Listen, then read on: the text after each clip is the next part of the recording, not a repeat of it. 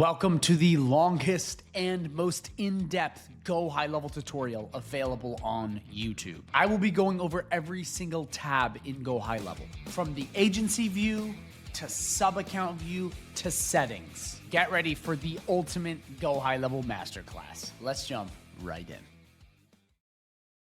So this is agency view and Go High Level. And if this doesn't make sense to you, let me quickly break down the difference between agency view and sub-account view in Go High Level. So this is agency view. It's what we just looked at, okay? And this controls sub-account view, which is the business view of Go High Level. So again, this is agency view. This is sub-account view. The agency view creates the sub-account view. This is where most of your work will be done, right in here, because this is how you build out websites and all this other stuff. It's right in here. But if you look in here, this is basically where you create it. And there's a lot of mix-ups like, what is this dashboard I'm looking at? This is where you configure all the settings. Now, one thing I want to be very clear about, the agency view really comes in clutch and really powerful when you have the 497 account. Otherwise, if you're on the other two plans, this is really all that matters, because here's what happens. You get access to the SaaS Configurator. By the way, this is the 497 plan. Everything else is the same except the SaaS Configurator and some of the reselling. The SaaS Configurator is so powerful, and that's what we're gonna be going over today. But that's really how it works. This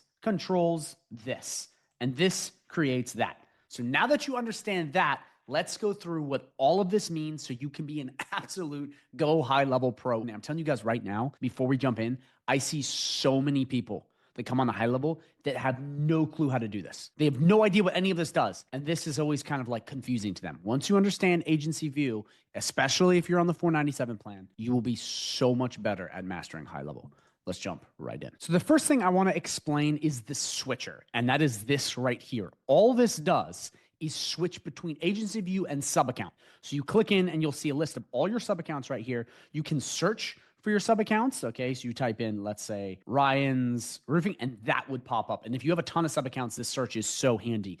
And then right here, you can pin sub accounts. So if you click pin, this one, Declan's Biz, will always pop up first. And again, when you have hundreds of sub accounts, this pinning tool can be incredibly useful if you want to have your main one or anything important like that. So to access a sub account from the switcher, you just click this, and then we click Ryan's Roofing, and it will take us right into that sub account. As you see right here, it has taken us into the sub account and fully loaded. So that's an easy and simple way to do that. Now, if you want to go back to agency view from the switcher, you would just click this, and then you would click switch to agency view. And it now brings you back to here into sub accounts, and you're good to go. So the first tab will be the agency dashboard. And all this is a giant analytics dashboard to see how your entire agency is going. So this will be all of the revenue you made, all of the recurring revenue, so you know how much money is coming in every month. This will be all your new customers, and this will be your total customers. And it will show a basic chart of your growth rate and then any sort of revenue distribution. And you can just refresh it like that by clicking that. So this is really just an analytics dashboard. It's very simple, very straightforward. That way, when you log in,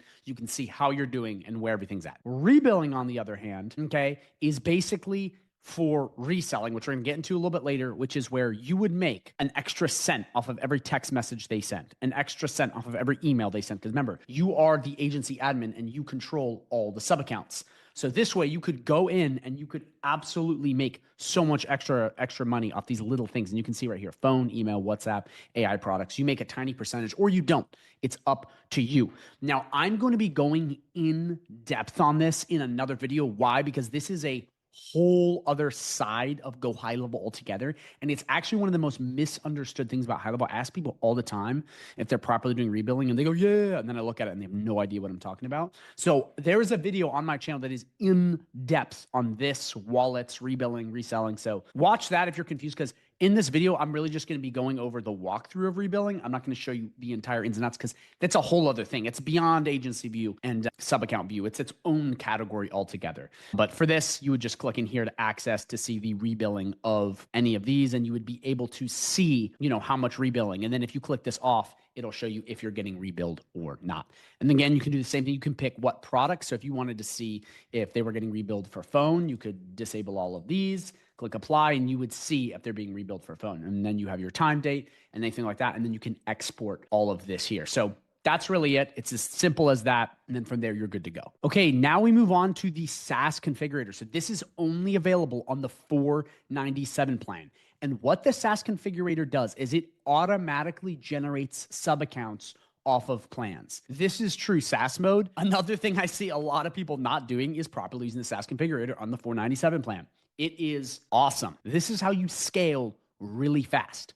And if you're interested in the 497 plan, I have a link down below for a free trial if you want to check it out. But I highly recommend if you are moving very quickly in your agency, you use this because it does this all for you. It auto creates sub accounts and just gets them set up. Like, so powerful. So let me walk you through, the plans and how this works. So you would come in and you would create your own SaaS plans. You don't even really need funnels. You can just give them, a Stripe layout page. But these are basically the preset SaaS Configurator plans. You can edit these or you can delete them, but you can also come in here and you can create your own. So you can add a plan and basically have a SaaS Configurator preset up. That way you will have a custom SaaS plan for all of your clients. So let me walk you through just how this works. So the first thing is you're going to put in your plan name. So let's do SaaS Super Plan. You put in whatever plan you want. This will be SaaS for plumbers. We're just putting in whatever you honestly want to put in a description and a name. You're then going to click next. Then you're going to click a category. So we're just going to do default, which is the dollar, which will be this one down here. We're then going to move to next. You then are going to put in your price. So this is what you're going to be charging the businesses every single month. So you can make this whatever you want it to be. So you can make it $8.97. You can make it $2.97. Now, again, high level has rules. You can't go, I think, lower than a certain amount. But what we're going to do is we're going to do 110. Okay. And then you can create an annual price where if they buy this, and you can just do simple math to add it up 12 months and maybe give them a little discount. That way, if a business comes in and they want to have SaaS for an entire year in your white label, you could put in an annual price right here. And on the Stripe, card, you'll see, and on the invoice, which you will see when you create the SaaS Configurator, they can just pay. It's so handy. I mean, this will save you so much time. So you can pick that. Down here, you can basically go, do you want them to have a max amount of users or a max amount of contacts before they have to upgrade or do something? I leave both these off. It's totally fine. But if you're working with a coaching company, you may want to, get this down because they may have like a huge operation. But that way you can play with either. And remember, this is going to be preset on a plan forever. So that's the way that works. Then we click next. Here is where you're going to enable what they have access to. So on every single one of your plans, you can basically allow them to have this stuff or not. Just like that, you can pick it on there. And that's what's going to appear in here. Remember, on the sub account, the auto sub account. So you pick exactly what you want. You can even add a snapshot in on one of your plans. So every single time a new customer gets generated, there is a snapshot already in place, hands off. You guys now see how easy it is to scale with this. It's crazy scalable. So that way you can have basically a snapshot on every single one of these plans and crazy. And you can even add a custom menu link on one of these plans so they have it, which would be an extra link in here, like here. But again, I'm going to be going over menu links down here later. Right now, just bear with me. So you pick exactly what they want on their plan. So what features that plan gets access to. So again, if you are selling websites to plumbers and that's it, you might just want to have websites, but you pick what you want and then you click next. So here you can do add-ons, which we're going to get into in reselling, but basically you can click these and allow them to have access to this. And this is going to be rebilling. It's going to charge them, let's say $10, and the price you have to pay is $9. So you would make a profit of $1. And that's what we're going to configure later in the video. I'm not going to go super in depth on that right now because there is a tab for reselling, but you can pick, I want them to have access to all of these, and then you'd make extra dollars that way. So you're going to click next. And then right in here, you can set up a free trial. So if you want them to have a trial, you can click this on or off, or you can just toggle it the days you want or set whatever price you want. That way they can try out your white label SaaS for free, which is pretty cool. These are auto-generated. So whatever you want in your SaaS plan, it's pre-created and it's there forever with all of this stuff in the same place. You don't have to keep going into sub-accounts and creating a new plan. It's already here. It's one and done. So you then pick, do you want a trial period? And then if you want to add credits to their wallet, which I'm going to go over that later in the video, they could get a bunch of free email. They could get a bunch of free texts. They could get WhatsApp for free. Whatever you want, you can, enable this. You can just turn it off and do this. So here you can activate how long you want the SaaS trial for, or if you want to have credits, then you would just click next and then rebilling. Okay. So again, I have a whole other video on this because this is its own category altogether, but you can basically create rebilling and you can see right here, all of the charges, how much you make and all that stuff for each SaaS plan. That way you don't have to keep setting this up. And once they get started and they go into SaaS mode, you're collecting those little bits off of every text message they send and whatnot, which is big if they're sending a lot of text messages or you give it to them for free. It just depends on what you're trying to do. But in here, you would just go like this and you can see the numbers moving up. Every single time someone's a text message, you have to pay for that. Okay, it's the way HighLevel works. You pay for it, the business comes in, they pay for it. But what you can do is you can slightly mark it up in the middle and go, as opposed to 50 cents for a text message, which is not, I'm just throwing that out there, 50 cents for a text message, you then could do 55 cents. That way you're making 5 cents off of every text message. Trust me, it's way cheaper than that. But the point is you can make little markups on all of their stuff, which is really interesting. And you can come in here and pick this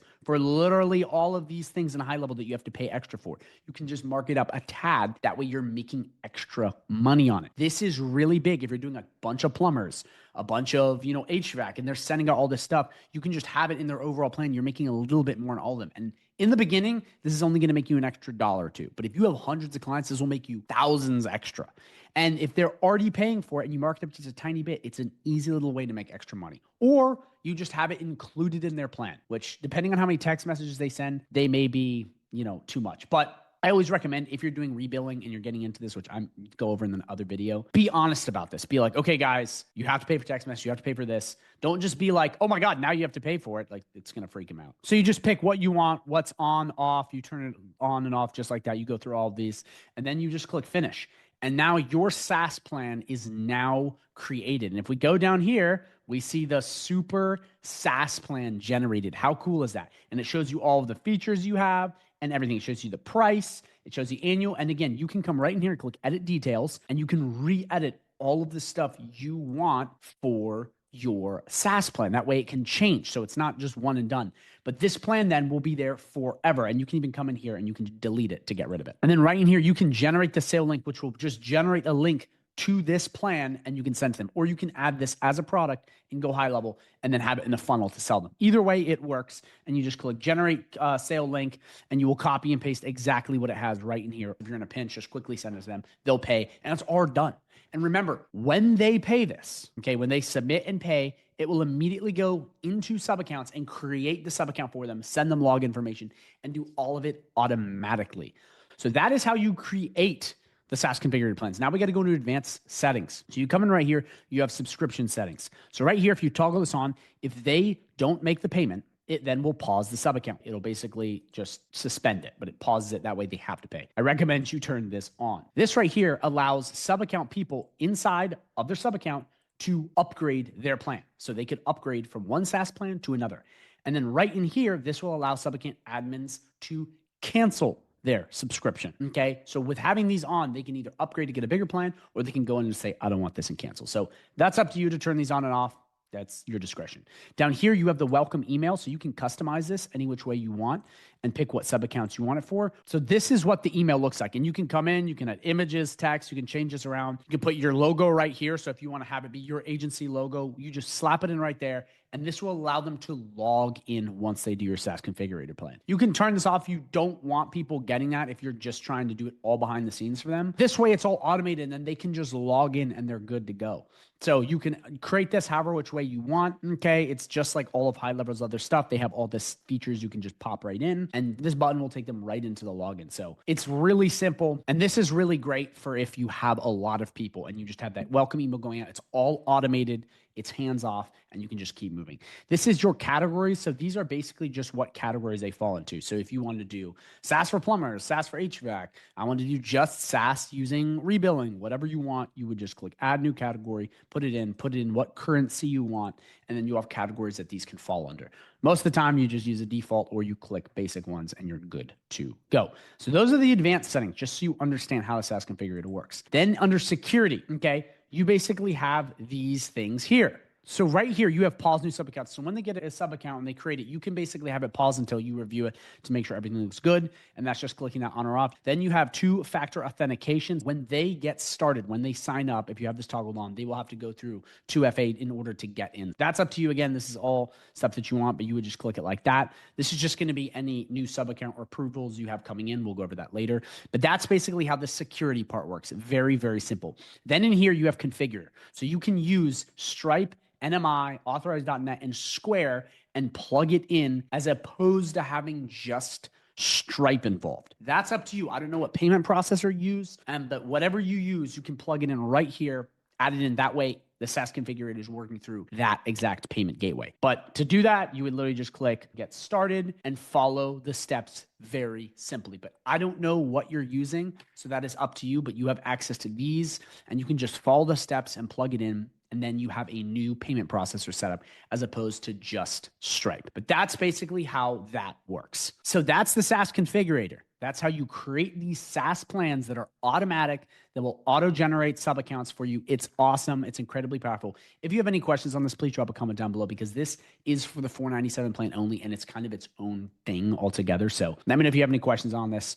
I will answer as fast as possible. But that is the SaaS configurator, and that is how you do it. So now we have the prospecting tab. And right now it's not loading for some reason, but all this is a way for you to prospect local business. It gives you data, can send reports, and do a bunch of other stuff. It does cost money. I'll be honest, you can use ChatGPT for free and basically do the exact same thing. So I'm not wild about it, but it is something you can use and then upsell people on. But for some reason, it's not working at Cold High Level. They're just saying it's blank, but yeah, not sure what that is, but that's really all it does. Now we have Subaccount. So all a Subaccount is the business side of High Level. It is where the business does their stuff, builds websites, does reputation management, sends text messages. This is it. This right here, this is where you build these. Very simple. This is the sub-account creation. And this is where you can manage all of your sub-accounts and see exactly which one's doing what and transfer and move around. That's all through the sub-accounts. If you see in here, you got the date, timestamp. You can search for the sub-accounts you want. So we do Declan's Biz, and it would pop up right there.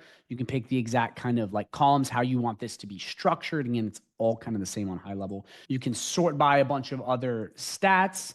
You then can pick A to Z, Z to A. You then have extra filters. So if you want to have, what date was this added? If the SaaS mode is on, if Yext rebilling is there, all these little things here that if you click one of these filters on, it will only bring up the sub accounts with these things in common. I'll be honest, this only is good if you have a ton of sub accounts. If you have 5 or 6 sub accounts, even 10, you don't really going to use that. And then over here, you can just generate reports for your sub accounts. So that's really how all of that works. But now what I want to do is I want to walk you through step by step how to create one of these. And remember, the SaaS configurator went up top over here. That automatically builds these when someone's pays. That's why it's so cool, if that doesn't make sense. But now I want to walk you through setting up one of these sub accounts. So you're going to come right in here to create sub account. Okay. And you're basically going to have a couple options here. So the first thing is if you have the SaaS configurator, you can pick if it's a SaaS account or not. If not, you can just make it a regular account. If you have the 297 and the 97, you'll just be doing regular account.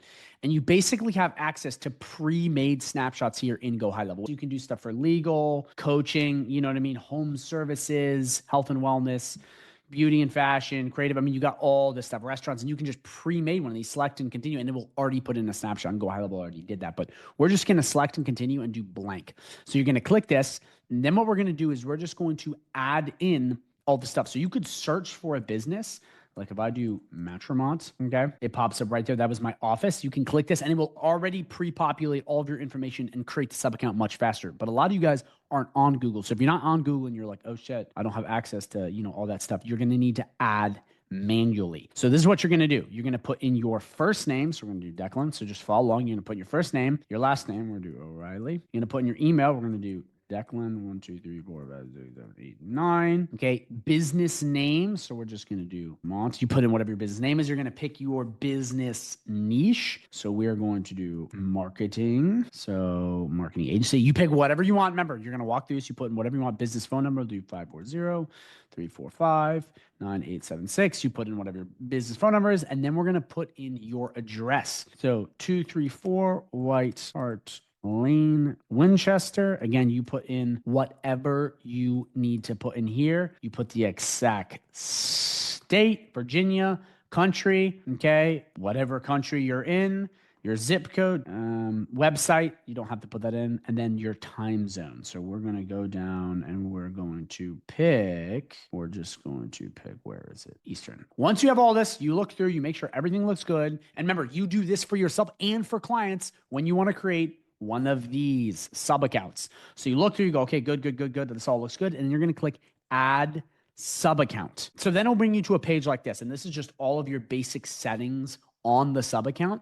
And then all you have to do right in here is click switch to sub account or load a snapshot into this sub account, delete this sub account, pause it, or transfer it to another GoHighLevel account. But you won't be needing to do any of that. We'll just click switch to sub account and it will now take you into the sub account we just created. Then you can build, websites, you can run reputation management, email campaigns, all this other good stuff through your sub account. And right in here, in your sub accounts, you see our new sub account is right here with all the data. You can just click switch to sub account and it will take you to the sub account. Or you can come right in here, you can click manage client if you want to get rid of this sub account. Click actions and click delete. And it's going to take you through this stuff right here. And you have to go in, click this, click this, click this, click this, and do delete. And then you're going to click schedule for deletion. So now it's going to basically have it deleted. This process takes 24 hours. But as you see right here, it is already scheduled for deletion. And that's what it's going to look like when it's deleted. And then after 24 hours, it goes away. And you can always reverse it if you click that right there. But they give you a little bit of time. That way, you don't accidentally do stuff. So that's sub accounts. That's how you create them and manage them. It'll all be through the sub accounts tab, but this is where you create them. So then we have account snapshots. So this is where you will create, import, and manage all of your snapshots. If you do not know what a snapshot is, it is a sub account that has been downloaded as a copy with everything you built out and can be reused multiple times. So you can do this with any sub account you want. You can basically create a copy, and even if you delete the sub account, you will still keep the snapshot. This is what you see on YouTube and everywhere people give away snapshots. It basically is just a pre-made sub account, and you just import it in and then you're good to go. So in here, you will have basically 4 different tabs. So under my snapshots, this will be all the snapshots you have access to. Imported snapshots, these are snapshots you have brought in from somebody else. Shared snapshots, these are snapshots that you have shared with other people. And then snapshot templates are the pre-made GoHighLevel snapshot templates right in here that you can use for free. And you would just click create sub account and it will take you through the exact same steps we just went through to basically plug in this snapshot into the account. If you don't want to go that way, you can come back up to sub accounts. Okay.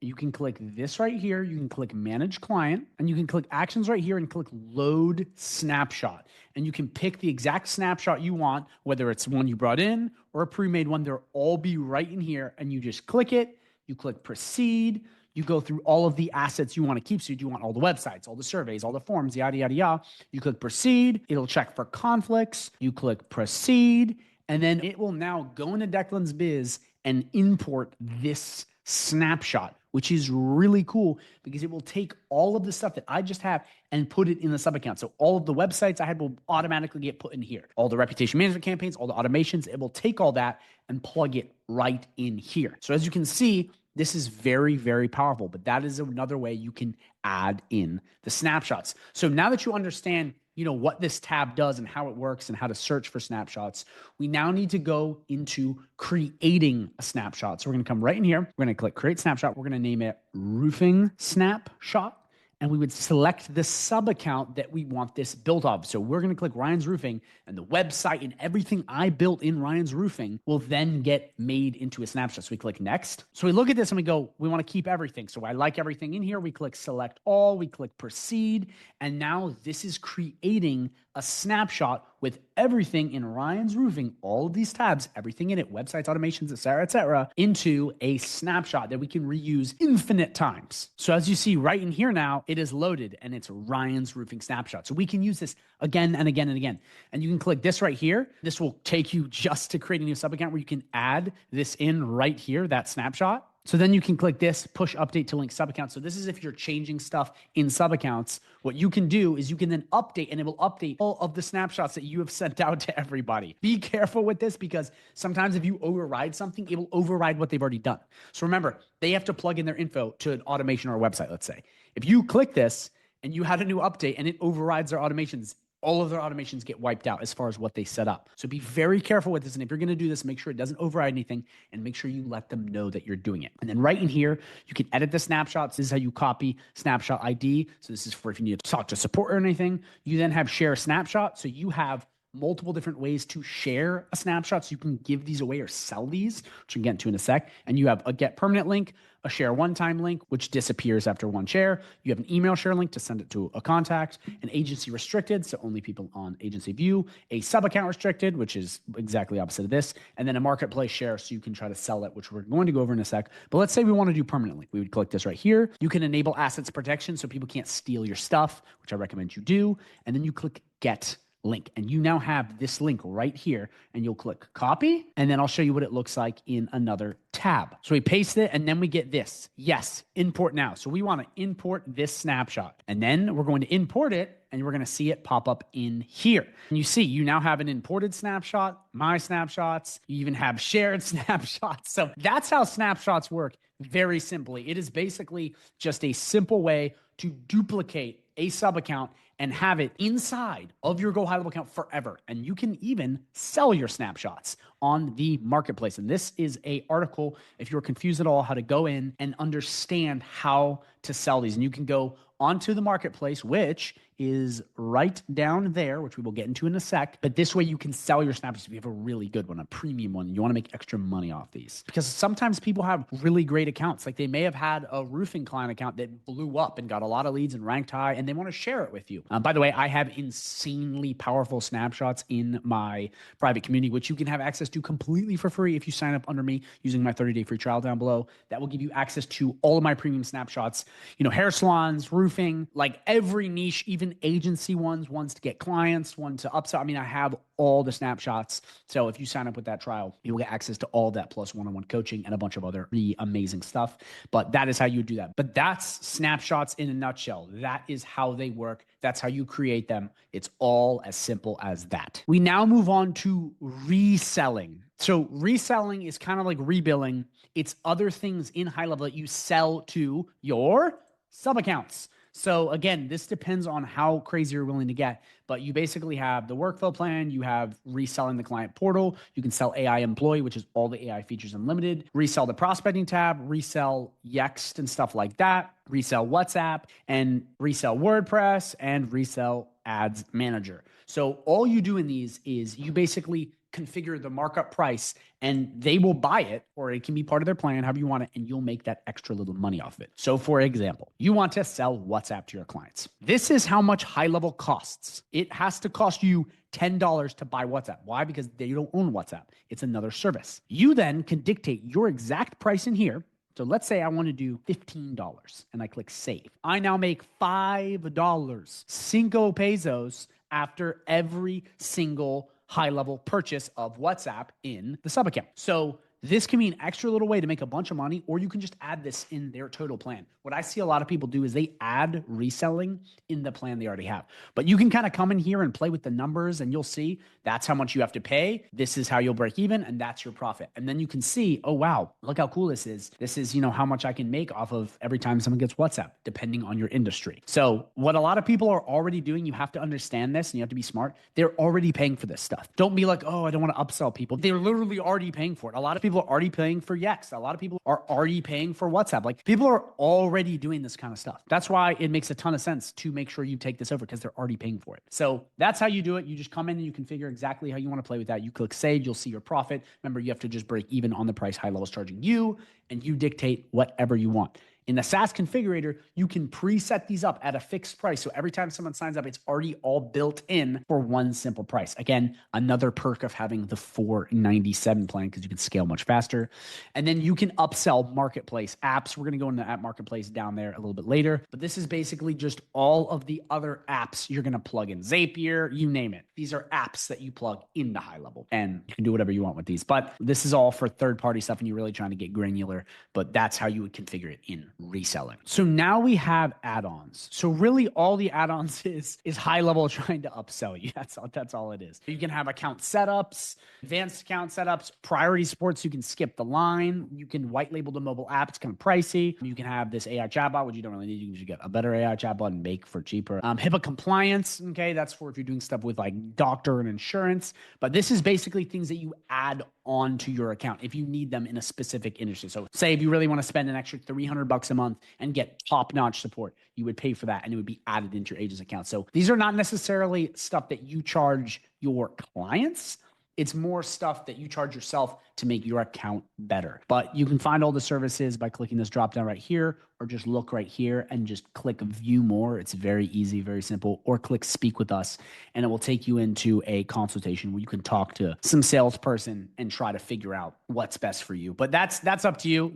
A lot of people won't need that, but that is something that you can do. So that is what the add-ons tab is. If you did not know, it is just extra features you can buy from HighLevel to help you. Now we have the affiliate portal. So this is the affiliate program of HighLevel. A lot of people know about it. This is where you will basically see all of your earnings. So your reports, your payment details, your payment history, so how many payments have been made from HighLevel to you, your invoice history, and then if you want to talk to anyone one-on-one to understand the HighLevel affiliate program better. The HighLevel program is very simple. You get paid about 40% of people's HighLevel plans. So if you sign other people up with HighLevel, you get paid that amount of money every single month off of their subscription forever. Now we have the affiliate portal. This is GoHighLevel's affiliate page. So this is where you can sell GoHighLevel to other people and get 40% of their payment every single month as long as they use the software. Okay, you're basically an affiliate of GoHighLevel. And I'm sure you've heard all about this. This is like a very popular thing at HighLevel. But in here, you'll see your promoter details, how many payments you've had, your history, what your revenue is looking like. You can even go to About and talk to these guys if you're interested. It'll have numbers. You can hop on group calls and chat with all these guys. It's pretty interesting. We watch a video. It'll just give you all of the details on the affiliate program. You just have to go in, read their affiliate policy, accept, join, and then from there, you can get a special link and you can start getting other people on HighLevel and getting 40% of their commission every single month. Easier said than done. It is pretty hard to do. And this is how you sign up with it. You just follow the steps and you're good to go. So that is how the affiliate kind of program works. And I have other videos on this, so I'm not really going into the nuts and bolts of it, but it's really simple. You go through the affiliate policy, you sign up or you reach out to them. And to sign up, it's very simple. You would just review the affiliate policy right here, watch the HighLevel compliance video, download the affiliate marketing toolkit, download the compliance flowchart, click agree and accept, and then you can basically start affiliating HighLevel and making commissions every single month. So that's how you do it. It's very simple. It's very straightforward. They even have a bunch of achievements from money you make where you get this and you get awards, and it's all pretty cool. But that is the affiliate program in a nutshell. We now have the template library. So this is just all of the templates in GoHighLevel that you are going to be using in here. So like the website templates, the email marketing templates, whatever template you want, it's all in here. And this way you can configure it for each sub account or however. I like to leave all of this on. A lot of people go ham with this. I just like to give them everything. It's much simpler that way. But in here, you can create your own templates, put in sub accounts and have like your own version template. This is kind of like Snapshots. You could create a website template in here for everyone to use. Pretty cool, huh? If you built a really cool custom website. And then again, there's ways of selling that on that marketplace. But in here, I mean, it's got so many different things. You've got all of the different template types, website stores, email, social planner, forms, all this stuff right here. You have all the different niches right here you can click and play with. You have filters to see how you want to basically configure it, which is this right here. You can search for the exact template. So we just do plumber. Okay. So we would just click lawyer and you'd have all of your lawyer templates just like that. You can have most popular, most recent. You pick whatever you want and it's just going to bring up all of the templates in there. And again, you can configure it just the way you want by clicking these buttons and these filters to get it the way you want. But it's very self-explanatory. You can hide it right here or you can view it like this so you can see exactly what you're dealing with. So you can be like, oh, I really like this website. And that way you can see it. That's actually a pretty good website. And then play with it just like that. And then if you like it, you can basically plug that into your account or just go into your account and plug it in just like we showed you before, very simply by going into the features. But by the way, this is an agency view video, not a sub-account view video. So please, if you're confused on any of this, go to my channel and watch. By the way, I will be linking a video at the end of this video, which is going to be how to master the entire sub-account thing. So please check that out. That's it in a nutshell. That's how you do it. And then you have extra settings right here to just go through any of these things, your view preferences, the categories you want. If you have a bunch of stuff, tags to add, depending on you want life insurance, lawyer, and then types is, as you see here, about, bio, checkout, consultation. It could be free PDF, lead magnet, whatever you want. You would plug it right in here. So this stuff is very straightforward. You just kind of go in and poke around and pick exactly what you want. I'm not literally going to go through every single website template, every single store template, because that's up to you. So that's how all the templates work. And again, to create your own, you would click create template, pick the sub account you want, pick how you want it in there, pick exactly what template you have built out, and then click continue, and it will take that website you create or whatever you want and have it pre-built for you, and then you're good to go. So that is how the template library works in a nutshell. So now we have partners. This is basically where you can make money inside of GoHighLevel by partnering up with people or them partnering up with you. So you can basically come in here to find a partner, and it's going to take you to this page, and it's going to show you all of the people in here. And they basically build websites, they build, funnels, they do custom stuff, they do whatever you want, and they're all in here. And you can just come in a category and pick whatever you want, what language, what industry, and you can find people that are experts in GoHighLevel and talk to them. And in here, they're high level certified. So if you look right here, you can get certified at high level. So this does cost money, but getting certified is interesting because they will send you people and they list you on that page I just showed you. So this is how you get certified. And to get certified, you just click get certified and follow the instructions. But that way you're like a professional in GoHighLevel's eyes because they have certified you, and it can be an easy way for you to get clients if you build up your resume. Think of it like Fiverr and Upwork. So that is something you can do very simply and very straightforward, just following this exact instruction. And I know people that actually make decent money from this, but you can come in here if you find the right person you want, view their listing, send them a message, hey dog, help me out, blah, blah, blah, blah. And guess what? You now have a list of people, and you can search for keywords, and you have all these other grid things, just like the categories. That way you can kind of find exactly what you're looking for. Or you can click view listing or send these people a message. If you're interested in talking to Caitlin or Cohen or Mike, you can just send them a message like, hey, I want this and that. This can be a great way for you to find high-level professionals. So drop a comment down below if you're confused on this at all, or message me for free on WhatsApp or Facebook. I can help you out with this because I think a lot of people are very interested in this, and it's a great way for you to potentially make money and meet with people. So this can be confusing. A lot of people don't even know this exists. I just know they don't because they get this question a lot, but that's a way to do it. So find a partner was this right here. If you need something done, on the other hand, this is how they funnel people in here to get more leads, to have people help out. You can then put in your name, last name, organization, email, a bunch of other stuff, and describe what you need help with. Like, I need a complex automation built out, and you can click continue, and it would basically submit in the GoHighLevel ecosystem. Now, I personally think the best place to find real professionals is YouTube, but for some people, this may be great if you're trying to figure stuff out because some of these guys may be on YouTube, but that's how it works. It's so straightforward. It's so simple. Those two different things are basic. You submit the form and you now have access to a whole broad range of professionals that could help you out. Or like I said, you could get GoHighLevel certified by following this, by going in and doing the GoHighLevel certification, which I just showed you right up here. And then they could potentially send people to you, which could put dollars in your pocket. So that is another interesting thing that may be helpful to you. So now we're going to go to university. So all this is a place where you can learn more about GoHighLevel videos. It's a free training. I personally prefer YouTube, but this is an option. Then we have SaaS education. So all this is going to be some videos and some trainings right here, very simply and very straightforward for you to master the SaaS Configurator. So it meant $497 account. You'll only get access to this. This is here just to make sure you understand SaaS mode, because SaaS mode is a whole other thing. It's a whole different part of HighLevel where it auto creates sub accounts and it goes into rebilling. And again, I have a video on this because it's so much different, but that's basically how you would do it. But this is a way to learn more about it, very simply and very straightforward. So SaaS education can be great if you just want to learn a little bit more about the SaaS Configurator, and it could make you more money, except I already went over this in this video.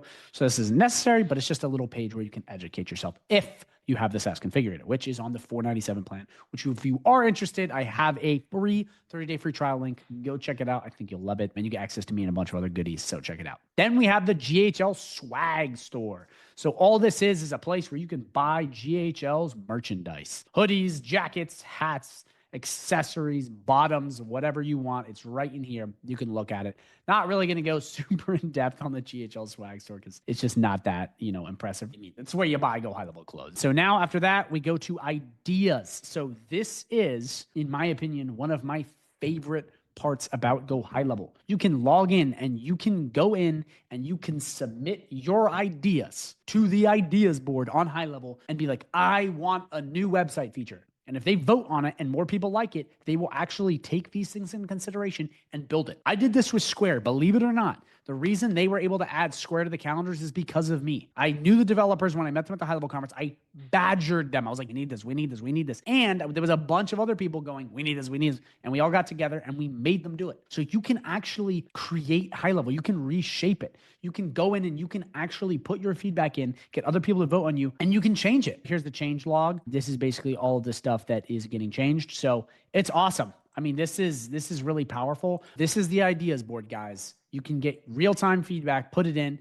and they can change stuff for you. This is awesome. This is so powerful. I highly recommend you guys check this out. You'll love it. And it's a place where you can be heard and you can change the landscape of high level. Not many softwares do this, but this is where you do it. Then we have the mobile app. So this you have to pay for, but this is the mobile app that you can basically go on your phone and change it up. So as opposed to just having Lead Connector, you can come in here. If you want to pay extra for it, you can go right into Customize App and you can customize the way it looks, okay, with the profile, the overview, and then basically set up a payment plan because you're going to have to pay for this. And here are the prices, but you can change the way the mobile app looks if you want to do that. And that's where you would do it. You would come in here, you'd pay for it, and then it gives you all the customization for branding, profile, overview. I'm not going to go in how to do everything because it's very self-explanatory. You change the logo by clicking the button, but this is a way you would do it if you want to pay for a mobile app and have it completely changed and then customize your way so you have now a mobile app that is reflecting yourself. So that is how you would do it. Last but not least, we have the app marketplace.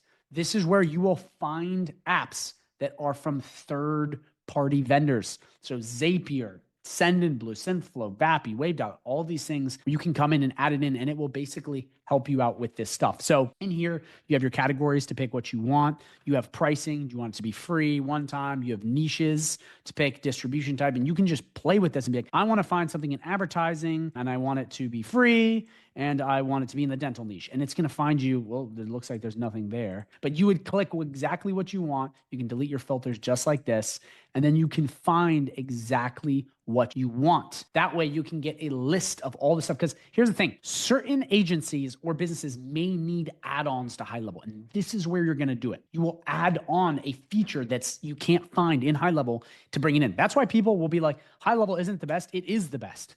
Because if high level isn't the best, you use a third-party app and make it the best. So you have unlimited functionality with high level. And a lot of people don't realize this, that you can take other things and add it into Go High Level and make high level even better. So high level is undefeated in this area. You can really just keep upgrading it, but this is where you would do it. And all your installed apps would be right here. These would be all the ones you installed. So once you find the app you like, let's say it's Make, you would just click it right here and you would click install. Now, if it's a paid app, you will have to go through and pay for them, but you would click it, you would click install, and then you're going to have to go watch videos on YouTube or wherever they have, maybe in here, to then properly plug it into the sub account or wherever you want it. But this is really great for, I know, like a lot of real estate people and people with like Showcase IDX or these more complicated systems. They may need to go to the App Store to get it plugged in. But this is how you can upgrade your entire Go High Level. If there's something missing, you would click it just like that, and then you are good to go. Okay, so now we finished all of these tabs here, but oh wait, there's more. Settings.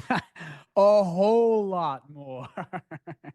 I promise this part will go fast because this is not super complicated. But now we have to go over the settings part, because what this settings part is it's the fine tweaks between all of this stuff where you configure basic stuff forever. So let's go into settings. So the first thing is My Profile. This is really just your data on your agency. So your first name, last name, email, your phone number. You can select the language of the platform. So this will change everything. And then you can change your password or do anything like that. And it's pretty interesting because this gives you that functionality to quickly change everything in your main account. And you can sign out of all devices right here. But that is what the My Profile is. Then you have Company. So this is all of the company settings of your entire GoHighLevel account. So the name, the email, the phone number, your website, your category. You know, this is the basic stuff that you had when you first set up. And then basically you have your address, and then any sort of stuff with your features, things you want turned on, turned off, configure. Again, a lot of this stuff is already in the other settings, but this is where you do it. Then you're gonna have your relationship ID, which is the code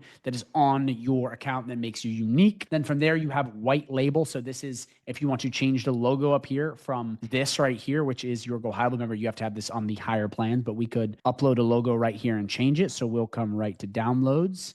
And we will do, let's just do my face. And then this could be, look at that, I'm there. And then you can white label the account so it's no longer Go High Level, it's Declan level or whatever you want to call it. Then your white label domain. So this is going to be the default email plugged into the account, which all of your other sub accounts will be using to send emails out. But that's up to you, how you want that configured. I have other videos on this, but you want to configure both those for it to properly work. Then you have a privacy policy and a terms of service. You can basically have these for the entire account, which is where you'll put them in, which can be very handy. And then this stuff around here, which is the themes, which you can have it be light theme or dark theme, as you see right here.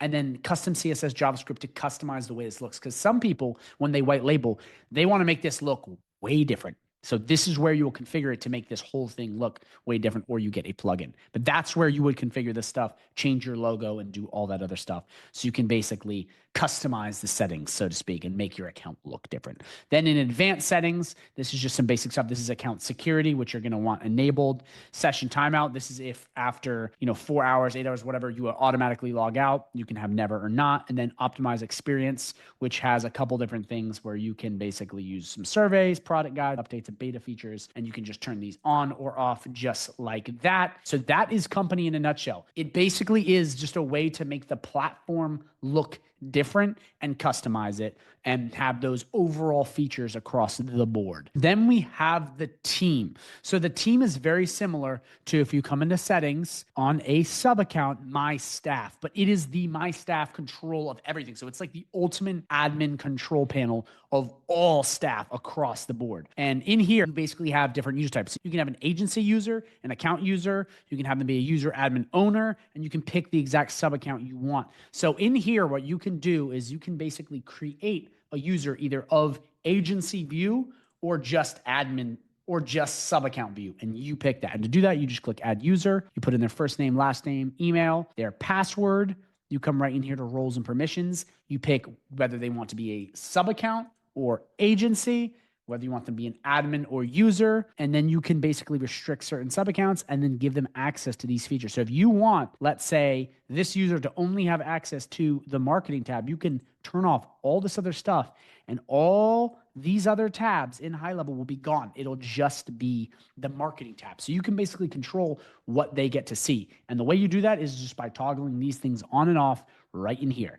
And you can turn off everything. You could just have them have access to payments. I mean, you could literally just make this software into a contact CRM. Like, you could do that. And the way you do that is by turning this on and off. So that's how you would create users here. So that's it. It's as simple as that. You would just come in here, add your users. And again, you can have it be on agency view or sub account view. And this is where you'll see your entire team inside of GoHighLevel and delegate what you want them to have access to. And you're going to want to do this if you're bringing in VAs, employees, etc. So that's how you do it. Now we move on to billing. So billing dashboard is where you're going to see your plan and all the payment info. This is the plan you're tied to. So you go, wow, this is the $497 plan, and it'll show you any add-ons you have and what sub-accounts they're attached to. And if you want to skip the trial and pay immediately, you can click that right here. And then you would click this right here if you want to upgrade your plan, get a trial extension, so get a longer extension of GoHighLevel, more free days, downgrade your plan, so move from $497 to $297, or cancel your plan. You would just click this and follow the steps to cancel GoHighLevel. So that's the way it works. And then if you have any billing questions, you can call this number right here and ask them stuff on the phone, like, hey, I have questions about this. But this is where you will configure your subscription to high level and all the rebilling. It'll be right in here in billing under settings on agency view. Then in here we have payments. So this will just be your credit card info, your billing information, any of the payments you've made in high level, whether that is rebilling, reselling, or the software subscription. It'll be all right here so you can see all of this. Wallet and transactions. I go in depth on this in that other video I talk about. So please check that out. But this is an in-depth, like I'm talking in-depth view of every single transaction made. And you can come right into detailed transactions, and it will show you every single little transaction inside of GoHighLevel. So you can see if rebilling is working, if it's not, and you'll be able to play with that to know exactly what's moving in what area. If you're doing rebilling on the $497 plan, this needs to be utilized, because there may be some people that are not getting rebilled and they are taking money out of your pocket without you knowing. This is where you figure that out. And you can figure out the timestamp. You can come here to all the transaction types, okay, to figure out exactly what's going on, if it's SMS, if it's LC phone. That way you can see exactly what's happening with this and then configure it as is, or you can export it. And you can click the exact sub-account that you want to see the transactions on. But that is how you'll see all of the minute transactions in high level. So then we have notifications, which just notifies you on the wallet and the rebilling. You just toggle this on and then click the conditions you want, pick emails you want it sent to. That way it will just alert you with what's going on in the account. So again, billing is just a place where you will see your GoHighLevel subscription, what you're paying GoHighLevel, and then what all of your clients are doing inside of GoHighLevel, so you can see every dollar going in and out of HighLevel. A lot of people really don't know how to use this, and I recommend you watch that other video because this will help you become a pro with HighLevel. So next is phone integration. So this is just where you're going to see all of the phone numbers and who has access to it. So remember, there's LC Phone and Twilio. LC Phone is what HighLevel has that is built in, which is Twilio. And then you can plug in Twilio, which is also LC Phone. It's very confusing. It's really not. They're just kind of the same thing, but they're actually different companies. So skip that. So this is where you will see all of the phone numbers. So LC Phone and Twilio, native or outside, which is Twilio, plugged into here. And in here, you can just go this and learn more about LC Phone if you're confused on how that works by clicking that. And this will just show you all of the sub accounts that you can see that have it enabled. Doesn't mean they have it, but they have that option to buy it. And then you can click delete connection or whatever you want there. You can export all of these. You can move numbers. So if you have one sub account, like, okay, I have Declan's Biz and I want to, which I don't have a number in, that's why it's saying that. But if I had a number there and I wanted to move it into, let's say, Ryan's Roofing, you can pull numbers from different accounts. Really cool, huh? But that way you can basically move it from side to side, and A2P status will not be moved. But that's how you can basically move numbers around from sub accounts. You will do it right there and move numbers. And then you can switch all sub accounts to LC Phone as opposed to Twilio. So that's how you do that very simply. It'll show you all the sub accounts you have. Account creation. Okay, this is just default preferences. So do you want to automatically have the phone system linked? We already have that enabled. Do you want to allow account users to submit A2P registration if rebilling is disabled? Remember, A2P registration costs money. It costs like $20. You want to have this not checked. And maybe you want to just let them have for free, but they will rack up charges if you do that. So you want to make sure that they are getting rebuilt, because guess what? If they fail, that's your fault, and then you have to pay their bill for their negligence. Then you have automatically enable number intelligence. This basically just detects spam and does other bunch of stuff. You can turn that on. It's pretty cool. And then you can have a messaging limit, and you have to have this set up in order to work. But this is just for how many are going out so people don't get banned. But that's where you would do that. Email notification settings. This is just the notifications that go to email, but we're about to go into email, so don't even worry about this. So just to recap, phone integration is just all of the settings that have to do with Twilio and LC Phone inside of your GoHighLevel account. This is where you will configure everything, moving the numbers and do everything. It's right in here.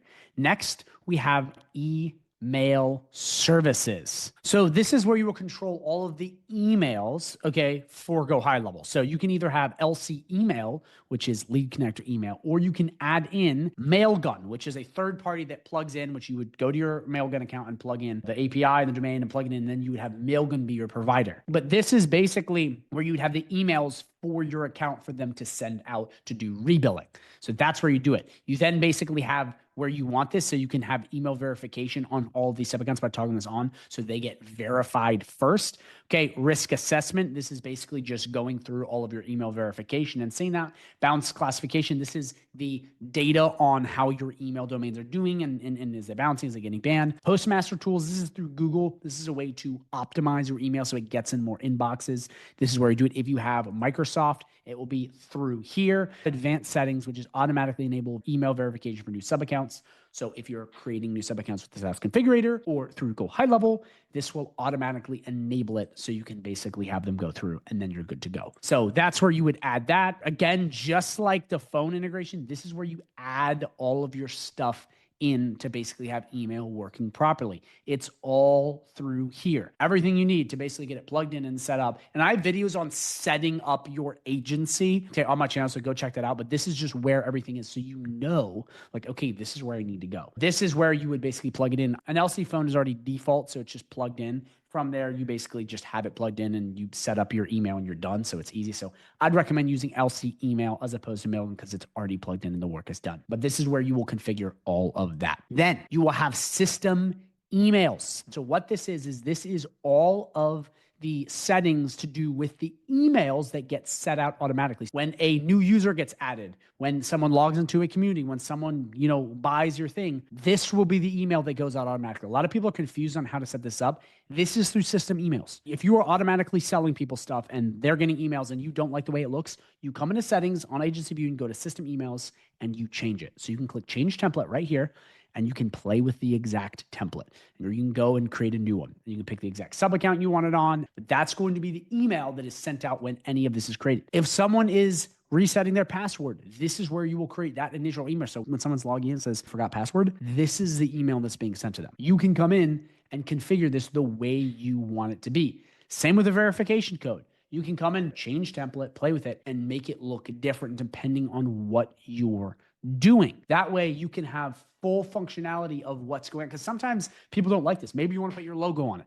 Maybe you want it to say a nice message. Maybe you want to have a calendar for them to book a call. That's where you're going to configure all this. And then in settings, you would just have the default system picture, which is what we added up there, which you can remove, update, which is just plugging in sign to media storage. And then you have right here the color for the sample button. You want to make it red, you want to make it whatever, you click that and then you're done. So that is the system email. It is just the default settings for sending out emails on users being created, new clients, people resetting their passwords. This is where you would configure it and just follow along exactly as I taught in order to get it. So now we have LC premium triggers. So this is just if you want this enabled on this sub account or not. This is with rebilling. Well, I recommend you watch that video. This goes into rebilling. So this is making a little bit of money off of every premium LC trigger. And you would just click this on or off. And if you have SaaS mode turned on, it would show you how to do this. You would just click this on, it'll have SaaS mode, and it will then start billing this. This is just a way, because you can have this default setup on all your accounts, but this is just a way to turn stuff on and off for certain accounts.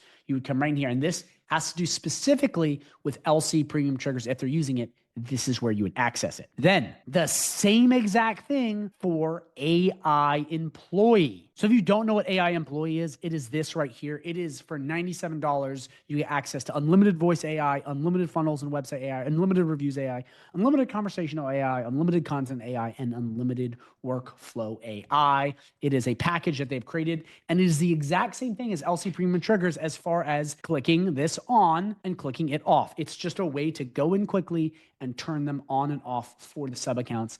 That way they can use AI employee, or you can sell it to them, and it just gives you that little bit of functionality. Same thing with Workflow AI. You come in, you pick the exact sub accounts you want this for, and Workflow AI, it's the same rubric.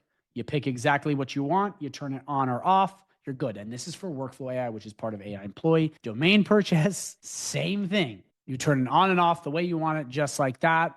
Autocomplete address, the same thing. So now we move on to private integrations. So this is beyond App Marketplace. This is plugging in third-party providers into your agency dashboard, not just your sub accounts. So you click new integration, you put in the name you want, the description, and then you're basically going to select the exact scope and plug in a different software. So this could be Zapier, this could be, you name it. It's plugging in an integration into your agency to change HighLevel altogether. This is some more advanced developer stuff, but this is where you would do it, right in private integrations. Then we have affiliates. So then you have affiliate settings, which is just the affiliate program, some extra little settings. You actually don't really need to go into this because it's already in the affiliate dashboard, but this is where you would add it, and then adding a Facebook pixel ID and anything else. And then you just click save. So that's that. Then we have custom menu links, which is super cool, which a lot of people don't know how to do. So pay close attention because I'm going to walk you through this exactly. So now we're on custom menu links. Okay, so what a menu link is it's one of these. That is a menu link, and it's on agency side and on sub account side. And you can build one for both. You can do whatever you want, and it's so cool and it's so underutilized. I don't see people using this a lot that are more like lower tier, but if you have a SaaS company and you're doing well, you can add all kinds of cool stuff in here. So you're going to come right into here. You're going to click create new, select your icon. So we're going to do YouTube. Remember, the icon is this thing little right here. Okay. Then we're going to click title. So we're going to do Declan's YouTube. Okay. Then you're going to pick the URL. So you can put whatever you want. This can be a web page, a social media page, a calendar link, whatever you want. You plug it in. Simple as that. And you click paste. And then you're going to scroll right down here, and you can basically pick how you want to pop up. Do you want it as an iframe? You can have an iframe if it's a page. You can do it with a YouTube video, but not with a YouTube channel. You can have it open up in a new tab, so that pops up in a new tab, or open in current window. So we're going to do open in current window. Then you can pick, do you want it on agency sidebar, which is this sidebar, or sub account sidebar, which is this. We are going to do both. And then we're going to click what sub accounts we want. We're going to click all. Why? Because we want them all. Exclude some. No, we don't want excluding. And then role-based visibility. Do you want certain people to see these first? This is good if you have coaches and programs like that. You can do it like that, but we're just going to click all. And then we're going to click save. So boom, there we see it right here. Here is my menu link. So let's check on Subaccount view first. Boom, look at that. How cool is that? It's popping up on the menu now. So we click view and it takes me to my YouTube channel. Let's go to agency view. Oh my gosh, look it up. I click that too. Boom, takes me to my YouTube channel. How stinking cool is that? So that's how you do it. And then to edit it, you can click that right there or delete it to get rid of it entirely. And then it is gone. Those are custom menu links and they are incredibly powerful. So now we come down to Stripe. So this is going to be where you plug in Stripe, which is the payment processor. You would follow the steps. You would click, log in. It'll take you through exactly what you need to do to plug in your Stripe to your account. Now I have a setup video, which you can watch, which goes into this, but that's how you would do it. And then to disconnect, you would click this right here, acknowledge, and then it will disconnect your Stripe so you can plug a different one in. So then we have API keys. So this is for if you're using stuff with the app marketplace, trying to plug in custom apps, you're going to need API keys to plug stuff in. And you can do that right in here. You can create new and you can add them in. You can kind of see which ones you have, and this will all be generated through here. So this is where you will see access to all that. So make sure that you look at this if you're confused at all, because this is where it's going to be all of your agency API keys, then location API key, which is your sub account. Then we have compliance. So this is anything with HIPAA, GDPR, any of these sort of like compliance acts, they'll be right in here. And this you have to pay for if you're doing stuff with medical. It's some sort of insurance thing. I don't use it, but you're going to need it if you're in that industry. And then GDPR compliance is stuff for Britain, the overseas people, which we actually need to have, which you can have in a privacy policy. But this is basically compliance to make sure that you are following the right standards. You do not need to have this if you're not in that industry, but for certain people, you will need to use it. This is where you will see all of your compliance stuff. Last but not least is the audit log. So this is awesome because what this is this is a complete list of every single action in GoHighLevel. Every sub account, every agency, you will see everything. See the menu links I just created, those are there. Ryan's Roofing, it shows everything, every single data point on anyone in your agency. So you know exactly who's doing what, where they're doing, if employees are being honest or lying to you. You basically see everything. You basically know what people are doing, when they're doing it, who's deleting what, because sometimes people go, I didn't delete the website. And then right here, it says that John deleted the website. That's where you'll see all of this is in audit logs. And this is over the entire account. Now, sub accounts have audit logs, but that's just for the sub account. This is for the entire GoHighLevel account. And you can search for stuff. You can select what users you want in here, what actions, what they've done, basic stuff, the timing. That way you can get it narrowed down. But this is great to make sure you have like a basic insurance policy to know who's doing what, and to make sure you have data on people if they say dumb stuff like, I didn't do that, or I did. You can look and be like, yeah, well, you did. I see it right there. Sometimes people are dishonest, but this is where you'll see that overarching view of GoHighLevel so you can know what everything does.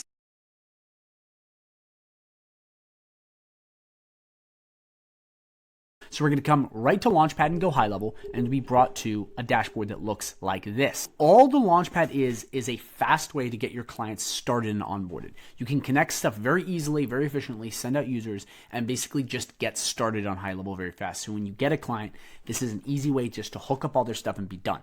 That's why it's called the Launchpad. So you can quickly and efficiently just get started very quickly. I mean, you can get people on board in less than 2 minutes, so it is awesome. So let me walk you through what all of these are. So first up is connecting the mobile apps. This is Lead Connector, and when you click this, I already have this connected, but you can send a link to your clients so they will be able to basically quickly get signed up with the app. Very important for them to see everything that's going on the app, so I highly recommend. And again, you just click send, you get installed for them, or they send it to them, and you're good to go. Then you have Google Business Profile. If you don't know what that is, I have other videos on it. It's just for SEO, but immediately you'll just click connect. It'll take you to a dashboard, and then you connect it. Same with Facebook and Instagram. You click connect, it'll take you to the Facebook account, and then you immediately just plug in the exact page you want, connect them, and then you're done. By the way, I'm going to show you a little hack on all of these once we're done. Just explaining them first. Then you have basically the website chat widget if you want to connect that immediately. Again, with AI chatbots, this is changing, but if that's something you want to use, you'll connect it right here. Then you have WhatsApp, which is basically a numbering system. For a lot of people use it overseas. If you don't use WhatsApp, just skip this entirely. If you do, connect it right there, just like the others. Stripe, This is for accepting payments. So this is immediately getting that connected. Again, it'll just take you to the login. You plug in their Stripe and then you're done. Okay. Then you have Yext. So this is very much with local SEO. And what Yext is it helps build citations. Again, this is paid. You most likely will not need this right off the bat, but that is what Yext is. If you're wondering, it's just building local citations to boost local SEO. And then if you want to move a WordPress site right here, you can connect it. But again, these 4 you most likely won't need. These ones you will, but those 4 you most likely won't. Then down here you have adding users. And this is really cool because this is basically adding users to each account. So you can say if they have employees or salespeople, they can come right in and they can work inside of GoHighLevel because you're sending them access.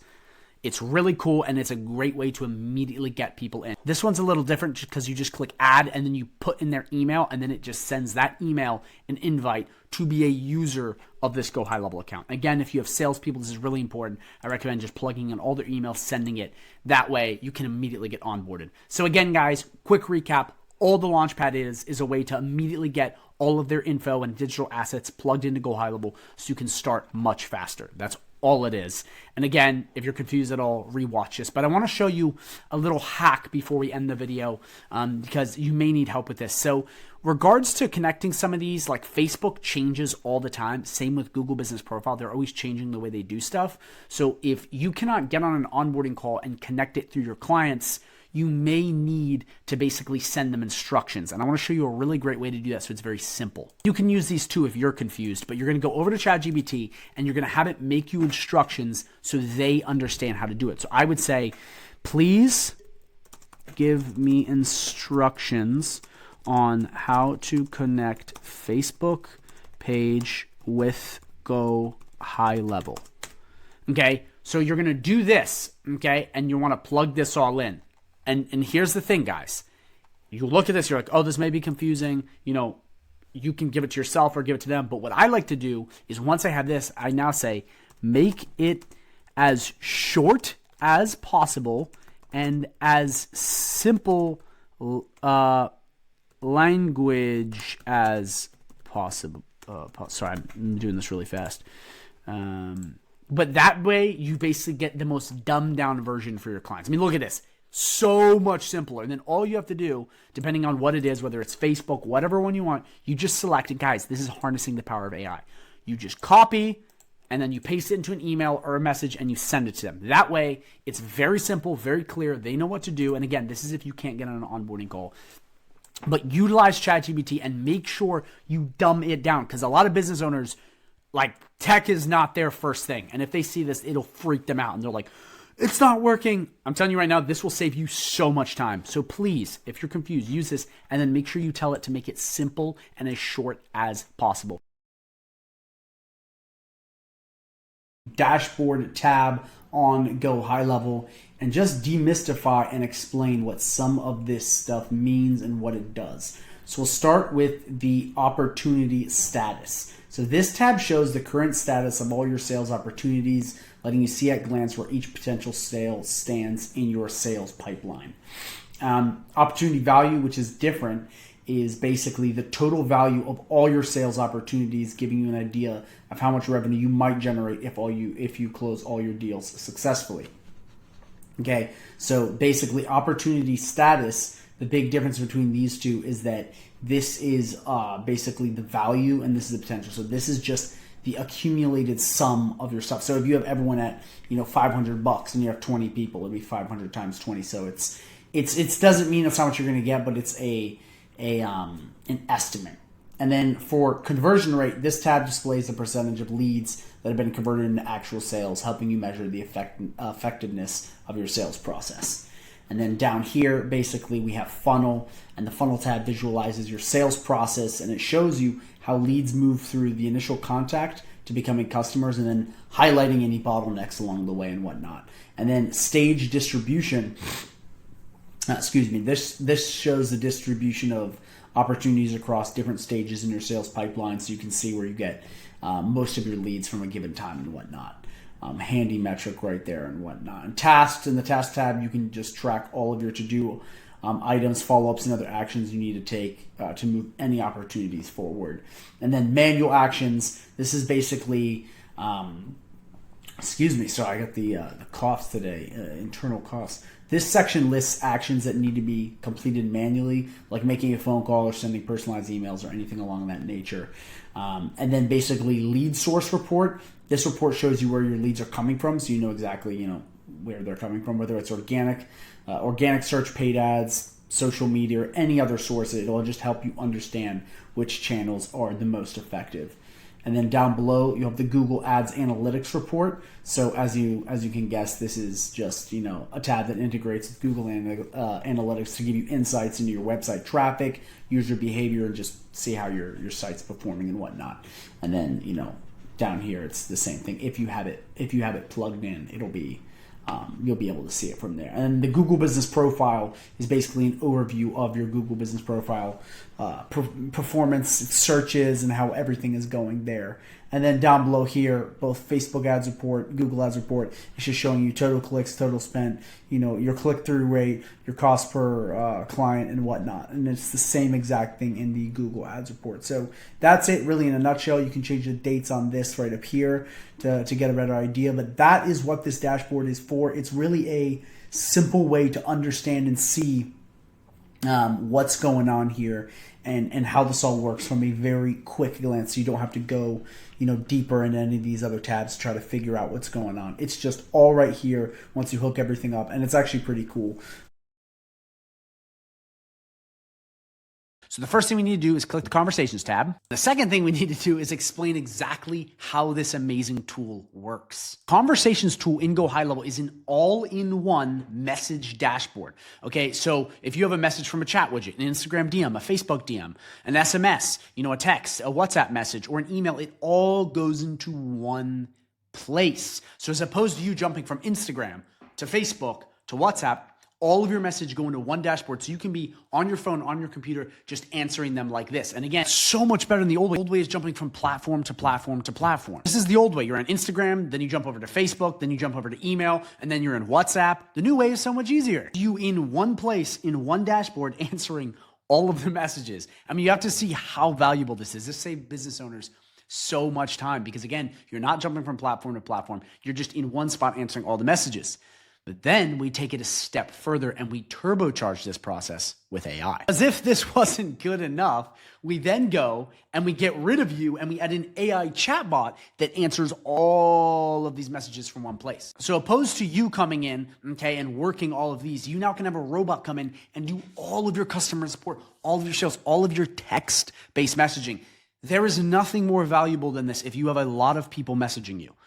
This will save you so much time. You have to understand how valuable this is for business owners, because business owners obviously want sales, but they want their time back.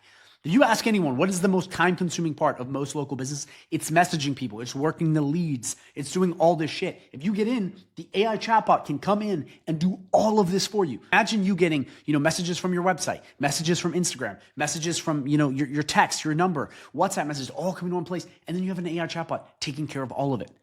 There's nothing more valuable than that. So again, this is one of those services that you need to be selling because it is so valuable. And I hope this visual representation explains this to you and explains the power. This will save business owners so much time, and business owners are willing to pay a premium for time. Now that you understand how it works, let's do a quick tutorial in here so you get it. So the first thing is the Conversations tab, which we're going to be going over in a second. The second is the Manual Actions tab. So all this is any sort of manual action that you add in the conversation. So do you want to put this conversation into a workflow? Do you want to assign it to a certain user? This is things you do manually. Then you have snippets, which are pre-made messages that you can send out so you don't have to keep typing the same thing over again. For example, what are your hours? You could just have your hours in a snippet. And to do this, you click Add Snippet. You either pick text or email. So we'll do email. You come right in here. We'll just put this. Obviously, you're going to put the name, the test, and the email in, but we're going to do this is really Cool. So you put in whatever you want, but check this. Now we have our snippet that we can use. So if we go back here, okay, and we come right to this conversation, we'll send it to myself. We can click insert snippet, and then we do, this is really cool, and it's a pre-made message. So again, if you're on the phone and you're just sending people up, this can be super powerful. And again, with an AI chatbot, you're not really gonna need this, can do it, but if you're doing it manually, these come in handy. Last but not least, we have trigger links. All a trigger link is a link that when it gets clicked, it triggers a sequence of events. It can put a workflow into action. It can send emails. It can do all these other things. So these can be very valuable for when someone books a call, and you can do all kinds of stuff like that. And again, to do this, you would just add your link, enter the name, put in the URL, make sure your automations are set up, and whatever you're trying to do is configured. And then again, under Analyze, you'll be able to see everything that has happened with said trigger link. Now that you understand these, we now need to move into the conversation itself. So first we have unread. This is all your unread messages. We then have recent, so all your recent messages. We then have starred, so this is all your important messages. To do starred, by the way, you come right in here. We'll come right here. We click this right here, this little star, and then we come back into starred, and boom, it now gets all your important messages. And then all is just all of your messages. And then while we're in here, we'll just go over to this theme. You basically can archive it, which gets rid of it, puts it in the archives. You can mark as read, so it moves out of the unread. You can delete, which will just delete the conversation entirely. And then you have filters. So the filters here are the same as over here. What they do is they filter the conversations tab by just Instagram, just read, unread, whatever you want right here, adding stuff by opportunities, you pick right there, and then you can filter the conversations. And over here, you have the same thing, which is the quick filters, where if you go, I only want SMS, we click apply, it only pulls up SMS. If we come right in here and we go, I only want email, we click apply, it's only gonna pull up email. We come in here and we want to do, WhatsApp, Instagram, whatever, you just click this and it will only pull up that. So that's how you filter it. By the way, to get out of it, you just would click this and click apply and you get rid of it. This is really cool though. So you can create a new message, okay? And you have two different options right here. You can do a direct message where you pick a contact, either text or whatever, and send them a message. Or what you can do, okay, we have in here is group message, which this will just send a message to a ton of different people. And this is kind of like in contacts, when you pick all the contacts and you send out a broadcast message, this is what it's like. So you put the phone number and then you pick what you want. And again, if you were doing, an SMS email, it would be like that.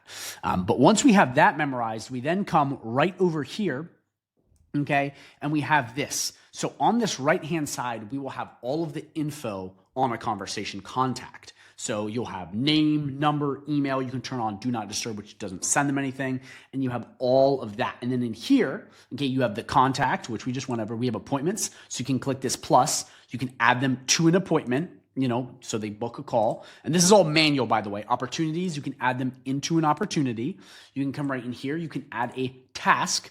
Pick whatever you want, click create task. Again, you just click the plus and go right through. Then you have notes where you can just add a note and then pick, whatever you want and click create note. So you have this little sidebar of these little extra additional options. Last but not least, in here, you come right down here and you have the message part itself. So right in here, you can be the formatting. So this is how you want the text to look. Okay, just like on all of other high-level stuff, you just pick what you want and add it. It's very simple. It's like using a Word doc. What font, what size. Attach files. So depending on if you want to have a file in there, so you can upload from the system or choose from the media library. Just click it like that. Very simple. You then have add a link. So you can put in a trigger link or whatever you want in here, a URL. You would just add it, follow the steps. Again, I'm going through this quick, these parts, because it's so self-explanatory. You literally put in a URL and go through. So it's, I'm assuming you understand that's very simple. Again, if you guys ever have questions, you can drop a comment down below. You can add an image. So this can be from the media storage, or you can embed something right now. You can come into assert emoji. So you can pick an emoji from whatever you want to add to your messages. Insert snippet. Remember, we did this earlier up in snippets. This will just be able for you to insert the snippet. Then in here, you can request a payment. So you put in the item name, the price. You can pick a product, copy link and mark as sent, and then you can click send. So that'll basically send out a payment. And then right in here, this just has all of your custom fields, custom values, any little things you want to add, like I want their full name always to pop up. This stuff is more used for in bulk, but again, you have access to it right here. And then right here, this clicks clear. This removes everything. This clicks send. This will send the thing itself. And then right here, this will schedule said email. And we don't have anything, so if we click this, I'll show you right here. We click this, you pick the date, you pick the time, you pick the time zone, and send schedule. And this will schedule said message. Now that you understand how the Conversations tab works on desktop, let me show you how it works on the mobile app. So then on the mobile app, we would just come right into Conversations. Okay, we click this right here and you're brought to this list. So the first thing, you can toggle sub accounts up there. Okay, you come in here to create what conversation you want or search what conversation you want. Okay, right into filter. Okay, this is the first one you're going to be going through. This just has all of the filters just like we talked about in desktop. We then have unread, we have starred, we have latest all, latest message direction, latest message type, last message channel assigned to, just like in the desktop. It's the same thing, just in a different place. You access it like that. And then for any of the messages, you would just swipe to the side. You can unstar them, you can archive them, and then clicking these three dots, you can mark as read. You can do anything with contact info, and then you can delete said conversation just like that. So it's very simple, very straightforward. And this plus is sending a new message, a new email, simple as that. And then again, this lightning bolt is just all those quick things like sending email, adding a contact, and so on and so forth. By the way, if you were confused about how the mobile app works at all, I have a full tutorial on this, so please check it out. Just a quick note, now that you understand how this all works, if you are like completely new, I recommend you go to my channel and watch my basic videos on how to, integrate Facebook and your number and all this stuff and Instagram. Because if you don't have any of that, this isn't gonna work, because you have to learn how to actually have this all set up. So your account has to be set up in order for this to work. But all the stuff in the Conversations tab, all the Instagram, the Facebook, all this stuff pops up once you connect and integrate it with HighLevel. And again, go to my channel, please. I'm assuming you've already watched. I have so many videos on that. It's very straightforward. Again, if you have any questions, you can drop a comment down below. But that's how it works in a nutshell. But now that you have this all connected, you now understand how the Conversations tab works. Now let's go into the super powerful part, which is powering this tool with AI. Go down to the chatbot. So we're going to click Settings. We're going to come right down to Conversational AI. I'm going to start this. So again, I have a full video on this on my channel. I'll link it at the end of this video. Please watch that video. I'm assuming you know how this works, okay? I'm not going to be doing a tutorial on this. I'm just going to show you the power of this and how to do it. But again, I'm assuming that you already have this set up. And again, if you don't, please watch the video at the end of the video because I'm going to explain it. So we're going to turn this bad boy on. We're going to come right in here. We're going to click exactly what we want to add this to. So now we pick what we want to add to. So remember, we come back here, we notice, oh yeah, we got Instagram, we got email, we got, a text, all this stuff. We want to add it in here. And right now, the chatbot cannot go through email or WhatsApp. It will be being added soon, but everything else is available. So we just click which ones we want, then we click save. Okay, now we're going to come back to this Conversations tab, and I just want to show you the power of the AI, because I'm going to send this thing a couple messages, and I'm just going to let you see it answer for people, and I'm just going to be hands off. So we're going to hit it through Instagram and through text message. Check this out. Okay, right there. We clicked hello. Okay, we're going to click this bad boy. This is me DMing this. Boom. I'm not even touching it. Okay, this is my phone. This is me messaging it. May I get a haircut? Okay, this is me saying this. Hands off, hands off. Okay.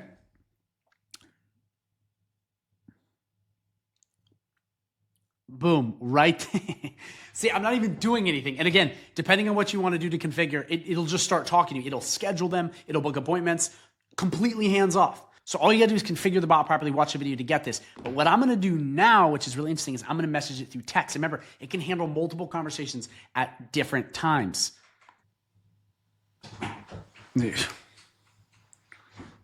All right, so we just messaged it.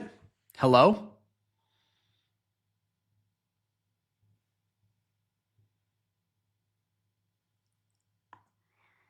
Look at that, it's already messaging it. All hands off, look, just all hands off. It's doing it, it's doing it. Look at this. Look at how cool this is. It's doing all the work for you. Do you see how powerful this is?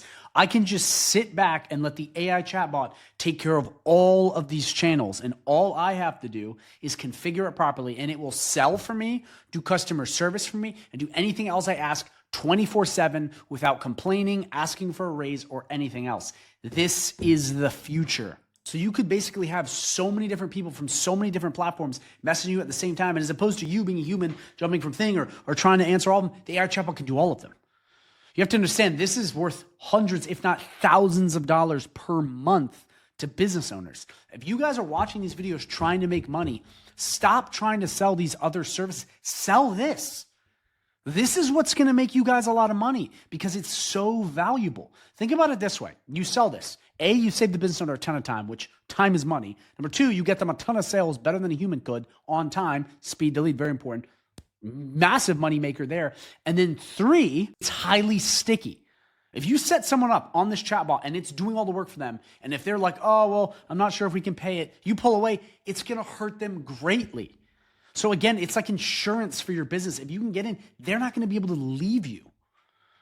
Does that make sense? This will make you way more powerful, okay, and it will keep your clients paying you much longer. Again, you guys ask me a lot, what should I offer? I get this question all the time. What should I offer?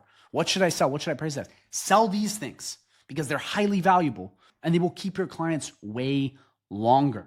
Okay, guys, so I hope this tutorial helped. This is it in a nutshell. If you guys have any questions at all, drop them down below. If you are interested in learning GoHighLevel, I have a 30-day free trial link down below, okay? Not a 14-day, a 30-day exclusive free trial link where you get access to me and a bunch of other goodies. Also, at the end of this video, I'm going to link a partnership video, which is where you'll get access to me, my snapshots, my goodies, my courses, everything for free. Okay, I'm going to link that at the bottom of the video, which will both have the AI chatbot video, so you can check that out. But again, if you are interested in learning high level, I have that 30-day free trial link down below, and I will help you greatly if you sign up under me. But that's it in a nutshell, guys. So we're going to come right here into calendars and you'll be brought to a page that looks like this. So we're going to go more into this at the end of the video because this is where everything ties together. But all this first tab is showing your calendar with all of your appointments. And this is great for the mobile app and everything so you can see all of your appointments. You go, I have a meeting with Jane on Tuesday and blah, blah, blah, blah, blah. It's all through here. Okay, and you can adjust by date, week, and time. You can see, what's on the 8th. What's whatever. You can see the exact users in here. You can pick your exact calendars. If you want to manually add an appointment, you would click new right here and you'd put in the calendar, the appointment title, pick the team member, the time zone, and click book appointment. That's how you would do it manually and through the app. But again, we'll be creating links so people can do this all by themselves and sign up and put themselves in your calendar so you don't have to. And it's the same thing with appointments. You would go in and you would manually click this so you can set it up. But again, this is where you're just going to see all of your calendars. To build your calendars and to set everything up, actually, it happens in calendar settings, and this is where it all happens. Remember, the calendars tab on high level leads you to the settings, but it's just the place where you see all of your appointments. So really, before we can go in and build calendars, I have to explain what all these tabs mean right here. Calendars, groups, service menu, rooms, and equipment, because these are what tie, the calendars together and organize them. So what I'm going to do is I'm going to test on a live account, my hair salon account, so you can see all of these in action and how they work. The first one we have is calendars. They show you when you can book. So it's the calendar that you book your appointment on. And this is what it looks like, okay? You got the date grid, you have the prices or whatever you want. They can pick right here. They can select, they can put in their info. And this is where they book an appointment. It's very much the actual calendar system that you book on. And we have groups.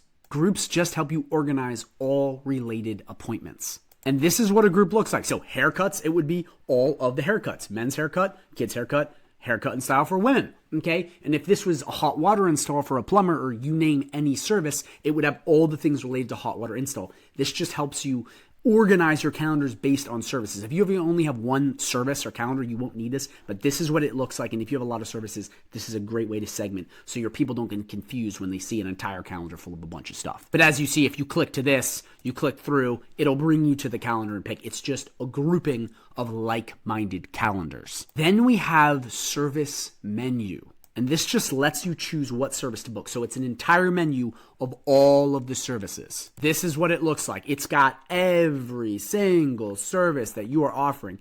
Haircuts, hair coloring, hair treatment, dual services, wax. It's got it all right here. And again, you just click this, you click book, you click whoever you want, and then you go through. And then what's going to happen is you're going to be taken to the calendar where you can pick. Remember, it's all the same calendar except it's for specific services. That way, if you have a bunch of stuff like hot water installs, I'm just using the plumber example, cleaning leaky faucets, toilets, whatever, and you're a plumber, this would have all of your services listed out. And this is really good for people when they're on your website.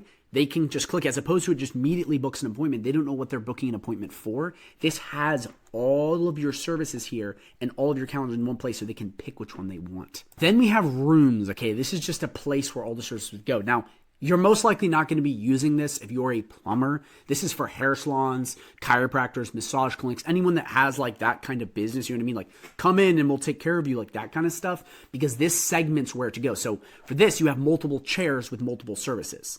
You see what I'm saying? So if you have 5 hairstylists, each one works on a different chair. Or if you have multiple massage tables, each one works on a different table, and there's calendars connected to that chair.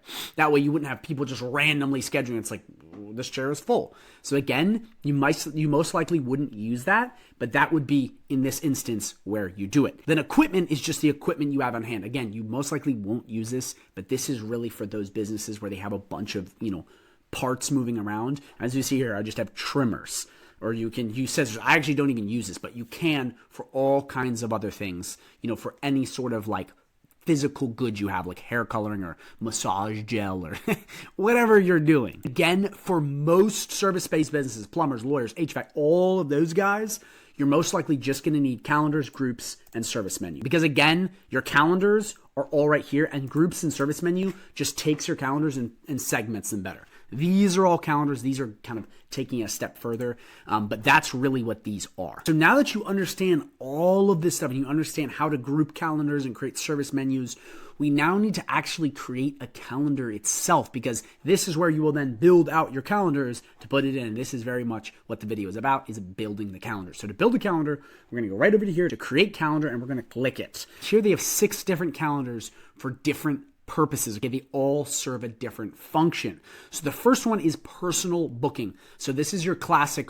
one-on-one meeting calendar. This is what it looks like. You have one host, one participant, and it's just one-on-one communication, and it's as simple as that. This is the calendar that most people use. A basic book a call and we'll chat. Then we have round robin. Okay, so this is very much geared towards sales. It's like when you go to a website, it's like pick your agent to talk to. This is more on the back end. It just cycles through and talks to people in a round robin fashion. You have one participant, and then you have hosts rotating 1, 2, and 3. So it just goes through them. And this is great for sales. And again, this calendar is very much geared towards sales because it goes through a bunch of different people or support agents to help one participant. Just to let you know, participants is you or the person that is booking the call. Hosts are the people that have the calendar and are hosting the call. Then we have class booking. So this is one host with multiple participants. This is very much like school. You got one person teaching or doing whatever, and then you have multiple people watching. So it'd be like a live stream where I'm on talking, and then all of you guys watch. So that's what this calendar is geared towards. Then we have collective booking, which is actually the inverted version of class booking. It's multiple hosts with one participant, where the other one was multiple participants to one host. This is what it is. You have one participant to multiple hosts. So this could be a job interview. This could be some sort of seeing if you're a good fit for a partnership. It's very much interview style with multiple hosts and uno participant. And then down here you have 2 more. And to access these, they'll always be toggled off, but you just click this arrow and you'll have event calendar and service booking. So for event calendar, this is what it sounds like. It is for events, both virtual and physical. This is very much it. It is an event. So it could be like, everyone come to my webinar, come to my Christmas party, or everyone come down to Scottsdale, Arizona for my mastermind meetup. It is an event with tons of participants and tons of hosts. And again, it can be both offline and online. And then last but not least, you have service booking. So this is like booking an actual service. Now, you could technically do a payment wall for these and do this similar thing, but this is like, I need a hot water install. Please pay me $500 and I'll come. So this is like booking a consultation, a service, as you see here. This is what most service-based businesses will use. And that way, when people book stuff, they'll book the service. And it's very seamless and simple, so they can pick a day, pick a time, and collect payment. As you see right here with the dollar signs, it's very simple, just a calendar where you can book an actual service, not just a meeting. It's geared towards like a thing that is actually happening, whether that is a consultation over the phone, that is meeting up to change your, hot water install, whether that is going out and getting your hair done. It is a service calendar. Those are the 6 different calendars on GoHighLevel. So whatever you're trying to do, now that you understand that, you would pick that one. But for the sake of this, we're just going to start with personal booking. Okay, so now we're going to put in, so I'm going to go through and create a test and just to show you what it is, but you would put in whatever your info is in here. So what we're going to do is we're going to do test. That's what we're going to do. Test wizard Cal. Okay, that's what it's going to be called. You put whatever you want. Now comes a very important part that I'm going to have to go into another section just to explain, is you select your team member. So all calendars have to have a team member. Now, in the future, when you have AI agents talking to everyone, that's going to change, but it's still going to have to be a team member ultimately. But you need to have a team member, which is a user on your sub account. And I have full videos on this, but I'm going to walk you through this anyway because Go High Level Wizard always over delivers as always. So let's hop right in so I can show you what this is and how to add these, because if you don't have these, you can't really have a calendar because the calendar has to go to somebody. Okay, so you're going to come right into your Go High Level dashboard. You're going to click settings. You're going to go right to my staff, and you're going to be brought to a page that looks like this. This is where you add users. So you're just going to click add employee. So this is where you plug everything in. So we're just going to do Wizard, last name GHL, email, let's do wizard@gmail.com. Okay, and you put in whatever it is, and we'll do 540-945-7865. Put your thing in, and then you're going to basically be brought to this. You're going to do advanced settings, okay, and that's where you put in a password to grant them access. Again, I have a full video on this. I highly recommend you go check it out. I'm just breezing through this, but this is basically how you're going to add a user. And then you pick the calendar you want, but what's more important after we do that is we click next. We give them access to what they want in here, so you'd make sure they have calendars all checked out. But where is it? Right here, user availability. This is really important because these two steps are how we actually plug it into the calendar. So remember, the calendar is going to have a date range. So it's going to have, you open Monday, Tuesday, Thursday, but then you're going to have employees have that same thing. So you would say if GHL Wizard is only available on, Tuesdays, Wednesdays, and Thursdays, you would click these off and pick the exact times by just clicking this and selecting exactly what you want to have it work from what hour to what. This way, with this, it basically figures out what employee or salesperson is available on what day. So you're going to want to make sure whoever your employees, if you don't have them added, you're going to want to come right in here and configure the exact time zone. And then here you can add a Zoom, a Google Meet, a phone, so it's already pre-connected. Very simply, you click which one you want and you click connect Zoom and it'll take you to that. But again, this is a little bit of side quest I'm going on because you should already know what this is. But if you don't, I'm just trying to teach you. And again, full video if you want more on this. But this is just going into creating said user. And then here you can plug in their Google Calendar and other things, which we'll do later. But that's how you would set up that employee. Once that's saved, you'll see your new user pop up right here. And if we come back here, we refresh this jaunt, we're going to pull it up and you're going to see the way the user now gets added. So once this loads, create calendar, okay, personal booking, boom. You now have your new employee with that new time and everything selected. Okay, so what we're going to do is we're actually going to pick for real now. We're going to pick Declan O'Reilly. We're going to come right down. We're going to put in the URL. So this is the URL of what it's going to be. So we're just going to do wizard test cal, and what you can do is you can copy and paste that very simply. That's what I usually put in. That way you have it. And then you're going to have the meeting duration. So how long does the meeting last? We'll click 30 minutes. And then right here you have all of your dates and times. So are you open on Sundays, whatever, and you just click this to toggle on and off, and then you'll pick what your times will be. So you come right here, you just click exactly what you want, pick it how you want, just like before, and then you're just going to click confirm. Okay, and this is how you'll preview your calendar. You can just click this and you can see your calendar live just like this. Ooh, look how awesome that is. But again, that was not enough. We actually have to edit this thing for real and go into the fine-tune stuff. So we're going to come right in here. Once you're done with your calendar, you click Wizard Test Cal. We're going to click these three dots and we're going to click Edit. And again, you can click Advanced Settings in that other page and it'll take you right to it. But I like to first make it live so you can just kind of see what you're working with. So now here are all the settings that are really important for your calendar. So your availability, whether you're taking payments, get your notifications to remind people when your meetings are, and all of this is brought right through here. So this is your blank calendar right now. This is what we just created, the Wizard Test Cal. Now we're going to make it look better and a bunch of other stuff. So first things first, you have your calendar logo. So we're going to click this right here. We're going to click my face, and you put whatever you want in. I'm just throwing my face in. You have the name we put right there. You then have a description. So this will be a strategy call, and you put in whatever you want, okay? So the description for the call, then you can pick which group you want. Remember earlier when we went to groups, the like calendars, you would put in whatever group you want. Then you put the URL. We already like that. Down here, you have the meeting invite title. So this is a custom field. So what this is going to do is when it sends an email or sends whatever, it's going to put in the name of the person that signed up. Really cool. So you don't have to. So if it's Tina signing up, it would say, send a message saying, Tina, are you ready for your call? And that's a custom field, and it knows what to put because it's squiggly brackets, contact name. So leave that perfectly good. You don't want to mess with that. Then you can add any other team members to your calendar.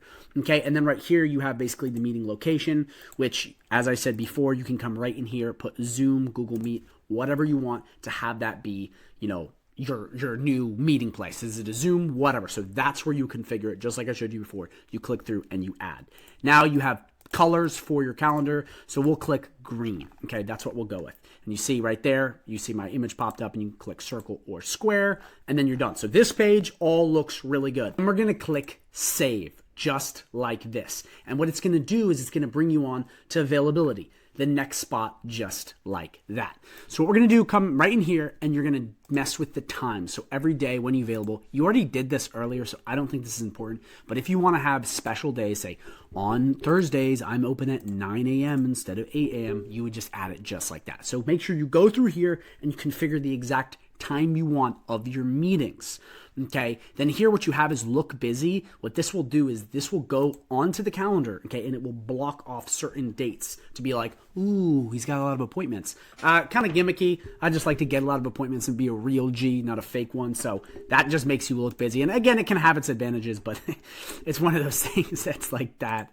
And you can put whatever percent in, 25% of slots will be taken away. You decide if that's what you want to do.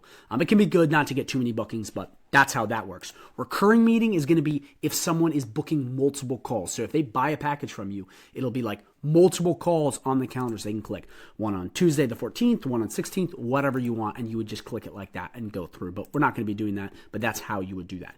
Then you're brought to all of this stuff. This is going to be all of the meeting time configurations. First thing we have is meeting interval. So this is basically going to be the time between meetings. So do you want half-hour buffer in between? Do you want 20-minute buffer? So it's not like calls stacked right on top of each other. It's like it'll give you 5 minutes in between calls. So that's what that is. Okay, then your meeting duration. How long is said meeting? We have minimum scheduling notice. Okay, this is how soon can they schedule. So if you come right here, it would be like these blocked off. Like, do you want them to immediately schedule in 1 hour? So what I recommend is doing a day so you have a buffer. Okay, date range. This is how far can they schedule in advance. So I'll show you this about 5 days in advance. We'll click save. And as you see right here, it cut off all the other days. Now, again, we didn't have it turned on for these days earlier in the settings, so you'll only get that. It keeps people from scheduling like months in advance and stuff. And then you have maximum bookings per day. So how many people can book in one day? You just click this up or down in order for them to do it. Then you have maximum bookings per slot. So this is per the user we set up. How many people can they, book? And then pre-buffer time, this is how much time you have before a call. Okay, and then post-buffer time after. So in between calls, like we talked about before, it's similar to meeting interval, but it'll show you like how much time in between and after an appointment do we have. So it's not like an appointment on top of each other. Then you're just being really sloppy. So that's how you do all of the time configuration. So you come up and click save. And again, it's going to take you to the exact next. So then you can pick a form if you want to do some sort of contact thing. Don't really need that because it's already going to pre-populate, but you would just select it right here. And then you have the basic form stuff where you can have sticky contacts, any sort of consent checkbox, adding guests, and simple stuff like that. This is all very much already good. You don't need to add a lot of stuff. Again, if you're doing other stuff, you can. If you're running some stuff with ads, you can put in your Facebook pixel. But a lot of this stuff, very simple, very straightforward. I would just leave it because it's already pretty good unless you're trying to do some stuff with forms. And to accept payments, you would just click this and it's going to show you exactly what you want to charge for the call. So you could do $50, accept partial payment, do whatever you want, and that way it'll collect payment for the call. So before they can book the call, they have to pay you, which is great for consultations or anything like that. And then you can put in your description and then you're really good to go. For the sake of the video, we're not going to have that on, but that's how that works in case you want to get payment. So we come right up here and click save. Now we're brought to notifications and additional options. This is huge, guys. This is why this video is so amazing, because this is an update. You used to have to create an automation to send out reminders. Now you don't even got to do that. It literally does it for you, which is amazing. So it's actually better than Calendly now, thank God. But you basically have different notifications. You have email and you have in-app. You can come right into any of these. We'll just click this one. By the way, they're literally all the same thing except for changing the messages. So I'm going to show you how to do one so you can do the rest. You're just going to click this right here.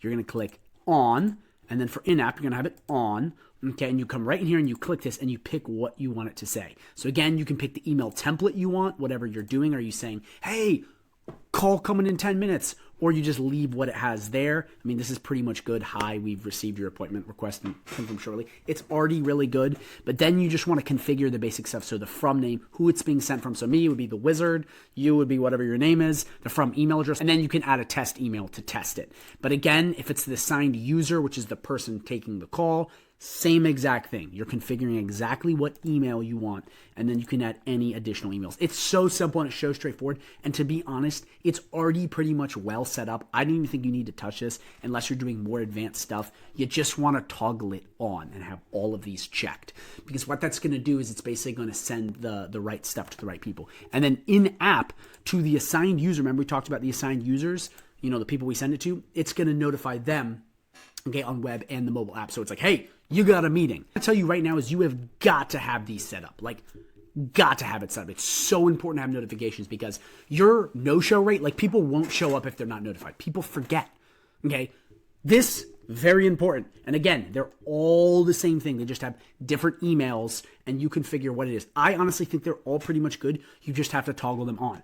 So again, what I would do here is I would come right in here. I would enable this bad boy. I would click save. These are all the different notification types. Again, what I just showed you is how you turn them on. You can edit it like that. It's very simple. This sends the notifications before the call, okay, or the Zoom or the meeting. But you would come right in here, you just toggle them on, and you have basically all of these. You have appointment booked, status unconfirmed, appointment booked, status confirmed. If they cancel, if they reschedule, a reminder, and a follow-up. So these are kind of optional. You pick whatever you want. I really think you got to have these on, and you gots to have these on, okay? So come right in here, enabled, jump enabled. You pick which one you want. Again, remember what email, just like I did before. I know I'm repeating myself, but to make sure, you want to make sure you plug in the right stuff depending on what you're trying to do.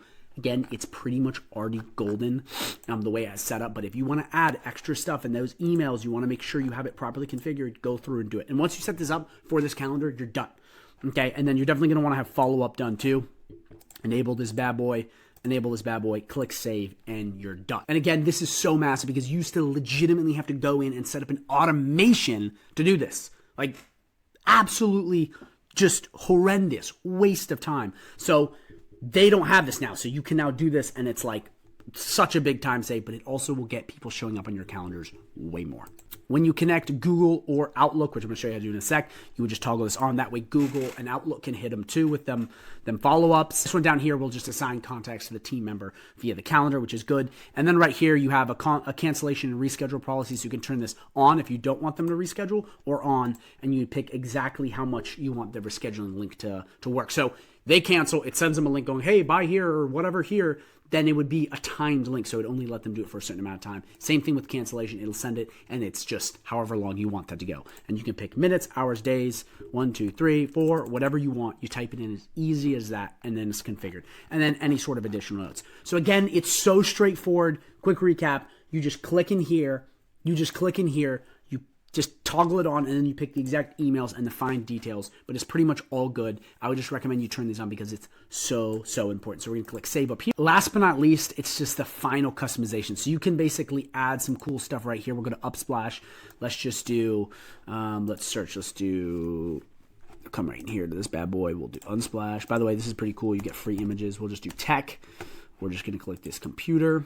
Okay, guys, again, I'm just testing. You put in whatever you want for your cover image. It's going to be the image on the calendar. So pick that right here. Then we can pick the style. Do you want neo or classic? This just kind of changes the way it looks. Very basic, very simple. They're all pretty cool, but you pick which one you want. They look very similar. Then you pick the primary colors you want. So what color do you want? Do you want it to be gray? Do you want it to be blue? And again, this is for the calendar. Then we're going to pick the background color. So we'll pick red. I'll show you at the end so you can see what this looks like.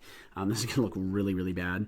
But I'm just going to do that for the sake of the video. And then you have the basic stuff, the schedule meeting. And then you can pick the calendar title, the calendar description, or the calendar details to have them on or off. And then you're good. So what we'll actually do is we'll click preview widget.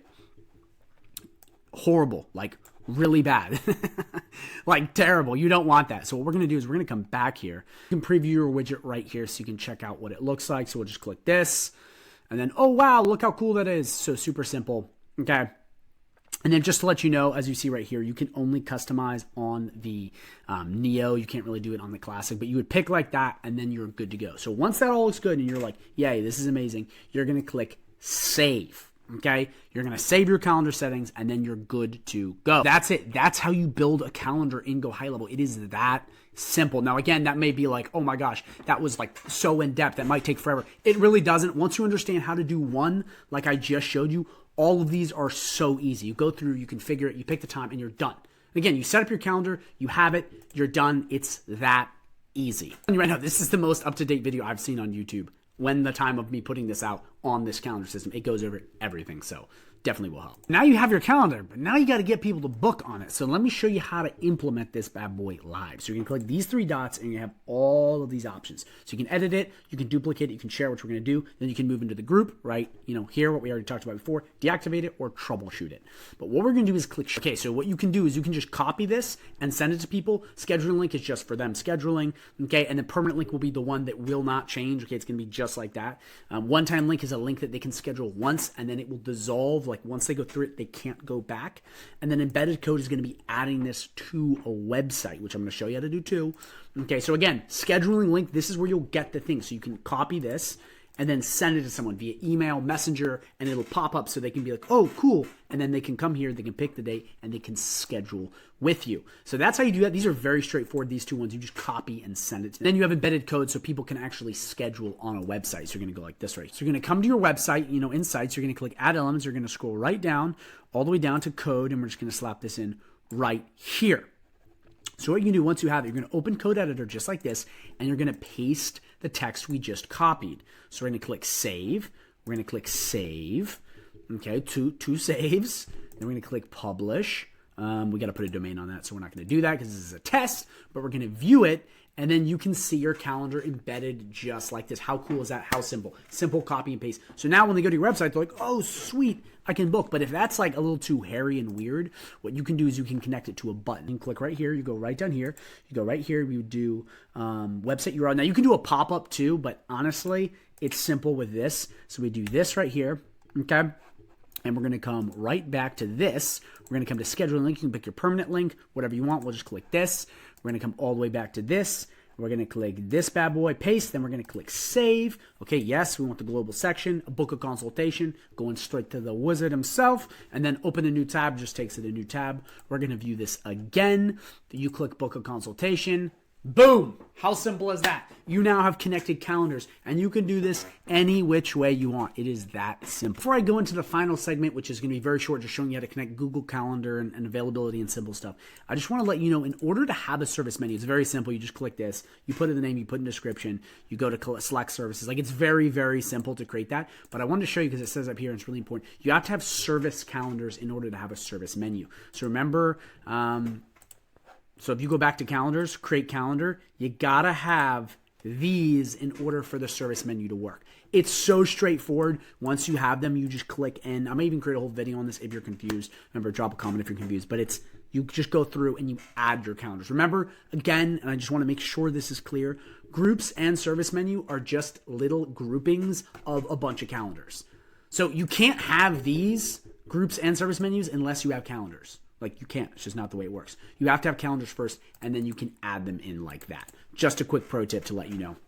But now it's time to go over these last three tabs very simply and very straightforward so you can knock it out of the park. So preferences, this is just some basic stuff, okay? This is where you want the meeting location. So again, do you want this always to be on Zoom? And this is based per the user of the account like we went before. So where do you want the meeting? Phone number, how do you want the meeting to happen? And then account preferences, this is just some basic stuff. View options, what day, okay, services, you pick, what do you want? Service menu, rooms, equipment, toggle them on and off like that. And then you have your default language. What language do you want? So you just put it in like that, very simply. The time format, okay? And that can be military time versus regular time. And then week starts on. So simple as that. Those are your preferences. It's just basic stuff to tweak just so you know how to do it. Availability, again, this is going to be per user. Okay, very, very important for the person accessing on here. And again, you just pick what time, you toggle on and off, you click this, you click that, you pick exactly what you want, and you have the time perfectly scheduled so you are available on said time. It doesn't kind of geek out and whatnot. So that's what you would do. You would just pick what you want and be, I'm available on this. And again, it's per user. I see so much confusion on this, but it's simple as that. And then right here, this is great. You can pick the time zone you want with whatever you're in. Then last but not least, we have connections. So this is actually really, really dope because this is how you connect other calendars. So you have all kinds of stuff. You have calendars, video conferencing, or Google Organic Booking, and local service ads, which are amazing. But for calendars, you just click Add New, and you'll see right here. This is really, really cool. You can basically connect Google Calendar, and all you do is click Connect, okay? And it's going to take you right here, and you sign in with Google. Very simple. Like, you literally just log into Google. And if you don't have Google Calendar, I recommend it. It's beautiful. It's free. It's incredible. But that's how you would add it very simply. You would just click that, and you'll add it. Basically, come in. You can do the same thing for Outlook. You could connect, you log in, and it connects to Outlook. Remember, this will then have it when an appointment gets booked on said calendar. It will pop up in your Google or whatever calendar. And again, GoHighLevel has the app where you can have a calendar, so it doesn't really matter, but it's always nice to have two calendars so you get double email notifications. Same thing, connect with iCloud, and then with Calendly, you can sync Calendly and move it all over. Quick pro tip bonus here, you can basically move over all of Calendly stuff by just copying and pasting into the calendars. I'm telling you right now, GoHighLevel's calendar system, way better than Calendly, and you can have it for free as part of your subscription. So don't pay for Calendly, please move over to HighLevel, it's way better, and you can add AI chatbots. And then here again, Zoom and Microsoft Teams, do you want it always on Zoom? You click connect, you log into your account. It doesn't get any easier than that, but that's how that works. And it's very simple and it's very, very straightforward, and it's easy, easy peasy. So that's it. That's calendars. It's that simple. But there is one more thing I want to go over. And I know this is a very in-depth video. Wizard always goes in depth. I just want to make sure you master the calendar system. But what I want to do now is I want to show you what it looks like once you book an appointment. So we're going to come in here just to go through. We'll do 11 a.m., select. We'll click Declan, last name O'Reilly. Okay, we'll do my phone number, 540-456-7889. We'll do my email. We'll do that bad boy right there. Additional info. Hi. Okay, boom, and then you can click this if you want. But we're going to schedule this meeting. Okay, so you can see it pops up on the screen. If we come here, we go right to the 5th, you will see the meeting right there. How cool is that? Then you can click in and you can see what the meeting's about, you know, who it is, what it is, and it'll be like this. It'll show all of your meetings on this calendar. How cool is that? And it's very simple. It's got all of your meeting info right in one spot, so you can just click around, toggle, and you have it all right there.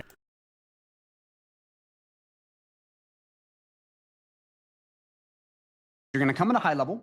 You're going to go right down to contacts right here, and you'll be brought to a page that looks just like this. The first thing I want to do is just show you what you can do with the contacts tab and why this is so important that you learn this first. Contacts are the lifeblood of GoHighLevel.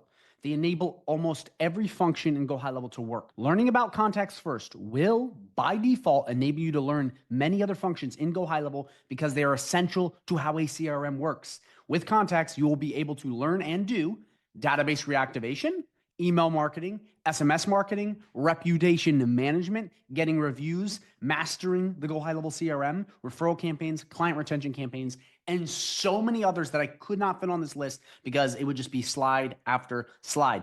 I'm going to repeat myself. This is one of the most important parts about HighLevel because once you learn this, you really understand how everything works. Automations work better. The calendars work better. The whole GoHighLevel CRM opens up once you understand the context tab. I cannot tell you how many people I talk to and coach that have no clue about this. They're like, yeah, I understand contacts. And then I ask them a question and they have no clue. And I'm like, if you just understood this one part, your whole CRM would fall together and you'll do much better. Learning this will help significantly reduce client churn, meaning you will keep your clients paying you way longer. Again, very important. You have to pay close attention to this video because if you get this juiced into your head, this will improve your SaaS agency, AI agency, whatever you're using by so much. So please pay close attention because all this stuff can really be unlocked once you learn the contacts tab. By the way, there is a boatload of money in these things. This is high dollar value right here. You learn this, you master it, money is most likely going to come your way. Let's jump right in. So you're going to come right into high level, go into the contacts tab. I'm going to do this tutorial from bottom up. We're going to start down here. We're going to move to this bar. We're going to move to this bar. We're going to move to smart lists. And then we're going to move just up here so you understand everything. First is your entire contacts list. Down here, if you have hundreds, it'll just have pages to go through. All this is your contacts database. So for example, it would be names, phone numbers, emails, all stored right here. So you can see every single customer, client, employee, everything as far as clients and leads will be right here. So you can see everyone. The first thing you have is the individual contact itself. So we click my name right here, Declan O'Reilly. You're going to see a whole list of different stuff. And a lot of people don't even understand and don't utilize this. This is amazing. So you have every personal bit of detail on them. Name, phone number, all that good stuff. You have where they're at in courses. You have everything. You can even add them to courses, community, add them in opportunities.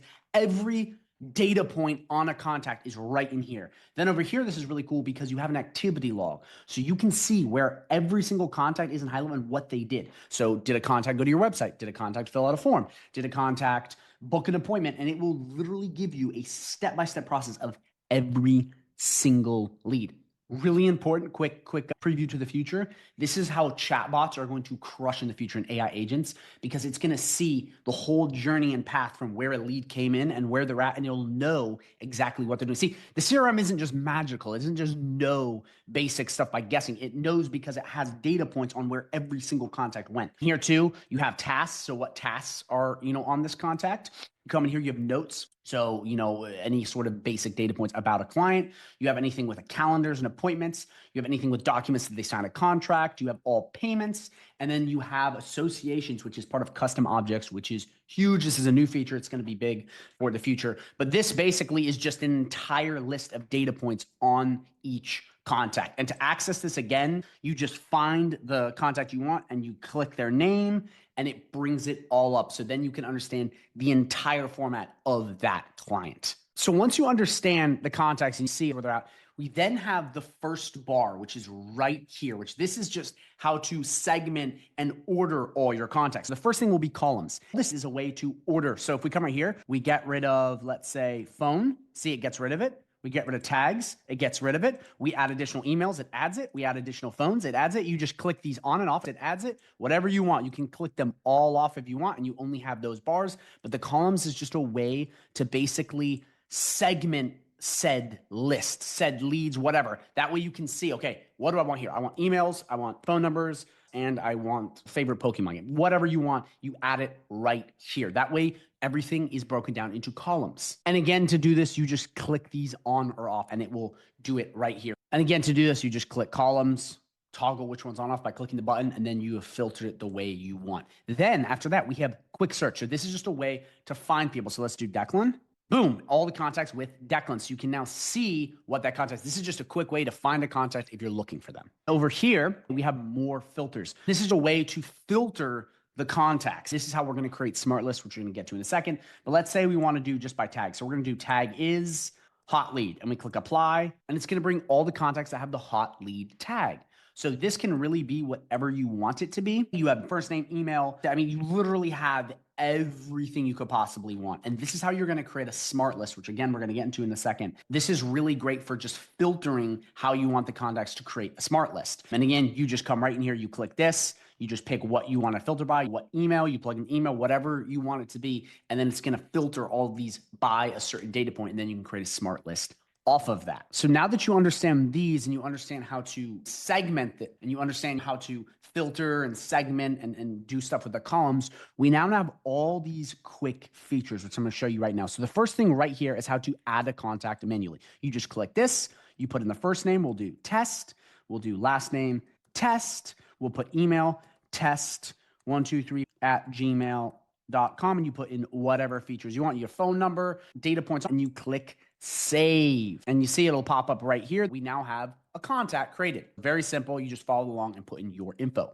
Then right here, we'll add pipeline change. If you go over here into opportunities and you have your pipeline set up, you can automatically move manually, and you might not want to do this because it takes a lot of time, manually move a contact to another opportunity. You can pick the pipeline, click the stage, add the name, the source, the lead value, and click add update opportunity. That's going to come right in opportunities and manually update said contact in the pipeline or the opportunity so you move it through. And again, that's just a manual way to do it. It's like this. we come right up here. And this is how you can add an individual contact to an automation or a workflow you have set up. By the way, automation workflow, same thing.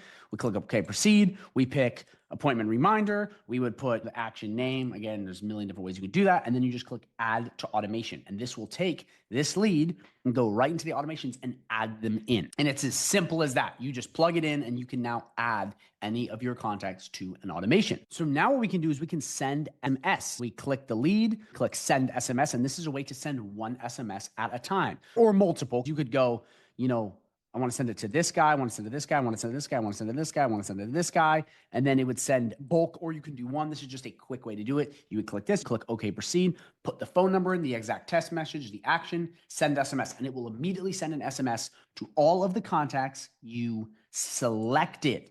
Same thing with email. Select what you want. Do you want one? Do you want many? Click this right here. Okay, proceed. Pick your email template, or if you don't have one, you just skip that. Your name, the email you want to plug in, the email subject, the body of the email, how you want to send it, put the action in and click send email, and it will immediately send. This is just a quick way to do this. It's like a fast link. So you can just come in, as opposed to setting up a workflow or trying to send in bulk. You'd be like, okay, I need to send one to Desmond, Amanda, Rebecca, Chanel. Let me just quickly select them and send it. Once you have that, you can also come in here and manually add a tag. So you have all these selected, you pick the exact action names, adding tag or whatever you want, you get to pick from your tags. Let's do hot lead. We'll click that and we'll do add tags. Boom, look at that. All of the hot lead tag was added. Simple as that. Then we'll come here, we'll click this, this, this, this, and this, and we're gonna go, okay, what's this? Remove tags. We're gonna come right in here. We're gonna click remove tags or whatever you want. Remove all tags, but we're just gonna click the hot lead. We're then gonna click remove tags, dismiss, and refresh. And look at that, all the tags are gone. How cool is that? Now, if we wanna delete a contact, we would click this or click as many as you want. You can click this right here and it will select all of the contacts you have. We'll just click this and we're gonna go right up here to delete contact. We're gonna follow this exact thing because we wanna get rid of this contact. We're gonna click delete, we're gonna click dismiss, we're gonna refresh, and look at that, it's gone. So that's how you delete it. And then we'll click some more of these and move on to this one. This is send review requests. So if you're trying to get reviews for reputation management, you would click OK, proceed, and you don't exactly want to go right into automation. You would just click the exact request you want set up, put in the action name, and send review requests. And what this is going to do is it's immediately going to text, email, however you have it configured back in reputation management. I have full videos on that. And it's going to send them a bunch of requests to say, hey, please leave a review for my Google business profile. Please leave me a review for Facebook. Killer for reputation management. Again, there's other ways of doing that, but this is a quick way to immediately do it.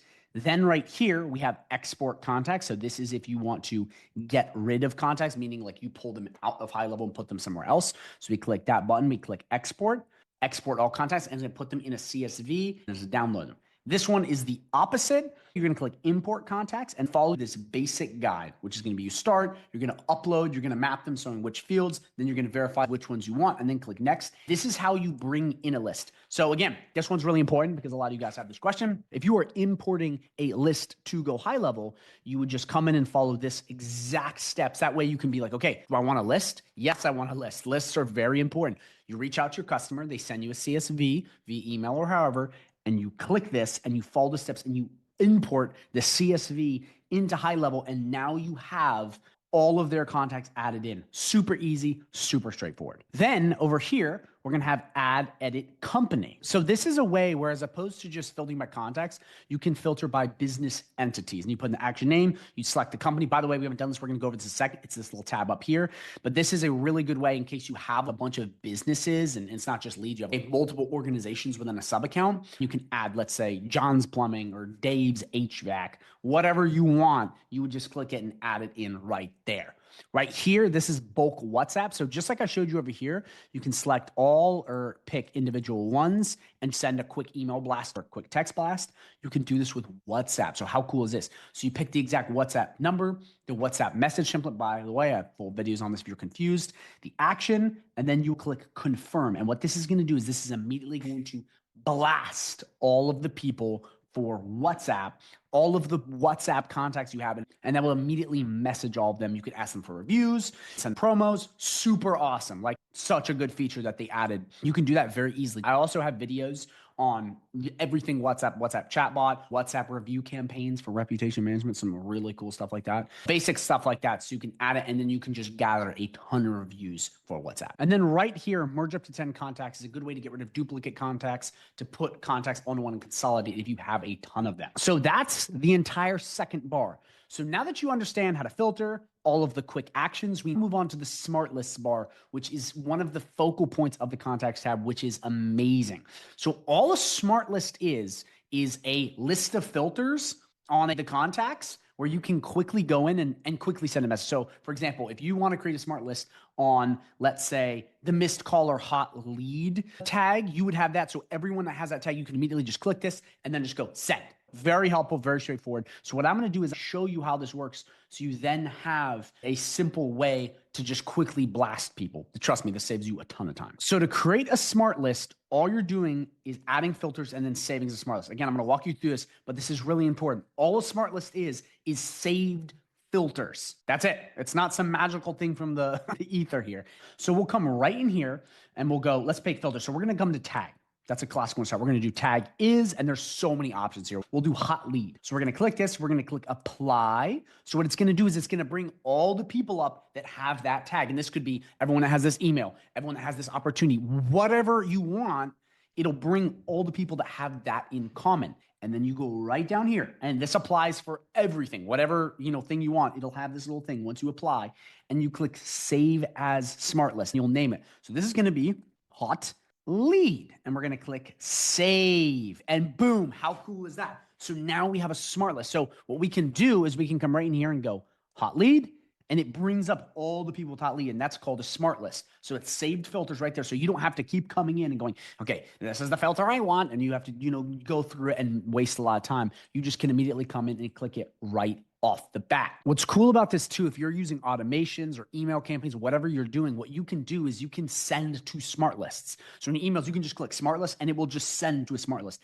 Smart list is one of the most powerful ways to segment groups of leads and have things automated. This is just some advanced stuff for you. But when you start using smart lists properly, you can set up automations going, whenever this guy gets sold or is a new lead or gets bought by X, Y, and Z, it will send them into the smart list. So the automation will put people in a smart list depending on whatever you're trying to do, selling, adding, upselling, whatever. And that way your smart lists are growing on themselves. This is great for communities too. That way you can have automatic lead gen campaigns or whatever, where you're hands off, you save all of your time and the robots do the work for you, but you have to segment my smart list so the robots know what's going on. So again, I'm going to walk you through this to just show you how to build this. We're going to come right in here. We're going to do more filters. This time we're going to come down here and pick something different as opposed to tag. We will do pipeline. So we're going to do is pipeline 2. So we're going to pick that. We're going to click apply. Boom. We got Chris Trees and Melissa in this smart list that we're about to create. So again, I put in the filters. Okay, we see the people that are connected to this pipeline, and then we click save as smart list. Once we click save as smart list, we will do pipeline dose, and then we click save, and boom, now we have this too. So we can come right in here and we click this right here, pipeline 2 and hot lead. How cool is that? Now that we're on this, I just have to show you this really fast. You have all your smart lists and you're like, this is really cool. I love this, but how do I delete these or edit these? You come right up to manage smart lists, and it will give you a list of all of your smart lists. What you can do here, which is really cool, is you can move this. So we want hot lead first. Oh, no. We want hot lead second. You can edit them right here. What you can do is you can copy the smart list. So we'll click copy. We'll do pipeline 2 copy. Boom. We now have trace. Then we come right in here to move that to the side. You can edit smart list name it whatever you want. And then you can delete smart list. We don't want smart list anymore. We're just going to delete this one, and we're going to delete this one. We're only left with one. Manage smart lists is how you manage all of your smart lists. You can delete, edit, copy, whatever you want. So now that you understand how the contacts work, you understand this bar and how to segment, you understand all these quick actions, you understand smart lists and how to manage them, we now have this final top bar for you to understand. So the first thing is bulk action. So all this is any sort of bulk actions you've done. Watch, I'll show you one right now. This would be a bulk action. We click these two and we delete them. Okay, we don't want these two. Get out of the CRM. We click delete. We click delete. We dismiss, and then we come into bulk actions, And you'll see right here, February 11th, this exact time, boom, just delete it. All bulk actions is every single thing you've done, so you can see a data log and activity of what's going on. So you're like, okay, where did that lead go? How did that phone number get added? You come to bulk actions and you'll see what's going on here, which is really cool. That brings me to my next point, which is restore. GoHighLevel added this feature because people were deleting contacts and getting really disappointed. This is a way to restore your contacts. So remember, we just deleted Amanda Reynolds and Desmond Denethor. We'll go, we want these awesome people back. So we click these right here, okay? And we click restore. We click confirm. These contacts that were just previously deleted. We're gonna refresh this and look at that. They have been resurrected. So they're back. So restore is just a way to get back contacts that you deleted, which is very handy. This is any sort of tasks you have on someone. So you can be like, okay, right here, Mary Gordon, 5 p.m. on Tuesday needs to build a website. This is basically like Trello or one of these project management softwares. This just adds a way for you to add tasks, which is like making people do certain things in HighLevel, which is like employees and other stuff like that. So you put the title in, the description, the date, is it a recurring task? You can pick the contact you want to add the task to, and then assign the employee. That way you understand exactly what's going on. You can assign people real data points and make them do work. And that's just a good way to basically keep employees on task and you understand exactly what's going on. Companies, we talked about this earlier. This is a way for you to filter by companies. If you have multiple organizations within one sub account, you would come in here, click the company name, the phone, the email, the website, you put in all of their basic details, click save, and then you'll have a company in here. And that way, when you come back to Smart Lists, and you can see right here, add edit company, and you click these, you'll be able to add the company to the contacts. So now that you've gone through all of these, last but not least, you have this little cogwheel, and this brings you to custom fields. I have a full video on this, so I'm not gonna go really in depth on this because it's actually simple. These are just the fields you can have within all of HighLevel that are custom. For example, if we come back to contacts, these are fields. You may have one that's different, like favorite Pokemon card. That doesn't exist in HighLevel, or favorite soccer team or favorite UFC fighter, whatever you want. That's a custom field. This can be literally anything you want, but they don't have these in HighLevel. So when you come here, you can add it. You just do add field, click single line, whatever placeholder that works. We click next and add the field name. So Pokemon, I don't even know how to spell Pokemon. Card, pick custom object, click save. We're going to contact, click save. Now it's been saved. If we come back and have a field we want added here, and then we come right in here, we come to columns, we scroll down, aha, favorite Pokemon card. Now look at that. Isn't that cool? We now can filter by favorite Pokemon card. Again, the reason this is important is not that a service-based business leader has this, but you can have whatever you want in HighLevel. That way you can add literally anything. That's just a great way to further segment so you have everything you could possibly need. So that's the contacts tab. Again, very, very thorough on this. This is so important. I'm going to reiterate this. You got to learn this first. So many people, they're like, I want to do reputation management. I want to do automations, but they don't even understand how contacts work. And then they have all these questions and they lose clients, they lose money, and they stay broke wages because they don't understand this. You cannot call yourself a GoHighLevelpreneur or a GoHighLevel wizard if you don't understand contacts. It is the lifeblood of GoHighLevel. So what you're gonna do is you're gonna come into your sub account and you're gonna come right down to opportunities and you'll be brought to a page like this. So the first thing I wanna do is break down what opportunities are, what pipelines are, and what stages are so you understand how this whole thing works. So the first thing we start with at the very top is pipelines. And pipelines are just a way to track your deals as they move through different stages. It is the pipeline that has all of your leads / prospects in it. We then have stages. So each pipeline has multiple stages, and stages are steps that show where a deal is in your sales process. So new lead, warm lead, hot lead, whatever they are in your pipeline, this is where the stages come into play. And again, pipelines have multiple stages. These are the stages, okay? You have new lead, book call, they'll pop up like this on the dashboard. Then last but not least, we have opportunities, which are also leads, prospects, whatever you want to call it. So opportunities are potential customers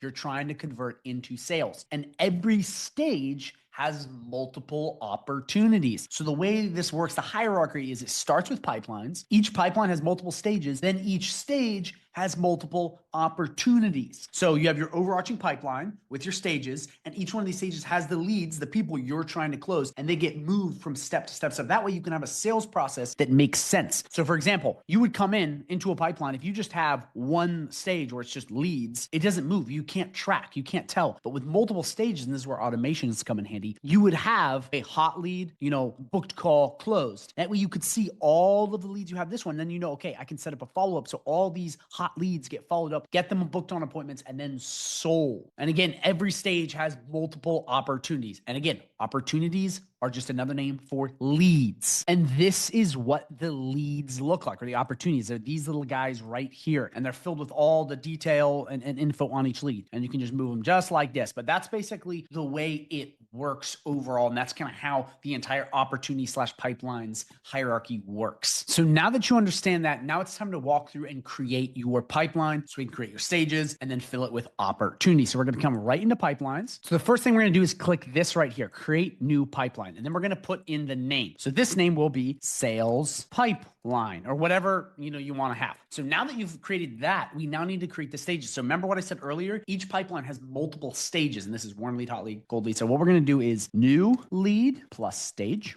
And by the way, this is just adding, if you want to see the pie chart, the funnel, and then this is to delete it. So these are just basic stuff you want to have, but you already have this right here and you can toggle these off or on, but I would just leave them on. So we're going to have new lead. We're then going to have booked app, which is booked appointment. Then we're going to have, let's do hot lead after they've done the appointment. Maybe they haven't gone all the way through it. And then we're going to do sold, and then we're going to do upsell. Okay, that's what we're gonna do. And again, you're gonna put what you have for your sales process in here. I don't know what your sales process looks like. If you have any questions, drop a comment down below and I will answer it. But for this, I'm just putting in a makeshift stage. So you just put your exact sales process in here. And once you have all these stages designated, you'll then just click save. And then if we refresh the page right up here, okay, we can now see it right here. So what you can always do with these is you can click this to edit it again, to add stages or anything else, or the trash can to delete it. But now we're going to go over to opportunities and I'm going to show you how to toggle in and out. So right here, if you click this drop down, you'll see all of your pipelines. So we're going to click our sales pipeline and now you'll see it. So remember the stages we created, they pop up like this. So you just pick what pipeline you want. And then when you have your pipeline picked, we then have a couple options up. So the first thing is toggling the view. So do you want it to be like this, where it's spread out with the 4, or do you want it to be a list, which I'll show you what this looks like if we go right here. This just has them all booked out like that. So what we can do is we can pick, either one on your preference, but then if you have a bunch of leads from another software, another pipeline, you can then just add them in just like this. Do contacts and opportunities, and you just follow these 4 steps. Start, upload, map, verify. Once you go through this all right, you would click next, and then all you'd have to do is upload them, and then you'll have all of your leads, pipelines from wherever else you have them in here. And again, that would be under bulk actions. Once we have that, then we go right over here just to see us. We can export this pipeline if we're moving to another software or to another pipeline, or we can restore the opportunities if we've deleted. Then down here, you can put any sort of advanced filters just to target,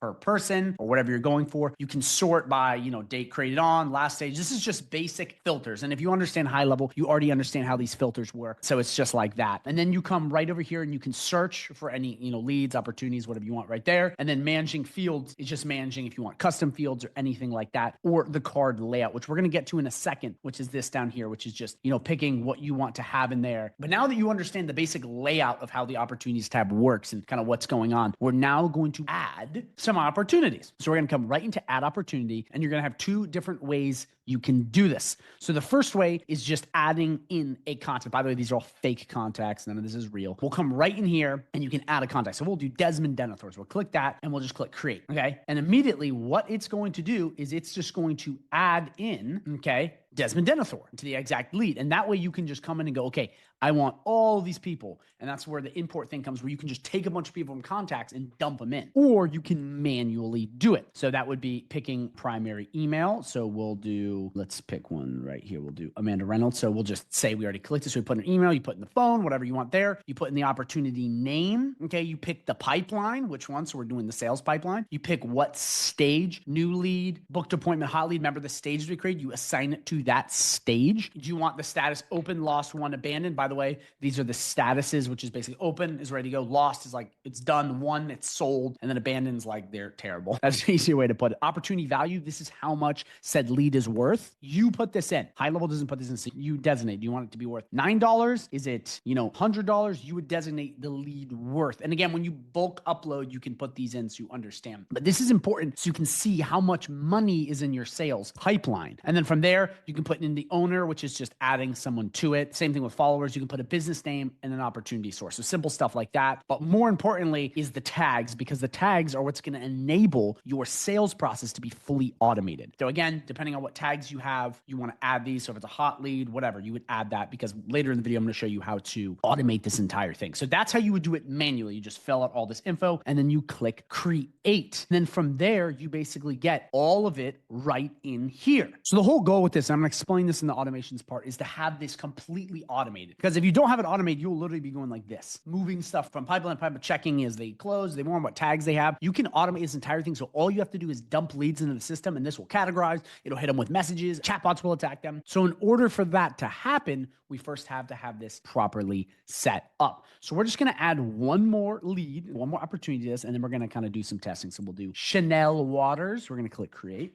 Okay. And we'll wait till she pops up. So to make sure you have this all properly set up, you need to understand how all this works. So in each lead, you have all this info and you can add stuff manually. So the first thing right here is view in conversation. So if we click this, all it's going to do is take us to the conversations tab where you'll have all their info, just like in here, where you'll see the conversation you've had going back and forth with said lead. Then we have add tags. You can manually add tags. By the way, I'm just showing you how to do all this manually. We can automate this later. This is a way to quickly manually add said tag. And you would take the tag you want, and then you click update, and it will then add the tag. So if we come right over here, okay, we'll now see that this has a tag added right there. Google review given. So it now has the one. Then over here, we have add notes. And by the way, it's all right here. I'm just showing you on the card way. Adding a note is like, she is amazing lead. Whatever you want to say, just a note on the person, or they want ready to buy, whatever it is. And again, this is going to be important for AI chatbots in the future, but that's where you would just add a note. So you click save. Okay. And as you see here, it'll be popping up little numbers designating what's on it. And then right here, you can add a task. Do you want this person to be building a website? Do you want this person to be buying this? It's basically you're assigning a task to the user. I've gone over this in other videos,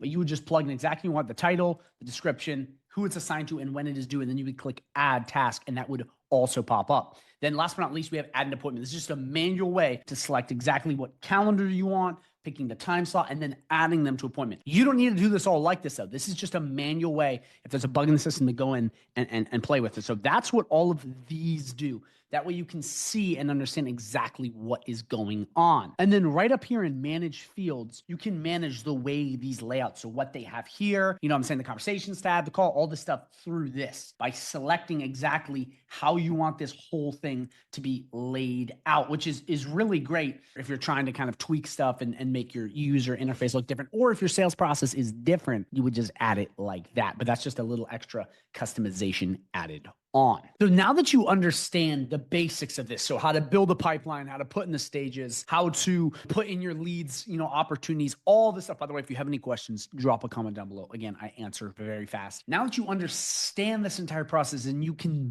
build a pipeline, you're going to want to automate it, because this is how you'll make a ton of money and get all of your time back, especially in the age of AI. So a big problem I see with so many people is they'll build these intricate pipelines, but they'll literally be like this. Okay, my lead, look at this. Like, oh, he just moved to hot lead, and they're manually moving this stuff. And it's like, what are you doing? Because you could just have all of your lead flow, whether that's a contact form, whether that's a Facebook lead form, whatever it is, how your leads come into your business, you can just dump it into a pipeline and automate this entire thing. So each one moves automatically, and it assigns tags and assigns this, and it adds SMS follow-ups, and AI chatbots kick in. And if you can automate a sales process, not only for your business will you save a ton of time and make way more money, if you are an agency, you will be able to absolutely enhance any business's sales process, which means they will pay you way more money. So like pay attention. So what we're going to do is we're going to come right down automations, and I'm not going to go super in depth on every little intricate part because I have other videos on automations and I really recommend you watch those. But I'm just going to show you the basics of kind of how to navigate this because there's so many different options depending on your business. But you're going to do start from scratch. The first thing, as always, name your automations. We'll just do sales pipeline. Now, just to let you know, you can get away with one automation for your entire pipeline. Now, I know a lot of people have like 26 automations for their entire pipeline, which if your pipeline is very intricate and very complicated, then yes, by all means do that. But if you have a relatively simple sales process, one pipeline plus AI, you're pretty much taken care of. So the first thing you're going to need to do is have a way for all of these leads to get into the pipeline. So that could be form, submitted. That could be Facebook lead form submitted. It could be TikTok form, whatever it is. It could be website widget. I don't know because I don't know what your business is, but you're going to have a way for these leads to be put right into the pipeline. So that's always the first part. And just understand, again, drop comments if you're confused. You're going to have a way for these leads to immediately get pumped into said pipeline. Because what you don't want to happen is you're constantly manually adding these. As soon as the lead comes into your business, you want that lead to immediately be put into the pipeline if you have a big sales process. The first thing is just defining what that is. So we'll just do form submitted. Again, you pick whatever you want. Pick exact form, what it is. I don't know what your sales process is, so I'm kind of doing this very vaguely. But then from there, it's going to cascade. I'm going to show you a couple different options just so you understand this. And I have full videos on automations, by the way, so please check those out if you're confused on all this, or drop a comment because this does get pretty intricate. But I'm just going to show you a couple things you need to know so you can immediately start putting stuff in here, okay, and having this pipeline automated. So then after that, a really important thing that you're going to have to add many different times is this right here, which is the create update opportunity. Now, again, we're going to have this sending them SMS, I'm going to send the email. I have other videos on that, so please watch those if you're trying to learn like that side of things. Right now, I'm just showing you that you're going to need to understand the create update opportunity, because when you do, that's what's going to manually go ching and send them, book a call, book this. It'll get them off of sold. It'll put them in upsell. It'll do that all automatically. And a lot of people don't even know this, but this is what you're gonna need. So you're gonna have create update opportunity. You're gonna pick the exact pipeline you want this in. So we'll do sales pipeline, the exact stage. So we'll do new lead. Okay. Opportunity name. I always just do custom. I'll do contact full name. You can do phone number too. You just want basic stuff so it understands it. And then an opportunity, we'll do contact source. So we'll do contact, we will do source, contact source, lead value, put in whatever you want for that. Again, I don't know your business. And then you come right down here. This is my pre-built automation I have here. And again, you can add fields like lead score and all this other stuff. But then right here, you might want to add this, which is allow opportunity to move to any previous stage in the pipeline. So this is important if, someone doesn't book a call, like I'm not really interested or whatever, it then goes back to being a hot lead, not sold, or however you do that. Again, your sales process is different than everyone else's, so you have to figure that out. But what I'm just showing you here is this is like a rough way to do it for mass. And then allow duplicate opportunities, which is just allowing multiple of the same opportunity in your pipeline, which you can allow or not. But then we would save action. Now, here's the thing. It's impossible for me to just build a generic one for everyone's sales business. So I'm just giving you the idea. I have full videos on this on my channel, so check them out. But the concept is understanding first, you have to have the leads coming in, and then just understanding how to update and change the opportunity. And even coming in here and doing remove opportunity is going to be very important, because you can do all opportunities in the selected pipeline or opportunity that triggered this workflow. Because if you come in here and you have someone that didn't get sold and they said, I do not want to buy, like I hate you, you then want to move them. Again, the whole point of this is having an automated sales process where all you do is dump leads into the pipeline. And I know this is more vague, but I'm trying to just show you that these things and automations, again, full videos on my channel to explain this all. These things are what you're going to be using the bulk of in order to get these things to move automatically. And from there, it's just adding update opportunity, remove opportunity, send SMS, add the chatbot, whatever it is down this line, just continually selecting more and more. That way, this whole process from each stage gets automated. Because what's really important is understanding how stages work. That's why I recommend you watch this video again if you don't understand the stages, because the stages are how the automations are really going to work smoothly. The pipeline and the opportunity are just down here. The stages are what make everything kind of come together. So that is extremely important to understand. So with this, just understand that whatever your sales process is, the first thing is you have to have those leads dumped into the pipeline. So you pick that and make them go into the pipeline. Then from there, it's just sending running SMS, creating and updating opportunities, and then removing opportunities. That way, all you have to do is start dumping leads in, and then this entire process will work on its own. And then if you have an automated system or you have salespeople, they'll know exactly what to do. They won't have to come in here manually doing this and that and tricking around. It'll do all of it, which saves a lot of time. You sell more leads and everyone makes more money and everyone's happy. Again, when your clients are happy, you make more money. So just keep that top of mind. So we're just going to come right in here to payments.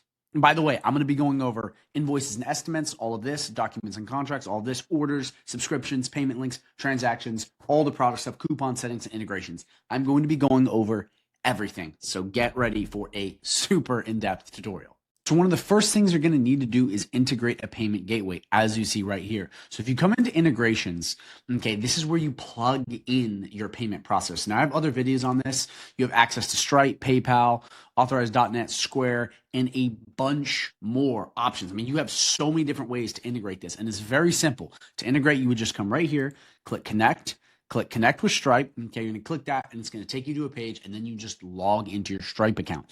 If you don't have a Stripe account or a payment processor, you're going to need to create one. But whatever your payment processor is, you just go in, click connect, follow the steps, and then you're good to go. And this is what it's going to look like when you're all done, set up, and connected. So once you're all set up, we actually are going to go to products. I think it's the best way to start with this, because I know you would think, oh, we start here, and move like this, but products have to do with everything else. Like, they are the services. So what we're going to do is I'm going to show you how to do products first, and then we're going to move in order. That way this will all make way more sense. So you're just going to come right into products. Okay. And you have a couple different options. So the first thing, you can import as a CSV. If you have a bunch of different products, let's say from Shopify, you upload them into here. You can import from Stripe. You just click this button and it will import all of the, the services you've created in Stripe. Very simple, very straightforward. If you already have stuff built out in Stripe. But then most likely to create it, if you don't have these, you're just going to click create product here or there. So we're going to do create product.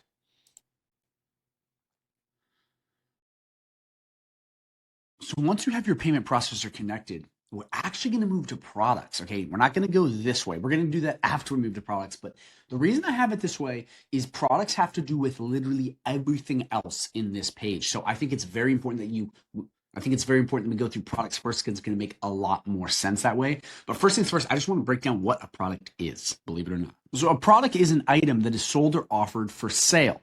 In this case, a car. The example, I bought a car for 20 grand. Here's why I'm explaining these.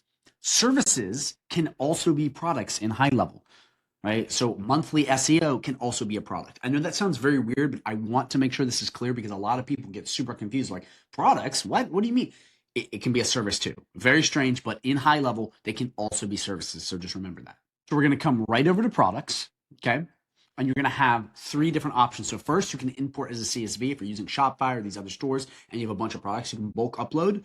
If you already have your products built out in Stripe, you can import from Stripe, so you can take all of them. And then this will be how you manually create, and you have two different options. So we're going to click create product, and you'll be brought to a page that looks like this. So just follow along with me. So first thing we're going to do is put the title in. So we're just going to do SEO. Okay, that's just what we're going to do for this. You can put in a basic description. So this will be monthly SEO. Okay, and you put whatever you want in there. Then we can pick an image. So we're going to slap an image in real quick. So we'll come right here to Unsplash. We're just going to do SEO. We're going to click search, and we're just going to click this. And again, then we're going to add an image. So we'll just click this right here from your image library. We're going to click this right here. Okay, we got it selected. And then you can do any sort of product label or collection. We're going to get into that in a little bit. Any sort of tax category. Again, I'm not a lawyer, consult a lawyer, a CPA on that. That's just if it's going to include taxes or not. And you just figure that out, because every business is different. And then down here in prices, you're going to have the difference between one time and recurring. So one time is like, give me $500. Recurring is $500 every single month. So for this, we're just going to do recurring, and we're going to do $500. And then this is basically like a price anchor. So we could say $700. So like that's how much it normally costs. And then right here, you have the billing period. So monthly, they have a free trial, number of payments, and then any sort of setup fee. Okay, which is really cool. And then you got some additional options in here, which is just price description, and if you have a membership offer. And then which is just a membership offer. Then down here, you can do any sort of like customizing of the product. So like what it looks like. And then you just have some basic SEO search engine listings, which I don't think you need right now. Again, if this is a product that is going to be on an e-commerce store, maybe. But for this, we just don't need it. So once you have all that and you're good to go, you're just going to click save. And then up here again, that would be if you already been. And up here, you can sync with PayPal or Stripe. That's to connect it. But again, if you've already done that, it'll already be taken care of. So we can make sure it's saved. And then we're going to go back. And right here, you'll see the product right here. And again, you can come right in here. You can edit it or delete it just like that. And to create more products, you just click this. So this is how you're going to create all of your services. And again, when it's connected to Stripe, you can just give people this and you now have a product that you can collect money from. So if it's lawn mowing, if it's cutting people's hair, all services and stuff will go right under here just to let you know. So this is where you build out the stuff that's going to be the money side of things. So now that you have your products created, we're going to go right over here to invoices and estimates. So let me first explain what an invoice is. Invoice is a bill for work already done or items already provided. Example, you fixed my car, I now owe you $200. It's what you send after they do the work. And right in here, you'll just have a basic dashboard of the invoices sent out, the money due, all of that good stuff. And to create an invoice, we're going to come right up here and click new.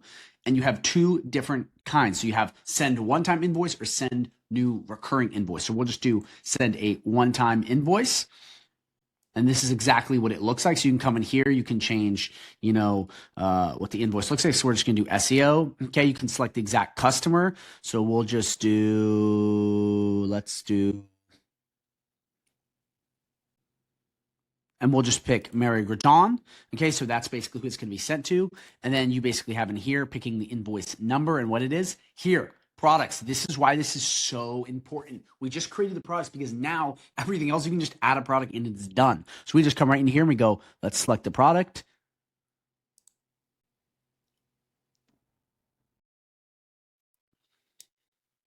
So to create an invoice, we're going to come right up in here. We're going to do new recurring invoice because that's what we created the product on. Again, same thing, the product is going to match. So right here, you can pick your customer. So we're going to do Mary Grajon. Okay, all the basic business info, adding products, really important because it's what we just created. This is going to be across the board. So we just click add product. We pick this.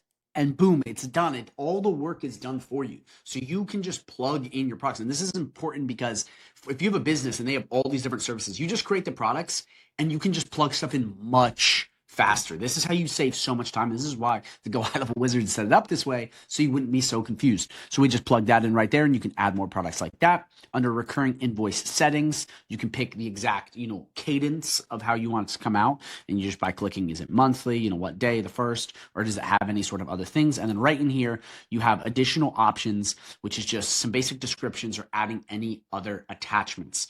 And again, for this, you would just click save.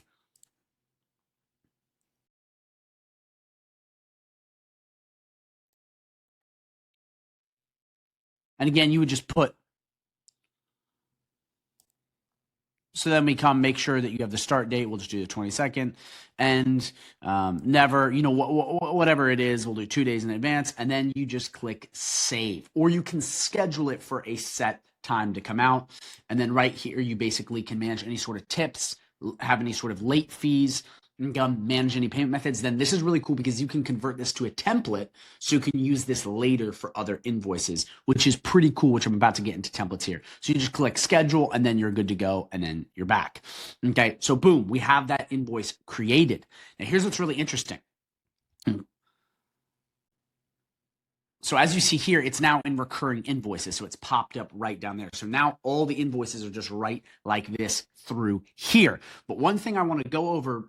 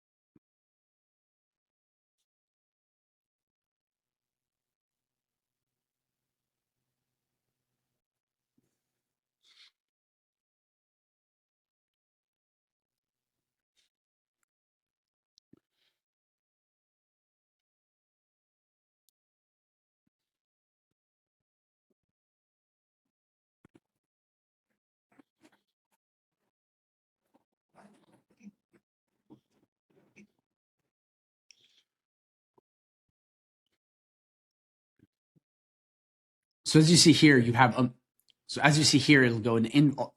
So as you see here, you got all invoices, the recurring invoice we just created, and then down here in templates, I just want to give this is really important. You now can have templates completely built out, and this is one I saved a while ago, so you can just use it very easy. So you can click New Template, okay, and what you can do is you can fill this out again, or you can just add the product that you want. Okay, do this and boom, and click Save. Right? And here's what you have. You now have a new template, and obviously name it, but that template can just be used again and again and again. So that's really, really neat. But I want to show you one last thing before we move on to estimates is if you come right in here to settings, you now will have all these settings over, okay?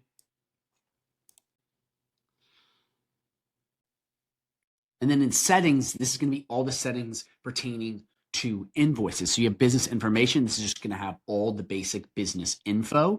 You have email configuration. So what emails is being sent from. Okay. You have title and terms. So this is any sort of, invoice titles, terms, anything like that. So you plug that in right there to know what it's named. You have payment settings. So this is like the exact, after what kind of days it goes after, late fees, tips, the kind of thing we just showed you earlier. Okay, product settings, again, any sort of stuff with importing products from Stripe, anything like that. Reminder settings, this is just like following up with people and email notifications. Custom fields, whole video on that. That's just fields that they don't have in high level. So maybe like special secret car is a field, whatever that is, like that. And then any sort of notifications to be sent to them. So right here, I breeze through this because this just depends on what you're trying to do. But just know if you're trying to tweak this, it'll all be in settings. And this is just the basic business info, but that's how you would reach it right through there. Now we move on to estimates, which is a really cool new feature in high level. But before I even jump in, I just want to explain what this even is. So an estimate is a guess of how much something will cost given before the work is done. The example, you might fix my car for around $200, but I'm not sure yet. So the whole point of estimates is like, okay, someone wants something done, like I want SEO done, it's like a proposal almost, like this will cost X. And this is great to send to people so they have a rough idea of what's going on before they buy. So all we do is we click New Estimate. And guys, the rubric is the same. It's the same format across all of these. Okay, so we'll take your name. So we'll just do Estimate SEO. And again, you put in whatever you want. You have the basic info. You select the exact customer dot. We're going to do Mary Gradon. Okay, you put estimate settings. So estimate.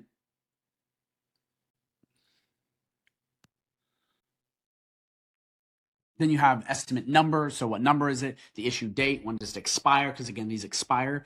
Add products just like before. We can click this right in here. Select the product right here. And boom, you now have an estimate for this. And what you can do is you can change up, pricing for that. Again, frequency. How often do you want this to be sent and whatnot? And then any sort of additional options. So add a terms and conditions, basically a contract, add any attachments, or send an invoice on top. And again, these are great if you're not sure what something's going to cost and you want to just send someone a proposal. Estimates are great. But you guys are starting to see very simply, it's the same exact format. You just make sure the info looks good. You pick the exact sort of timestamp and when you want to go out, the exact customer you want, add any terms and conditions, and then you just click send. And then you just click send and you're done. It's that simple. Or save, and this will save the estimate for later. And again, right in settings, it's the same thing I went over. It's just basic business info. So that's how you send an invoice and an estimate. So now let's move on to documents and contracts. Really fast, I'm just going to explain what a document and a contract is and their difference. A document is any file like a proposal, report, or receipt used to share information. Example, I create a document for the customer detailing the car repair process. It's just a document that outlines whatever you're doing. It's similar to an estimate, but it's just an internal document for any sort of thing you have. Contracts, on the other hand, okay, is a legal document that both parties sign to agree to the terms, like agreeing on the price for car repairs. Example, a car repair contract outlines the cost, services, and timeline. Both you and the customer agree to sign on the work. So this is legally binding. Like you get a house, you sign the deed. Okay. So this is like, so the contract is just legally binding. It's like, we get X if we pay you Y. You know what I mean? And then both parties sign it and it's very much a contract. Shake hands, you're good to go. So this brings the legal side. So it technically is a document, but it's the legal side of the document. So I know this can get a little confusing, but just make sure you understand the difference between the two. So you're going to come right in here, you're going to click new. and you have two options. You can upload PDF. So if you use DocuSign, PandaDoc, you can just download and upload and it will keep the rough format, or you can do new document. So what we're going to do is we're going to do new document and we're going to go through this. First things first, you want to name your document. So we're going to do SEO document. And then we're going to go through. So first things first, you add what you want here. So you can add text fields. Okay. You can add images. You can add videos. You can add tables. Okay. You can add a product list as you're listing your products. You can add a page break, which just separates it, a signature, which you know what that is, a text field, a date, initials, and a checkbox. So again, what we'll do is we'll have a signature down here. That's going to be so they sign. Remember, this has to be legally binding. Product list. So what we're going to do is remember that product we created. Remember that? How cool is that? We're just going to add this in. That way you guys can get away with a lot of stuff and just be done. So we're just going to do this SEO contract. And again, I'm just kind of breezing through this. You guys want to make sure this actually looks good and not like this, but I'm just adding that very simply right there. But then I add a signature, or I can add, initials. And now this is legally binding. And this is going to show up in the submissions. Okay. So this is really important because now you can send legally binding contracts right in here. This is going to be how many pages do you want to the contract. Okay, document variables, when it was created, sent out, simple stuff like that. Recipients, this is what you send it to. So if you come right in here, and again, you can make sure they sign it, but let's do, where's Mary Gordon? Okay. And then you just pick whatever you want. So we'll just do guest visitor.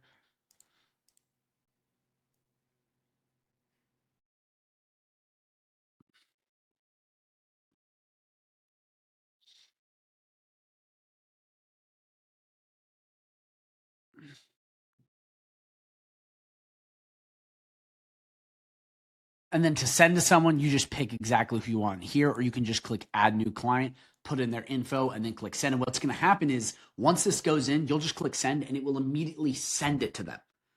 So you just put in the contact info and then it will send it to them. And then right here, you can do any sort of payment setting. So again, if we set up the product, not really needing to do that, you can kind of just forget about that because the product can take care of it. And then you have any sort of settings, what the email is, what you want the email subject to be with custom fields and whatnot. So very simple, very straightforward. So again, it's very simple. You just pick exactly what you want. I recommend you go in, you slap a product in there, and then go in and then make sure, okay, you just add a basic signing. That way you'll have beautiful products pre-made. And again, in my private community, I have a bunch of things and documents already built out in contracts that you can just plug in, slap your name on, and be done. That way you can sell much faster. But we're going to preview this real quick. And boom, look how cool that is. Simple as that. And again, you just click save and then you're good to go. It's as simple as that. When you send it out, you'll see right here, it'll say waiting for others. So it's been sent. Completed will be the ones that have been signed, and then payments as people collected. So this is what you'll see right in there. So that's pretty cool. And then templates, this is just the templates you've created so you can quickly send out contracts. So say we went to that other one and we created a template. That template, okay, from that other one we created would just be there again. And we could just change the initials or change, who it is and send it. What I recommend, if you have services that require contracts, so like someone building a porch or selling a car, whatever it is, create a standard template, okay, through documents and contracts, save it, and then you have a template so you can just send it out and just change the initials or who it's being sent to. Huge time saver right there. Highly recommend you do it. And again, for this, you can just click new template. Okay, add it in just like this. And through here, it's the same exact thing we just went through. So you can do it like that. Or what you can do, okay, is you can upload a PDF, which is just right here. You come and upload PDF, we'll bring it and then create a public document that anyone can use, which is like users in your team. But that's a great way to save time. So again, I highly recommend you go in there and you build out a document that, and I highly recommend you go and you build out a contract that you can use for everyone. Save you a ton of time. So that's how you do all of that. But again, there's a settings. So I want to be thorough and go through this.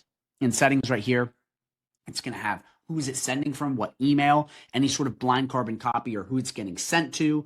Okay, again, basic custom fields and basic email configurations, which is important for when you're sending out because it's coming from you. So make sure you fill this out if you're sending this stuff. Team notifications, this is what users are being pinged. And then product invoicing is any sort of invoicing being attached. So just make sure you check this out. Again, every business is different, so I can't really do examples because it depends on what you're doing. But again, any questions you have, you can drop them down below. But that's just how this process would work. Okay, so So now you're going to come into orders. Okay. So all orders is for e-commerce. It's all of the people that have bought from your website. It'll all be listed just like this. And abandoned checkouts is if someone has placed, okay, like they were going to buy some shampoo and then they never basically bought it. They just left it in their shopping cart. Like in Amazon, you may have products in your shopping cart. This way you can create an automation that will start hammering them with follow-up to get them to buy. Actually, super important. This is a big one, but this is for e-commerce for using Shopify. So definitely let me know if you have any questions of that, because that is money right there. Subscriptions, okay, this is basically just like recurring products, okay? And again, it's the same rubric. You just pick the customer you want, you pick the exact, product you want, and you can just click schedule again. You want to make sure your payment processor is dialed in, but it's very similar. You guys are starting to see it's the same thing across the board. So you just want to make sure you're like, okay, we have SEO that goes out every month. You can just create the subscription, pick the person, and send it out, pick the exact product, and you're done. You guys now see why whenever product's first, it has to do with everything. Once you create a product, all of this moves so much faster. It will save you so much time. And actually, speaking of saving time, payment links are amazing. These are basically quick payment links you can send out on the spot just to collect payment. So you're not having a contract. You're not doing any sort of more complicated stuff. You can just quickly send out a payment link and collect payment fast. And this is great for you to show your clients how to collect money quick. This I actually think is very underrated, and you need to be teaching service-based business owners how to do this. So again, boom, we click the product, save a bunch of time, looks real cool. You have any sort of options. So require customers to add a phone number, collect customer address, allow coupon codes, which we're going to go over in a second, and then letting you just the quantities and anything like that. And then you have, what do you want the payment button to say? So we can have it say book. You can have it say donate. You can change this up here to whatever you want. Okay. You have add terms and conditions, which is great if you're like want like a basic simple contract on there. And then your name up here, and then you just click save. And then when you're done, you just click save. These are awesome because you can just send this out immediately and you have a basic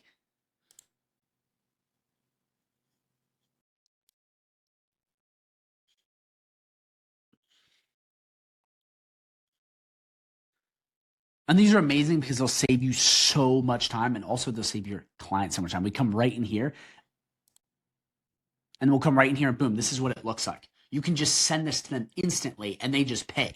So big time saver. Actually, for your agency, you should also have this dialed in too, because this will save you a lot of time. That way, when someone's like, dude, I'm ready to go, you're not sitting there like, oh, clicking buttons and trying to figure out what to do. You get that payment link, you send it, you click payment, and then you're good to go. So once you're done, you just click save or you click copy and send to the customer.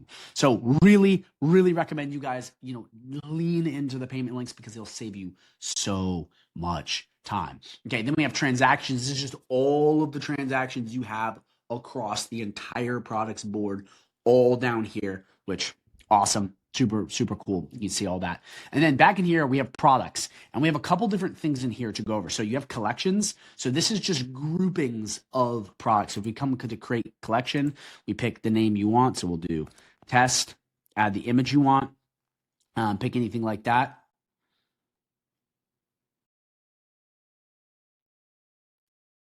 So then we have collections. So all this is groupings of products. Okay, so it's like everything to do with toothbrushes, everything to do with everything to do with toothbrushes, everything to do with shampoo, but all the different kinds of shampoo. So stuff like that. You just click create collection, put the name and put the image in, go through the additional options and create it. Again, you don't have to have that. That's just an additional feature they have. Inventory is going to be if you have like physical stuff. So if you're selling shampoo, you're selling cars, and there's actual quantities. SEO, there's no quantities because it's pixels. So this is where we're going to see your inventory. This is really big for e-commerce. And then reviews, which is pretty cool, is reviews on products or services. So someone can go, oh, I didn't like this shampoo, and they leave a review. So it's very much like Amazon's reviews for if you have an e-commerce store. And yes, you could do that. So you could do, so you could have it for SEO, but you don't really need it. But that's kind of how that works. So now that you understand all that, I want to show you how to set up a quick product page because I think this is really, really important. And then we're going to go right into coupons. So we're going to come right into sites. Okay. We're going to get into new funnel. We're just going to do from blank. We're going to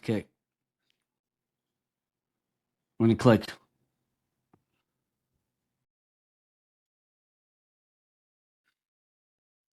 So now I want to show you how to create a product page. So we're going to come right down to sites. Okay, we're going to go over coupons here in a second. New funnel. We're going to pick this. We're just going to do test. And we're going to click create. So we're going to click add new step. Okay, so we're just going to put test, and you put whatever the name you want in here. We're going to click create funnel step. What I'm going to do is I'm going to show you how to just slap a quick product in and then be able to add coupon codes just for an example. Again, what a product is if you have a bunch of pages on a website, again, you can add this however which way you want. You can have this on a website page. You can have this wherever. This is just where your products will be listed so people can buy on the spot. So we're going to come right in here. We're going to click edit in new tab. Come right in here. We'll just do full width section right here. We'll just do add a row. We'll just do one column. What we're going to do now is we're just going to come right in here. We're going to go to So we come right in here, we're going to go to elements. We're going to scroll all the way down. We're just going to do a one-step order form. You can do a two-step, but I'm just showing you the basics. So what this is this is now a page that you can plug your info into. So what we're going to do is we're going to come right in here. Okay. We're going to come to through here. Before we add the product, you can edit it all right here. So if you go under advanced, you can get rid of, headline, you can get rid of shipping if you don't have it, and everything here will be right here. So let's say you don't want, to have a phone number. You don't want to have shipping. You just would come in and click it out, or just go like this and get rid of stuff just like that. So you pick exactly what you want in here, okay? And that's up to you. Again, enable cart mode, that's going to allow them to pick quantity, so we get rid of that. They will not be able to do that once you have your product in. Any sort of pricing information. Order bumps is if you have e-commerce and just basically upsells to something else. Enable coupon codes is if you have coupon codes. Enable terms and conditions if you have this like a mini contract, a TOS, you can add it just like that. And any other things you want. Sticky contact, this just allows them to leave their contact information so they can keep buying if this is e-commerce. New contact means they have to refill in it just like that. And then validate disposable email and other simple stuff like that. So it's very, very straightforward. Again, the reason why I'm breezing through this is I have other videos on funnels and adding this in. So I'm assuming you've watched that and you get how to do this. If you don't understand that, please go watch a video because I have a video dedicated to literally what all this stuff does. But I'm assuming you know that. So let's move forward. So as you see right here, we now need to add our products. So we're going to come up here and click save. We're going to go right back and we're going to click back. Okay. And now we're going to add a product in. So once we're right here on the exact page we just set up, we're going to go to products. I'm going to click add product and we're going to click the exact product we created. See, aren't you happy now that we created the products first? Because you use it for everything. The exact same price you want. Everything else is good. Any sort of additional options you want to have, but I think this is perfect. So we're just going to click.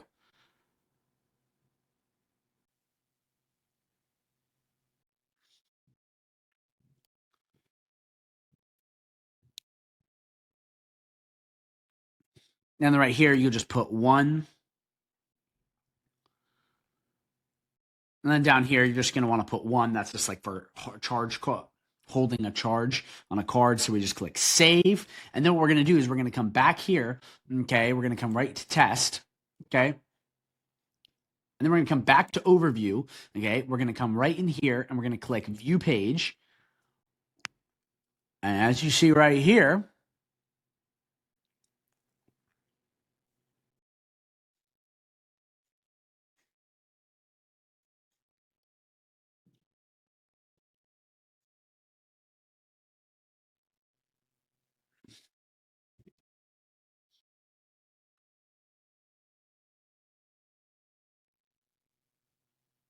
and from there, you're all good to go and you're all connected. And then what you would do is you would just come right back here and you would view it so you can see said product info. Again, we don't have payment process set up for this test account. So, it's not going to pop up, but that's how you would do it. You just view it and then you'd be good to go. But here's the other thing I want to show you.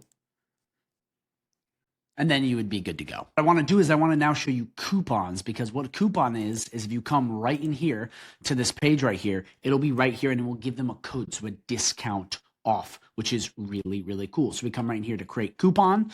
Okay, so you put your coupon name in, you enter your coupon code, or you click generate and it will give you said coupon code. You can do it for a select You can do it for percentage coupon or fixed coupon. So we'll do percentage. So again, it'll be 50% off. You click the start date. Remember, it has to have a date. Coupons don't last forever. I mean, you could technically make them that way. And then end date, we'll just do the 30th. You pick the exact time you want. Then you have a couple options. So limit the number of times that can be used. Okay, limit this coupon to certain offers, limit to 1 use per customer, and then apply any sort of stuff for recurring info. So you would just come in there, pick which one you want, and then click create. Okay, so once it's created, what you would do, and this is going to be scheduled because it's not rolling out just yet, it's rolling out on the 22nd. You would just copy and paste this link, and then you would come in and you would just enter it like that and click apply, and you'll get the discount. And this is great if you create this coupon code and you have people coming in and you're like, oh my gosh, let's give them a coupon code. And this is so powerful for if you're running, email marketing blast, SMS blast, and you want to get more people in, like especially for hair salons, big. Use the coupon code. If you bring a friend, you'll save 50% off. This way, you send it out in your email, your SMS, or whatever you're blasting, and they can just take that coupon code and apply it. Great for database reactivation too. You can just use this and then get a ton of easy sales because people are getting a discount and it's incentive for them to buy now. So that's how you would do that. You would just go through, you'd follow those exact same steps, and then you're good to go. Last but not least, we have settings, and we kind of went over a lot of this already in different spots, but I'm just going to run you through it anyway. So you have receipts. So this is the receipt that gets sent after someone buys. You have the basic email stuff, some of the from name that always gets sent, the from email, which you guys want to configure and click save. So every time you send an email, it's from the same exact, person. It's not switching every time. Taxes, again, consult a lawyer about this, or, do your own research. This just depends on what you're selling. Different things vary. And you just click if you want them included or not. And then you add what tax categories you have. Again, every business is different, so you got to figure that out for yourself. Notifications, this is just the notifications from, with people being, and the notifications is just, as you see right here for the abandoned cart, if someone doesn't, check out with their stuff, it just sends them, it'll just notify you so you understand. And then notifications, you have like the abandoned cart, which again, if someone doesn't pay, and they have that stuff living in the cart, it'll basically go through and send you notifications so you know exactly what's going on, them too. And then any sort of order confirmation. So someone buys from you, it pings you going, oh, somebody just bought shampoo or whatever you want. Shipping delivery, if you have an e-commerce store and you have shipping products, you're going to want to add zones in here. And the way you do this is you just click add zone, you pick, the country, you pick the place, whatever you want, and then you add it in. So then it calculates the shipping cost, which is really, really cool. And then shipping origin, pick the basic info, business name, phone, email, street address, and other simple stuff. That way you plug this all in and then you're good to go. So it's very simple. It's very straightforward. You just want to make sure you go through and configure all this, especially if it's for your clients. Have them go in and just fill this stuff out so you know exactly what to do if it's for e-com, because you may want to check that out. That's it. That is the entire payments page. So that is it. That is the entire payments section covered. I went through this super in depth. I hope this answered your questions. Again, I'm assuming you knew certain parts of this. So please, if you didn't understand certain things, like, creating pages and newsletters, so go to my channel. I have tons of resources on this. Also, if you have any questions about anything at all, okay, like strategy, how to do this, just drop a comment down below. I answer it really fast. So you're going to come into your GoHighLevel dashboard and you're going to go right down to AI agents. So you may be like, what is happening? This is way different. Is this a new feature? No, it is the exact same thing as in the settings and going down to conversational AI. It's the same exact thing. They've just put it in here due to the popular demand. So this is actually nothing new. It is the exact same thing. You can see if you come down to conversational AI and you even click this, it will take you into the settings. Okay. It will take you into the same spot that is in the settings. So do not worry, it is the exact same thing. So to get started, you can just come down here in a conversation area, click this plus, or you can just go to this right here and click create bot. Okay, so you're gonna have 3 different options: a Q&A bot, which is a bot that answers questions and answers; appointment booking bot, which directly goes in and books appointments for you; and then start from scratch, which could technically be both. I have actually used the same chatbot for both, and it has worked. A lot of people say it doesn't, but it does. It just may not be perfect. So you're gonna pick which one you want. So we're just gonna do general Q&A bot, okay? So we're just gonna click continue. and we'll be brought to a page that looks just like this. So real quick, we're going to be going through all of these, but let me quickly explain what each of these does. So bot settings is just setting up your chatbot and the base settings. Bot training is where you configure your bot, making sure where it pulls its data from and training it. Bot goals is the personality, what the objectives are, and then dashboard is just all the analytics on this exact thing. So the first thing you're going to want to do is name your chatbot. Then we're going to have the bot status. We're going to make this live later, but this right here is off, so it turns it off. Suggestive is where it'll prompt an answer that you can send. And then autopilot is just doing its own thing. But for now, we're gonna leave this off. We're gonna turn it on into autopilot once we actually get everything configured. Then down here, this is where you will select the channels which it talks to. So you have a whole list. If you click Instagram, it will answer all Instagram DMs. Facebook, it'll answer all that. Chat would answer all that. Live chat, WhatsApp, answer all that. And to delete these, you just click this right here. It's as simple as that, very straightforward. But in order to just click these and have these working, you have to make sure that they are already integrated in the GoHighLevel account.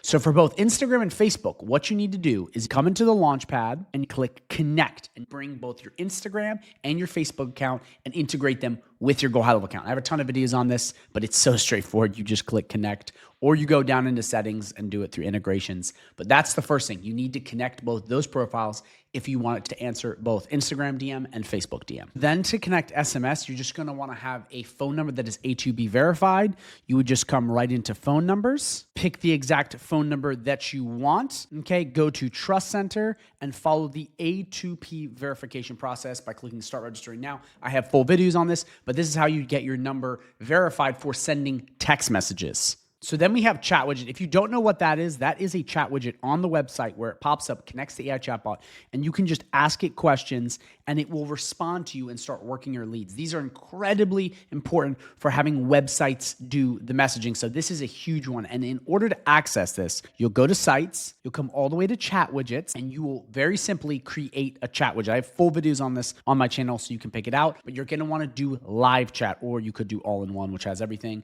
and you just select it and you follow the exact steps of getting this set up. Again, full videos on my channel if you're confused about that. But that way you can have something on your website working the leads. Then we have WhatsApp. So in order to connect WhatsApp, you're gonna wanna have an account with WhatsApp, which is a business WhatsApp account. Okay, it cannot be a personal. And then you pay $10 to the GoHighLevel integration to get it to work. That way you just come right down here, make sure you plug in your business details, and then you're good to go. It's as simple as that. So again, I have full videos on all these on my channel if you're confused how to set these up. So you can go check this out. But that's how you basically connect them. And again, to make the chatbot answer messages on any of these channels, if they're set up, you literally just pick them or click the X to get rid of them. It is that simple. Okay, then down here, we have advanced settings. So this will be business name. So you put in whatever your business name is right here. Then you have the message. So how long do you want it to wait before responding? So I would actually recommend around 15 seconds. When it's immediate, it looks like an automation, which means some people may think it's not AI, which you don't want. So around 15 seconds is perfect. And then the maximum messages a bot can send. So this is how many can have a conversation with. I recommend you have a cap here because you don't want someone just continually messaging you stupid stuff or trying to spam you. So leave it at 10 or even 15 and you should be perfect. But to do that, you just click this either up or down and you're good to go. Then right here, you have send bot to sleep when I send a message manually or through a workflow. So if you go in and start messaging people or do anything,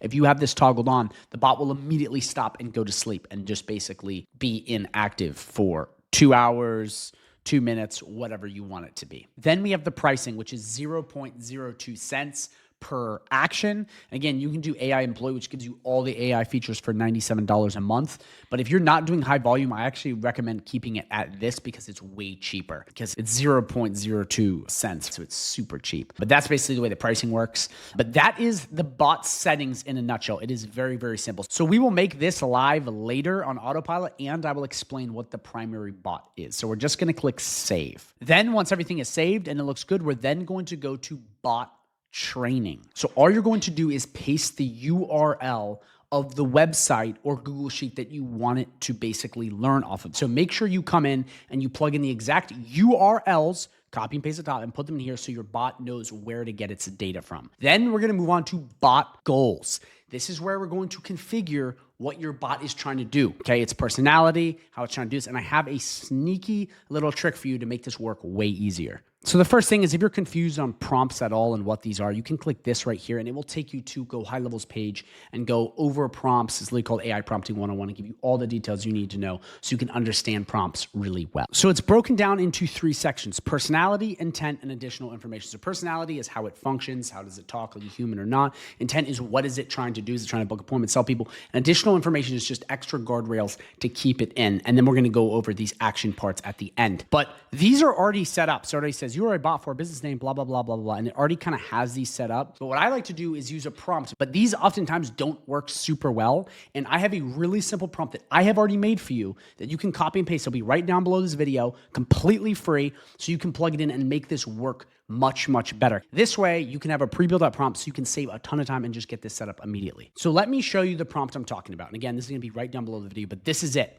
You have personality, intent, and additional information. And all you have to do is change what's in these little brackets here and then copy and paste it right back into here. This is the fastest way to get a basic AI chatbot. Now, if you have something that's really complicated, you're gonna have to do more than this. But for the most part, a lot of you guys just need to fill this out and your business will be good to go and immediately be able to start selling people ASAP. So what we're gonna do is we're gonna start with personality. So you're just gonna come right in here and we're just going to change these things out right here. So we come right into tone. So what is the tone of the chatbot? So we would go, you are a happy chatbot named Mary. And you literally put in whatever you want, guys. It could be flamboyant, it could be angry, whatever. So you are a happy chatbot named Mary designed to represent Ryan's Roofing. Okay, it's a demo account I made. Then you're gonna do, your goal is to engage users with a pleasant vibe that reflects our brand's voice, making every interaction feel authentic. So the reason I have it this way is oftentimes with this regular bot, it's not enough. It just doesn't properly do it. And then the AI chatbot starts to sound a lot like an AI chatbot, which you can have, but it doesn't work as well. It's like these long things and they know it's an AI chatbot. When you use this prompt, it gives it just a little more to sound like a human. And it's also so easy. It's already set up. So once you figure out everything you need to go and you're like, okay, this all makes sense. This is what I want. You'll literally just do this. You will click copy and you will come right in here. You will highlight everything that's in here and you're just going to paste this right in here. Way easy, way simpler. That way you can configure this ASAP without fiddling around trying to figure out stuff. So we're then going to move on to intent. Okay, so your primary job is to answer questions for your audience, which is going to be the leads you're trying to sell, for potential roofing leads, whatever your audience is or your client's audience. That way it immediately understands the avatar. This is so important because if you come back here, it doesn't have this. It just says your goal is to assist the customers with their queries. It doesn't know. This is why I made this prompt for you guys and took all the work away, is because I see this all the time. People keep these and then their AI chatbot doesn't really answer. It just kind of flounders and everyone looks stupid. You want to make sure it knows the avatar because it will also pull from other sources to be that much better. Focus on answering leads questions while keeping the conversations lighthearted. Whatever you want, you pick. Or serious, okay? And mind the spelling errors, okay? Whatever you have, you just want to pick it and then you plug it in. That way, it just knows exactly how you kind of want it to talk. Because trust me, when you say lighthearted or you say serious, the chatbot will do that exact thing. So then you have, if you don't know something, say, guys, this is really important because a lot of the time, if it doesn't know the answer, it'll just glitch out and people will be like, what is going on? You need some sort of fail-safe. So if they ask a question like, what is the price of X, Y, and Z, and it really doesn't know, it will immediately figure out some way to give them an answer as opposed to BS them. So we'll say, ask my manager and offer to send you free quote or whatever. However you want to go about this. This is really important because if you set this up properly and it has some really complicated questions that it can't answer, you could trigger a workflow to then immediately notify you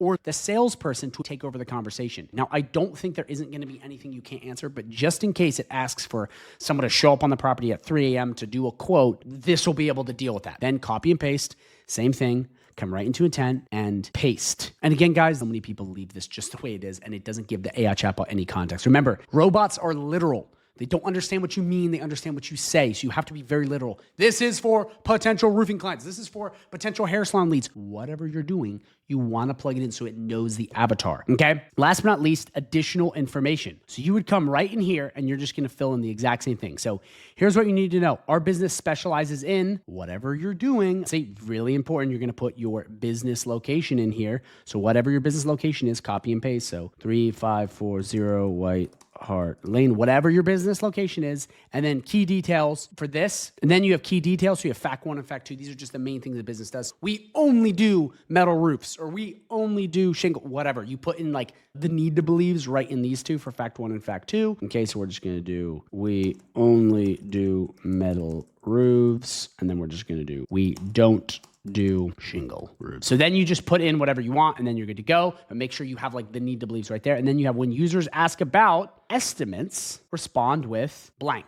So this is a general guideline because they're going to have a whole bunch of other questions. But again, guys, I don't know what your business is, but you just need to sit down and like look at this and be like, okay, this is what my business or client has. Let me plug in the stuff. I don't own a roofing company, so I don't know. But whatever your business is, just go in and plug in what's in here. If this is, can we chat on the phone, whatever the thing is that you don't want to do. Or if someone says, give me pricing and you're a business that doesn't do pricing, please put that in there. Outcome, which is the main thing you want the bot to do. So is that booking? Is that answering questions? Or is that selling? Whatever it is, you put that last thing here. And again, you guys might be like, this is a bit redundant. Why is it kind of going over the same stuff as it goes before? Is because the AI chatbot needs to be super told what to do, especially the GoHighLevel chatbots. You have to get very narrow on what's going on. So make sure you fill in the blank there. So we're going to go right down to settings, okay? And we're going to go right to voice AI agents. Okay, we're going to just jump right in, and then I'm going to have some slides and really break down some really great tips at the end of this video to help you make a lot of money with this. So we're going to come right into create agent, okay? And you'll be brought to this page here. So first thing you need to do is name your agent. So we're just going to do Rebecca, okay?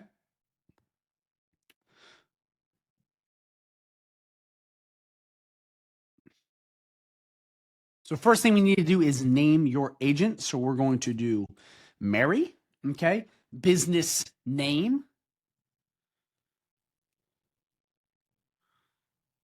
So the first thing we do is name your agent. So we're going to do Rebecca, okay?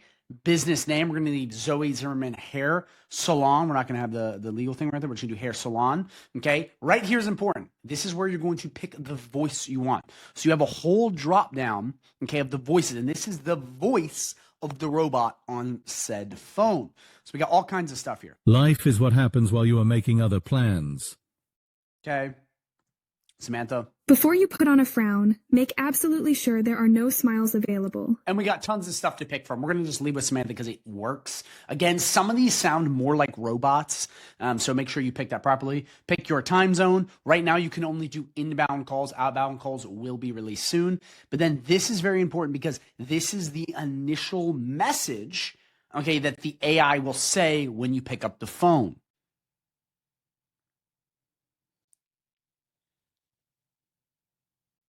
Hello? Hey, you have reached Zoe Zimmerman Hair LLC. How can I help you today? See that message. So that is the initial message that it will say. So you can make this whatever you want to say. Then we're going to click. Then we're going to go up here to advanced settings. So this is call limit. How long do you want the call to go on for? Do you want to go on endlessly or not? So right here, we'll just leave it at 5 minutes. Okay, it's good enough. And then you have response speed, normal, brisk, fast. Again, this one is kind of tricky. I would maybe go with brisk because sometimes it's like, hello. The more you can make it sound like a human through prompts and these little settings, the better it's going to be because it's going to sound like a human. So these ones you can play with. We'll just leave it at normal for now. But again, you play with that. And again, we have to test. Okay, but then we click confirm.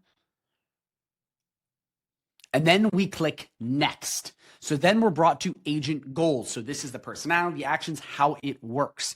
So I'm going to go over this first mode. And then once we edit the bot later on down the road, we're going to switch to advanced mode. And once you, as you see right here, mode cannot be switched back once it's created. And all advanced mode is putting in your own prompts. It's that higher level of customization. But first we'll go through this. So the first thing we're going to do is click details to collect from contact. So do you want to collect their name? Do you want to collect their email?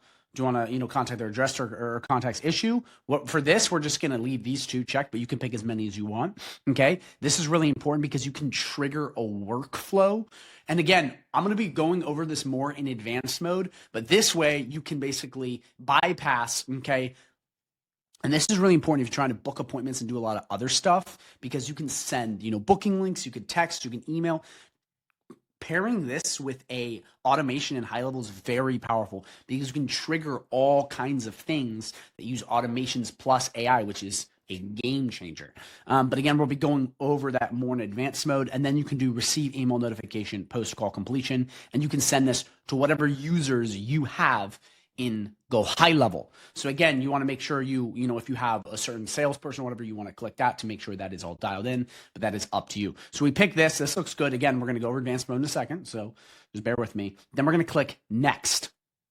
So now you basically have the ability to set up the phone number and pick whether you want to do AI employee. So if you want to use AI employee, it's $97 for unlimited AI, okay, every month. So that's pretty cool. Otherwise, it's just on a pay per usage basis. Right now, if you're not using it a lot, the pay per usage basis is way cheaper. But if you're going to be using AI chatbots all the time and AI voice all the time, I highly recommend you use AI employee. Again, you can go watch my video on that. I have a discount code for you to check it out and a bunch of other stuff. But in reality, you don't really need that if you're using this here and there. But now you're going to need to pick your number.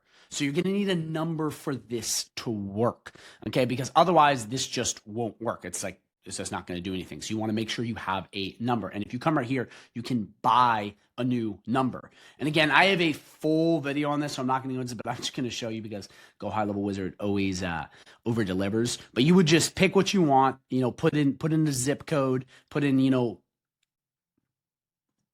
you would just come in here, put in the filters, put in the area code, the other basic stuff, and you'll buy a number. It's like $1. It's so cheap. So you just pick what you want. You literally just click this. Once you find the one, click proceed to buy, and you buy it. It's that easy. It's that simple. And then you have your number all ready to go. But if you already have a number, you're just going to come right here and click it because it has to be assigned to a number. And then right here, you have enable AI agent as backup to the phone number. So if someone basically doesn't go through or whatnot, you have it as backup. Then right here, you have set working hours for the agent. So if you want this to sound more human, you can click this right here and click, Monday, Tuesday, Wednesday, and then pick the time zone.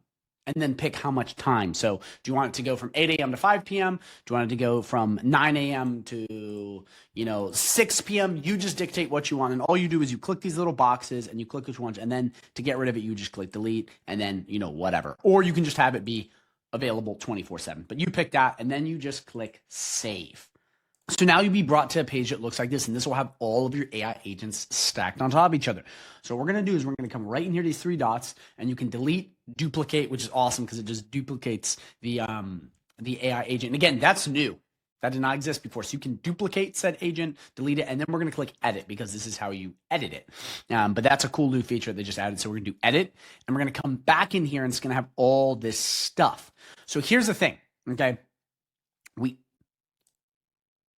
So here's the thing. We now need to edit it, and I now need to show you advanced mode. So everything else stays the same. It's the same exact stuff you see all right here. Call logs is the list of calls here. It's very simple. It's the same exact page we just went through. We went through the agent details, agent goals, phone availability, call logs. But right here, but now, okay, we can go into agent goals, and we can switch to advanced mode, okay? And this is what we're about to go over.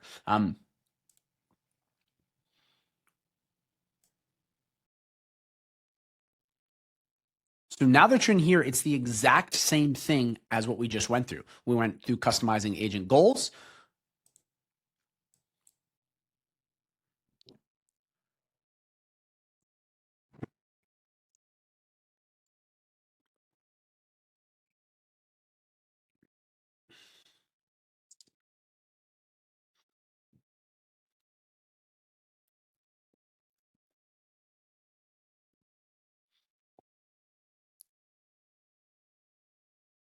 So now that you're in the agent settings, it's the same thing as what we just went through. So we have the agent details, which we just edited, as you see right here. The agent goals, which we just went through. You have the phone ability, which is the same thing we just went through with picking your plans and whatnot. And then the call logs, which is the list of all the calls. Okay, but something that's really interesting, okay, before we go in advanced mode is on the side, you will get to have a way to test your agent. And I'm going to show you this in a sec, so keep your pants on. But we're going to come right in here.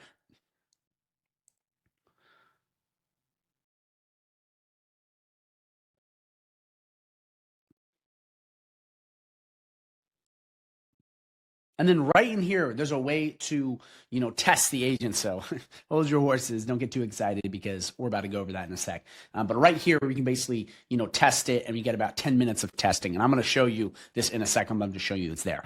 But now what we need to do is we need to go into advanced mode. This is where you get the bot to be much better. And remember, as you see right here, once we switch, we cannot go back. So we're going to click switch to advanced mode, and it's going to look like this. So in here is the prompt. So this is where you get that really fine-tuned detail to make it say and sound, the way you want it. So in here is the prompt, and this is where you kind of dictate how you want it to sound and what you want it to say. If you don't know anything about prompts, you can click this prompt guidelines. It'll take you to, their lead connector page. It'll, run you through some stuff, so you can check that out. And again, in this video, I'm going to be showing you some, prompt stuff, and I guarantee there's going to be a lot of people that are prompt experts that are going to be like, that's not the right way. But again, I've had great luck with very simple prompts, so you dictate what you want, but I'm just going to show you a basic way to create a really good prompt. In my opinion, it's worked really well for me and my clients. Okay, because what I've realized, and again, maybe this is just the way it is right now, but when you give it so much stuff to go through, I've noticed it glitches more. It just doesn't, it bugs out. When you just have a simpler, smaller prompt, again, I'm not saying just a couple sentences, but more organized and just more compact with this is it, don't do this, do this, as opposed to all these little things. I've seen it work worse. Now, again, in the future, it'll be amazing, so you'll know everything. But right now, I think simpler is better and just have it very direct, simple, literal language. So first things first, we're going to go in and create this prompt. And you can leave what they have here and just, tweak some basic stuff, but we don't want to do that. We want to make this better. So now it's time to create the prompt, okay, for this to run off of so it knows exactly what to say and can sound like a human. Okay, so it's going to be right in here. And if you come right down here, you'll get basically what is called prompt guidelines or prompt 101, where you can read this and check out just to learn more about prompts. And again, in this video, there's probably going to be some prompt purists that are going to lose their marbles over this one. But really, for this, just bear with me because this is what's worked really well with me. It's also going to save you a lot of time. So again, there's all kinds of different ways to do prompts, but I'm just going to show you a basic framework that I use that has served me very well and served my clients very well. So we're going to go right over to ChatGPT, and we're going to start with this framework. So I even have it written down. It's called GIPS.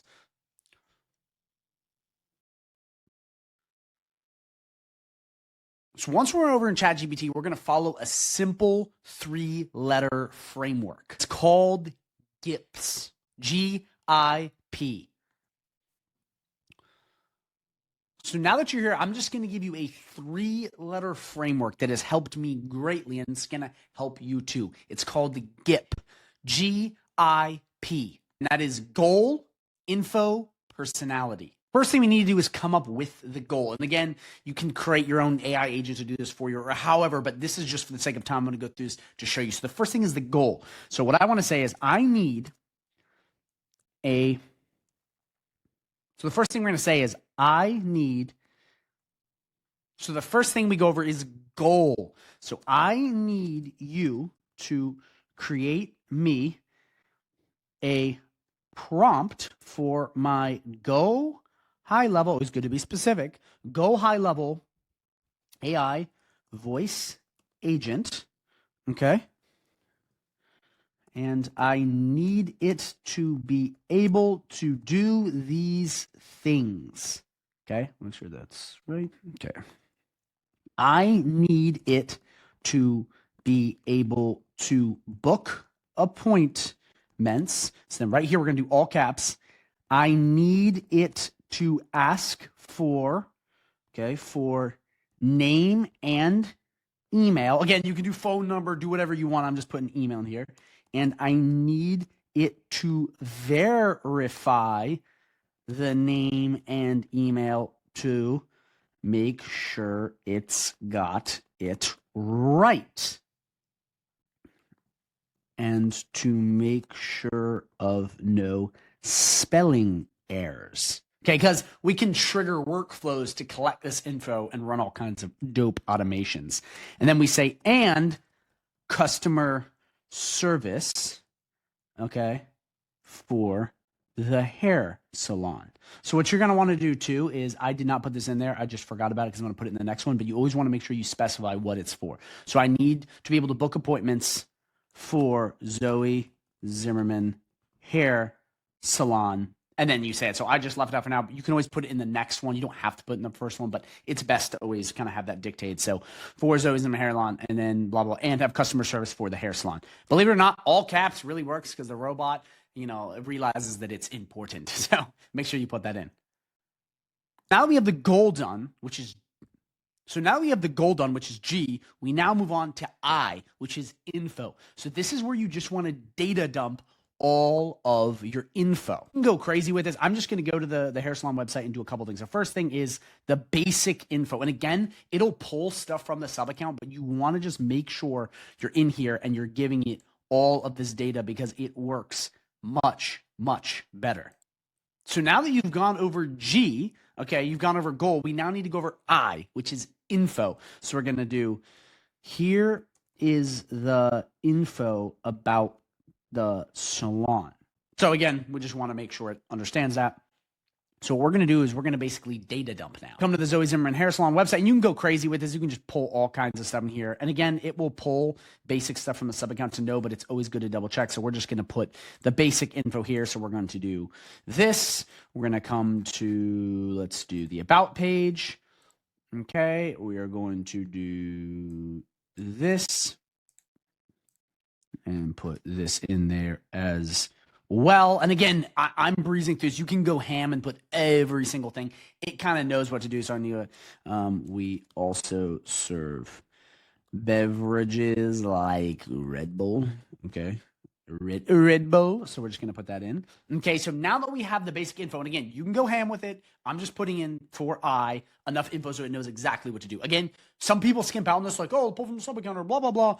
I like to be as literal as possible with the robot. Be like, do this. Don't do that. Like, again, it's worked well for me. Trust me, the robots need to learn. Maybe in the future, you'll just put in a word and it'll know what to do. But for right now, you need to be more literal. So we're going to put that in. Okay. And now we're on to P, which is personality. So we've done G, okay, goals, I, info, and then P, personality. So in the GIP, or, JIP, if you're one of those people, we are in the last letter in this alliteration, which is personality. This is really important. So we're going to go, I need the personality of the AI voice bot to be friendly, outgoing, not sounding like a robot. Okay. And I need it. Let the person talk more if need be, and use slang if needed. You want to be as human-like as possible. Again, you can go ham with this and put in every little detail, and you can say, and if they ask, you can say, it's Rebecca on the line. So you can put whatever you want. Rebecca. Okay, put whatever you want. Okay, it's not spelt right. Okay, because I'm breezing through this. But you put whatever you want there. So once you have that, by the way, I know my spelling is atrocious right now, but the AI understands what I'm saying, and I'm just trying to rush through this. So, or else we'll literally be on here forever. But this is basically what you have. This is the GIP framework. So now that you have the goal, the info, and the personality, there's just one more thing I like to add just to be sure, and it is I don't want a robotic script. I want a prompt framework for the bot to be able to pull from and follow. Because sometimes what it'll do is it'll give you a script, and then it does sound like a robot because it's just like, it's answering like that. So now we're going to click this button right here, and we're going to have our prompt built out. Okay. So this is going to be loosely all the stuff we need. And again, you can go ham with this. You can add all kinds of stuff, and you should be good. So what we're going to do is we're going to go like this. And again, the prompt people out here are probably losing their marbles, but we're just going to click this. No, we don't want that. So now we're just going to copy and paste all of this. Again, you can go as ham with this as you want. This is just what's worked really well with me. We come right in here. We do Control A. By the way, that's a quick hack. Delete, Control V, and then we have everything we wanted right in here. So it's now done, and you have your prompt ready to go. We're going to come over here and click Save. Then we're going to come over here and click Save.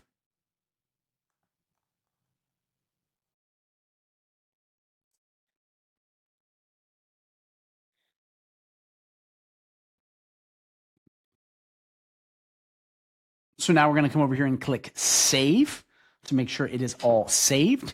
Okay, and then we are good to go. But before we start testing, I just want to run you through what these things are. So in advanced, the AI can trigger different sequences. So right here, the AI can trigger a call transfer. So this can transfer to a real human or whatever you want. So this can be, so you can put whatever you want. So in the action name, this could be, send to Declan. You put in the number you want to do. You put when should the call transfer take place. So when it basically says, okay, man, we got your number, or whatever the thing that the AI bot says or what the human says, it will then trigger this and go, time to transfer you. And then you can have it say, and then you can have what you want it to say. So we are now going to transfer you. So once you fill all this out, and again, I don't know what your business is. You pick the number, you pick what you want, and then you pick what to say. Once you have all that, you just click save, and then you have a call transfer in place, which can be huge if you're trying to send it to a real human. And this is huge right now for sales, like big hack right there. Then you have trigger a workflow. So this is if you want to start collecting info immediately, putting it into a pipeline, putting contact, and have SMS start hitting, and AI chatbots just start working the leads. Huge, a lot of money there. You'd put in the action name, same thing. You pick said workflow you want to attach to. You pick the workflow. Same thing, you pick when to trigger the workflow. It knows, so what you want it to say. So, when user gives info, okay? When user gives info, okay, you put it in, then you want what it to say. It'll say, okay, now we have our info, check your messages, or whatever you want it to say. Then it's ready to just launch into that. So triggering workflow, super powerful if you want to pass leads on. Now I'm going to do some amazing stuff with that. And we'll go a little bit more into that a little bit later in the video. But we're just going to click. And then when you're done, you're just going to click save and you'll be good to go. Then update contact field. Same exact thing if you're trying to change contact fields, update them, move them to new pipelines, stuff like that. We already had that selected. And then right here, you can send SMS. Again, the thing about this is if you already have a workflow that has SMS set up, it'll kind of do this for you. But if you want to go over this, you would just put an action name, send text. Okay. You put the exact message you want to send, or you can pick a text template to add. You pick when do you want the SMS, same exact workflow when the bot says X, Y, and Z. And then you put in what you want it to say beforehand. So like, we just sent you a text message, whatever you want, you're done. And then you click save. So again, depending on what your business needs for these, you can just put in, what you want. And again, if you have any questions on this, because it's a little confusing, you're like, need more strategy, just drop a comment down below. I'll answer. Because again, each one of these, there's so many different possibilities for each of them. I'm not going to go into every single one because we'd be on this video for like 20 hours because each one of these has so many little things you can do and every business is different. So just drop a comment if you're confused. And then right here, you have trigger workflow when calls completed. So as soon as the call goes beep, we're done, it immediately starts sending the messages. And again, you just pick the workflow drop down right there and you're good to go. And then right here, just as before, which we already could dictate on the other page, is just picking what you want to happen. And this is just picking what you want it to say after, call completion. So does this go to a certain user? Does this tell Bob over in the HR department to start sending messages? Whatever it is, you pick the user and then you're good to go. But that's how that works. By the way, if this is like if this is like, I'm speaking like alien language to you and you're very confused, please go to my channel and watch all stuff so you understand pipelines, you understand automations, you understand contacts, you understand SMS marketing. Otherwise, this video is going to sound like a fugazi to you, and we don't want that. So make sure you go understand that so it all makes proper sense. Okay, we're going to uncheck that, and then we're going to click save. Now that that's done, it's time to test said bot. So we're just going to put in a number, and we're going to test this.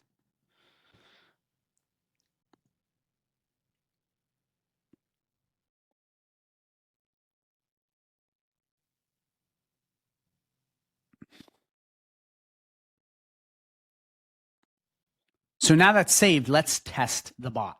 So we're going to come to plus. When you put in whatever number you want, let's put in my agency number. Okay, we're going to do call me, and then we're going to listen. Hello? Hey, you have reached Zoe Zimmerman Hair LLC. How can I help you today? I'm looking to book an appointment to get my haircut.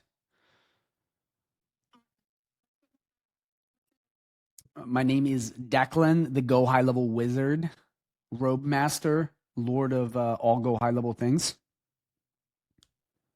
All right, Declan the GoHighLevel Wizard and Roadmaster. Is that correct? Just making sure I got it right. Yes, it's correct.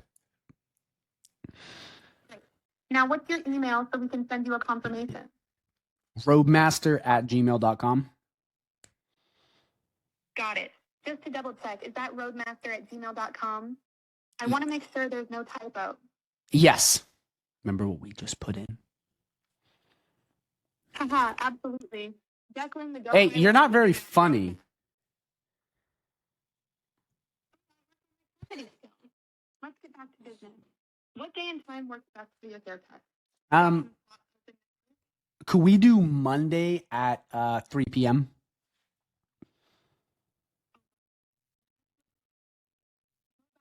Hey, maybe Wednesday or Thursday. See, it's remembering the hours. Thursday is perfect. See, it's pulling from all the prompts. Remember very little. You're all set for your appointment. Does that sound good to you? It sounds perfect. What's your name, by the way? I'm a salon assistant. If you need anything else, just let me know. Yeah, do you guys serve beverages there? Like Red Bull? Red Bull and a few other drinks to keep you refreshed. Anything else you'd like to know? No, that's perfect. Thank you for talking with me, Rebecca. Thank you for scheduling me, and I look forward to seeing you on Thursday. Perfect. Well, we should have had it say goodbye, which is something you can put in, but boom. I mean, that was pretty good. And again, this prompt was so basic. I would go more in depth on the GIP framework. I didn't even do that much. I mean, I created this so fast, and it sounded good. I mean, it sounded good. And if you connect this with a workflow, what it's going to do is it's going to pull, okay, the proper info and sound more like a human. Again, I did that fast. That sounded pretty good. I mean, the comedy was pretty mid, but still, I'm pretty edified by this whole process, how fast it was, because it sounded really good. And again, if you mix up call transfers and triggering workflows, you can crush right now with this. There are people right now like the AI bot needs time. No, if you mix call transfers in and workflows, it's amazing already. Like you can go far with this. Okay, really, really far. So definitely make sure you dial this in. One thing I do want to say, just a quick pro tip. Before I go over some cool facts about this and selling for the future so you can make money, I just want to go over a couple quick, FAQ tips. I just want to go over a quick. So before I go into, my last part about selling this and some other cool stuff about how powerful this is, I just want to go over a couple quick tips here. So first big thing, if you have IVR set up or missed call text back and the number is plugged in, you cannot use the same number. It messes up. So right now, you don't want to have that connected. You want to make sure your IVR is not connected to the same number or missed call text back because it just will not work. Another thing too, scheduling calls has been a bit dicey. People are saying they're having, luck with it. People saying it doesn't work at all. I've seen it work for me. It literally has worked without even having a workflow. People are like, it definitely doesn't do that. I had it connected to the calendar. I copy and paste the calendar. It worked for me. Again, you'd have to put in the calendar link and be like, tell them to, do this link. But again, a lot of people are struggling with that as of right now. So if that is the case, what you can do is you can trigger a workflow where it will go in, send them either SMS or email that link, then have them book manually, which works really well too. And if you have any questions on that, drop a comment down below. But that's a really great way to get this to,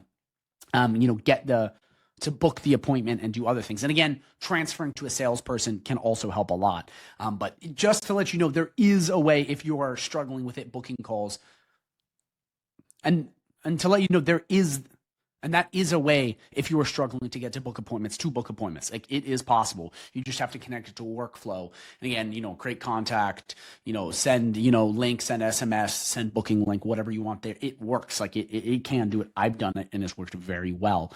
So just know that in mind. If you have any questions on that, drop a comment down below. This is not an automations tutorial though. This is an AI voice. So I'll probably come out with a video on that. But it'll probably get so good to the point where you won't need automation for that. So I just want to say it. Last thing I want to go over as far as like little tips before we go into the selling portion is very, very, very critical that the first message sounds good. This first message sounds retarded. This first message just sounds stupid. Like it's, hi, you reached Zoe Zimmerman Hairsalon. How can I help you today? Not really good. Let's make it sound more human. I want to test this for you to show you. So let's do, hello, this is Rebecca. Who is this speaking? That sounds very, very, very human, okay? Let's do speaking. Okay, we're going to save. I'm going to test this again because what I want it to be is I want it to sound more human-like, okay? So we're going to do new call. Do that. Do that one. One. Do +1.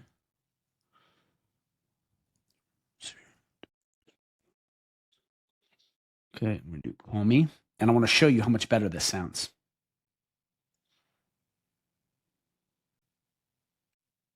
Hello? Rebecca, who is this speaking?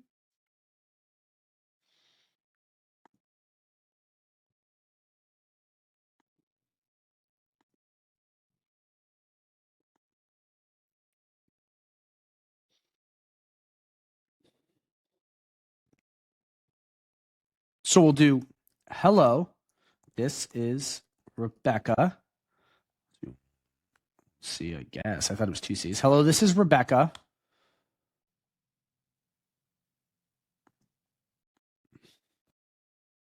So we'll do, hello, this is Rebecca. Who am I speaking with? That very human sounding, very, very human sounding. Okay. And again, that's the kind of stuff that's much better than what we had before. So let's test it.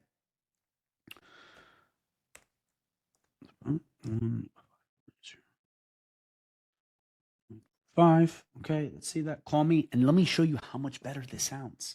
Then welcome to check this out. Hello?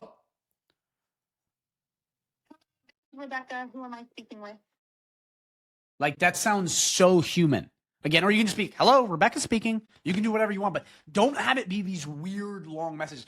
Hello, this is Rebecca from Zoe's Zimmerman Hair Salon. We do cuts, highlights, serve Red Bolt. Like, you don't want it to be this jumble of words, because then they're like, this is definitely a bot. And again, these are going to be getting better and better, but we want to do as much stuff as we can to make it sound as human-like as possible. Because even if they think it's a bot, which is fine, you want it to be like a good bot, not like a robot. So just a quick note on that, just to let you know. Now that you understand the power of the bot and how to set it up, so now that you understand how to set up the bot, I want to go over something very important, which is the future of this and actually how easy it is to sell and make money with this. I'm talking putting dollars, pesos, coin, whatever you want to call it, into your pocket. Check this out. We're entering an era, okay, of where we're not selling things that people may need. We're selling solutions to problems they already have. This is much different. This is much different than websites. This is much different than, ads. This is a new kind of wave coming out of a solution that all business owners have. So first I want to show you this. Right now, a business has a customer support person. They may be paying $30,000 a year to answer email, texts, calls, everything. Customer, $30,000 a year, maybe less, maybe more, who knows? You got sales people, to sell people on the phones, talk to people, do whatever, via text, call. That's like 10,000, 20, 40, 50, 100, 200. It's a lot of money. I just put tens of thousands in commissions because we don't know how much it is. So it's a lot of stuff. Then you have a Q&A person. So that's HR, customer, rep, all these other things that are beyond customer support, and that could be 40,000, 50,000, 60, so many other things. So businesses are already doing this. This isn't like something that they're like, oh, we may or may not need, like ads. Not everyone needs ads. Not everyone needs a website, but everyone already does this. Everyone's answering email, everyone's messaging. Like, these are problems that business owners actually have right now. Here's the cool part. With the AI chatbot, you have just taken away sales, customer support, and Q&A. And again, it's getting better, so we'll be able to do this flawlessly here in a bit. All of these expensive price points that they're already paying. They're not already paying for ads, a lot of these businesses. So it's not like you can be like, hey, use my ads to not use the other ads to save money. It's like they're already doing this. But right here, what's so crazy is for $100+ a month, and again, I have a plus because you can go 200, 300, 500, 5,000, whatever you want, you're still going to be saving them so much money. This is the opportunity. Okay, if you can get in now on this and get grandfathered in, you will grow with these businesses and you can be collecting checks forever. I mean, I've never seen anything like this. I'm so excited because for once, it's something that's so easy to sell because it's a problem they already have. And yes, ads bring in leads and websites, all this stuff helps, but it's an indirect problem. They already are spending so much time doing this. And when the bot really gets good with email, I'm telling you right now, and I'm making a video on this, that is going to be the gold rush. Right now, the AI chatbots are getting better with email, even the ones outside of GoHighLevel. Once they truly come to mass market, that is going to be one of the biggest opportunities because so many of the older generation and so many business owners in general use email for everything. And they spend so much time on it and they hate it. Does that make sense? They hate it. You're solving something that they not only loathe, but it uses so much time and energy. Again, I'm getting so passionate about this because I have never in all my time on the online space seen a product like this. It has potential more than anything I've ever seen.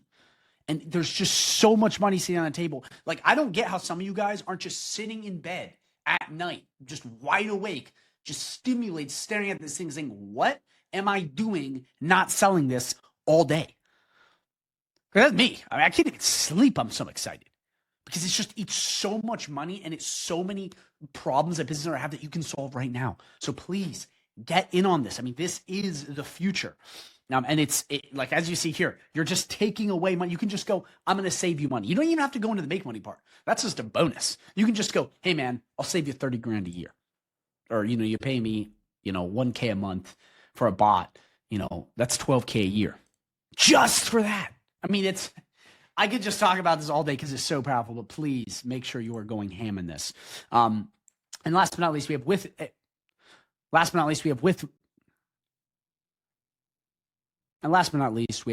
AI voice agents, you are selling back time and saving money.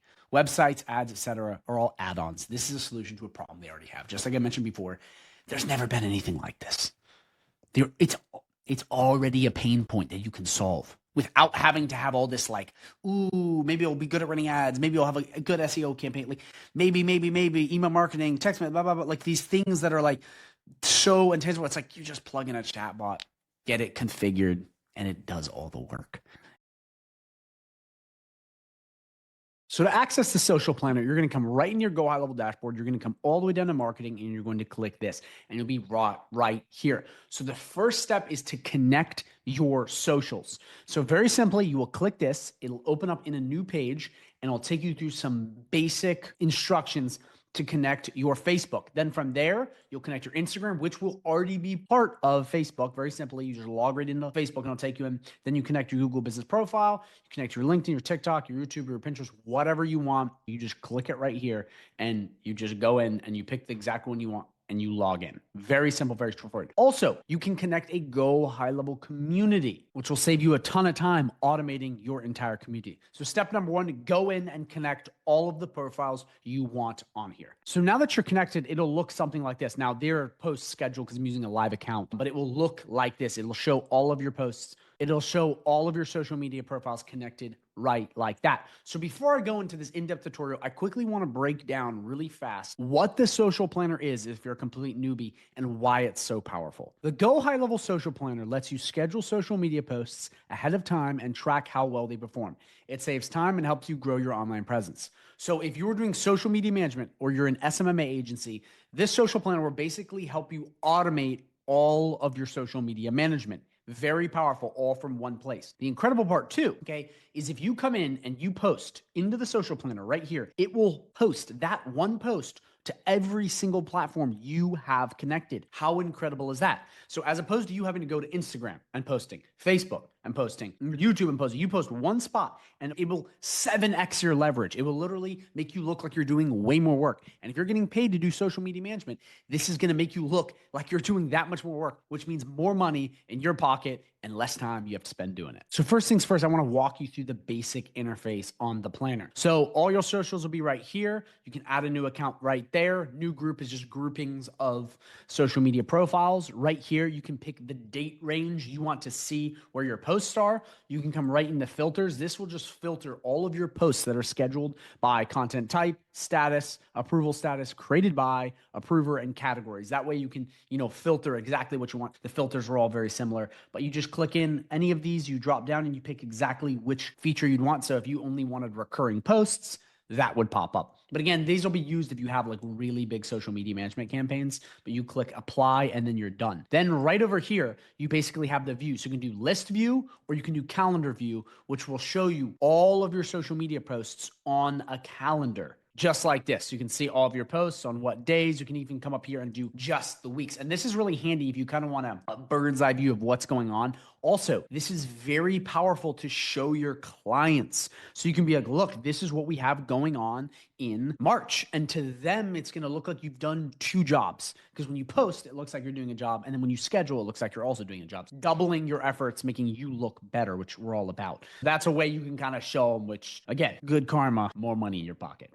So that's basically that. Then from there, you basically can just go side to side, pick any sort of month, and then you check it like that. So the first thing we're going to jump into is this right here. Click new post and you have a bunch of options. So what we're going to do is we're going to go through what this is, what the settings do, and what all of these features are right now. So now I'm going to explain what content, statistics, settings, and all of this means right now. But first, we really have to start with the rubric and the base of all this, which is creating a post. So first things first, we're going to go through creating a post. You're going to click this button here, and then you're going to click create new post. So this is creating said post. So the first thing you're going to do is you're going to pick which social accounts you want. So you can select all by clicking this, or you pick which one. So we're going to do Facebook and Instagram. From there, it is already picked that. Right here, this is pretty neat. You can have it customized for each channel because Facebook is a little bit different than Instagram. So you can click that little thing on if you want to. For the sake of the video, we're just going to come right here and put this in. So we're just going to put get a new haircut. Now, you obviously want to put something actual. What you can do too, if you're confused on ideas at all, is you can come to ChatGPT and just have it generate a bunch of social media posts for you. That way you can kind of dial that in. But we're just going to do get a new haircut. And we're just going to do hashtag haircut. Okay, very simple, very straightforward. Down here, you can help build with AI. So you can click this and it'll basically generate AI, improve your writing, fix any grammatical errors, simplify writing, make longer, make shorter. So that's a little way you can kind of create stuff with your post. Right here, okay, this will just make stuff bold. Right here, it's going to italicize it. So it's going to make it like that. Let's put this back right here. Right here, we can pick emojis. Okay, so you can come through here. The exact emojis, they look like the Apple emojis, which is awesome. And you just pick which ones you want. So we'll do laughing face, and it just does it like that. Very simple, very straightforward. Right here is where you're going to add your images to your posts. So when I click this, we can either use AI to create an image or we upload from media library. So we're going to come right in here to our media library. I'm going to click this right here. By the way, if you don't understand media library, you don't understand any of this stuff, go to my channel. I have tons of videos on literally everything so you can master high level, know how all this works. Also, you can drop a comment down below or message me for free on Facebook or WhatsApp with any questions if you are confused. Then right here, we basically have media storage where you can add extra stuff, extra files, extra whatever, which is really cool. Then we come right here to video. So this is how we're going to add video. So if you're doing stuff, and again, it's going to pull from your media storage. If you want to have a video, okay, let's say you want to have a reel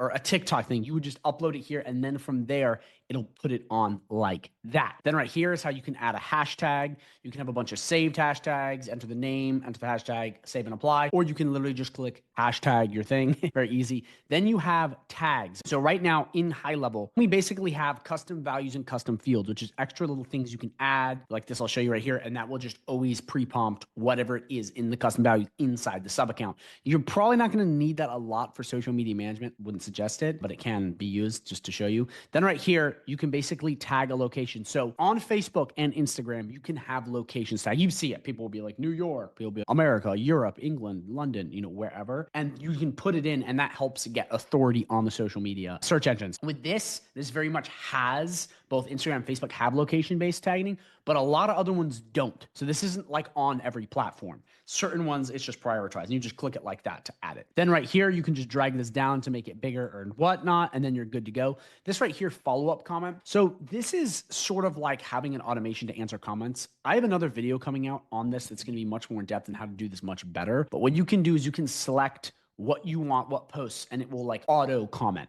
But again, this is more of an automations thing, so I'm not going to go super in depth in it, but that's what that is. And then Facebook and Instagram options, you have real stories, so you can pick where you want to post. Because maybe you want this on a story. Maybe you want this just as a square image. Maybe you want this as a video. You see what I'm saying? So you got all kinds of customization here, which is amazing. So from there, you just pick exactly what you want, in which way you want it, and then you'll be able to post it like that. So once you're done with your posts, you can preview them right here on the different platforms, which is cool because it even shows you like, oh, that's the Facebook like button. Then it comes here. It's like, oh, that's how Instagram works. So it gives you that cool kind of like look into how this works. But you have two different options down here because we're coming to the end of the post side. You can save for later, or you can click this right here and you get these 4 options. So number 1, you can post right away. Number 2, you can schedule a post. So if we click this right here, you can pick the exact date, the exact time, and schedule it, and it will pop up in your social planner, which is really cool. See right here in my planner, scheduled. All these posts are scheduled, hands off. They just post to the platforms. I just sit back. It looks like I'm doing a lot of work, but it's all scheduled. So that's what happens when you schedule your post. It goes in the queue. Then right here, you have send post for approval. So this is if you're doing stuff with an agency or you are working with someone. This will basically let them check to make sure the post is good enough to use. And later in the video, I'm going to show you how to add social media managers so they can take care of this. And then schedule recurring posts. This is kind of cool because you can click this and this will be posts that can repeat. So what you can technically do if you want to be really, really cheeky is you can come in and you can just recycle the content you use to go out every month. That way you basically schedule social media management and it's done forever. But I would recommend if you are going to do this, you have a big group of posts because you don't want overlap. You don't want same posts on the lines. You want it to be like a good buffer of 10 posts, and then you could recycle potentially. But that's just a little trick if you want to completely automate that. You pick how much you want to repeat, the date range, the post time, and you schedule post, and then you are good to go. But what I want to show you now is I just want to briefly show you by posting right away how this goes to both platforms. So right now I have Facebook and Instagram picked. So I have my Facebook right here. Okay. Yep. No post. And I have my Instagram right here. So I'm going to quickly post to both these. And I just want you to see what happens and how cool this is. Because once I post, it'll pop up in both. So we're going to come right here and we're just going to click post, and we're going to click post now, and it's going to go through the queue and it's going to post. And then we can come right in here. And then what we can do is we can scroll right down here. We can come right to number 2. And what we will see is we will see right here, it's been posted. It's been published. It'll have that little arrow that says published. So let's go to Facebook and Instagram to see if it posted. So we come right on in and look at that. How cool is that? It automatically posted it. We come on over to Instagram, automatically posted it. So now you can see just how powerful this is, because you could have Pinterest, you could have communities, you could have Facebook, Instagram, TikTok, LinkedIn, all of them. You post one time and it goes out to everybody. Again, the concept I'm trying to get you to understand is if you do this for clients, it makes you look like you're doing way more work. It means you can charge more because you technically are, but you're just working smarter, not harder. So how cool is that? One post and it goes into those 2 places, or as many as you want automatically. So one last thing I want to mention about scheduling posts. If you come right here, okay, and you click new account, and we talked about communities, you can connect a GoHighLevel community. But what you can do is you can also schedule GoHighLevel community posts, which is huge. So if we come right here into my community, you can schedule posts in your community. You can automate your community. And let me tell you, school as of right now cannot do that. How cool is that? you can literally go in and just schedule posts into your Go High Level community. Again, I have full videos on high level communities, but this is a huge feature that was recently added to the social planner that is just like, whoa, because that right there will give you leverage and basically have this stuff automated. Between AI chatbots, automations, you take away so much of your work and you get all of your time back, which is your money. So just wanted to point that out because you can do that with the social planner. So if you have a community on school or anywhere else, or you have an online community, look into High Level because it's part of the same plan for free, except you get all these amazing features. So make sure you check it out. So now we're going to come right here and we're going to go to number 2, which is upload from CSV. So what you can do here is you can upload a CSV of pre-made posts if you made them yourself in here, and it will auto post them. So from here, you'd click this, drag this CSV, pick what counts you want, click next, and then upload all of them. That way you can get everything you want in there and basically have everything and have all the posts you made pre-scheduled. And you come here, this is the format you have to follow. So if you want a little hack, a little cheeky hack, if you have a bunch of posts and you have a bunch of videos, I recommend copying and pasting this and coming over to ChatGPT and telling it to organize and put all your posts in this exact format that you put on the screen. That way you'll have it perfectly dialed in, and then you can come in here and click next, pick the exact accounts you want, and then upload, and you're done. It's that easy. I mean, the steps you have to follow for that are very, very simple. So that's how you upload in bulk. Then you have social planner templates. So what these are is these are bulk groups of social media templates that you can use completely for free. This is pretty cool if you ask me, because what you can do with this is you can just quickly blast out a bunch of posts on social media. Now, is this the best kind of posts? No, but if you want to quickly be like, yo, I'm doing social media management and you're in a pinch, you can use these. And they got all different kinds of niches. You just click which one you want and they pop up. So it's pretty cool. So if we were to click this, we click this right here,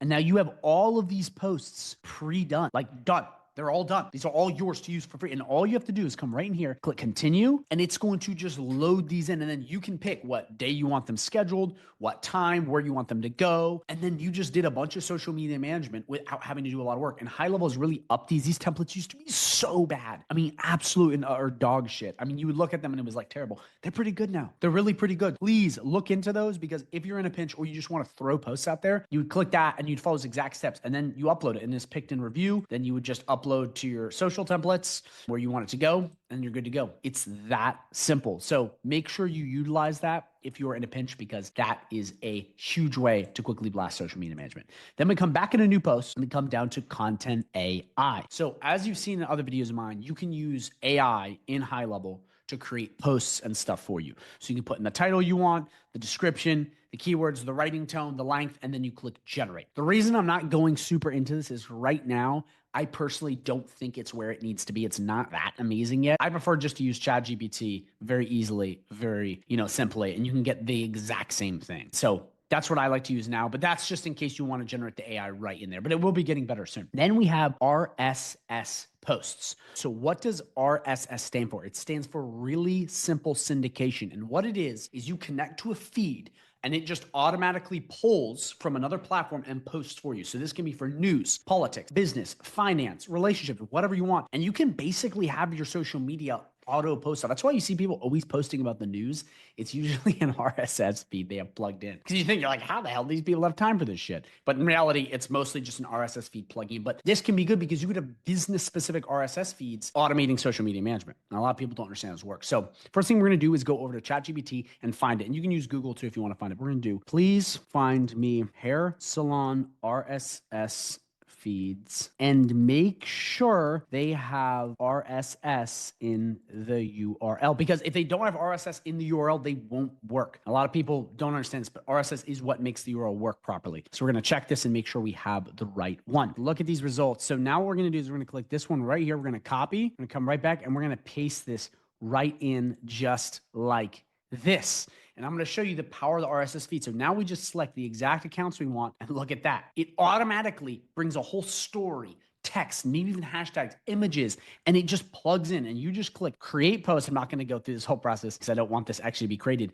but you just click create post, and then you would have this RSS feed tapped in. So once you have it connected, you come right here and you basically can add any sort of text right here, depending on what you want to do. But then what you can do is you can check the feed once a day, every 15 minutes, every 30 minutes, every hour, every 3 hours. And what this will do is bring in new posts, because if you check it every 15 minutes and you have max posts 5 per day, what it's going to do is launch 5 of these posts a day. So you can almost automate all of your social media management with random stuff. Now, again, that might not be in your best interest, but if you're trying to just stay active on social media and kind of look like you're doing stuff, this is an easy way to do it. And a lot of people don't understand you can do this kind of stuff. They just are completely oblivious. And if you keep it niche specific, bro, people will consume your content. They'll go, oh my gosh, well, Zoe Zimmerman Hair Salon just shared something with, these new trends with fragrance and conditioner and whatever. Oh my gosh, that was valuable. Let me stick to it. So once you pick the exact cadence you want in the profiles, you just click create post and it will go into the queue and then start posting these RSS feeds. Okay, then we're gonna come right here, we're gonna do post reviews.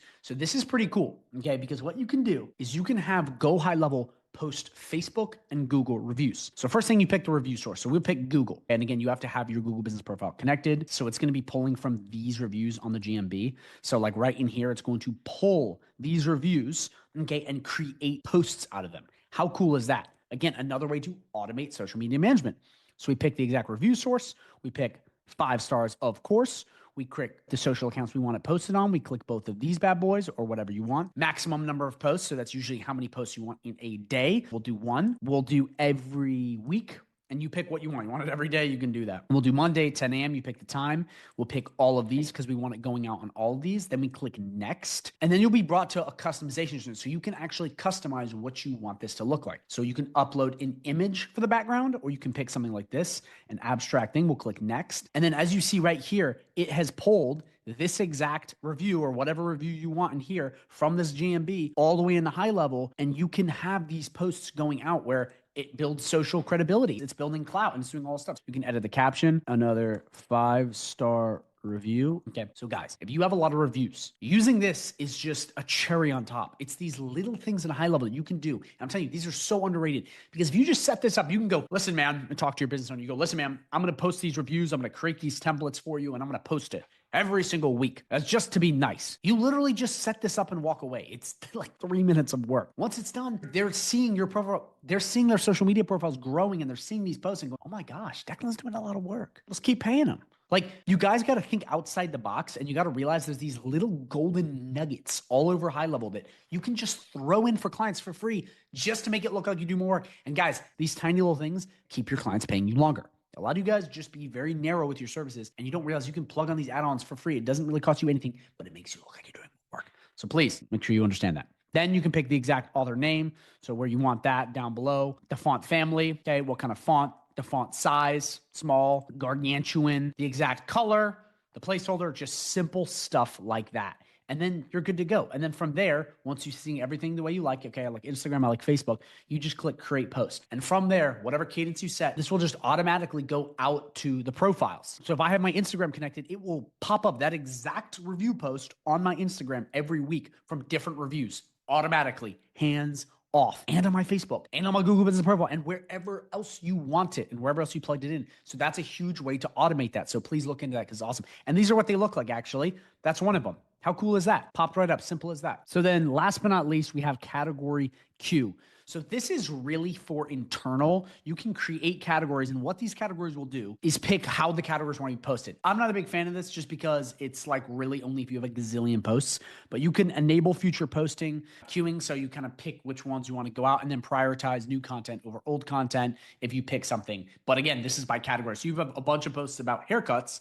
That would be a category. If you have a bunch of posts, balayage, that's, one, or brow laminations or whatever. You click that and then you plug it in or whatever service you have. So that explains how all of these work and what you do with all of them. Okay, so now we move on to the content tab. So really all this tab is an easy way to access the CSV post, the recurring post, the review post. If you know, it's all of this stuff on the dropdown. It's just right here and it's going to show you all the posts you have. So CSV, you would click new post to add it. Recurring, we literally just went through this, so it doesn't need to be, reviewed again. New post, review, you would see it right there. That's what we can turn this on. And again, you'll be able to manage any of the content you have by clicking this, deleting it, editing it. So it'll all pop up right here. RSS feed is going to show you what we just set up. Okay. Template library, same thing. The templates we pulled in that were pre-made. Approval. Okay. So again, we talked about this earlier, but this is how you can can have an agency approve posts. I want to actually take a quick pause and I want to show you if you want a social media manager and if you want someone to come into your high level account and manage this, or you're doing this for someone else,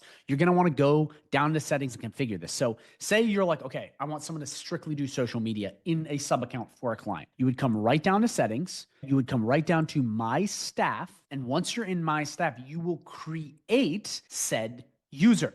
So you're going to come right in here. You're going to add user. You're going to pick their names. We're going to do Declan. We're going to do Riley. And we're going to do 1, 2, 3, 4, 5, 6, 7 at gmail.com. And once we have that in, we then put the password in and then, calendar, any other things. But the most important thing is going to next and adding the permissions. So if you just wanted them to have social media access, so if you come right in here and you see all this stuff, you can literally get rid of all of this stuff. It can all go away and you can just give them access to marketing and just have access to social planner. And that's really important if you want social media managers or VAs. So you come here, you click this off, you click this off, you click this off, because this is something I get a lot of questions on this for some reason. A lot of people don't know how to add users and people, but it's very important. So we'll keep this on. And right here, we would go, okay. So first we're going to go through and click the rest of these off before we go to that, because we only want them to have access to that. So click all of this other stuff off. But you want to realize you only want them to be having access to these, because if you come back to here, the social planner has all this other stuff and they don't need access to that. They only need access to the two ones up here. So you click that, you would then click save. That way, when they log in, they will only have access to the social planner and everything it has. Guys, huge hack if you're a social media manager or you're someone doing this for someone else. It then gives you safety and peace of mind that they will only take care of that. But also, if you have a client that wants to look at your work, I do not recommend making them a user and being able to see everything, because what will happen is they will come in, they will see everything, and then they will accidentally click buttons and mess this entire process up. You don't want that. You only want to delegate access to specific things that basically won't mess them up. Very important, because people often come in, they give them access to all of these things as a user, and they accidentally go into contacts and delete a bunch of people. They delete your website and they do a bunch of unnecessary garbage. Don't let that happen. So go into users and properly delegate that. So that's how the approval process works. Also, if you want to just quickly manually go in and look at people's posts, you can come right in here. You can click this. You can basically delete them, clone them, edit them if you see anything you don't like, if they're scheduled. But you cannot delete things that have already been posted. It only works with scheduled stuff. So that's just if you want to manually do some stuff and you want to check it out, that's the way you could do it. And last but not least, category queue. This is just going to be all the posts that are lined up from categories ready to post. Just like we talked about before, you can add categories if you want to segment stuff, but you don't necessarily have to. And then right in here, we have statistics. So all this is the stats on how well your Instagram is doing, how well your Facebook is doing. And it just gives you a list of metrics. So, where people are coming from, the engagement. And again, this is pretty cool for just knowing what's working and what's not. So you can kind of dial this in a bit and you can see everything you'd want to see right in here. And you can pick from Facebook, Instagram. You can see all the accounts that have been connected and that are being searched and reviewed. So you can really see and get a better idea of what's going on here in the statistics tab. And again, this is just analytics, and I think it only goes about 7 days. So just make sure you understand that. Last but not least, we have settings. Before I jump into that, I just want to let you know really fast, I have a 30-day free trial link down below if you're interested in learning high level. Okay, not a 14-day, an exclusive 30-day free trial where you get access to me. If you sign up one-on-one, you'll get access to a community, you'll get access to snapshots, you'll get access to trainings on how to master high level, trainings on how to sell high level,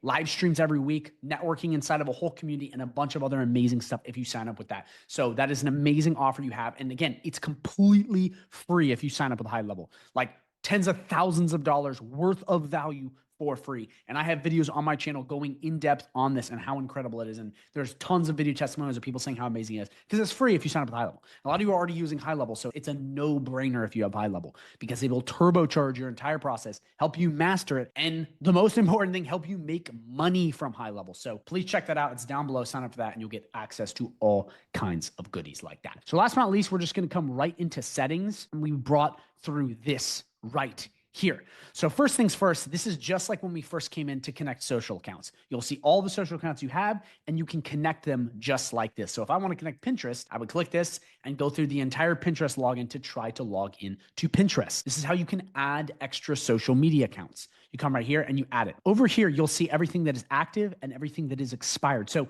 the way this works, and I just want to make this really simple because there's a little extra tip for you. There's such thing as called validity tokens. And they're basically the API connection, and it expires usually after 60 days, 70 days, whatever. Some of them stay for a much longer, but after a certain amount of time, these will expire. So it's very important to make sure you're constantly, logging back in and getting them set up so they don't just disappear altogether. And then you lose all your posting. And we're going to go over notifications, how to warn yourself of that so you can kind of like stay on top of the trends. But that's just a way to keep yourself always on top. And to delete them, you click this and we'll get rid of the social profile. Communities. This is where you will see all of the communities you have added. So remember I talked about the community over here and my private community for my students. You can come right in here like that, and you can have that student and you can have this community connected in here. So you'll see where they all go. Notifications. These are going to be the notifications that are going to prevent this stuff from happening. So let's walk through this. So the first one you have is account pre-expiry. So this is before your token expires. You can toggle this on. You can pick the template once a day, whenever, save changes, toggle this on, click the exact person you want, save changes, and it will open this up. And if it's about to go out, it will hit that user in high level. It'll say, go quickly, log back into Instagram or Facebook because we don't want to have this run out. So very important. Account expired. So if your account does expire, you can toggle this on the same way we toggle this one. It will hit the user and go, we're expired, go connect. Because the last thing you want is to not have these turned on and then out of the blue, your stuff just goes down. And your clients are like, bro, we're paying for this and bad stuff. Approved post. So if someone approves a post, it will notify the person in the account.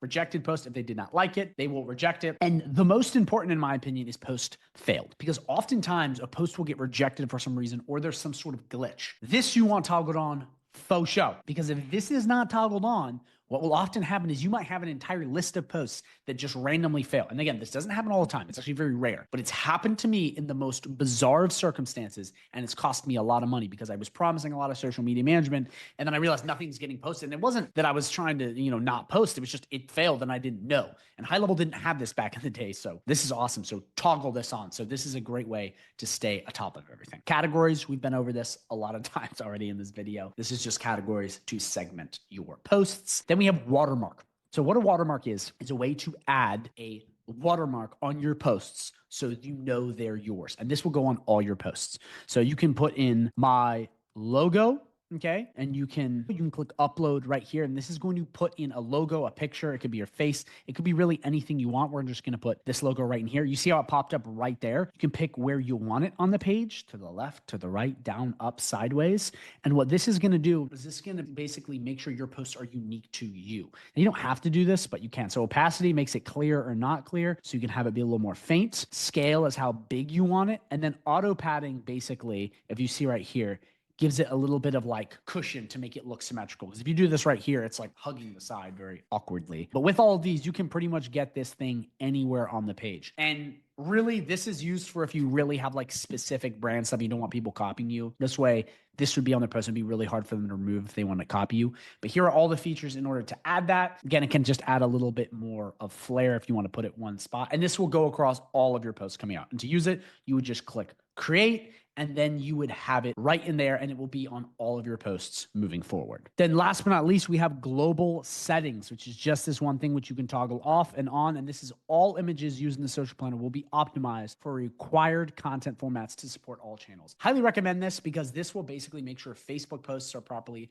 sized, Instagram posts are properly sized. It's great. Have it on. Trust me, it will help a lot. So now you understand the entire social planner. You can schedule social media posts. You can run someone's entire social media. You can do all kinds of amazing stuff. Number one, we're going to be going over setup and email deliverability. Okay, so that's basically making sure your email is set up properly so you always land in inbox as opposed to spam. Then we're going to be going over the complete email builder tutorial. So how to actually create said emails and what they look like and how the GoHighLevel email builder even works for email. Then number three, we're going to be going over email strategies. So I'm going to show you how to create actual email sequences and campaigns so you can actually send this stuff out and start making money from a list or spreading awareness or whatever you're trying to do as soon as after this video. Number four, which will be automations, which is going to be how to automate these 3 steps, which will save you a ton of time. That's what we love about HighLevel, okay? It has this entire system built in so you can create something and then use AI and automations to take it off your plate. You get all your time back. And guess what? Time is money, so it's more money. Last but not least, number 5, analytics. So important. It basically shows you what's working, what's not working, so you can see real-time data and know, okay, we need to do less of the thing that's not working and more of the thing that's working, which will help you tremendously. So the first thing we're going to jump into is set up an email deliverability. Let's jump right in. So the first thing you're going to do is you're going to come to your sub account, you're going to go right down to settings, and you're going to go right into email services. The way this works is once you get in, you're connected to either LC email or Mailgun. They're actually the same thing. LC email is white label, but it's actually cheaper and in high level, so it's better. Long story, not going to get into it. But basically, you have to just make sure that one of these is picked, which again, you're just going to pick just like this once it's configured. Okay, LC email is cheaper and better. And once you have that, you're set up. But here's the problem, because setting up the email part and just having this is pretty much done already from the get-go. The hard part, when you don't have this, is finding out how to use a domain to send from. Because if you don't have any dedicated domain or IP, you're going to be sending from GoHighLevel's domain, which has been abused by like a gazillion people that are on high level because they don't understand this. And what that then will mean is your emails are going to go to spam or promotions tab, which by the way is way worse. You don't get into their inbox and your emails aren't effective. Spam blockers have become so advanced now that they read the emails and they know exactly what's going on. And AI, it's much harder to get in people's inboxes. But if you do a couple of things I'm going to show you, it'll be that much easier and your email campaigns will actually work. Okay. So the way this works right here is you want a dedicated domain. So all you're doing is taking a domain and creating a subdomain email off it so the emails can launch from said subdomain. It's very easy. And this is where you do it. First, you're going to need a domain. If you don't have a domain in domains or you transfer a domain, please go to my channel and watch videos on that. I'm assuming you know how to put a domain in here. If you don't, you can either buy one off High Level or get one off GoDaddy. Those are the only two I recommend. The rest of them are just not as good. So once we're in here, we go to email services, we're going to come right in and we're going to click dedicated domain and IP. Then what we're going to click is add domain. So this is how you create your subdomain. You do a word or a name or a phrase .mydomain.com, which would be whatever your domain is. So for this, mine will be David's Plumbing and Sons. That's going to be the domain we're going to be using. It'll be whatever domain you have or you want to use for your client. Deck, so short for Declan, boom. That's going to be the domain that these emails now send from. But the master domain will be David's Plumbing and Sons. So again, just to reiterate, you pick whatever you want. It can be whatever word, fish, cow, tree, your name. I recommend you make it something that's related to a name or a business, and then and then your domain. And once you have it, that's going to be your new subdomain that you send from. Then you're just going to click add and verify. Now it's going to open up two different options. Okay, number one, it's going to have this right here, and you can click continue. If you're through GoHighLevel, okay, or through GoDaddy, you click continue and it's going to automatically add these records and you're pretty much done by just clicking continue. How awesome is that? But in this case, I'm just going to assume you may not have these and I'm just going to show you how to do it manually because sometimes the continue doesn't work. Okay. But what we're going to do is we're going to add record manually. But again, you can just click continue and it'll do it automatically for you. But we're going to click add record manually. Okay. We're just going to copy and paste these records into our DNS. So whatever domain provider you're going to look for DNS and you're going to come right in here. We're going to add these records. So we're going to click add record. I'm going to come right in here. I'm going to do TXT record. That's number one. We're going to go, okay. Okay. Boom, right there. I like that. Okay. Then we're going to come right in here. We're going to click copy here. We're going to come right back here. We're going to click paste. And then we're going to go, okay, the value, copy, I'm in here, paste. And then, wow, perfect. Just like that. And then we click save. And then we're just going to do this a bunch of times. So we're going to come here. We're going to do number two, which will be TXT. We're going to come right in here. We're going to paste that right there. And then we're going to do this right here, required value. And we can just keep adding it like this. This is also a way you can do it. CNAME, whatever provider you have, you just copy and paste. Simple as that. Add more records. CNAME, MX. Just come right here. We click this. And then right here we do copy, put this in right here. So then in priority, this is what gets tried first in the mail server. So what you can do is you can do lower or higher. 10 is going to be what's going to be sent first. 20 or whatnot, whatever you do later will be sent last. But what we're going to do is we're just going to add 10 for both of them. So we're going to do another MX record. We're going to do MX. Okay. We're going to do this right here, right there. Do that right there and do 10. And then we're just going to do save all records. You're just going to click this. It's going to update the DNS records. And then what we're going to do is we're going to come right here and we're going to verify the records by clicking that. So boom, it's gone through. How cool is this? Now, the thing is they're not all verified. So we have to make sure they're verified. So we're going to click verify domain. Boom, just like that. They are all verified and you're good to go. Then we have the DMARC record, which is actually a bonus, which will help you a lot more. And what this does is it protects from spoofing, spamming, and a bunch of other stuff. I even show you right here in this article and come right down here. It helps with your visibility, brand protection, and security. So it'll just give you that much more of a boost, helping you land, okay, in inbox and not in spam.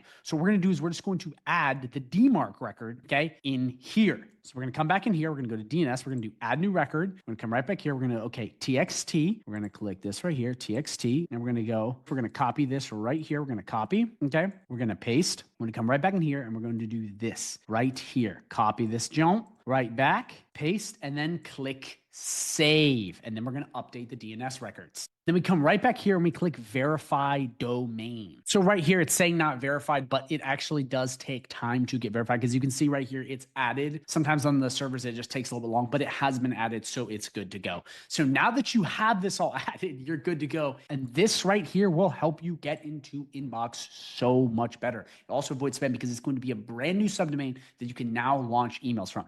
And anytime one gets burnout, or if you do a ton of emails on one of these, what you can then do is you can then always come back, follow this exact same process. I just went over and create another one. And it could be deck 2, deck 3. So now that you understand this, you now have unlimited tries, and it'll say SSL issued, which is good, means it's secure. So you have unlimited tries essentially off domains, and you can switch domains and whatnot. So this just helps with email greatly. And a lot of people don't even have this set up like at all.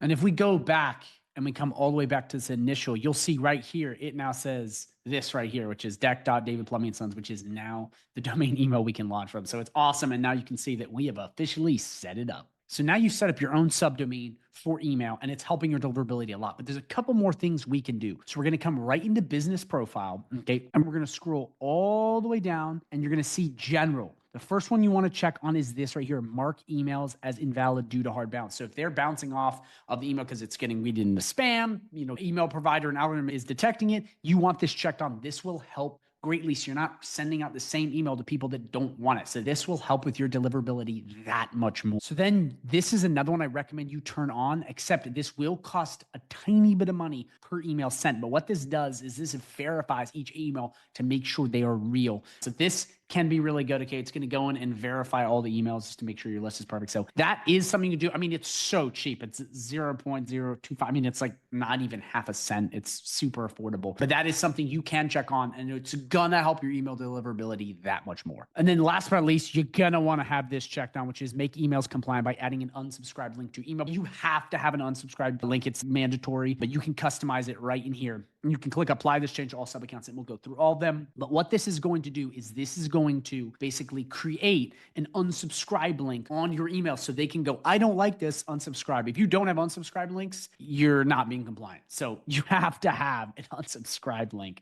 Like you just got to. Some people skip out on this and it's going to hurt you a lot because it can also read, the AI and the algorithms can read these emails and know what's what. So you're going to want to make sure that is also checked on. So between having these 3 checked and then having your subdomain properly configured and set up like this, you are now ready to go and your email is locked and loaded and the email is way better now. It's that much closer to always landing in inbox. So this is huge that we did this. So now that we have this already, we now need to go into a couple more key things to make sure your emails are really good so they also deliver, because this isn't just enough, okay? It's not just about setting this up. You also have to have quality emails and other things which we're about to go into.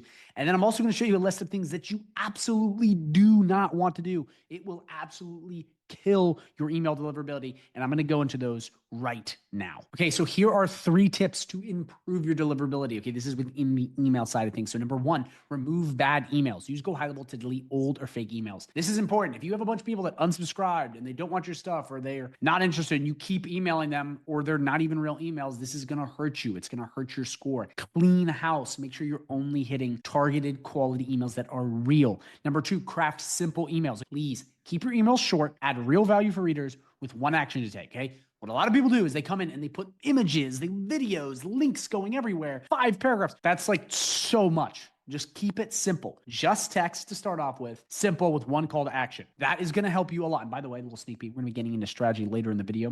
So I'm going to show you how to craft these emails in a good way. But still, you got to know this because this is like really, really important. And a lot of people, they will use the GoHighLevel templates and they'll create these really in-depth emails with pictures and images and all this stuff. It's just terrible. So please craft simple emails. Keep them short, keep them to the point with one call to action, not a gazillion links, and it will help your deliverability that much more. Then number 3, warm up your emails. So send a few emails daily. Okay, it would be a few hundred to new contacts to build trust with your email providers. This is so important. So if you go to GoHighLevel's website and you go into email warm up, you can just type that into the website. You can actually see this right here, which is their actual sending recommendations. So stage 1 would be 100 per hour, 300, 600, 700, and then that way you can build it up, because you can't just immediately send, 25,000 emails out. It will hurt you, because all of a sudden it's like, this email is not warmed up, it hasn't been sent, and now it's going to mass volume. Bad idea. Follow this exact guide on their website. Again, you can just type in GoHighLevel email warm up and it'll pop up. You just scroll down and this is it. You just follow this very carefully. So you can send a lot. It's not like 5 emails. You can send 100, a couple hundred. But if you're trying to do big email campaigns, the last thing you want to do is just not warm it up. It's just going to hurt you. And then later on, it's going to affect you. And it's just a cascade of effects. You're not going to get anywhere. So please warm it up and follow this guide. It will help you tremendously with your deliverability. So these are 3 short tips that will help you greatly. You need to start doing them now. But now I'm going to go over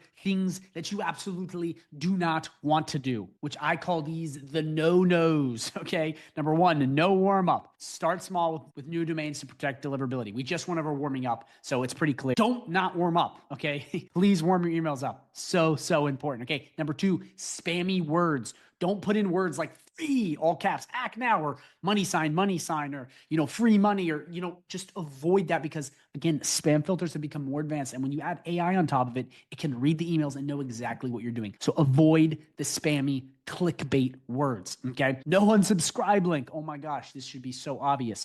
Always include it to stay compliant and protect your reputation. You got to have an unsubscribe link. This is no an if, ands, or buts. You just have to have it. It'll literally destroy you if you don't. Number 4, ignoring bounces. So clean your list. Bounces and compliance hurt your domain, okay?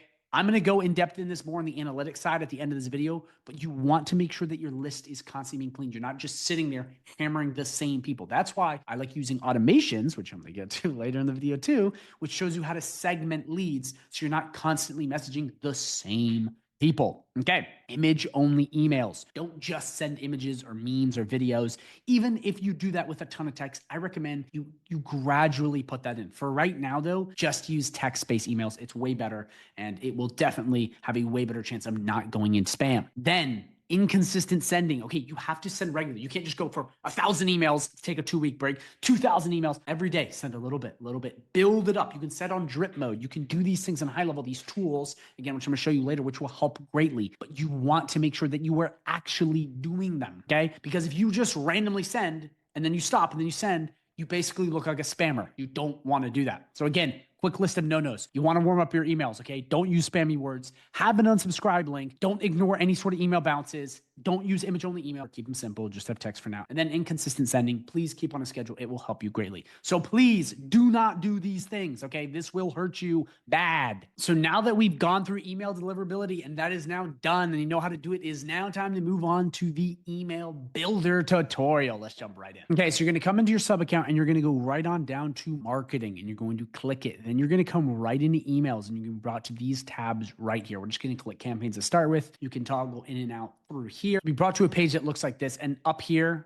between campaigns and templates, it's the same thing right here. But we're going to start with templates first because you need templates in order to create campaigns. So in both of these, you're going to have these basic buttons down here, which are the same. So number 1 is going to be your recent templates. Number 2 is going to be a list. You want it to be like this or down. You can search for your templates right here, and then you can create filters, or you can create a folder with different templates. It's just basic user interface. Then in here, we're going to click new, or down here, which is create template, which will bring you to these exact things. So the first thing is create template from existing campaign. So if you've already sent out an email blast, you can choose the exact campaign you want selected, and it will create a template off of it. All the template is a pre-made email that you can take and add to campaigns or add to automations, which we're going to get into in a sec. Then we have email marketing templates. In GoHighLevel, they have an entire list of pre-made marketing templates for you for email. Now, in the beginning, I don't recommend using a lot of images and making this crazy. So we're just going to start with basic text, but they have pre-made templates, which is pretty cool. I mean, they have all these different categories, all these different niches. You can just search them, just like this, click whatever you want. You just click it when you're done. You click continue, and then you have your email template. As simple as that. And that way you have access to unlimited email templates, which is pretty dang cool. Then you have blank template. So this is just design editor, code editor, plain editor. Okay, this is just basic drag and drop. This is going to be code, like how to do it from code scratch. And this is plain with nothing. We're going to recommend you use this, but we're going to get into that in a second. Then right here, you have import email. So this is if you are using other software. So let's say you're using MailChimp, ActiveCampaign, or Kajabi. Okay, it's going to give you different instructions on how to bring campaigns in from other softwares into GoHighLevel. And you would just play with it like that. You literally just click it, you follow the steps. It's as easy as that. So that is how templates work. And those are your 4 options. Then in campaigns, okay, these are going to be the email campaigns filled with the templates. So to do this, we can either click this right here or click new right here, and you can do blank. Remember, it's all based on templates. We can click this. We can do email marketing templates. Same thing as before. You go through, you find the exact template, you click it, you then click continue, you then have your template, or you can click your templates, which is a list of templates that you have already created, okay? And you can reuse those again and again and again. So that's how the campaigns work. Remember, again, campaigns have templates inside of them. So you're just making up a campaign with templates. Then under here, you'll see workflow campaigns. And all this is where you're going to see all of the automation actions with emails included. So if we were to click create campaign, it's just going to take us straight to the automations tab in GoHighLevel. Just like this, setup, and then you're in automation. So then once you understand that, we then have settings for campaigns. So we're just going to click this and we brought to the settings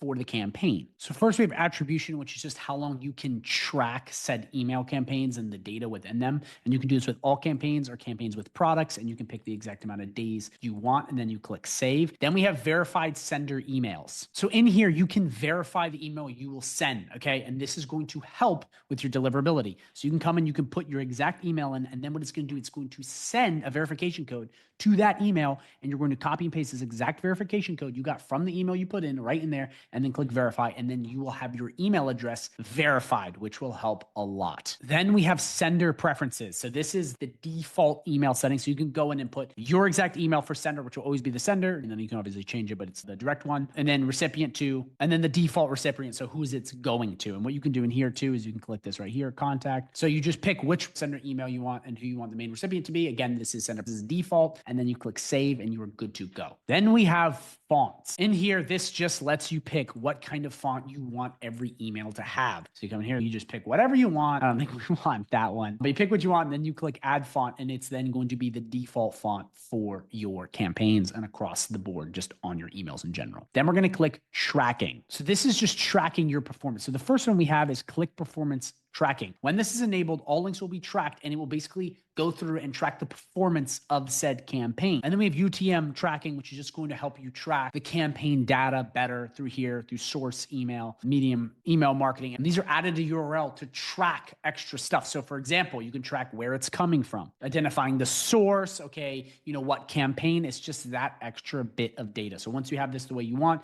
you just click save and you are good to go. And again, you can add more custom UTM parameters, which will just get your tracking that much more dialed in. Last but not least, you have statistics, which is just going to show you how all the campaigns are performing. I'm going to go in depth on analytics at the end of this video, so don't worry about this right now, but this is a way you can see them just like this and how your campaigns are doing. So now that you understand campaigns, templates, statistics, how this whole thing kind of works, just like where to go to find stuff, I now want to take you through actually creating an email just so you can see how the builder itself works. So we're going to come right in here. We're going to click blank template, and we're going to click this right here, design editor. So right in here, it's very much like the other GoHighLevel builders. You can just take what you want, drag it in, and drop it right here. And then you have that extra editing right on the side here, but you can put, you know, buttons in, you can put social media, you can really put in whatever you want. And all you do is you drag and you drop just like that. So it's just like the other editors, very simple. And then you would just configure your email right in here. So hello, or type in whatever you want. By the way, in the next section, I'm going to be going over strategy. So how to actually create emails, like the entire thing. Right now, this is just showing you how to use the builder so you understand. So don't worry too much about that. I'm going to be showing you how to do that. And then right up here, you can edit the heading, the font, the size, what color you want these things to be, whether you want it bold, italicized, underlined, strike through, really all these things, making it linked. You basically just have all these extra features, just like a Word doc. So you can edit this email that much further. This is where you'll name it. And then right over here, you just have a couple basic things. So you have section. This just allows you to pick, if you have a big email, the sections. Okay. Appearance. This This is just going to give you a little bit more editing. So what colors you want, how you want the buttons to look. Again, you can do that over here when you just click this right here. And then we click this, it'll pop up right on this left-hand side to also do that. I'm expecting you understand the basic rubric builder of HighLevel. It's all the same. Go watch my website video or my forms video. It's all the same. I'm just expecting you to know this. If you don't, please go watch his videos or drop a comment down below and I'll explain. But it's really the same thing. You just come in, you figure out what you want. You change how you want. Do you want it to show up on desktop, mobile only, simple stuff like that. And then saved items is anything you have saved so you can use for later use. It's very simple. It's very straightforward. You come in here, you find what you want, you drag and drop it in here, you click it again, and then you edit it on the side to further edit your email or whatever you want. And you have all the settings you could possibly want on this left-hand side. Then right in here, you can see what it looks like on desktop versus what it's going to look like on a mobile phone. And then you can undo and do just like that. So what we're going to do is we're going to call this new template 7. Okay. And we're just going to click save template. So you can make this look semi-okay. But again, that's how it works. Once you're done with save, you'll click back. Okay. And there it is. It's right here. You could preview it. You could clone it. You could share it with other people. You could upload to your email template so you have it forever. You could move to one of the folders. You could create a campaign right off of it. And then you could archive it or delete it all together. So it gives you all of that functionality. So that is the email marketing interface in a nutshell. I went through it. It's very simple. It's very straightforward. If you have any questions on this, please drop them down below. I will answer, but it's quite straightforward. And if you have to rewatch this part just to understand the basics, I'd recommend you do that because it will help a lot. So now it is time to go over email strategy. This is probably my favorite part because this is going to be showing you how to actually create emails that you can plug in. I'm going to show you some awesome shortcuts and then how to automate this. So this is going to be a really, really valuable part of this video you have to watch because this is how to actually create email campaigns, put them into HighLevel and use them so you can start sending out emails as soon as today. Okay, before we jump into that though, I just want to let you know, if you are interested in HighLevel, I have a 30-day free trial down below, an exclusive 30-day free trial link where if you sign up with that, you'll get free access to me one-on-one, you'll get access to tons of snapshots in every vertical, you'll get access to a private community where you can talk to people, interact, live calls every week with me and my students, then you'll get access to proprietary trainings on GoHighLevel, how to master it, how to sell it, how to do prospecting, and so much more. To get all of these free bonuses and free goodies, all you have to do is go right down below, sign up using my link, let me know, and then we will be good to go. So again, if you're interested in a HighLevel and you're interested in really learning it fast, go right down below and sign up for that 30-day free trial link. So now that we've gotten past 1 and 2, we can now move on to number 3, which is the email strategy side of things. Guys, this is one of the most exciting parts. This is how you craft emails and create different kinds of sequences to sell people or just engage your email list. Let's jump right in. There are really 3 different kinds of email sequences, and those 3 are the welcome sequence, the sales follow-up sequence, and then the newsletter sequence. So number 1, the welcome sequence. This just helps new subscribers to your list learn about your brand. This is the first thing that happens when someone opts into your form. This is not what you would use for cold email. This is very much if you were trying to build a list and you have people opting on your website, this is the first sequence. It just lets them know what's going on. This is really important, especially for a lot of service-based business owners. They just need something to get people engaged. Then we have the sales follow-up sequence. This will turn interested leads into customers. This is sales. This is what businesses and SaaS agencies need a lot. This is how you get people once they opt into your form, okay? Once people go to your website, once people message you, once you put people into a pipeline. This then does a follow-up sequence to sell them. This is how you make direct money with email marketing. The sales side of things where you're just constantly hitting people. With the welcome sequence, you're more warming them up. The sales sequence is there to sell them. Then you have the newsletter sequence, okay? This is what keeps subscribers engaged over time. Think of this as a way to just keep people in your system, okay? And this is very much value-based, okay? This is like, oh, here's this free PDF, here's this free checklist, here's this free course, here's this free audit of your website. It's just value to keep people on your list so they have a reason to open your emails. Okay. And yes, like I said before, there is a couple more, but these are the 3 broad ones. Okay. So now what we need to do is we need to create these because depending on what you're doing for yourself or for your clients, you most likely don't have these set up or you have automations attached to this. So this is incredibly, incredibly important. So now what I want to show you is how to create each one of these and create entire sequences and campaigns so you can use as soon as you're done with this video. Let's check it out. I have 3 different prompts that I have created for you that you can use an AI to generate this for you. Now, what a lot of people do is they just go over to ChatGPT and they just say, make me 3 emails on this. and it turns out horribly. The emails don't really make sense and they sound like a robot. I have tested and created these so you can have realistic sounding emails that are short and not massively long and super confusing. You have to have the right prompt in order for it to work. Now, what I have here is a welcome sequence prompt, a sales follow-up sequence prompt, and a newsletter sequence prompt. I built these for you so you can just take these, copy and paste it, put it in AI, fill this out, and then you now have your sequence done. Okay, this has been tested. This actually works. If you need this, it's just right down below in a link. You can get access to these to copy and paste. It's all yours. I'm completely free. I'm not asking for anything. But this is an easy way for you to immediately start just getting email campaigns out there. Now, you may want to go a little more in depth. You can add to this. Feel free to do that. There is always more you could do. But for the most part, this will do just what you needed to do. So what we're going to do is we're going to create a welcome sequence prompt. Okay, we're going to do this right here. We're going to copy this and we're going to come right over to AI and we're going to paste this. But now what you need to do is you need to fill out every single one of these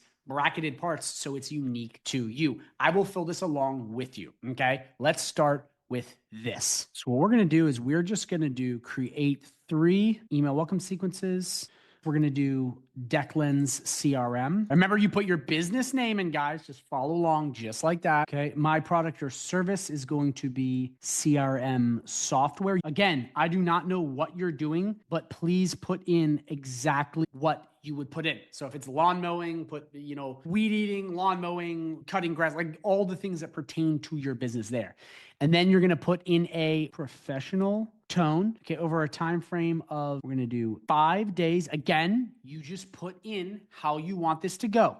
Just follow along directly to me. If you have questions, drop them down below. We're just filling in the prompt just like this. Start with a thank you email delivering a freebie. So what I'll do is I'll put free CRM setup guide. You put in whatever your freebie is. That could be a free estimate. That could be 15% off. That could be whatever you want it to be. Just put it in some sort of incentive. We did that. And introducing my brand, then include emails sharing. We're going to do CRM tips. Again, put in some sort of value there and end with a call to action. And we're going to do a free trial. Again, you're going to put in whatever pertains to your business. Just follow along exactly like I did. Okay. And just plug this in. Now, if you want to go more in depth and add stuff, feel free to. Okay. You can do whatever you want. Make sure you pause the video. You either do this with me or you pause it and fill this out right here. Once you have it all filled out and it's matching your business, you're going to click this right here and look at this. It's now going to give you all of the stuff you need. Okay? Now you're going to want to make sure that you plug in an actual guide or whatever you're using. You don't want to just have it be nothing. But we now have all of our emails. How cool is that? It is generated. And by the way, you don't have to use ChatGPT. You could use Grok, Gemini, Bard, whatever you want, and just plug it in like that. But make sure you follow, just as I said, to get these emails. Again, a lot of you guys are just going to ChatGPT and just saying, generate me emails. And it turns out horribly. Take a little bit of time.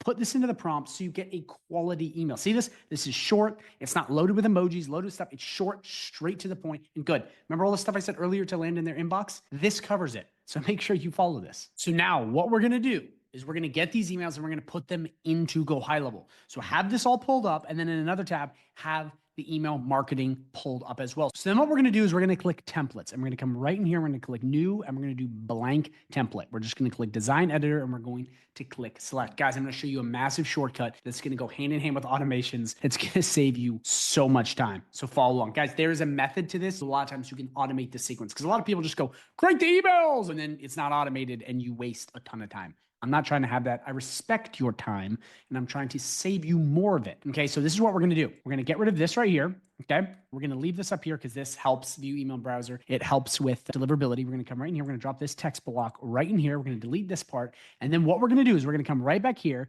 and we're going to copy this right here. Okay, everything you have. You're going to want to probably put a custom value in like that, but we're just going to click this right here and we're going to click paste. So now we have our name in here. You can just click enter. So right here, I would make this smaller, just like the rest of them. You can leave it bold, and you might want to put in a custom field, custom value. Then right in here, we're just going to do thanks for joining Declan's CRM. Make sure everything looks good. Okay, maybe do a little space right there. Just make sure it looks basic. With your free guide, you're going to click this right here, and you're going to click this download part. Now, remember, just like earlier in the video, you got to warm up your emails before you start really giving a lot of links and juicy stuff like this. So please make sure you do that first. Then you would just click this right here. You'll put in the URL, leave that way, and click save. And it will then link that to what you're doing. Then I would just come down here and I would click enter, and you are good to go. As simple as that. Then what you're going to do is you're going to come right in here. Okay. You're going to come right to settings. Once you have this, guys, there's a method to the madness.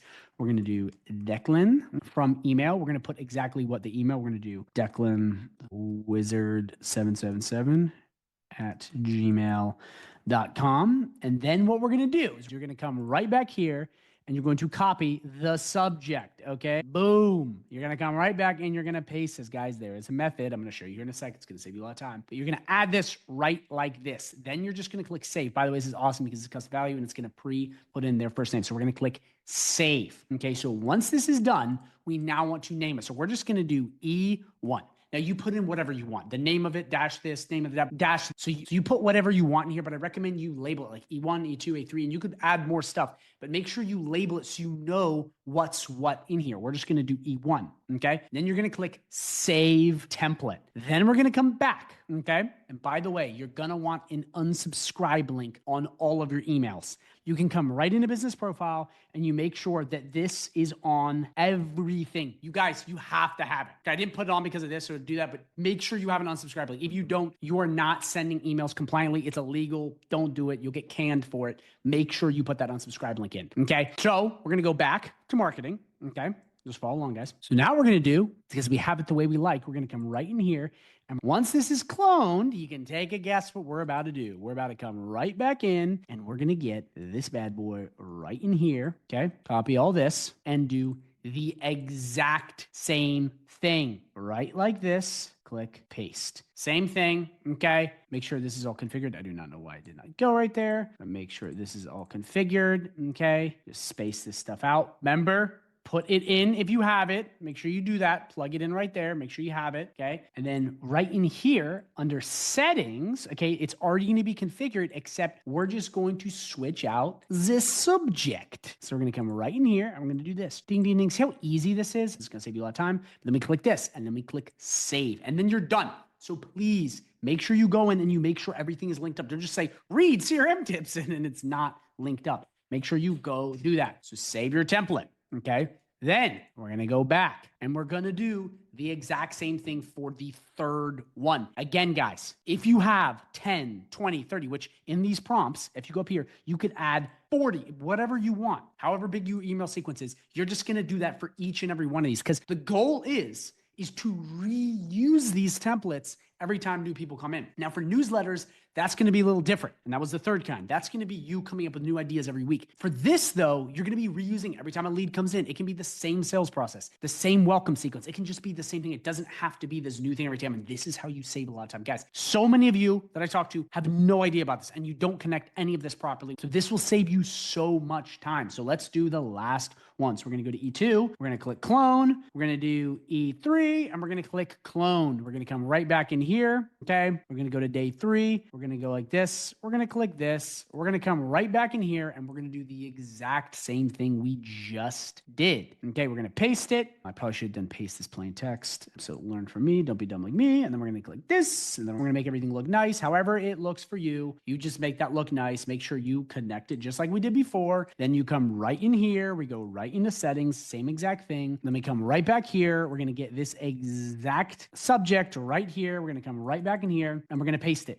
That way you now have all of this saved and configured. Okay, then you're going to click save templates. So again, however many you create, you will do this process again and again because we will be reusing these in automations every week, every client, every time. This is how you save a lot of time in high level because when you see the automations part, this will all make sense to you. So now that you have this configured, I want to show you something really fast because you may be like, how do I even send an email? I'm just going to quickly show you how to send an email so it makes sense before we go into automations. If you do not know how to send any emails in high level, you come to campaigns. Okay, we will click new. We will click your templates. Then we choose the template you want. We're going to go, yay, we want this one. Okay, once you select it, you then look up here in this upper right hand corner and it'll say send or schedule. You're going to click it and then it's going to be brought into a page like this. Right here, you have multiple options. You have send now, where you can look at the sender email, the sender name, the subject line, everything looks good. Okay, you can choose a contact list. You can pick one. You can send to an entire smart list. You can choose from tags. You can pick whatever you want, and then you can just click review and send, and it will just send to whoever you want. Same exact thing, except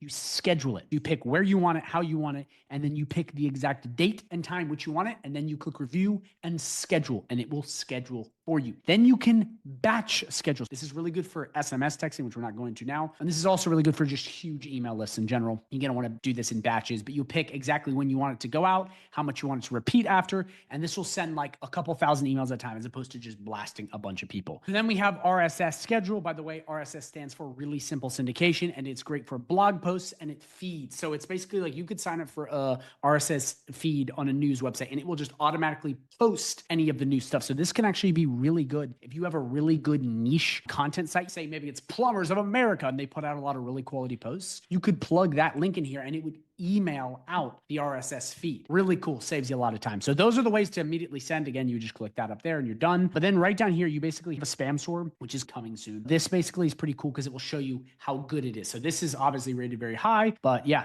you're basically good to go. And that's basically how that works. So this is one way to send. You click the template, click the campaign, and you go in and you click send. The other way to send emails very quickly is you come right into contacts, okay? Right up here. You'll just pick whoever has an email down here, pick who you want, come right here and click send email.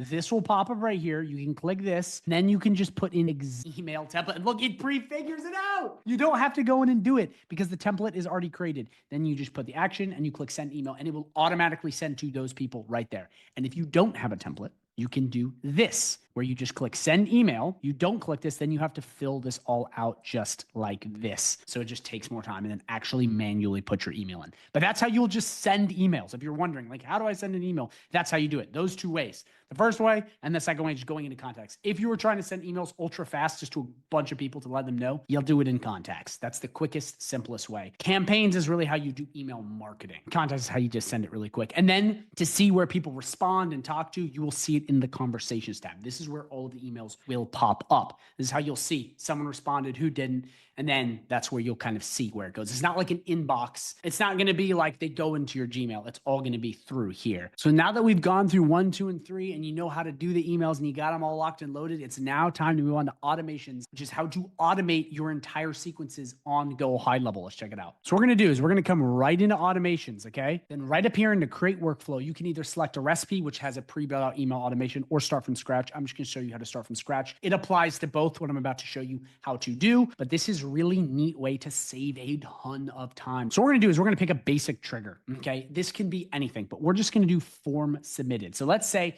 someone comes on your website and they fill out a form, okay? They fill out the onboarding form or whatever. Any form they have, they fill it out. And again, this is whatever trigger you want. This just depends on what you're trying to do. They have recipes pre-built on this. A lot of this you can build really easily on your own and write through recipes, so it's not a big deal. But say we're just going to do a basic form submitted like this, okay? Then what we're going to do is we're just going to do a quick wait. Let's do a wait of, let's do 5 minutes. Okay, we're going to click save action. Then this is what we're going to do, which is really going to be really cool. We're going to send email, okay? But instead of going and filling all this out, we come right here and boom, we're done. See how cool that is? So now what we can do is we can just plug this in very simply. Now your template is done and you're done. You just click save action and then we do the same exact thing for this. So what we're going to do is we're going to do copy all actions from here, copy here. And then what we're going to do with this wait is we're going to make it, 2 days. Because remember, we're spreading this out over a couple days. Then right in here, we come right down and we just click save action. And we do the same thing, copy all actions, paste right in here. We put 4 days. We click save action right in here. Boom, done. Automation complete. How simple was that? It's infinitely simple. And then you just name it and you save it. Same exact process for, let's say, a pre-built out automation or a really big automation that's a bunch of them. You would just go in and you would fill in all of your templates. And the thing is, guys, is a lot of you guys are going in and creating emails on the spot. If you build a base of templates, you can then have your entire welcome sequence done. Because remember, you create this one time, it goes out forever. So say you're doing this for business, okay? And you want an onboarding sequence. You could create these templates where once you have it done, you set it up, And then you could add this in any other account, anywhere else in your GoHighLevel account, and you can just keep reusing it. And it's done. The work is done. It's finished. You see how powerful that is, as opposed to manually having to go in? Okay, like say we don't have a template. The template will already fill all of that out pre-configured. And it has different subject lines. I mean, it's all done for you. And again, guys, the reason I took the time to make this video today was to show you how much time you can save. And you can save a ton of time with this. So at this point, all you got to do is click publish, click save, and you're good to go. Obviously, name it. But you can do this for a vast array of different things. So you can do this with your sales sequences, with your newsletters, your welcome sequence, whatever you want. You now know how to do this. And if you have any questions on this or this is confusing at all, please drop a comment down below. I will answer. I'll get to you as soon as I can. That way I can help you out and show you just how powerful this is. So that's the automation side of things. It's that simple. And yeah, you have a bunch of different things you can now do with automations. So now that we've gone through email deliverability, email builder tutorial, email strategy, and automated all of these, I now want to show you where to find your analytics on your email campaigns, just so you know what's working and what's not, and really how to read some of this stuff. Because a big thing a lot of people do is they have no data, and it's really hard to make good decisions when you have no data. It will just leave you confused. Let's check it out. So the first place to really see basic data is coming into marketing, going in statistics, and just seeing how your campaign is doing. So how much revenue, the engagement, how many people the email was delivered to, the bounce rate, all this other stuff, just so you understand what this is. And these are really the big four. Number one is email delivered. How many people did your email actually get delivered to? How many times did your email bounce? So that's if your email goes to someone and then it bounces because they're a verified sender or it's a fake email or whatever. It means that the email actually didn't go through. Unsubscribed. How many people clicked the link and said, I don't want to be part of this?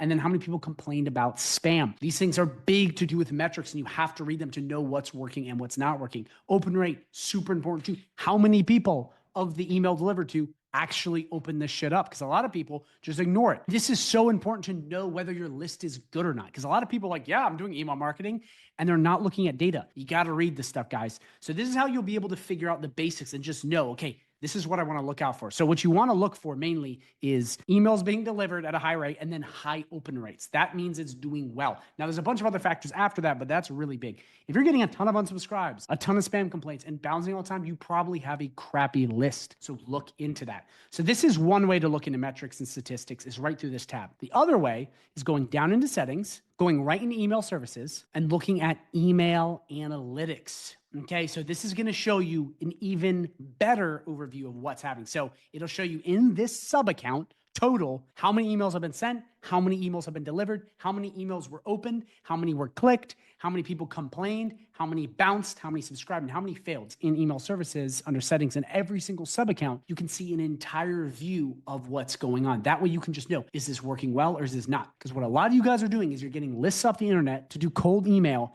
and you're just hammering, and you're not looking at the data. You're not realizing maybe this email list I got was trash. It was garbage. It wasn't good. And you guys won't know that unless you look at the data and go, it did suck. So those are two big ways that you can look at data and just know, okay, what's my delivery rate? Okay, what's my open rate? Then, last but not least, we have Google Postmaster tools. This is like analytics on steroids. It just helps you get that much more granular and lower into email marketing, so you know every single thing. Now, it's a free tool. You just have to get started and go through it, but that's a Gmail service where you can connect a Google Postmaster account to get in-depth data. So if you're a serious email marketer and you're like, okay, I'm going to be using HighLevel a lot, you're going to want to have this. If you're more just a basic noob, you're not going to need it. But that way you can really get this dialed in, and then you really know what's working and what's not. So this is what we're going to be covering in today's video. Number one, setting up your phone system in GoHighLevel. That's making sure you have a phone number, you can send text messages, and the whole 9 yards. Number two, how to send text messages in HighLevel, whether that be a single text message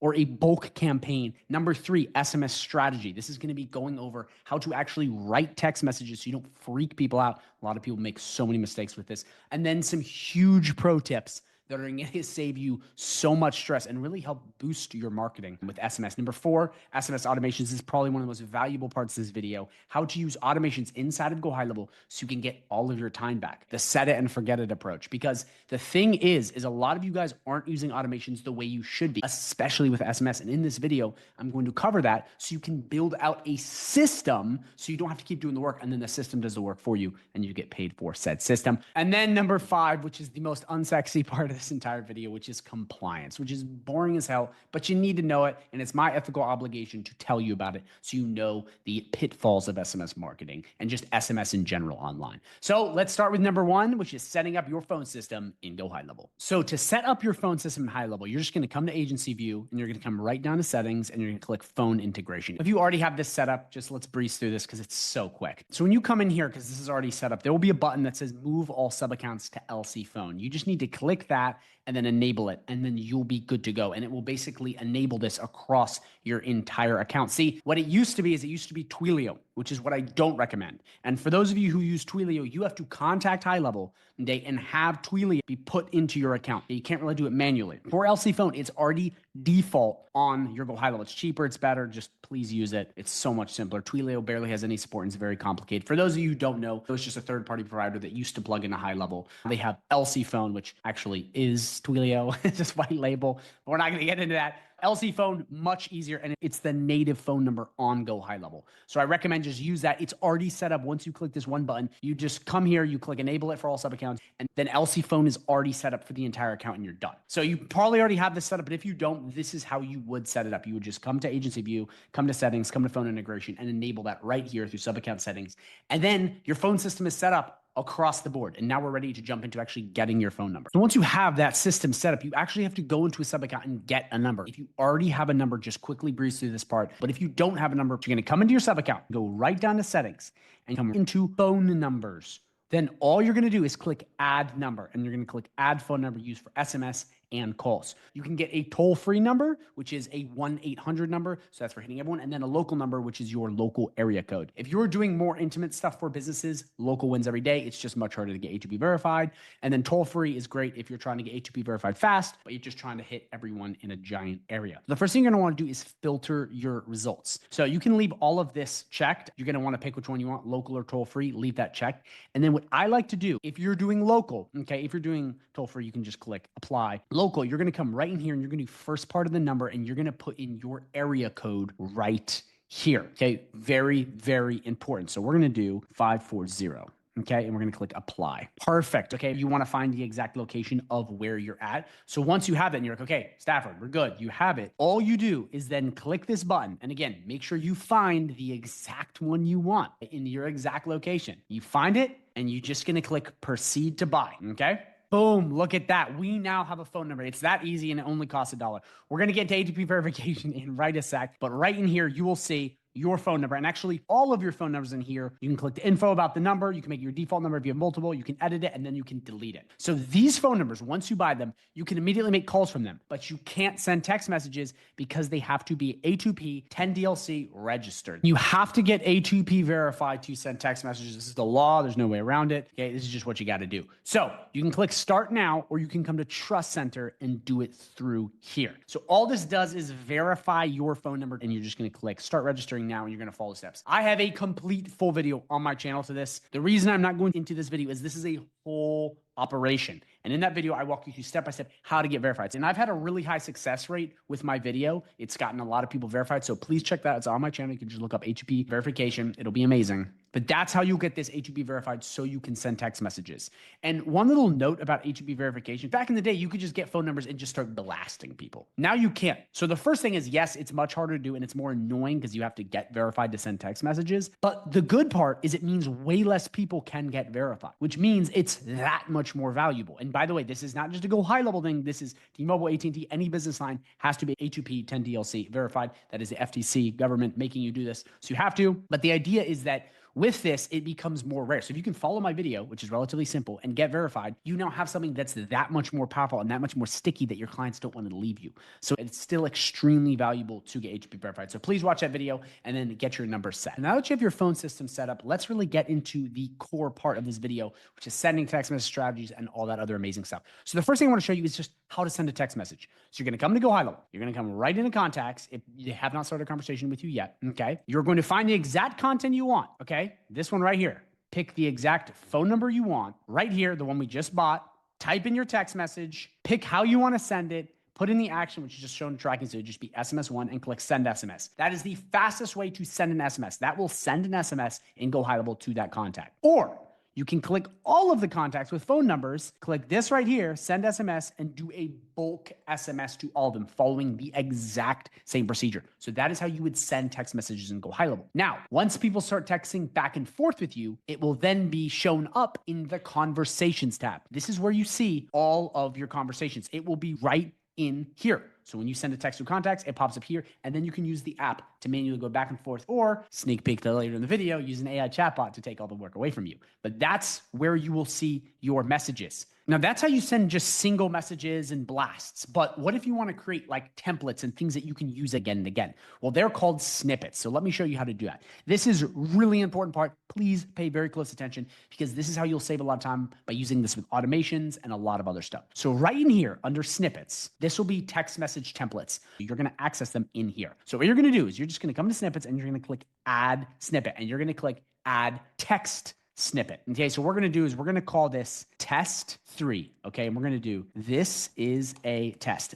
Please put in your actual name, put in the body of the message you want to send right here, because remember, this is the text message. Okay, and then you're done, and you can add any sort of file or stuff like this. Right here, you see the cost associated. Then we're going to click save. So now what we have is test 3. We now have said snippet. Now, this is really cool because we're going to use this heavily in automations, which I'm going to get to later, but you can use this all over the place. So if we come back into contacts, okay, and we want to use this, we could click all of these, and we could click this right here. Okay, we could click OK, proceed. We'll pick the exact phone number we want. But instead of putting a random message and having to type it every time, we can click SMS templates, and we can click test 3. Boom. And now it pops up. Guys, I'm telling you right now, this is going to be incredibly important for automations later in the video. So make sure you understand this, because this is how you're going to set it and forget it. You have to use templates. You can't manually create it every time. Then from there, you pick the template, you pick how you want to send it, send all at once, send a drip mode. We're going to get in that a little bit later in the video so you quite understand. And then you click send SMS, and you're done. Okay. You can also come into conversations when you're having a good old little chat with somebody, and here and click SMS, just like you see right here,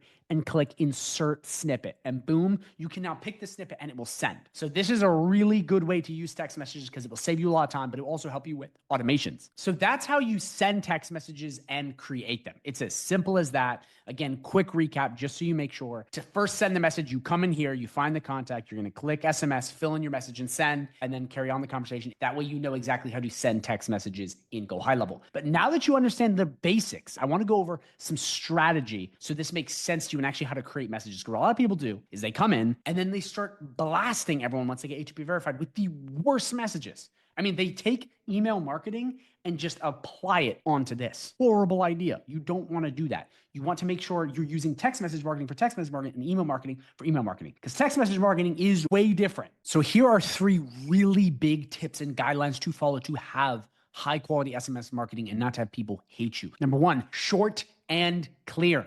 Write messages under 160 characters using simple words. Okay, people go so in depth and they make these massive text messages. Number 1, that's going to cost you more money. Number 2, no one likes long text messages. It actually freaks people out because they either think it's politics or a scammer, because that's what they usually do. And then use simple words. Don't make this a poem. Don't make this a book, okay, from the 1800s. No big words. Keep it stupid simple. 4th grade language. Very clear, very simple. So short and clear. That is the first number 1 thing you need to do with all your text messages. Number 2, personalize. This is where custom values in GoHighLevel come in handy. Include names for a tailored field. Example, hi Sarah, deal, link. And then you can put in the link, call to action, et cetera, et cetera. But this is really important because with text message, it's so much more intimate. Hey, everyone sees text messages, not everyone sees emails. It's way more like right in your face. So again, you want to make sure you're immediately calling out the person. That way they're like, huh? I mean, you've even seen it when you get a text, it's like, hey, Declan, how are you? And you're like, what is that? It at least piques your curiosity. So use their name and make it in the beginning so they can see it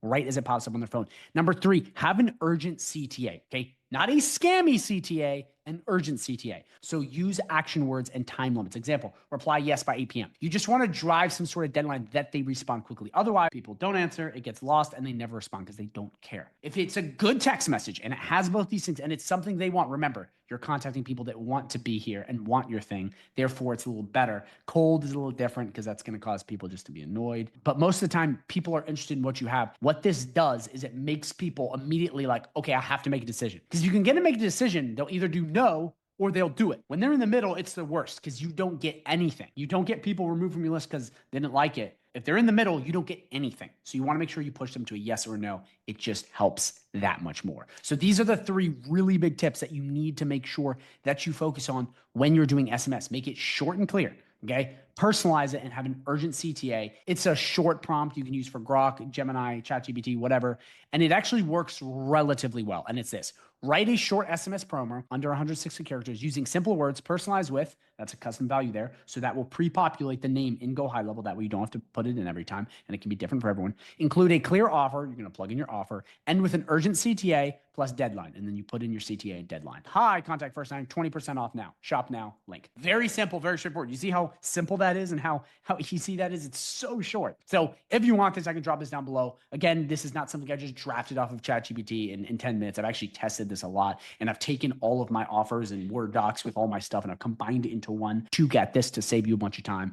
Feel free. If not, just make sure you follow these guidelines to create your SMS messages. And again, whether this be cold, whether this be sales, whether this be replying to someone buying, whatever it is, follow these and you will not be led astray. It cannot hurt. And this is for all SMS marketing, outbound, inbound, all of it. You follow this rubric and you will be solid, I promise. So one more thing I want to cover before we move into automations and do all this good stuff is just going over why SMS is a lot more intimate than email, because this plays a big role in your strategy. And it's actually why it's a lot different. So the first thing is 98% open rate from SMS versus 20 to 25% email. A lot of people open text messages. It's way more intimate. Again, hence why you need it short and straight to the point. 45% response rate versus SMS, 6% for email. Big difference. 90% of SMS messages are read within 3 minutes. That's insane. There are people that won't get your email for days. Consumers are 8 more likely to respond to a text than email. 8 times. 75% of consumers are okay receiving text from brands they've opted into. Now, again, we're going to get to appliance later in the video, but that's big. That's really big.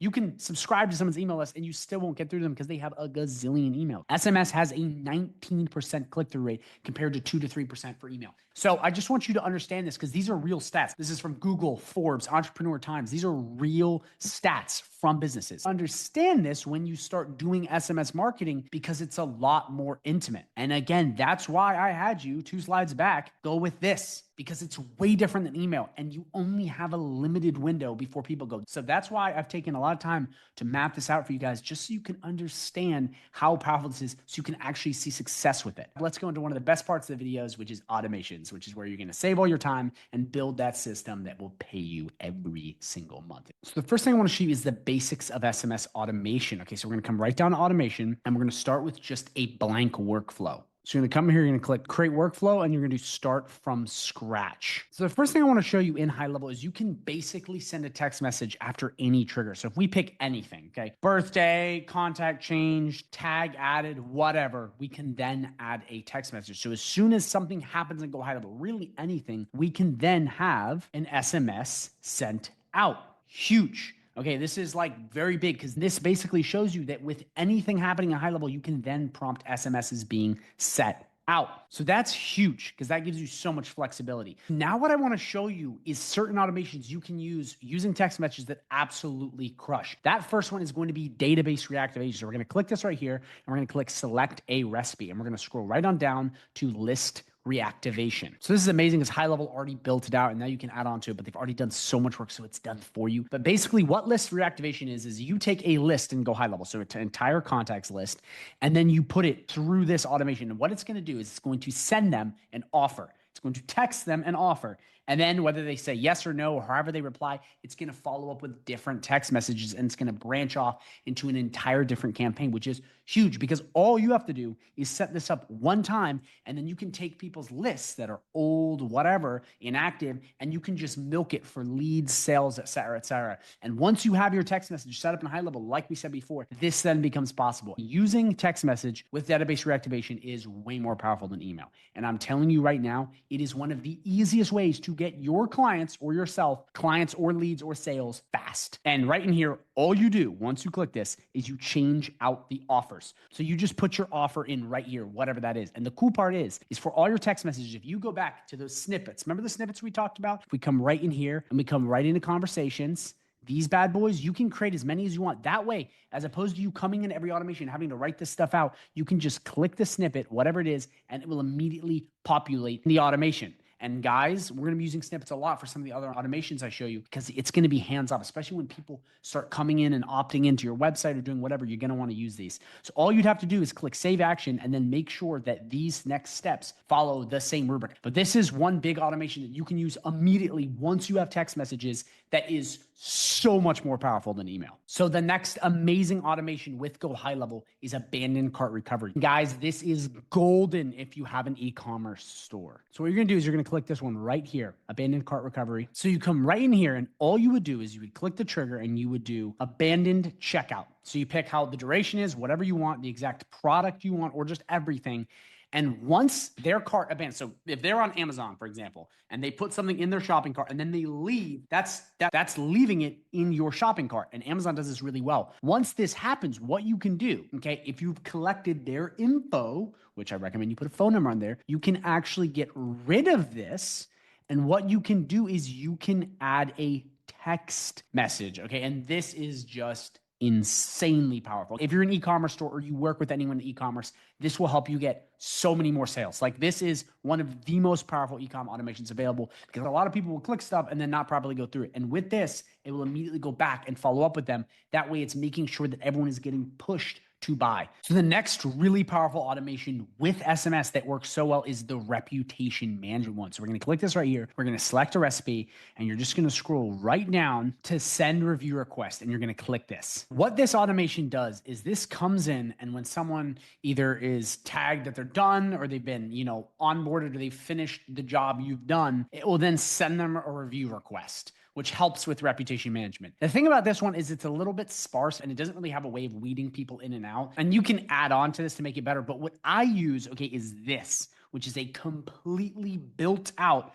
reputation management, fully automated workflow. I mean, this thing will fully automate reputation management. You never have to do reputation management. This is so powerful because this will completely automate it, hands off. You can set up reputation management and then go like this. And it will run on autopilot, saving you time and getting businesses a ton of 5-star reviews. This is insane. And I had this built out and it's just absolutely incredible. It's so in depth. It will segment people. So if someone leaves a review, if they don't, it'll bring them to one side, the other. That way you're not messaging the same person with the same review request. And if you use text messages with this, which I have, it is a game changer. I mean, it's reviews every day. If you do this for your clients, they will be blown away. Because it makes you look like you're doing a lot of work if you're doing reputation management, except you've just set up an automation. So they're like, wow, Declan's doing so much work. Let's keep paying him. This is amazing. Yet you're not doing any work, but you're getting paid every single month. If you want access to the snapshot, you can have it completely for free if you sign up with my 30-day free trial. GoHighLevel link down below, not a 14-day, an exclusive 30-day free trial link where you get access to this snapshot, a bunch of other ones, a private community, trainings on how to sell GoHighLevel, trainings on how to master GoHighLevel, access to me, live calls every single week, and so much more. I mean, it's the best community online. I'm telling you,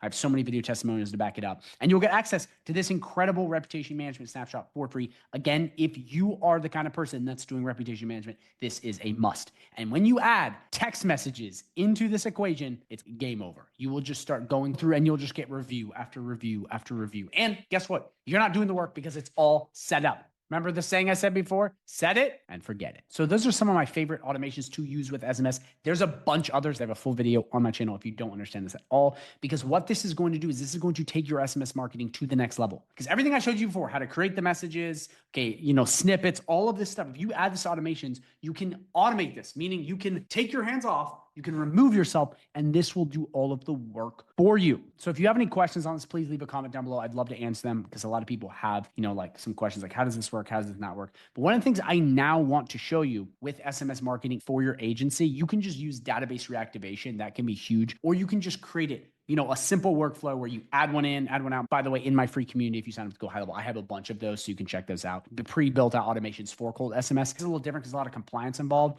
but just know that you can do that exact same thing with this, just setting it up and then blasting a list. So now that you know how to set up your phone numbers, how to create basic text messages, and how to automate this, I want to show you a couple more pro tips that will help your SMS marketing so much in GoHighLevel, because there's a lot of little things that are going to make your automations and everything else work work much better. So please pay close attention because this part is going to really help you fine tune everything to have that well-oiled system. Let's check it out. So now what I want to show you is 4 major SMS pro tips. Like this will help your SMS marketing so much. And there's some hacks in high level that I'm going to show you here that are really, really going to blow you away because they helped me so much and I hope they help you. So number 1 is trigger links. Having trigger links in GoHighLevel and using them for SMS marketing is a game changer. Let me show you what I'm talking about. So what a trigger link is it's a link you create, okay? And when someone clicks that link, a bunch of other things happen. So if someone clicks your link, it would then send them a bunch of text messages. It would then send them email. It would then change a contact. It's whenever they click that link, something happens in GoHighLevel. Okay. It can be whatever you want and you can build this out as much as you want. So all you do is you come and you click add link, you put in the name. So we would do Amazon. Again, this is a complete test. This is not real, but as soon as someone clicks the Amazon link, wherever you have it in your account. So again, this would be for a website, calendar, reputation management review request, whatever it is. As soon as someone would click this link in high level, it then will trigger a bunch of actions if you set it up right. So check this out. We're going to come to automations. I'm going to show you what I'm talking about because you can put any link and make it a trigger link in GoHighLevel. So if you have a text message and it's going to be, please fill out this form right here, it then can have a trigger link in that trigger link. That way, as soon as someone clicks something, you then can automate. So watch this. Okay, we're going to start from scratch. And what we can do is we can make the trigger link clicked. And we can do trigger link Amazon, boom. And then we can do all kinds of stuff. Send email, send text message. It is so powerful, especially for text message, because so many people just send links. Okay? They don't do anything. This can be tracked, so you have real data on your trigger link. You know who's clicking it, but you can then have an action happen after the trigger link gets clicked. This is a very simple way to automate a lot of repetitive things. And so many people never use these. They just get a link and they send it in and then they try to create this weird duct tape business where in this, you can just create a link that when that link gets clicked, that trigger link, which I already showed you how to set up, and you can create as many of these as you want. As soon as they click that, it then enables a bunch of other things to happen and go high level. Please use trigger links. If you're using SMS marketing, it will change your game forever. Okay, so number 2 on the list is AI chatbot. This is a way for you to never have to ever answer text messages ever again. So if you come into GoHighLevel and you go right to AI agents, what you can do is you can set up an AI chatbot very easily right like this. And what you can do when you set that bot, you just click create bot. Okay, you pick what you want, appointment booking, general Q&A, or start from scratch, which can be kind of hybrid both. And all you would do is train it, but you would pick the channel you want to run. So it can answer all of your messages or it can just do SMS. You'll see in the video, you just train it, you put in the right links to prompts, you turn it on by clicking autopilot and you pick the channel and it will answer every single text message that comes into your account. How incredible is that? So you can set this up so it does it all for you. It's a no-brainer. When I mean all text messages, this is what I mean. You set it up in SMS channel, you come back here, every single conversation in GoHighLevel through the conversations tab that comes in, the AI chatbot will go in and answer every single one of them. That is insanely powerful because you're saving people so much time. People get tired of continually having to message people on their phone. The AI chatbot can plug in very simply and just take over all of someone's text messaging. I highly recommend you watch that video because this will make you a lot of money. This is the future, and a lot of businesses don't have this, and they need it, and you can give it to them now, and they will pay you every single month for it. For this next one, it's going to be maintain your list. This is a big one, and this is what a lot of people skip out on, but this is a way for you to make sure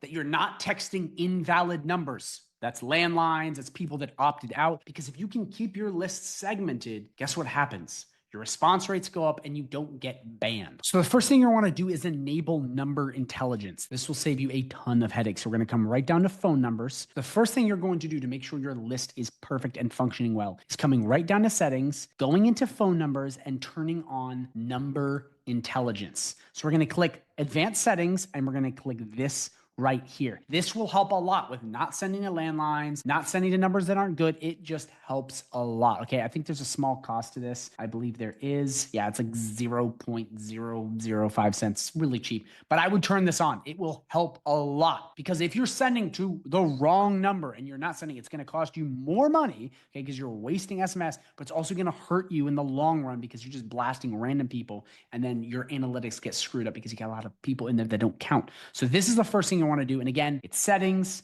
phone numbers, number, advanced settings, number intelligence, click that on. The next thing I want to do is set up 2 automations. Okay, one that's going to make sure that any invalid numbers doesn't go, which is like a backup for this, and then making sure people that opt out get removed. So we're going to come to automations and follow along really closely. Come right in here. We're going to click create workflow, start from scratch. So the first thing I want to do is name this SMS list maintenance. Okay, obviously spell that. That's the first thing you want to do, name it, or you can name it, whatever you want, but that's what I recommend. The first thing we're going to do is make sure you're not texting random numbers. So we're going to do number validation, very important. What we're going to do is we're going to select and we're going to do number is, okay, and we're going to do not valid and SMS incapable. This makes sure there's no landlines and none of this other garbage in here. Please do this if you're sending text message blasts. This is so important. Then we're going to click save trigger. And then anytime this gets triggered, what we then want to do is we want to come in here. We want to add tag, which would be add contact tag, and we're going to do not text and then save. And then what this is going to do is this is going to basically make sure that these people get segmented to a smart list and they do not get contacted. So you can remove them from the workflow. These people do not get texted. You don't want to be messaging the same people that are in here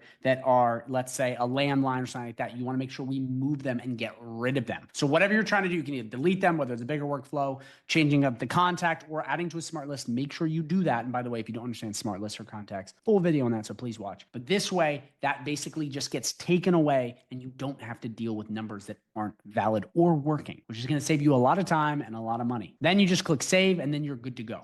So then the next automation is a basic opt-out form, which will keep your list so clean. So the first thing we're going to do is name your workflow. So this is going to be opt-out automation. So the first thing we're going to do though is make a customer replied automation. So what this is going to do is this is going to make sure that when someone opts out, it actually removes them. Because a lot of you guys don't have D&D enabled and doesn't have a lot of stuff, and it opts them out, but it doesn't really opt them out. And then they get text again, and then they get angry and you get banned. We don't want this happening. The first thing you do is add that trigger, which is going to be customer replied. So we click this, and then this is what we need to do. We need to do either contains phrase or exact match. And in this case, it would be exact match, which is stop. Okay, so if someone says stop via text, it cuts them out. So what we're going to do is we're going to come right down here and we're going to do reply channel, and we are going to do S and then save trigger. This way, anytime someone says stop via text message, it removes them. Then what we can do is we can add tag, which you're going to want to do right in add contact tag, and we're going to click opted out. By the way, you're going to want to create that tag. I'm assuming you know how to do that. Opt out. Then what I would recommend you do, if it's a workflow, remove from workflow, or really whatever you're trying to do. It can be delete them, get rid of them, or just keep them in a base to use for database reactivation later. I don't know what you want to do, but if they opted out, you want to respect that because it's compliance laws. But using this will help make sure that when people opt out, they truly get removed from your workflow. Because the last thing you want to do is end up messaging a ton of random people that have already opted out, and that's going to look bad for you, and it's just going to cost you more money. Like, it doesn't accomplish anything. So please set these 2 up. The fourth and final tip is just sending in drip mode. So this very simply is not blasting too many people at once. It's sending in batches. And I recommend this because if you're just starting out, you can get banned very easily if you break your limit. So let me show you what I'm talking about. So if you come right down into contacts, okay, and let's say we're going to message some people like this. We're going to select this person, this person, this person, and we're going to send them said text message. Once we pick exactly what we want, we have this option right here. If it's a smaller group of people, we can send at a scheduled time, which is tomorrow, whatever, or we can send in drip mode, which will be in batches where you can pick on each day how much go out at each time. If you're sending to a bunch of people, you want to make sure that you're doing this in batch mode because numbers have limits. Make sure you do that in batch mode. Make sure you send in drip mode if you're doing a lot and warm it up. Trust me, I will save you so much stress if you do this. So the last thing I want to go over now is the most boring part, yet the part that you need to know because it can save you a lot of pain, which is compliance. Okay, so part of compliance is the A2P verification. It's getting A2P verified, but there's a couple other things you're going to want to make sure you're doing so you don't get flagged or banned down the road because this actually happens to a lot of people. So the first thing you want to do to stay compliant is go into your settings, into your sub account, go to phone numbers, and you're going to come to advanced settings, and then you're going to click SMS compliance. You want these 2 boxes checked on. It is very important. You have to have an opt-out message on your text messages. You cannot not have an opt-out message. So make sure you come into settings, you go into phone numbers, you come into SMS compliance, and you have these to checked. Very important. Follow the instructions. Please do that. It's very, very, very important. And a lot of people don't have opt-outs and they get screwed. You don't want that. So make sure these are on. The other thing I'd recommend is you go to the Twilio website and you just read their SMS compliance. I recommend you read this one, the Guide to USS Compliance for SMS. It's on Twilio's website. It's one of the best ones. You can just Google it. Just educate yourself on this. I can't give you the perfect framework because everyone's in a different situation. Every country has different laws, but just research this one, understand what you're going over, and just make sure you have these boxes checked, and then you will be good to go. And as always, if you have any questions, you can drop in the comments down below because I'm here to help you and I want to see you win. So what we're going to do is we're going to come right here to automation. Okay. And you're going to be brought to a page that looks like this. So what this page is, okay, is basically just a list of all of the automations that you have built. And you can, categorize them by folders and whatnot. You can create smart lists off them. It's basically just a categorization of all of the automations you created. And you can, delete them, edit them, do everything right through here, add them to sub-accounts, which is really cool. So you can basically move automations from sub-account to sub-account. Really cool, yeah. Move to folder. I mean, you just have all of this really cool features, duplicate, all inside this first dashboard. But this is just organizational purposes. Then you come here and you have two different options. So we're going to spend the day and start from scratch because we're really going to be going over the nuts and bolts of this. But you can build pre-made automations. They come pre-packaged. They have all the stuff built out. You can literally just come right in here, click continue, and you'll have automations already built. Okay, but in this video, I'm not necessarily going to be going over strategy. Guys, I have a ton of other videos on exact automations to build. Like, okay, we're building this automation today. This is just going to be how to use the automation builder. Because once you understand that, you can build unlimited automations and you'll know exactly what is possible. So again, I have videos on the strategy, but for this, we're just going to be going over in depth, okay, what the automation builder can do and how powerful it is. Okay, so in this page, I'm going to just give you a quick tutorial before we dive into the exact triggers and actions. First thing is builder. This is where all of your automations will be.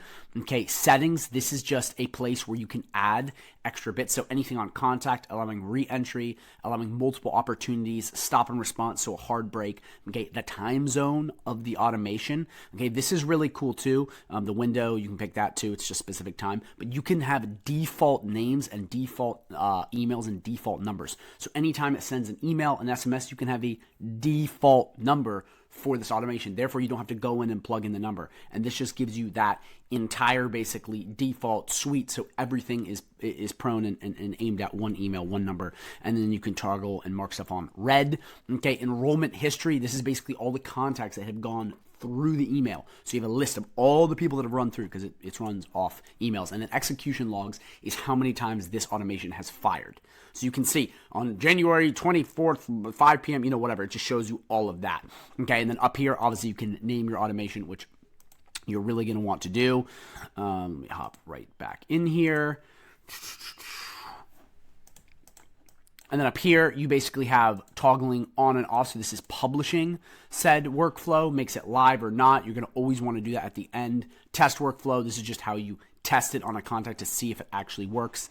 And then down here, we just have a couple other features to show you. Okay, so you basically have, okay, so right here, we have basically view stats. This will be all the stats you can see with said automation. This is really cool. You can add notes to your automation. So you basically have like, okay, remember on Thursday or whatever, or how, when Jimmy goes through, add this, just to give you a little visual representation. Then you can add sticky notes where you can add extra notes, say if it's a really big automation. So you can basically plug it in and have that extra functionality. And then right down here, okay, let's get this out of here. You can zoom in on the automation. You can, zoom out, go super in depth, whatever you want. And you basically have access to all of those basic features. So that is the basic dashboard tutorial. So now you know where to go to figure out all the little nuts and bolts. Let's dive in. And this is going to be so in depth on how to basically do every trigger and every action that GoHighLevel has to offer. Okay. So if you didn't know, HighLevel's broken down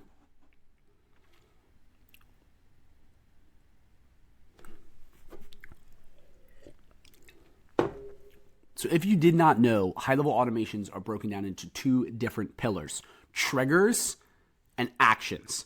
A trigger is the beginning start of the automation, and an action is what happens after. And I bring this up again right here so it makes sense visually. A trigger, What starts the automation? Like when someone fills out a form. It is the beginning of the automation, and you can have as many triggers as you want.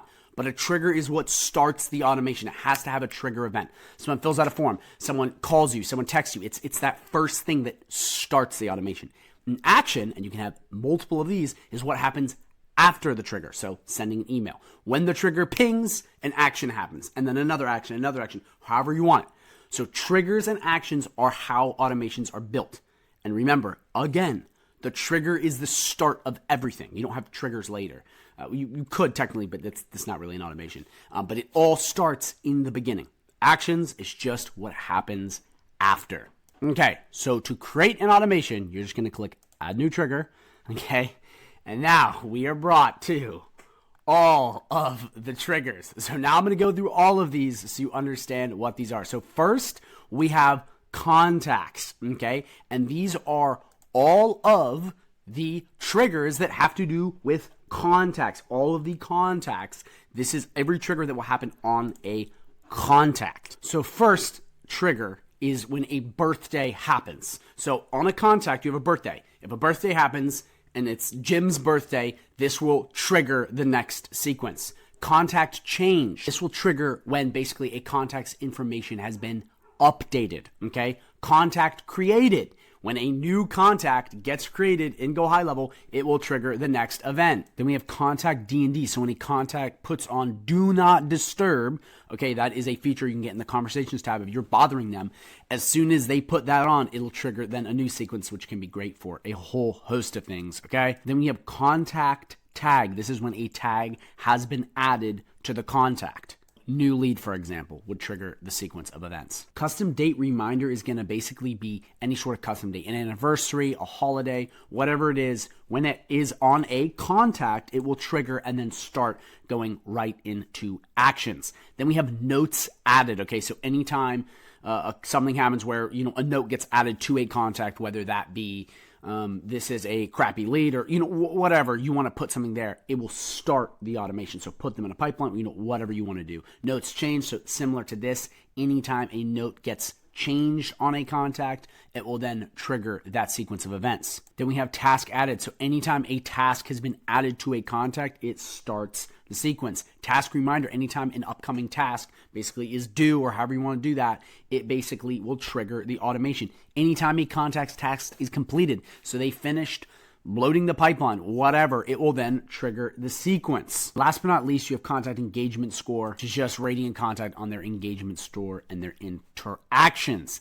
Now that we finished all of contacts, have events. So inside of GoHighLevel, this can be stuff in, forms, emails. This is basically an event happening. So something being more triggered on a bigger level. So let's go into all of these. Okay, first we have inbound webhook. By the way, this is a premium trigger, so this costs money. Okay, this is fired when basically data is sent to your system via a online webhook. So you may not be using that, but that is basically a premium trigger. So if you buy that, that's basically one of the triggers that they offer. Then you have call status. So whether the call was missed, connected, however that works. So whatever, somebody missed a missed call, test back, got fired, whatever that sequence is for calling, it'll be basically a trigger. This is big, again, for a lot of call automations. You're definitely going to want this. Email events, okay, this is whether the email got opened, clicked, someone submitted, the thing in a form, whatever it is, that's basically the email event that gets triggered. Again, huge for email marketing automations. You're going to use that because a lot of people, depending on the open rate, you may want to send another email and a bunch of other stuff. Customer replied is just if a customer replies to an email, a message, an SMS, whatever, that's basically just going to trigger, the automation. So that's great for the conversations tab. And again, a lot of the automations are going to be using to really, hit people on follow-up will be stuff like this. Form submitted, insights, GoHighLevel, they submit a form on a website or wherever, it's going to trigger the automation. Survey submitted, you create a survey. When someone fills out the survey, it triggers the automation. Real quick, guys, I just want to make sure we're following along. Remember, the trigger is the first event. Okay, and then you have actions. So all of the things I'm going over are a first event. So when someone comes to your website and they fill out a form or whatever you want to pick here, that will then start the automation. Okay, and we're going to be going over actions here in a sec, but these are all the stuff that starts the automation. So just don't think like, oh, I'm kind of confused on what to do or how this will work. Just think how will this work for me? Because once you have that and you understand your client's kind of pain points, you can just plug these in all across their business. Like I'm telling you, there's so many little golden cherries everywhere, like little things you can automate here and there. And once you understand all of these things, you can just start plugging in immediately and save them a lot of time and make more money. Then we have trigger link clicks. So if they click a specific link in an email or any sort of trigger link you created, it will then start the automation. Again, guys, this is all heavy marketing stuff. Facebook lead form submitted. If you're running Facebook ads and someone submits a lead form, okay, and you don't have to have Facebook connected to this, it will then start the automation. Again, huge for marketing. TikTok form submitted. If someone submits a form on TikTok, this then starts the automation. So if someone submits a form on TikTok, we can then maybe send them an email on actions. We'll get over that in a second. But that's another thing you can do. Video tracking. So depending on people watching your video, interacting with your video, however you want that on your website, whether it's custom HTML, embedded, whatever, this basically helps you track. So then you can start, if someone watched partway through video, you can send them emails or however you want to do that. Again, just great for tracking. Number validation. So when a number is verified or valid, it'll basically start the automation. Okay, that's great too when people, are weeded out of spam. It gets a start. Messaging error SMS. So if there's an error with the texting, okay, this will plug them in automation, follow up with them, and do stuff like that. Okay, this one, really important. LinkedIn. Okay, now we have LinkedIn lead form submitted. Okay, this is when someone submits a form on LinkedIn. Okay, it triggers the automation. Guys, you're starting to see the pattern here. Little things you can do. So when someone submits a form, you then can have that be the trigger event, which starts everything. Funnel, website, page view. If someone visits, okay, depending on how you have it set up, this will then trigger the next sequence so you can make sure that you have retargeting or sending emails out to them. This is great. New review received. You can basically go right in here. And you can basically have, how do I say it? A Google review gets submitted, it then adds a tag or however you want to do that. This basically just helps you automate certain things within the review space. Reputation management. I'll actually show you right here. So you can do new review received. Okay, you can add filters, select. So we could do review source. Okay, select operator is, okay, and then you have Facebook, Google. You see what I'm saying? So it's whatever's plugged in, you can then add it, and that way you can filter down. And by the way, guys, for all of these trigger events, you have stuff like this, where you filter even further down, which I'm going to get more in depth once I go through all these, but that's another thing you can play with and add, which is great. Because what if you don't want Facebook and only want Google? Well, you're going to have to pick here. Okay, now we have appointments. So this is calendars, okay? So in high level, calendars. Okay, this is the automation for calendars. So anytime an appointment basically gets, so then you have appointment status. Okay, so depending on, is it coming up in 5 minutes? Is it an hour? Is it tomorrow? Did someone cancel? Whatever you want for said appointment automation, this basically then will trigger the event. Customer booked. So when someone books on your calendar, do you want to send them a follow-up email? Whatever, you basically can add that in just like that. That way you have an extra sequence, or if you want to get them on another call, however you do it, that's basically a perfect automation for moving forward once people book on a sales page or whatever. Okay, now we have opportunities. Okay, so this bad boy right here, all of your opportunities. Hey, this is big for pipelines. Guys, you salespeople, this is big. Okay, because this is how you basically start automating all the opportunities. So when an opportunity status changes, are they hot? Are they cold? Are they a warm lead? Are they a bot? Are they a sold? Are they a booked call? This would basically be what you want to do. When it changes, it then triggers the automation. Then you have opportunity created. So when a new opportunity lead, okay, think lead, gets added to the pipeline, triggers the event. Opportunity change, okay, depending on, are they getting booked call? It's kind of similar to the first one. And then moves them. Pipeline stage. Do they move from pipeline to pipeline? Okay, and that's basically just to, and then pipeline stage change. So whether it moves stages in the pipeline, it then triggers the opportunity. Then stale opportunities. If an opportunity lead doesn't move in a while, there's something wrong with it, it's stale, it basically then can trigger the automation and move it. Okay, down here, you now have affiliate stuff. So this is basically if you've created affiliate program, okay, inside of high level, let me just show you right here in the affiliate manager. You then have this. Okay, so when a new affiliate is created, it will then trigger the sequence. A new affiliate sale, someone bought your product or your client's product, it starts it. Someone enrolled in a campaign, so you have a new affiliate, boom. It basically starts that, gets it ready to go, and then you basically now can fire the automation. Now we have courses, okay? So in here, remember products, video courses, right inside the courses, this will be hand in hand with communities. Again, guys, quick note, they are constantly adding new automations. Keep looking at this because they're going to be adding course automations here too. I mean, they'll add random stuff and you just have to stay at top of it because there's always new shit coming in. So again, always be following up because there's going to be more stuff added. Okay, but this is for courses, online courses. So category started. Did they start a category, which can be known as a module? Okay, so once they start that, it can send them automation. Category completed, so they finished a module. It's just different wording. It sends them stuff. Lesson started when they start a lesson in the course. This triggers the automation. Lesson completed. They finish a lesson. This sends the automation. Guys, I want to make this really clear. A lot of people have online courses. Okay. Kajabi, School, all these other shitty places, they don't have these kinds of automations. You have to use Zapier and all this third-party duct tape stuff. In high level, if you have a course or you know someone that has a course, you can do so much with it. This is magic. You will save them so much time. Guys, you guys want to think money? This is so much money right here, and it's free as part of high level, so use it. Okay, new sign up. When someone just got into your course, okay, triggers the sequence. Okay, offer access granted. Okay, once they get into the course and they were access, or granted access to said offer, which is how you get into the course. Each course has an offer. Offer access removed. So if you remove the offer, then you basically can have access removed. Again, a little quick thing. You can set up an automation here where if you remove someone's access, the action would be remove their contact from high level so you never have to see their faces again. Then you have product access granted, okay? This is a product, not an offer. Again, I have a full video on courses and all of these subjects if you don't know what I'm talking about. So you understand that product access removed, it removes them, okay? Same thing, triggers the sequence. Product started, and goes, so they went right into the product, okay? Remember, category, lesson, this is within the course, okay? You have modules, lessons. Product is the course. You feel me? So it's all of that stuff. So it's a step higher. Product completed. They finished the entire course. Okay, it triggers that user login. So when they first log in, it basically then triggers the sequence. Okay, now we're going into payments. So this is all have to do with the payments tab. So all of this good stuff, when payments are received, paid, whatever, you can do this. So invoice, if someone pays an invoice, it then can send them an email or whatever you want. And that's going to be an actions, which I'm going to go over in a second.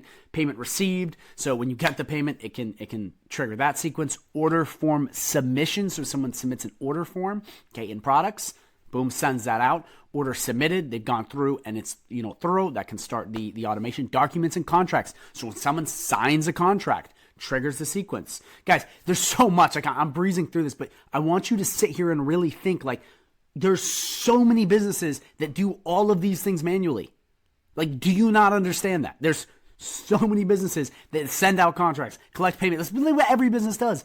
These are just free automations. You guys get what I'm getting at? Okay, and these are new, by the way. So it signs a contract, triggers the sequence, which can be send an email, send a text message. Estimates, okay? This is when someone receives an estimate, send it in a subscription. So a subscription in Stripe, recurring. When someone signs that, it sets the automation. Refund, when someone issues a refund, it then may trigger an automation that asks them to not, do a refund. Shopify, okay, this is for anything with Shopify if you're using, and plugging that in. So abandoned checkout, checkout was just left and no one paid. It triggers order placed. They put it in, it'll send the sequence. And then order fulfilled, they fulfilled the order. It then can trigger the sequence of events. So then start IVR trigger. So this has to do with phone. Okay, this is interactive voice response. So whether this be hi, welcome to Joe's business, whatever, that is basically it triggers that and they're trying to work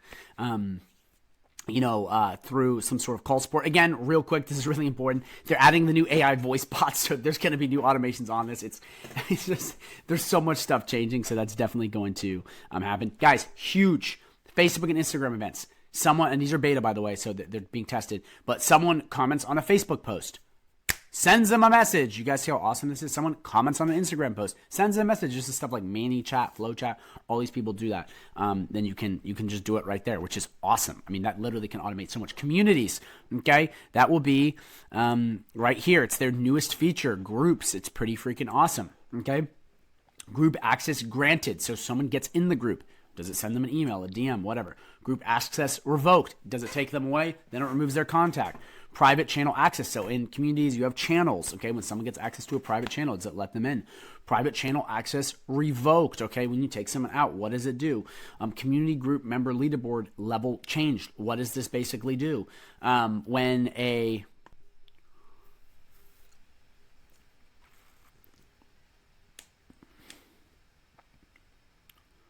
Then you have community group member leaderboard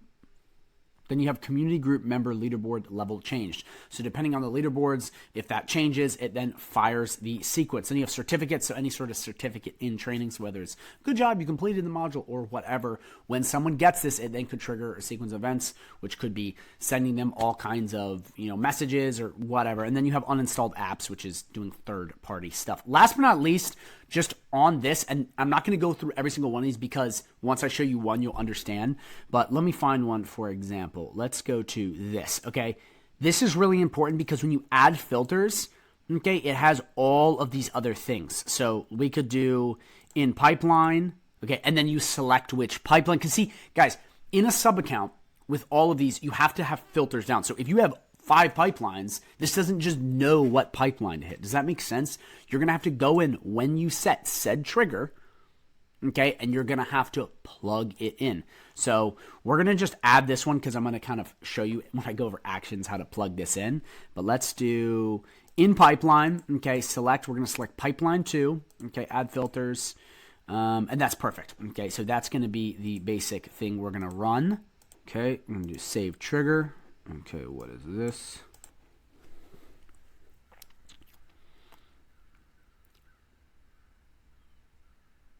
So just for the sake of this video, I'm just going to add one right now so we can basically, I can show you in the actions how this all works. So let's go to opportunity status change. So we'll pick contact changed. Okay, we'll add filters. So select assigned user, select operator, has changed to,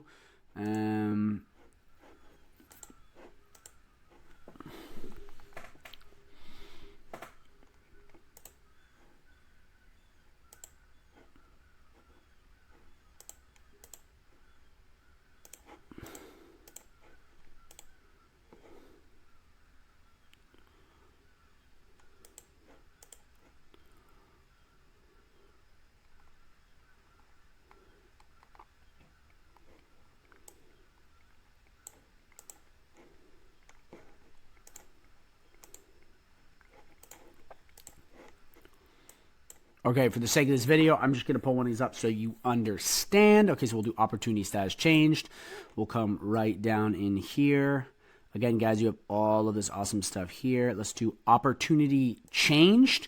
All right, we'll add the filter. In pipeline, remember selecting what pipeline, because guys, again, you have to distinguish what. If you have 3 pipelines or 5 pipelines, you have to pick which one, or 5 contacts or whatever. You get what I'm saying. Each one of these has that. So we'll save the trigger. Okay, so now we have our trigger. And again, guys, every single trigger has filters you can add to get more granular. Now, it could just be broad, but just so you know, depending on what it is, remember, multiple pipelines, multiple calendars, multiple contacts, you have to be specific. So that's how you do that. Okay, but now that we're done with that, now we go into the next part is what happens after triggers. So once the trigger event happens, so all the stuff I just listed, when you pick one of those in GoHighLevel, okay, so once something happens, now it's going to trigger an action. Okay, so let's jump right in. Okay, so you're going to click this right here, and now we have a lot of things to add. So I'm going to try to go fast through these, but this is now the action. So really quick, just so you understand what I'm saying. An opportunity comes in, he gets changed, and you go, okay, when a new opportunity changes, I want to add a tag. And then you'd pick a tag, and it would be a missed call or whatever you want. Or pick this lead is going to get sold. And then you just save it. And now, and guys, I'm going to go over all these. Don't worry, I'm just showing you, again, I'm trying to be so simple and clear. Once you go through and the opportunity changes, it adds a tag. Or it could send, check this out, or it could send an email, send an SMS, message them on Facebook. It could set up a custom value. It could send them to an AI chatbot. It could send them a calendar booking link. You get what I'm getting at? I'm trying to be super clear. I know some of you more advanced people are like, why is he being so simple? It's because I want some of the beginners to understand that you can literally do anything and go high level. You can automate any task. So when anything happens with the trigger event, it then adds this next part, okay, which is the action. So let's go over all the actions. So when that first event is triggered, you can create a contact. So again, we're going to go to contacts, anything within contacts. This first bit has to do with contacts. So any action with a contact. So opportunity changes, it creates a new contact called John. Okay. The trigger, the opportunity changes, it then would find a contact. So it could search and pick a contact.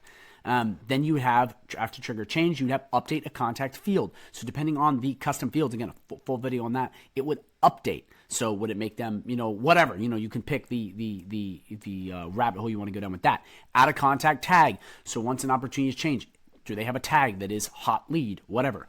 They change. Maybe it removes a tag. So it removes hot lead because they just got sold. So they're no longer a hot lead. They're a client. Okay, assigned to user. Remember, in high level, you have users. You have people that run employees. Full video on that too. This would assign them to Jim, who's salespeople. So boom. Maybe it's moved from the salesperson, Jim, and now it's moving to Rebecca, who is the customer satisfaction person. So it removes users and assigns users. You see what I'm saying? You can get so crazy with edit conversation. So in conversations tab, it can make any sort of edits and change that. Okay, enable do not disturb. Maybe once they changed, you don't want to be messaging them so much because they're a client. So that adds. You want to add notes.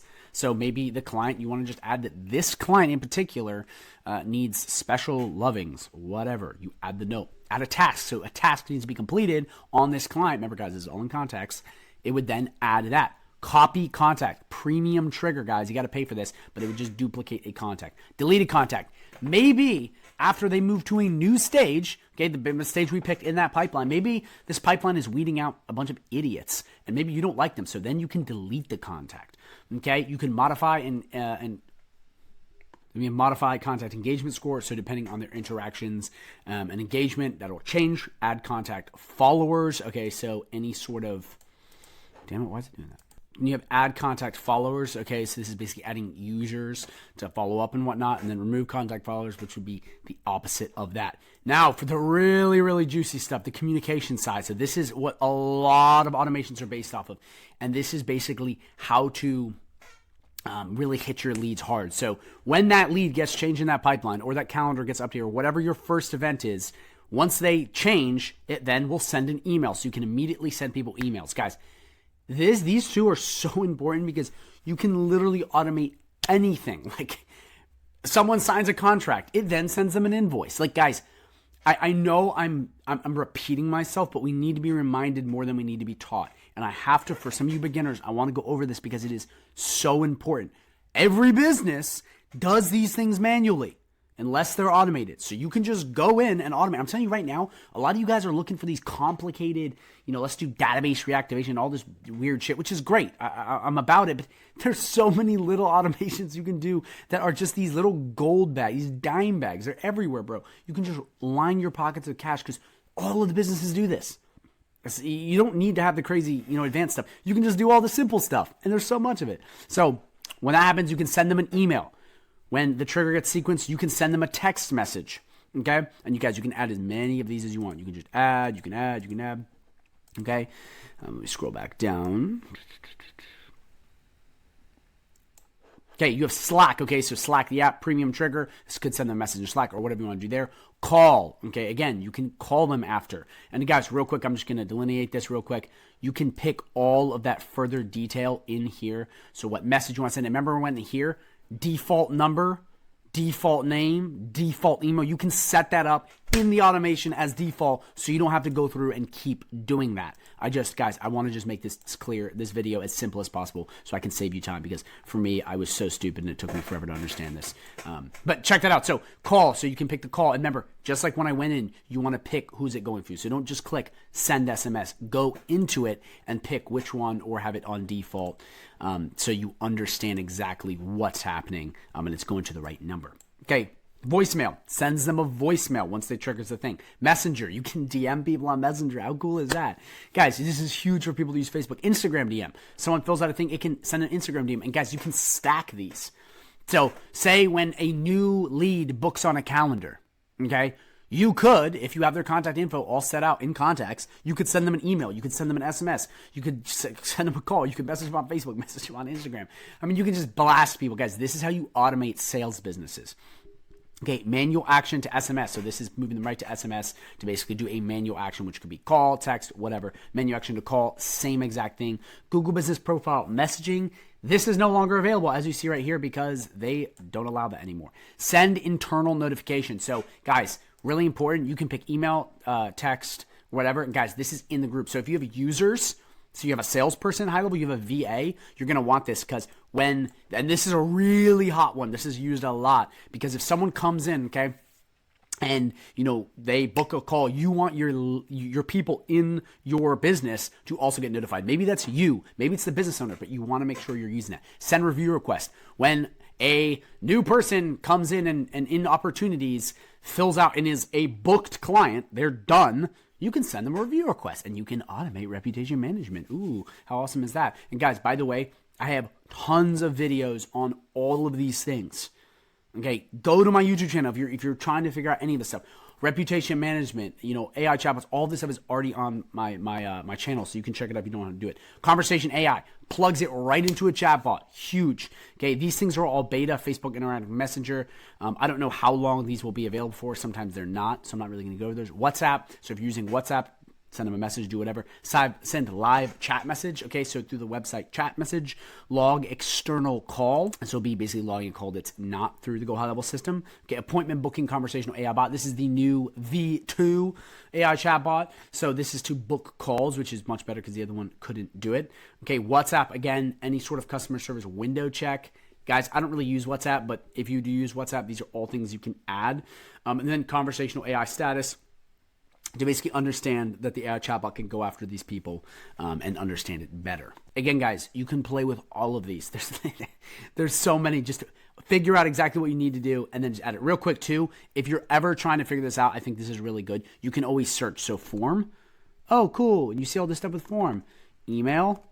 Oh my gosh, send email. So always use the search box if you're ever looking. You don't have to manually go through. Search for your stuff. And sometimes they're under different names, but little quick hack to save you time. Make sure you go and use that. Okay, now we're on send data. Okay, so sending data. This basically will be to send data to an external system. So let me scroll right down here and explain what this is. For those of you who don't even know what a webhook is, this basically allows platforms to send data to each other. So this goes outside, okay, of high level sometimes.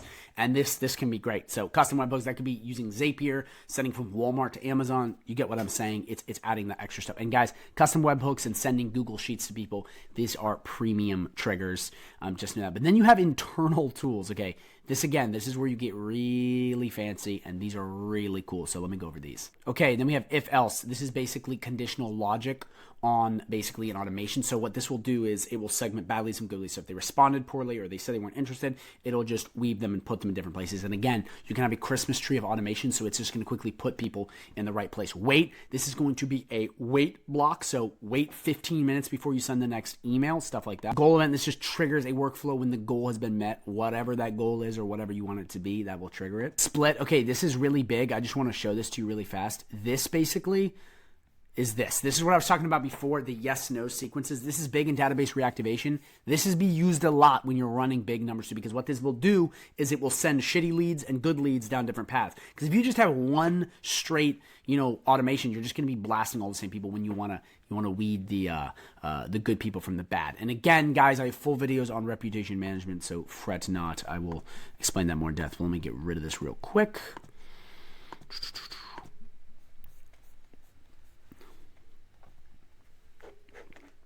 Okay, then you have update custom value. Guys, full video on custom values. Okay, they are placeholders within high level. This is huge. This is like where the big heavy hitters come and you make a lot of money because you can update stuff across the board.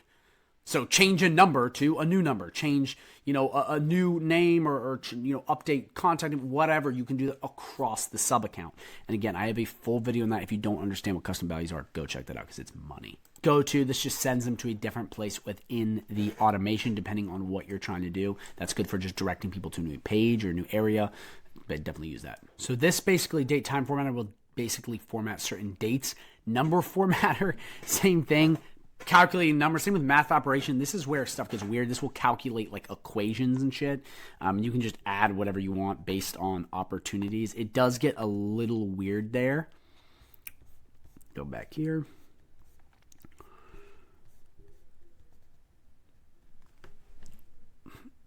And that's great if you have, really complex funnels built out. Set event start date. This basically triggers an event in GoHighLevel. Add to workflow. Okay, so you can add them to another automation. Guys, again, these are huge because you're going to have to build, when you automate an entire business, it's going to hop from automation to automation, and workflow is automation if you didn't know. So that'll basically send them to another automation. Remove workflow, so removing them from a automation or however that works, whatever you want to have that set up for. Okay, we have array functions. This is just applying an array of functions to an array of data. Okay, this got a lot of good stuff here. Again, premium trigger, you got to pay for that one. So drip, this is just going to be sending automated messages on a certain time interval. So basically, sets at a certain thing. You can do this a different way by just using the wait and send email, send whatever. So you can do a lot of stuff with that. It's just kind of a different way to do it. Okay, text format, that just basically formats text data within the workflow. Custom code, okay, this is beta, again, a premium trigger. This is adding all sorts of extra code to things, okay, CSS, JavaScript, whatever. That's some high-level stuff.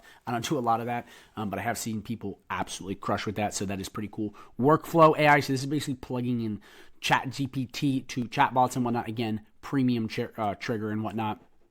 Eliza AI appointment booking, so you can do stuff with AI chatbots or the Eliza bot and whatnot. Again, the Eliza bot helps message leads and does a bunch of other kind of stuff. Again, I use AI chatbots, it's a little different.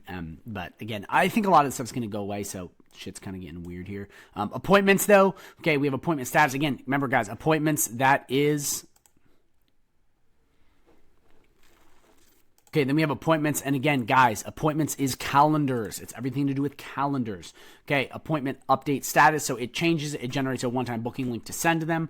Opportunities. Okay, remember, this is, you come right in here. This will be opportunities. So all of your lead management. Okay, so that will create or update an opportunity depending on what you're doing. It will remove an opportunity, take it away. Payments. Okay, Stripe one-time change. Again, it can or one-time charge. So it sends them one invoice, depending on like a one-time fee. Send invoice, this could be an array of different invoices. Remember, you can click in these and you can pick, okay? And depending on what user, you can get really, really good with that. Let's get back to this.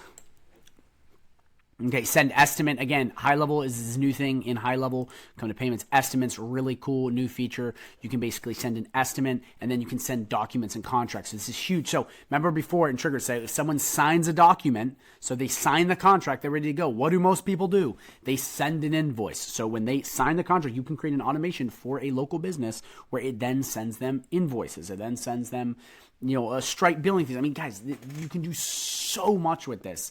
And this is so cool because once you automate this stuff, these are all tasks people do. And I know I keep saying this, but none of you guys are doing it. You can automate so many tasks. And so pretty much everyone collects money, okay, unless they're getting paid in seashells, which isn't really happening. But you have all of that really, really good stuff, which a lot of people, I think it's there's, I'm going to quick tangent. I promise it's only going to be 20 seconds, but I just think it's important. A lot of you guys, again, I said this earlier, you guys are going for the complex automations when there was all this low-hanging fruit in HighLevel and all these things that businesses are already doing. Okay, a lot of you guys are adding new things. You don't need to add, you just can take away from them, which is like simple stuff like sending contracts, sending invoices. You can do all of that, which is just so huge. Okay, with marketing, okay, you can add certain stuff to Google Analytics, add to Google AdWords and Google Ads. Facebook, adding to a custom audience. Guys, a lot of stuff has to do with Facebook ads, but guys, this could be great if you're trying to build that custom audience to put into Facebook ads to run it better. Remove from custom audience, again, then conversion API, more stuff to do with Facebook ads. But again, for a lot of you guys doing marketing, this will be huge. Affiliate, okay, add to an affiliate manager. So if a new affiliate gets added in the trigger, okay, it will add the affiliate manager, it will update the affiliate, maybe change it, add to an affiliate campaign, remove from an affiliate campaign, add leads under one affiliate, so plug it into that, and then add manual sales for an affiliate. So basically if someone didn't get a tribute, you can add it so they do get a tribute and whatnot. Then you have courses, so when someone grants an offer, or in here it'll grant course offer, revoke course offer. So depending on what you're doing, I know we had triggers that were that someone joins, maybe it needs to take them away after a little bit. You get what I'm saying. It's just unlimited possibilities here. Okay, now we have IVR, again, interactive voice response. Okay, so you have to, some of it says beta and it's adding, but you basically can get, stuff on the call, say play message, and stuff like that. Connect to call, send them right to the call. Again, guys, one of the reasons why I'm breezing past this is so much of this stuff is going to change with the AI voice bots. Like it's kind of a dying thing. Like we won't need like, hello, how are you today? Like we can just straight up give them an AI voice bot, which is huge. Communities, guys, big thing on those who are running communities. There will be so many new things you can add here soon. I talked to the development team at GoHighLevel Live. They're adding a lot of stuff, so make sure you check that out. So you can grant course access, okay? So, or group access, excuse me. So when someone fills out a form, it then sends them a link to your group. It can take away access depending on that. It can grant private channel access. So remember those special channels, you can add that. You can revoke, so take away from a channel. Guys, remember, I have full videos on all of this stuff. That's why I was breathing through this, because there's all kinds of stuff in high level that you can do, you can add, and it's, you know, little granular things that I talk about otherwise on my channel. I'm not going to go over this because the video will be like 3 hours long. Grant community group leaderboard points. Again, with communities, if someone rose in the rankings, you just add stuff. And then certificates, which is just adding said certificate if they've won an achievement or whatnot. So that's basically all of that. I hope this makes a little bit of sense, guys. I know this was a ridiculously long video, but it's just, I'm trying to get your creative juices flowing, that there's all these options. And a lot of people think that they just need to go into recipes and maybe have some really complicated stuff. But again, there's all this low-hanging fruit that you can add. So when, I'll just quickly finish this. So I'm just going to quickly finish this, okay? So when the opportunity changes, we will send email, okay? And I'll fill that email out. Okay, we'll actually have to fill this out. We'll just do Riley, we'll do that. We'll do subject. We'll do that. We'll just do lifestyle coaching, save action. Okay, so anytime, okay, an opportunity changes, it's going to send them an email. And I can keep adding stuff. I can come in here and I can send them a text message. Okay, I can come in here, I can add a contact tag. I just want you guys to see you can just keep adding stuff. Again, the easiest way to understand truly automations is first understanding what the builder can do. So watching this video, understanding, oh, I can literally create triggers and actions on everything. And then looking at a business. Okay, guys, this is huge freebie I'm giving away here. Look at a business, a service-based business, whatever, if you're confused about automations. Look at all of the stuff they do, the manual actions. Sending invoices, sending contracts, sending out emails, wishing people happy birthday, sending people estimates. The list goes on. There's so many things businesses do.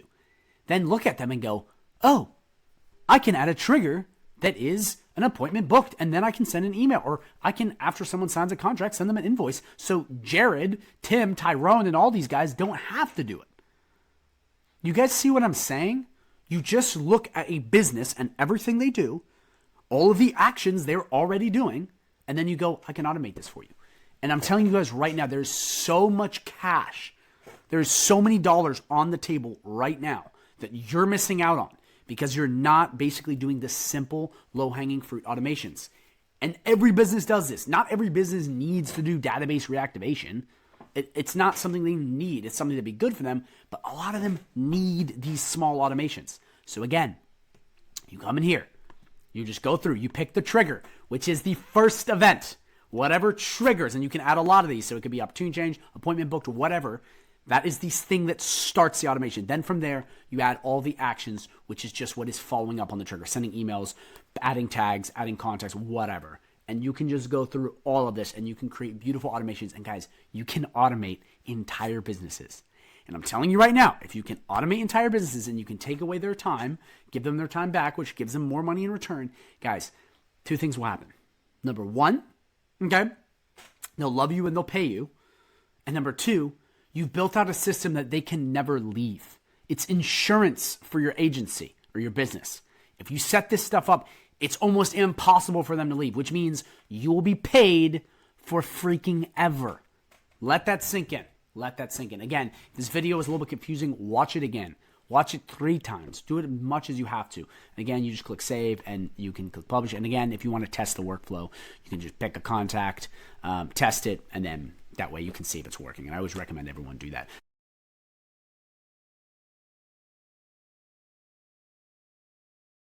So the first thing I want to do is just break down the differences between funnels and websites and even what the chat widget is and how it integrates, because I get a lot of questions on these three topics and they seem to be very kind of like disjointed, where if you could just pay attention in this video, I'm telling you, it will save you hours worth of time because they're all very interconnected. And if you can just understand the way they work together, it's game over. You'll literally make money faster and have less stress. So let's really jump in just to the differences and really what these are. So the first thing I want to explain is a funnel. So a funnel is just a path guiding people to one action like buying. Think ads, okay? Ads are heavily used with funnels because it's driving people to a very specific action, okay? Websites, on the other hand, are a place for people to learn more and explore, okay? It's a brochure of your business. Think SEO. It's built to rank. And again, these two can have overlap. You're starting to see this in 2025 and beyond, is funnels and websites are kind of blending into one, but they're very much different in nature. And I see a lot of people building funnels when they need to be building websites. And when a lot of people need to be building funnels, they're building websites. So that's something that definitely gets mixed up, but they're very different in that kind of way. But then you have chat widgets, and a chat widget is a tool for real-time chats, often AI powered, on websites and funnels. So think sales. So the chat widget gets added to both of these and it will just help your sales go up like crazy. Okay. It is something that goes on both. I want to make that abundantly clear. And a lot of people literally are not using chat widgets the right way. They put it on there to just think it's just this like customer support thing. But in reality, this can literally get you so many more sales if it's properly implemented on both funnels and websites. This is a funnel, okay? Very much designed towards one call to action. Here's the website. It's a little more intricate. It's got a lot more text and a lot more stuff on here because it's built to rank. And then a chat widget, if you didn't know, is this thing right here. It's on the website there, so you can click it and talk to it and have conversations, and it will chat back and forth with you and potentially sell your customers and do a lot of other things. So between these three, okay, you basically can have the all-in-one sales machine, which is really what you need. And in this video, I'm going to show you the ins and outs, okay, of funnels, how to set them up, how to kind of work with them, the ins and outs of websites, in case you understand websites and even SEO, and then more importantly, how to add a chat widget to both of these to just make your sales go crazy. Again, your clients most likely don't have this properly set up, and if they do, they will like you a lot more, which means they will most likely pay you more and more. Okay, so you're gonna come into your GoHighLevel dashboard and you're gonna go on down to sites. So first we're gonna walk through building funnels and websites, and then later on we will go into the chat widget because that's what you do last. And to be honest, the funnel builder and the website builder are very simple. There's just really two or three differences in the way you set these up that is different. So on both, to create them, you just click new funnel, okay, and you can pick from blank or from templates, which you can go over, which are pre-made websites, okay? If we come over here to websites, it is the same thing. You can start from blank, which is scratch, or you can start from templates and choose from a bunch of different templates. And anytime you create anything in here, it'll be right in here, all of your websites and all of your funnels. And you can click these three dots to edit them, clone them, which is move to a folder if you have a bunch of websites in one thing, upload to funnel templates. You can do the same thing with websites, which is just on agency view, it's templates, share. So you can actually share these with other agencies, other sub accounts. So it's like literally you could take one website and put it in another account. How cool is that? By just, 3 clicks, and then delete it. Obviously we'll delete it. And it's the exact same thing on both of these. So this is the difference between funnel and websites. And this is before I'm going to jump into the building part of it. I just want to show you this right here because this is where they differ. So when you click them, this will pop up for funnels. When you click websites, okay, this is what's going to pop up, and it's a little bit different. So in here, in a funnel, you have the ability to set up steps. So when someone buys from you, you can then send them to a webinar, okay? Or it could be send them to a thank you page, because when you're doing ads or tracking, it needs to understand, did someone submit? Did someone do this? So it has data so you can know where people went. So that's really the big difference between websites and funnels, is you just have this. And it just looks a little bit different. Other than that, it's pretty much the exact same thing, okay? And in funnels, you'll see right here, you can click products. This is where you're going product into your funnel. By the way, if you go into products and watch my full video on that, you literally just add them here. You will click this, follow the price, the name, and it will literally put it all in.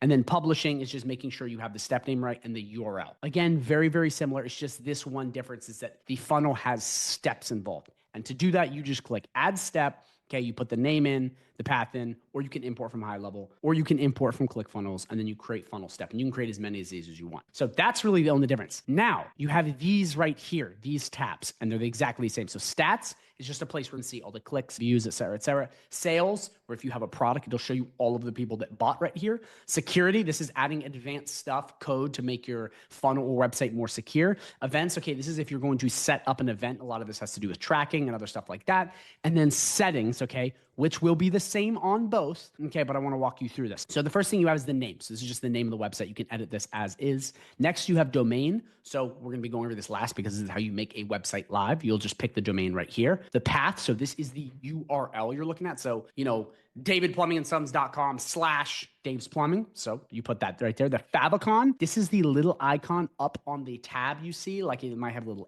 Amazon logo or your logo. So you're gonna wanna put that in if you want that. Head tracking code and body tracking code is for most likely be doing ads. This is where you put it. It's just understanding tracking and who's going what. Chat widget, okay, you can select a chat widget from here. We can also select it on the website. There's a lot of different ways we can do this, but I'll be going over that last, okay? So don't worry, but you just click this and it will then add said chat widget to the website. And then you have payment mode. This is just allowing payments, require a credit card. You can have that enabled. Image optimization, that just basically squeezes images to make it load faster. Optimized JavaScript, the same thing. It just makes it run faster. And then GDPR compliant, which is basically going through and making sure that it's compliant with the European Union, a bunch of other stuff. You can, research that if you want. But these, you can just leave them on and then you just click save, okay, or delete funnel. And guys, it's the same thing over here. So I just want to make that part clear because a lot of people are like, what's a funnel? What's a website? That's it. One has steps, the other doesn't. One, which is funnel, is meant to sell. Website is just meant to bring people there and kind of show them around. But again, you could blend them together.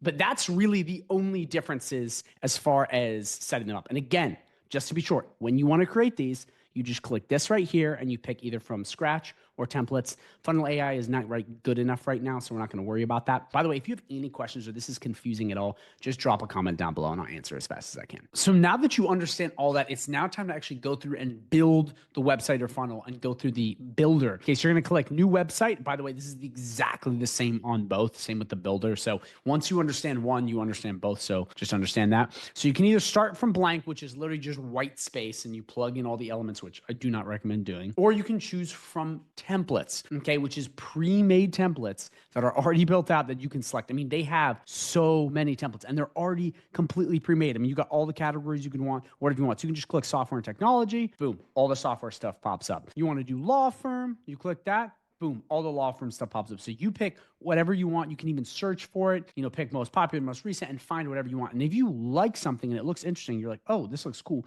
You can click this little eyeball, which is going to let you view it first. Because a lot of people want to see what it's like, but it's kind of cool. This is like a little mini one. But you can pick whatever you want and you can just click the eyeball and it's going to show you exactly what you want. You can put it in favorites if you want to use it later. But if you want to continue, you're just going to click continue. So what we're going to do is we're going to click continue. Okay. And now it's just going to add it automatically. Guys, HighLevel has made it so damn easy to do this. Back in the day, you had to build this shit or go through all this extensive stuff. They have a bunch of websites and funnels professionally made. You just have to pick one and then edit it. So this is what it's going to first look like. This is what the builder looks like. And don't get overwhelmed because I'm going to make this really easy and explain this to you and really go over everything. But this is the exact same as on the funnel builder. They're the same exact thing. But I really want to break down what you're going to be using because a lot of buttons here, but they mostly pertain to one or two things. So the first thing is most of what you're going to be doing is going to be in these 3 tabs. That's how to add stuff to the website, change it around, simple stuff like that. So most of it's going to be in there. Everything else is just mostly settings. Okay. And every single thing you put on here will have a extra bar down here, which is the extra settings on it. So say if you put in a paragraph, this would have all of the ways to change the font, to change the size, all of the little things, the color that have to do with the things you're putting on the page. So think of it's like it starts on the left hand right over here, put it right in the middle, and then you edit it further on the right. So again, I'm going to be going over all this. I'm just kind of breaking that down simply. And then up here is just extra settings that you'll play with once you're done. And then up in the right-hand corner is how you publish, save it. And then if you click the eyeball, view it. Okay, so it's very, very simple like that, but that's really just the way it works. And again, and over here, you can turn it into mobile mode or desktop mode to see kind of how that works. And you have these undo and redo buttons right here, and then you can check revisions up here. And again, to publish it and save it, that would be saving your drafts like in a Word doc and then viewing it by clicking the eyeball. So you're going to be wanting to use those constantly, but I'm going to be going over these things up here last. I'm really going to focus in on this first. and then move our way through. Because I think this is the fastest way to learn. A lot of people are like, what is this button up here? What is this? What is that? And it's overwhelming, but I'm just going to show you the core things and what they do, and then what everything else means. And then from there, you will be a pro. And then you can do this both on websites. I mean, you can basically understand what's going on and build professional websites or funnels in a day. It's that simple. Okay, so the first thing we're going to be going over is elements. It's this plus. So click this because this is going to be the building blocks of your website. So the first thing I want to break down is sections. So sections are the rough building block of it. So if we put this right here, you'll see it's an entire section, and then we add rows. So if this all sounds confusing, let me break it down in one right here. See, if we hover over this, you see this purple, that is a global section. Within that, okay, you go down, you see a blue one. Okay, so that's making it a little bit smaller, which is a row. And then in here you have elements. So elements would be pictures, videos, text, graphics, clocks, whatever you want. That goes in it. But in order to have that, you have to have the overall building block. So just think of sections as building blocks. Okay, you have full, width, wide. And in order to build anything, you would have to put it in. Or if you come right in here, you can just click this plus and allow you to do it. So that's an easier way to do it. Okay. And then in all of those is rows. So how many columns do you want per row? And if you look down here, which I was talking about earlier, the blue, let's find it right here, is the rows. So it's rows. It's like 1, 2, 3. So in here, you have 2 elements within 1 row. But if you wanted to, you could add, say if we click add rows, we could add 3 columns, okay, within that, and then 3 elements in each or whatever you want. So just remember, this is the rough building block of how this. The thing is, guys, is once you have a template already set up, you don't really need to go super in depth. But once you have a template set up, you don't really have to be playing a lot with this because a lot of the stuff's already done.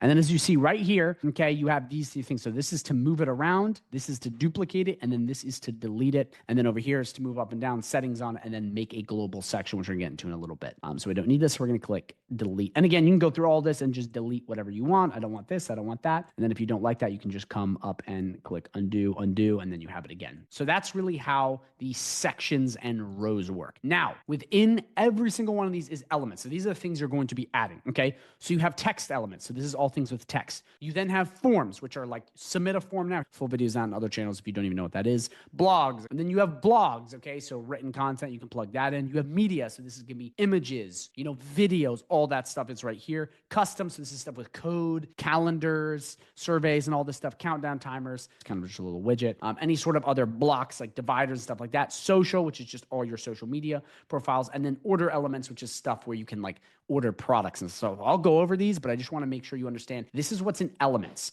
It just has all of the things that you're going to be building on said website. And again, you can just scroll down and look, oh, I want this. Oh, I want that. Oh, I want that. And you literally take it and you drag it and you drop it in and it's right there. It's literally that easy. You drag and you drop, okay? So that's how elements really work. But on every element is then extra settings. So watch this. If we take a headline and we put it in right here, you'll look over here and you have all of this other stuff on the right. This is all the other little details, okay? So again, this is naming it. This is the background color you want, as you see right here. This is opacity. So is it fading? Can you see through it? Okay, alignment. Do you want it to the side? Do you want it centered in the middle? Okay, font size. How big do you want said font? Okay, font weight. So this is how thick it is. Colors. Okay, you can add any sort of color to this. You can make it, red, pink, whatever as you see right down here. Okay, and then margin and padding is moving it around. And guys, what I want to convey to you is that this is basically the same for all the elements. Okay, you plug in an element, and then on the right-hand side, this little column here is all of the little details you can do with said element. It's very simple, okay? And I'm not going to go into every little thing on every element because there's so many random things and GoHighLevel add stuff all the time. But once you understand one of them, you understand the basic rubric of how this works because it's the same on everything. So this part is where a lot of people get confused. This is just adding buffers, okay? You see space, okay? You come here to margin, and that's basically, when we come up to margin, we put 40, it's pushing above said element. So think of it this way. Padding is in the element, so it's pushing within the element, and margin is outside of the element. It's spacing. And all it's doing is putting space. And you can play with this however which way you want. You just play with the dial here or pick a number or type it in, and you have it on all 4 sides. That's the way you can get the text to other sides of the page, or your image or your slider or whatever the beep you want. It's all right there. So again, this layout is basically for all elements. So you have animations too. They'll just go through this. This is just making stuff go like that. Ooh, look at that. Up, down. You have all these other little animations to do with said element. Okay. And you have all kinds of ones you can play with. Again, I don't know what you want, but you just click them here and experiment with them or click clear. And then advanced, this is just extra stuff like having box shadowing, okay, text shadowing, any sort of border. So I'll show you right here what a border looks like. Okay. It has a border. I don't know if you can see that. Let me add this border. Okay. We'll come in here, see border color. We'll make red. Okay. And you see the border. I don't know if you see that. It has a border. You can make borders on anything. And guys, again, I'm going to reiterate myself because I think it's really important and we need to be reminded more than we need to be taught. But all of this is the same on high level. There's all these little things you add just like that. And it's just in advanced. Okay. Okay. So all of the text is exactly like that. And you just play with it how you want. Okay. And by the way, if you're wondering any kind of tips on SEO and this stuff, I have a full masterclass that's completely free on my YouTube channel that goes over this. But that's how all the text works. And then you have buttons and forms. A button is exactly what you think it is. Okay. It's a button. And you're starting to see it's the same exact layout as in text. So you can play with the color, you can play with the font size of said button. Okay. You can do the weight, whatever you want. Animation, same thing. You can animate it. And then in advanced, borders, different things, and then you're good to go. One thing I want to show you right here, which is pretty cool, is this right here makes it visible on one. So if you don't want it to be seen on mobile mode, you could click this section or this thing right here, go to advanced and click this or click this, and it will not show up on mobile. Or if you don't want it to show up on desktop, let's say we don't want this image to show up, we can click this and it disappears. So that's a way to get stuff to appear or disappear on your website. So that's going to be for all of the elements. Okay. And then in forms, this is very simple. You just put a form in here, you drag and drop, and you pick the form you want. So let's say we want form 2. Guys, by the way, if you don't understand forms, I have a full masterclass on my channel on this. I'm expecting you to know what that is, but you'll create them over there. And then you just click the form and then you get this. So it's very simple. It just automatically puts it on your website. So make sure you watch this video if you're confused at all. Okay. And then down here, we have blogs. Okay. They're all pretty much the same. You just drop a blog in here and it just pulls all of your blog posts and puts them on your page. If you do not understand blogs, again, channel, watch, media. Okay. This is images, okay, photo galleries, videos. So I'll show you how this works and then we'll just quickly go through this. Guys, again, I'm breezing through this because it's the same for every single thing. You click an image, it's the same exact margin, text, border. It's all the same. Animations, it's the same thing for every single element. Once you understand for one, you understand for all, other than the little basic settings. So with images, this is how you work images. It's a link, okay? And if you click this right here, it's going to take you to the image library and you can pick whatever you want. So if I go, I want this image, I click it and boom, it's going to pop up right there. But the other way to do it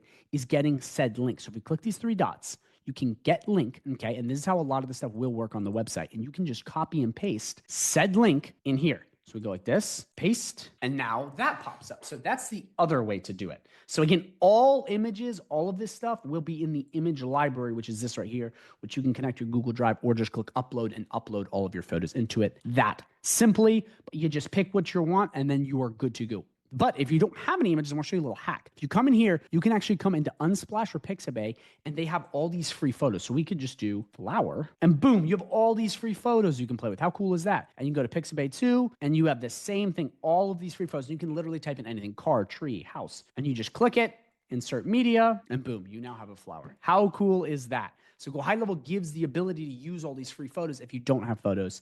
And again, to do that, you just come right in here, okay? And you would just click My Media and click one or the other and type in what you want and then click it. So it's very, very simple. That's how all the images work. And again, all of these other things are just playing with the size. So we do 300, okay? It's gonna size it down and up. Same rubric, same thing. Animations, advanced. It plays with the size, the color, the border, and how it pops up on the page, whether you want it visible or not. You just go through and you click it. It's the same thing across the board. So that's how images work, okay? So if we click this right here and then we go to video, video is a little different. Then in here, image slider, photo gallery, it's just a bunch of photos plugged in. So if we go right here, you do photo gallery, you just put the exact images you want in, plugging edit image, and you can now have a photo gallery in there. Simple as that, straightforward as that. That's really all you got to do. So once you understand the images, you basically understand all the other image things. Then in video, okay, so if you want to put a video here, we're going to click this, okay, and we have this right here, video type. So you have YouTube URL, so you can plug in a URL here. So you just come right here and paste your URL, whatever you're using, okay? And boom, right there is my free partnership. How cool is that? So you just pick whatever you want to put it in. If you don't want to use a URL, which is just copy and pasting the link, you could put a Vimeo, okay? And you could embed it. Okay, that's just another platform like GoHighLevel Wistia, which is a paid platform. Okay, custom embed, HTML5, adding a bunch of stuff. Or you could just do a hosted video, which is something you would upload into GoHighLevel, and you would just select the video. And that would be a video that you plug into GoHighLevel. So this is a video I had right here. Let's just see what happens. Let's plug it in to show you guys. And then boom, it's good to go. It's actually loaded, even though it doesn't look like that. It's just because I don't have a thumbnail there. If you actually view this live, it'll have the video and you can play it. But same thing as always, you have all these extra features, autoplay, auto pause, that just allows you to play videos or not, and you're pretty much good. And you can even generate leads from your video. So it's really cool. Again, same thing with advanced, border, sizing. It's the same rubric across the board. Okay. Then we move into custom. This is just going to have custom code. If you want to add any code in here, you would slide this in just like this. You'll click this right here. You'll click this and you paste your code right there. So that's if you want to add any code. Survey, if you have any surveys, I have full videos on my channel. You would click this right here, click the exact survey you want. It will then pop up on the page. So very simple, just like that. Then calendar, if you have any calendars, it's the same thing. You drop it right in here. You select the calendar, you click what you want, and the calendar now pops up on the page. Guys, HighLevel makes it so easy. Once you create it somewhere else, the website thing, you just click, click, click, and you're done. A map, okay, so this is if you want to add something to Google Maps. You can click this right here. You can click open search box, and you can pick exactly what you want. So let's say we want to do Long Island City. Okay, we're going to leave that right there. I'm going to click yes, save, and then it should move it. I don't know why it's not, but then you pick exactly what you want, where you want the thing to show up. Advanced, same thing. You guys are starting to catch on because you are very smart, fast learners. SVGs, these are just basic files you can add. So like a clock, a picture, and you can just come right in here to open SVG editor. You can pick the exact colors you want, how you want that to look.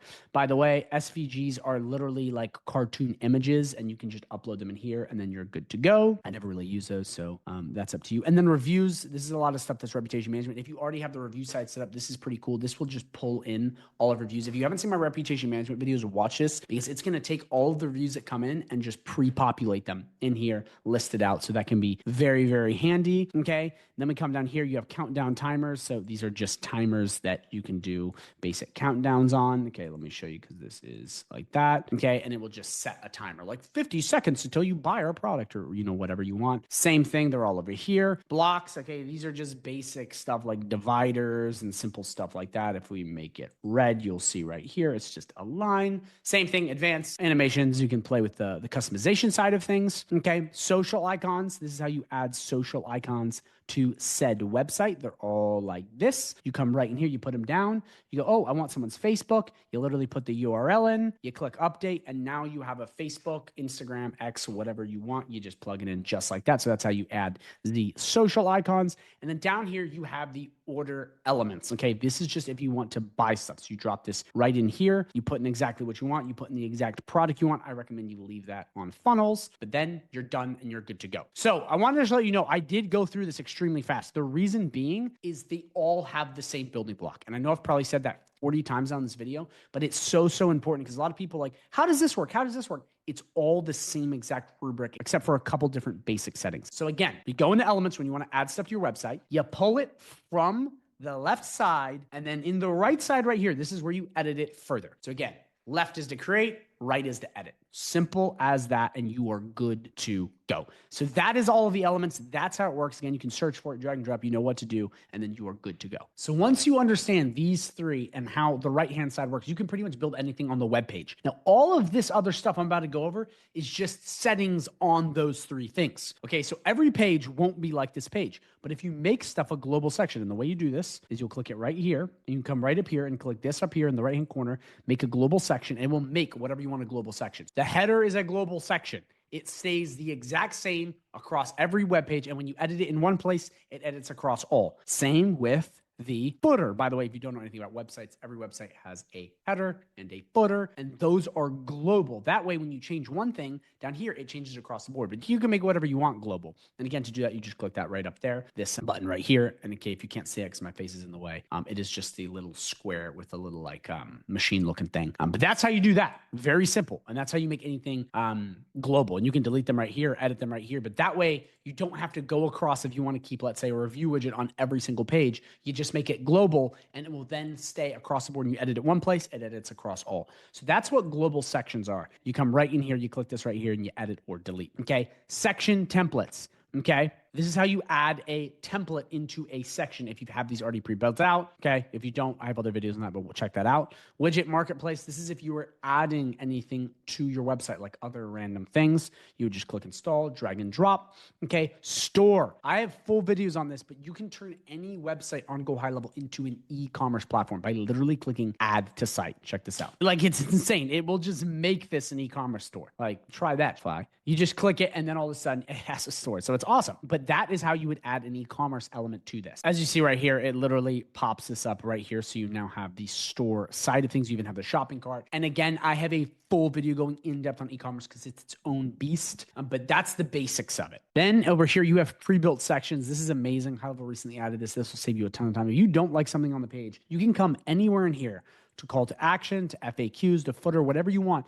And they have entire sections pre-made out. So say we wanted an about, we can literally take this and drop it right here. And check this out. It's now a completely pre-made section that looks nice, really cool, and it's already there. So this is great if you're building blank websites, but this is actually a feature that I really like HIGHLEVEL did because WordPress and a lot of other website builders had it.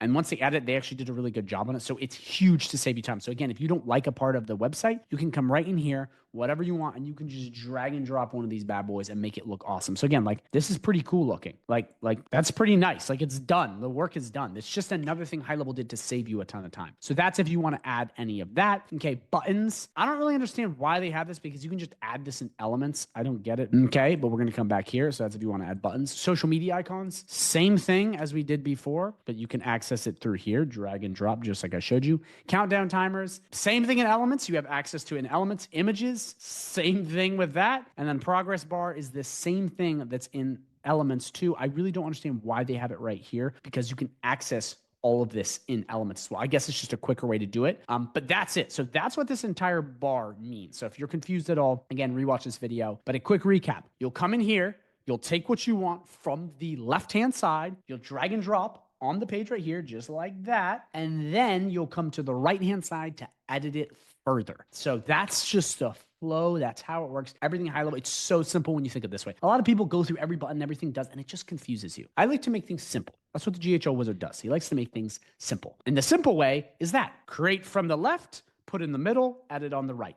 That's it. Just remember those words and you'll be a website pro overnight because it will simplify everything. So now that you understand all the elements, let's go over this top bar here because this has to do with all of this stuff. It's the fine little settings. So the first thing is layers. So all this is a way to find specific things if you can't find it on the page. So we go right here and we click this right here. It's now going to highlight this exact column, or we come down here to our story and we click this right here. It is now going to go down, as you see, and it's highlighting it. And you go and you click this, it will then go in and highlight that exact thing on the bottom part of the page. So layers is just a way to find stuff on the page easier. Pages. This is all of the pages that you have on a website, and you can just click it right here. And it's an easy way to access it. Just to show you what a lot of people do is they come out here. This is a good thing HIGHLEVEL did because they used to not have this. You could come out here and you go, okay, I want to access this page now. And I want to access this page. And it's like, what are you doing? That's wasting so much time. You can just come right in here to pages and find the exact page you want and click it, and it will take you there, and then you can start editing it. So if your website has a lot of pages, whenever you want to switch, you will click pages up here, and you will switch said page. That way you can edit every page from one thing, and you don't have to come back here and click edit, new tab, edit, new tab. You can do it all right here. So pages going to be your best friend because that's how you access all of it. And if you have e-com, it'll be right down there. Then you have tracking code. So this is specifically for ads, or if you're doing stuff with schema markup and SEO, you will put header tracking code here and footer tracking here, and you just copy and paste the code in and you done. So that's how that works. So then we have custom CSS. So if you don't know what CSS is, it is the design side of websites. So HTML, the code, is basically how the website is structured. So the text, the images, the stuff, this is what makes it look designed. So animations, flashing colors, that's what CSS is. So if you want to customize your website further, you can add this in. And if you want some practice, you can go to ChatGPT, Gemini, Grok, whatever you use, and you can ask for custom CSS to add to your website to play with this and see how it works. That way you can play around with it and get practice. Okay, then we have typography. So this is the global fonts across the board. So if you want all of the fonts to then be BA bangers, it's going to change the fonts across the board for all headlines. Same with the content, which is a smaller. You can pick in the exact kind of font you want across the board. Then you can pick the exact color you want said font, the exact link color. And then you can just click publish, and it will go across the board and change it. So again, in typography, this is where you change the global side of things. So backgrounds. So this is pretty cool. On all of the backgrounds, you basically have both an image or a color. So like right here, this is the background, okay? We're gonna change it to red. Now, all of the backgrounds on this entire page will be red. It's just the default background, or orange, pink, whatever you want. Or you can add an image to said background. So let's put my beautiful face in and let's see what happens. So boom, look at that. You can literally see me in 4K, and you can do a parallax, which is this, it's moving with the screen, or you can do no repeat, which just keeps it fixed, and you pick what you want. So again, that's going to be the background image and color across the pages globally, okay? Pop-up settings. A pop-up is what it looks like. It's when you go on the website and then something pops up. It's like, hey, 15% off if you click this link. This is where you'll access all of that. You will just click pop-up settings. You'll come over here. You'll configure it the way you want. You can add a form in just like this. So we'll do lead form, okay? And the form will pop up just like that. And then again, you edit on the right-hand side how you want it to look. And then you click save. And then this pop-up is going to pop up whenever you want it to. Okay, so I think this is good for stuff with sales. A lot of people use pop-ups. A lot of people that I talk to are very confused where these come from. They're like, what is this thing popping up? It will be found right here, and you can turn it on and off through here. So this is where you edit all of the pop-up. Just to let you know, if you want the pop-up not to show up, you just click none and it's not going to show up. Or you can click on when they're about to exit a page, or some sort of delay when they get there. Okay, so how many seconds? So that's how you create said pop-up. And if you don't want a pop-up, you can just click this right here, scroll right down and click disable pop-up. And this is going to not let the pop-up come up at all. Because a lot of people are like, what is this thing? This is where you'll turn it off, okay? And then again, you can basically have it pop up where on the page, small, big, and you can have it pop up on the exit or at a delay once they get there. So that's how you do it. And again, you put it in here and you edit it on the right-hand side. So that's pop-up. SEO metadata. So this is for SEO purposes. So the metadata is how you get proper pages indexed and ranked. So what I want to show you is all of this stuff, okay, this title, description, all this looks like this, okay? So I just want to show you because a lot of people are confused. The title right here is going to be this thing right here, okay? The description is going to be this thing right here, okay? And if you come in here, you can see pictures and images added. That's all done right through here. So that's what the SEO metadata looks like, okay? So a lot of people are super confused on this. Again, I have full videos going super in depth on SEO on GoHighLevel. They're actually the best available on YouTube. I'm told it all the time because there's not really anything else like it. So please go check that out on my channel because it'll blow you away.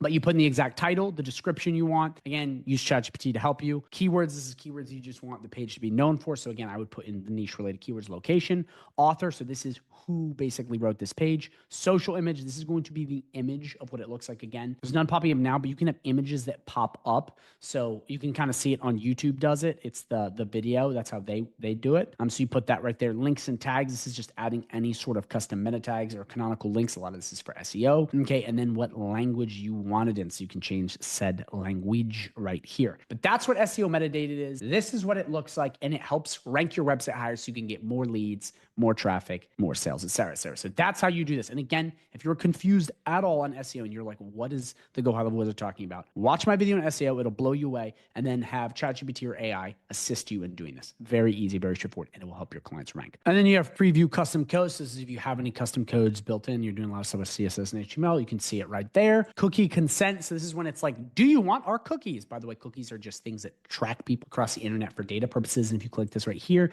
it will then pop up and they have to click this in order to consent. I agree, because cookies are everything, but that's how you can turn it on or you can turn it off. But that's how you would add the whole cookies thing. And then right in here, you have 2-column mode, which is what it looks like right here, or auto, which is just the thing right here. So you pick exactly what you want. And again, another way you can access pages is right here. Remember, we went over pages. You can just click this home and you'll get a drop down. And we already went over this stuff, mobile mode, desktop mode. You want to make sure those are all edited. And then again, to save all your stuff, it's right there. So that is the entire editor explained. And it is exactly the same for funnels. Again, It's the same thing. So once you understand one, you understand the other. So that's it. You now understand what all of this stuff does. You understand what this is. You understand how to save, make mobilely optimized, all that good stuff. So again, just to be sure, you're going to pull from the left-hand side. This is where all your elements are, okay? You're going to drop on the page. Then you're going to click it and you're going to edit it on the right. That flow is how this entire thing works. So just make sure you understand that, and then you'll be good to go. So now that you understand the website builder and you've finished building your website and everything is done and you're happy and all excited to go, you now need to make your website live. So this is connecting a domain. So once it all looks good, you're just going to come right up here to connect domain. Okay, you're going to click this and you're going to pick the exact domain you want. It'll just drop down, you pick which one you want, and you click save. And then this website will now be live. And then when we click this website right here, it will then take us to said website. Okay, this is obviously not the domain I would want for this, but that's how you're going to do it. That's how you're going to plug this domain in. Okay, so there's another way to plug this in. We go back to settings and we come right in here and we click this and we can add a different domain there. So this is another way we can do it. Okay, that's how you make your website live. But you may be asking, well, I don't really even know how to connect a domain. I got you. So we're going to go right down to settings, okay? You're going to scroll all the way down to domains and you're going to click it, okay? And you have two different options. Number one, you can purchase a new domain. If you do not have one, click this button right here. Okay, type in the exact domain name you want. So we'll do GHL Wizard is amazing.com. We're going to search, okay? And boom, it's available. So we just click buy and you can actually buy the domain through GoHighLevel, which is amazing. And then you have this domain and you can play with it. So how awesome is that? You now have a domain in your hands. So that is a way to buy a domain on the spot. And I recommend you buy it through HighLevel. Don't buy it through another third-party provider. Why? Because you can have everything in-house in HighLevel. It's much better. But if you have a domain through GoDaddy, Squarespace, whatever, you're going to click connect to domain and you're going to have these options. So what I would do is I would just click connect, okay? And you're going to put your domain in. So say I want to do matrimony.com. I'm going to click this right here. I'm going to click continue. And what it's going to do is it's going to find where this domain is located, and it's then going to prompt me to log into said platform and authorize it. See, it knows it's GoDaddy. It will search the internet and know what you have. So if it's Squarespace, whatever you have, WordPress, it'll know where your domain is. Then you just click authorize domain. It's going to take you to your provider. Okay. You're just going to click accept, and then it's going to authorize, and then it will say whether you got it or not. So it's that simple. Again, you just follow the instructions on the screen, click authorize, and then you'll have your domain in here to then play with. So again, you can either buy a domain by clicking this in HighLevel or connecting a domain right in here, and you now have access to the domain. So that's how you would do all of that in a nutshell. Again, you just add it onto the website like I showed you, and then you are done. So now that your website is completely live and good to go, we now need to go over the almighty chat widgets, okay? Because you can apply a chat widget to a funnel or a website. But what the chat is going to do is it is going to enable you to sell people 24/7. They're goated. They're extremely powerful. So again, if you don't know what a chat widget is, it is this thing right here. You can plug it onto a website on every page and it will talk to people. So now what we're going to do is we're going to set this up. So you're going to come back into sites, okay, back out here, and you're going to go all the way to chat widget, okay? And then you're going to click new. So out of all of these, you still only have these three options, but now you can click the all-in-one chat, which is what I recommend you do because it can have all of this and then you can connect it to an AI chatbot. So we're going to click select and boom, we're brought right in here. So the first thing you want to do is put in your chat widget name. Okay, so what we're going to do is we're just going to call this Liz, okay, or whatever name you want. Okay, the first thing right here is it already has everything pre-configured, so you don't got to worry about that. This will be the initial message that is sent, okay? So you could do, hey, you, and it will pop up. So that's how you get that initial message, okay? Styles, this is the basic styles, so you can, get rid of the chat prompt or leave that, okay? And you have two options right here. You can pick the chat icon, which is down here, how you want that to look, one of those. You can change the colors of it, okay, the color scheme, and then the welcome message and enable greetings. Widget customization, this is where you will change out the image. Please, for the love of God, change this out. So many people leave this. This woman is been literally on like 95% of websites, and everyone knows it's fake. So put in an actual person or just anything. People just leave it. Then you can pick where you want the widget to go on the website, and then you can pick your widget dimensions so you can make it smaller or bigger. Then in here, you're gonna have chat windows. So this is all the other little features, okay? Okay, so title and intro, so how this basically pops. So if the AI chatbot is going, you should be good, so you don't gotta worry about a lot of this, but it's just basic intro message stuff, and then, send buttons if they want to do stuff. So a lot of this you can just leave as is. Okay. Live chat assigned. This is if you want to assign to a user. Again, I want to be showing you how to connect this to a chatbot. So this is much, much better. But a lot of this stuff is like, you can kind of leave it the way it is. But if you want to, you can look at all of these and change it as is. But again, I really think it's good the way it is. Live chat closed. Okay. After a couple minutes, you can close it. I'd say 5 minutes is fine. If you click enable business office hours, you now have access to all of the hours of this. So it'll be working at those times. So it'll be on and off at, 9 to 5, whatever you want. And you just click which ones you want and put in the exact times you want. It doesn't get any easier than that. We're just going to leave this off because we want 7 additional options. Okay. This is stuff for HIPAA compliance. Down here, this will be powered by, and it'll put in your domain. So whatever domain you put in here, we do Amazon.com. It'll link to that, and we could just do Amazon. Again, I am not sponsored by Amazon. I'm just putting that in there, but you can put whatever you want to make it look like that. And I recommend you do that. A lot of people literally leave that and it'll say like powered by GoHighLevel or something stupid. Put in your business name into this, please. It just looks so unprofessional. Then you got some stuff with HIPAA compliance, legal messages. But again, you're going to want to switch that. And the way you do that is you're going to chat window and you go to the bottom. Okay. Then in messaging, again, this is just basic prompt messaging. A lot of this stuff is going to be done with the AI chatbot. So just leave this the way it is. Same thing with WhatsApp and email. And then you have language to change the language. So I really left this the way it is because it's already really good. You don't have to go crazy with it. Then you're just going to click save. It's very, very simple. It's very, very straightforward. And then you have your live chat all set up. And all they would do is they come in, they pick what they want, and then it basically goes through. So before we set this up, I want to make sure you understand something really clear. SMS is when someone just plugs in their email and phone number and it sends them a message later by a human. Live chat is when they talk to an AI chatbot. In order to do this, we have to set up an AI chatbot. So come back to your Launchpad, come right down to AI agents, go to conversational AI. Again, I have full videos so in depth on this, the most in depth you can find on YouTube. So just use these.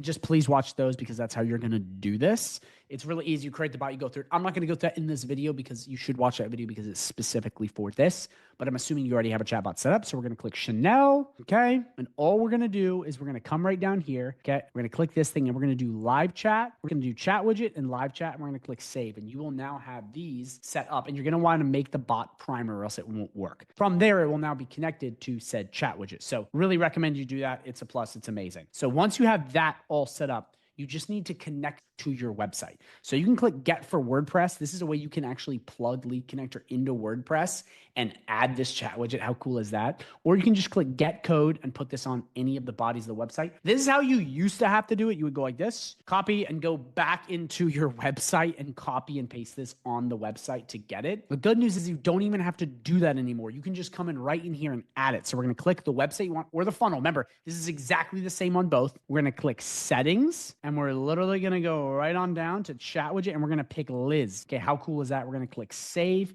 and Liz is now added to your website. So what we're going to do is we're going to come back to pages and we're going to view the home page to see Liz in action. So we come right in here, okay, and boom, it is now in action. How cool is that? So as simple as that, you have now added an AI chatbot. So now what you can do, now that you understand this stuff, is you can come back, okay, you can build funnels and websites really fast with the templates and the process I showed you. Then you can add a chat widget to both of them, power it by AI, so you never miss a sale ever again. Guys, huge. And again, I made this video about all three because they are so interconnected. And once you can understand this, all of your clients will do way better, okay, like way better. And you'll keep them longer, which means you'll get paid longer. And one of the reasons why this is so important to have a chat widget on both these is it's an easy intro to give them an AI chatbot. Once they see, oh my gosh, it's answering all my messages, you then can use it to take care of all of their other messaging needs. So that is how you do it in a nutshell. We're going to click sites and then we're going to click websites. For this to work, you have to have a website. I will link my full tutorial on websites at the end of this video. If you do not have a website, you got to have a website for this to work. The way this works is a little different than Shopify and these are platforms where you build an e-commerce website. With HighLevel, you can add an e-commerce store to any website. You can turn any website you want into an e-commerce store. It's so easy. It's so powerful. So again, you have to have a website already set up for this to work. Let me walk you through how this process goes. So you click into the website you have. Again, you're not building an e-commerce site. You just add the elements to the website. We're going to click this right here. HighLevel makes this so easy. I just love that they do this because it saves so much time. You can have an e-commerce store built so quickly. So you're going to come right into the store you want. All you're going to do is click add elements, come right down to store, and you'll see this right here. All you're going to do is click add to site, and it's going to add an e-commerce element and turn your site into an e-commerce store. Check it out. Just click it. And boom, look at that. You now have the e-commerce elements to your store. And if we go back, okay, look at your website, you're going to see you have these pages added. So you're going to get a products list page added, a products details, a cart, a checkout, and a thank you. Immediately, just 2 clicks, everything has been plugged in immediately. And again, you can change any website into e-commerce store. How easy is that? Now that we have this, we have to create products and completely set this up so you're ready to start selling online ASAP. And it's pretty cool because you can also see on the homepage, the cart has already been added to the menu. So you can immediately just pop in and go, oh, sweet, there's my checkout cart. And you can see all the items you're about to buy. So now that we have this, we have to add products. This is a very important part. If you don't have products already in place, please watch this because this is the most important part. We're going to come right to payments. And we're going to come right into products and we're going to click this. We have to have products in order for the store to work and they'll immediately add it. So the first thing we're going to do is we're going to click create product. Just follow along very simply with me. So first things first, we've got to have this on. This is what's going to plug it into the online store. Make sure this is on. We're going to put our product in. So put the name of your product right there. Put the description. We're going to do blue t-shirt. Put whatever you want. Pick a media file. This is the image of the product. Put that right there. Okay. Go through here. Product collection. I'm going to go over this in a sec, but these are just best of products. So if it's t-shirts, that would be under the collection of t-shirts. If it's toothbrushes, it would be under the collection of toothbrushes. And then there's different kinds of toothbrushes, but we'll go over that in a second. For all the tax stuff, I'm not sure what you're doing with that. I'm not going to go into that. You should ask your CPA. Every business is different, but just look at what you have to do for taxes. Plug that in, do your due diligence right there. And then right here, it's going to come to the price. So you have one time or recurring. For a t-shirt, it's going to be one time. So we're going to click this and then we're just going to add a price. So we'll do $15 and then we have compare it price. So this is a price anchor. It'll say originally $25, striked out, now 15. Very important. You want to have this great sales thing. So we're going to do 25 and then we're going to come down to variance. This is all the different options. So what sizes, what colors of one product. So you may have multiple different colors of a toothbrush, multiple different sizes, multiple different batteries, whatever. These are where the variants are added. So we're going to come right in here. We're going to click add variant and we're going to add the variant. So first is the variant name, which for us is going to be size. For you, size, color, battery, whatever. And then we're just going to add them like this. So we're going to do small, small, medium, large. And we're going to click done. You'll see right here, it'll have all the prices. So what we can do is we can bump up the prices depending on how much it costs. So if you're doing a bigger t-shirt, you may want to add bigger prices. We'll just do 16, 17. That way you can see what's going on and you can bump it up. Quick recap to make sure you do this. Make sure this is toggled on. You put your name, your title in, you put your description, you add your image, collection. We'll go over that in a sec. Any sort of tax stuff, any sort of variance, which we just walked through. And then you have basic SEO stuff, which you don't need to do now for an e-commerce store. And then we just click save. Simple as that. And now your product has been created. But now I want to show you something really important. So when we go back, we come back to sites and we go back to websites. We click the website that we created. We come right down to products list and we're going to view it.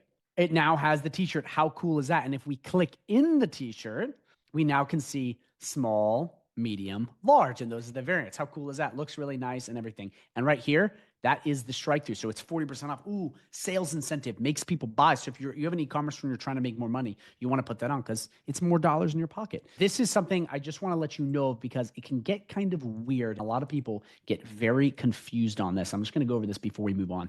And it's just something to be aware of. If we click this and we do edit in new tab, I want to show you something really important. We're going to click preview link. It doesn't pre-populate your products in the editor. See, in the live thing, like right here, how cool is that? We have it, but in here, you'll see it'll just be the regular products list from HighLevel, not this. So I'm going to show you what I mean. You have this right here, and then you have this. This is always going to be like this. Just remember, I have a lot of people freak out, like, where are my products? They're all right here.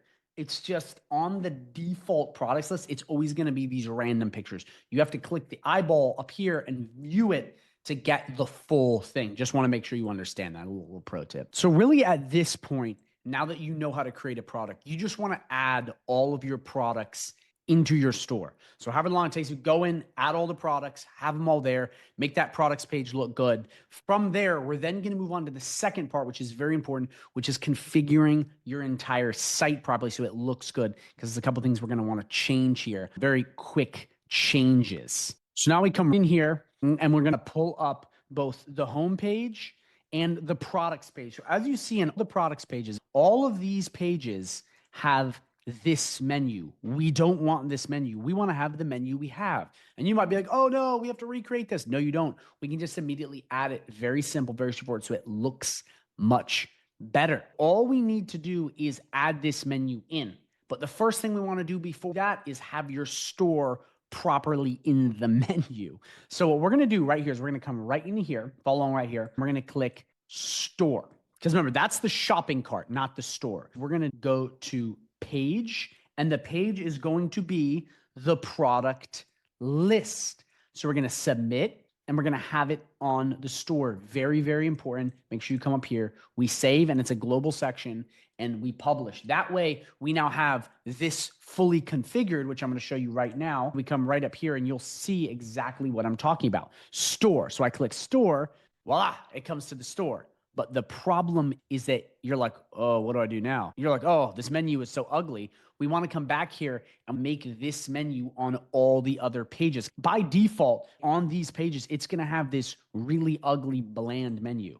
So what we're going to do here is come right in here. Now that we have our store properly configured, we're going to click this right here. And the way we do this is by having this added. So this should already be a global section. If it's not, you're going to come right here to this purple. You're going to click this name of section. You're going to do global header. It should already be added, just showing you how if you don't. And then we just add this to all the pages. So we come right in here, we click this green arrow, we come right here to global sections, and then we just click header, and we're going to drag this right in here, and boom. How cool is that? Now we have the header that's already done. Check that out, store. So when we view this, it now has that store page. So how easy was that? You're just going in and you're adding this as part of the header. Boom, there we go. It's now in. So now what you need to do is you need to come to all these pages and make sure you add that. So again, we made that header global. We put the store in it so it's connected. And now we just got to go to all these pages and add it. That's why we want to customize this so it all looks good. So I'm going to do it one more time. Follow along with me, build along with me, and then we'll be good to go. And you want to add it to all those pages. We come right here. We click the plus. We go right here to global sections. We pull the header out. We drop it right there, just like that. We delete. We have the store, and we click save. This now will have it on this page as well. And the whole goal is to immediately come through and do this for every step of the way. So if we click this, it's now going to lead us to this. We click small. We add to cart. We do checkout. Boom, but now we don't have it. So that's where it comes in to make sure on every one of these pages, you add, this thing is so annoying. We add these headers so it looks uniform. It's that easy. You do this for every single page and then you're done. The site is finished. You walk through it and you're done. There's nothing else you need to do. You just go through, make sure it all looks uniform, make sure your stripe's connected, and go through the process of clicking the shopping cart, clicking store, and just following it A to Z. And be like, oh, we need to fix that header, stripes connected, and you're good to go. It's as simple as that. Now that you understand that, I want to go over a couple last things you need to know so this all makes sense. We then need to come into products. So once you have your products built out, you can add them to collections. So a collection is just a grouping of products. So you could have t-shirts, and the collection would be cotton t-shirts, polyester t-shirts, blue t-shirts, white. It's basically a collection of one thing that has extra stuff. So all you do is create collection. We'll do cotton tees, and then you just add the image you want. We'll just click these right here. Anytime you have products, let's go right into this. Let's edit this. I want to show you how you can add it. We come right in here, we search, we go cotton tee, we save, and it's now part of the collection. And this is really important because your collections will hold different groupings of things. So just make sure you know that. Inventory, very important. This is just the actual quantity of inventory you have. I don't know what you're selling, shampoo, conditioner, toothbrushes, whatever, you're gonna wanna put the quantity, because if you're shipping stuff out, you have to have a quantity.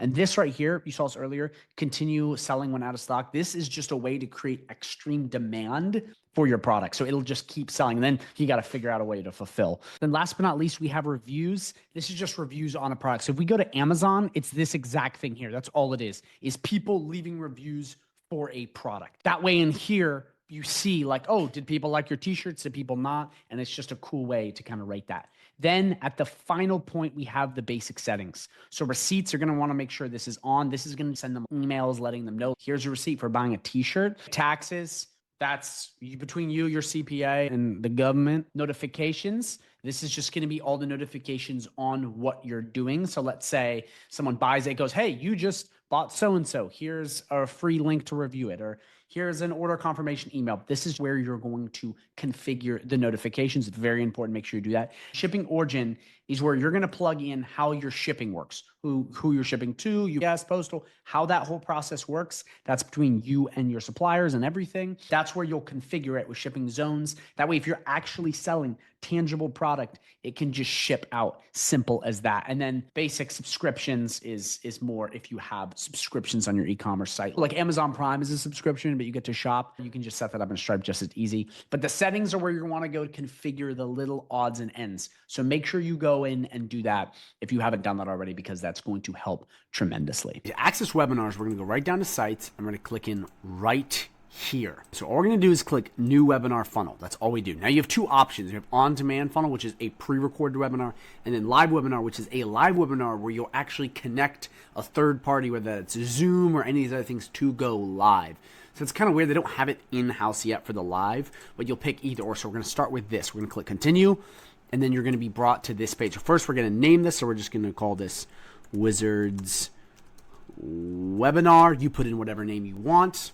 Next you're going to select a form. Okay, so in GoHighLevel, you have to have a form built out. Full video on that if you don't know what I'm talking about. But this is going to be the form that they go through and register with. So make sure it has name, address, all the stuff you would need to collect from them on that form. So we're going to click this, and we're going to click lead form. Then we're going to click next. Okay, now you're going to select a file. So you need the pre-recorded video. So we're just going to click this.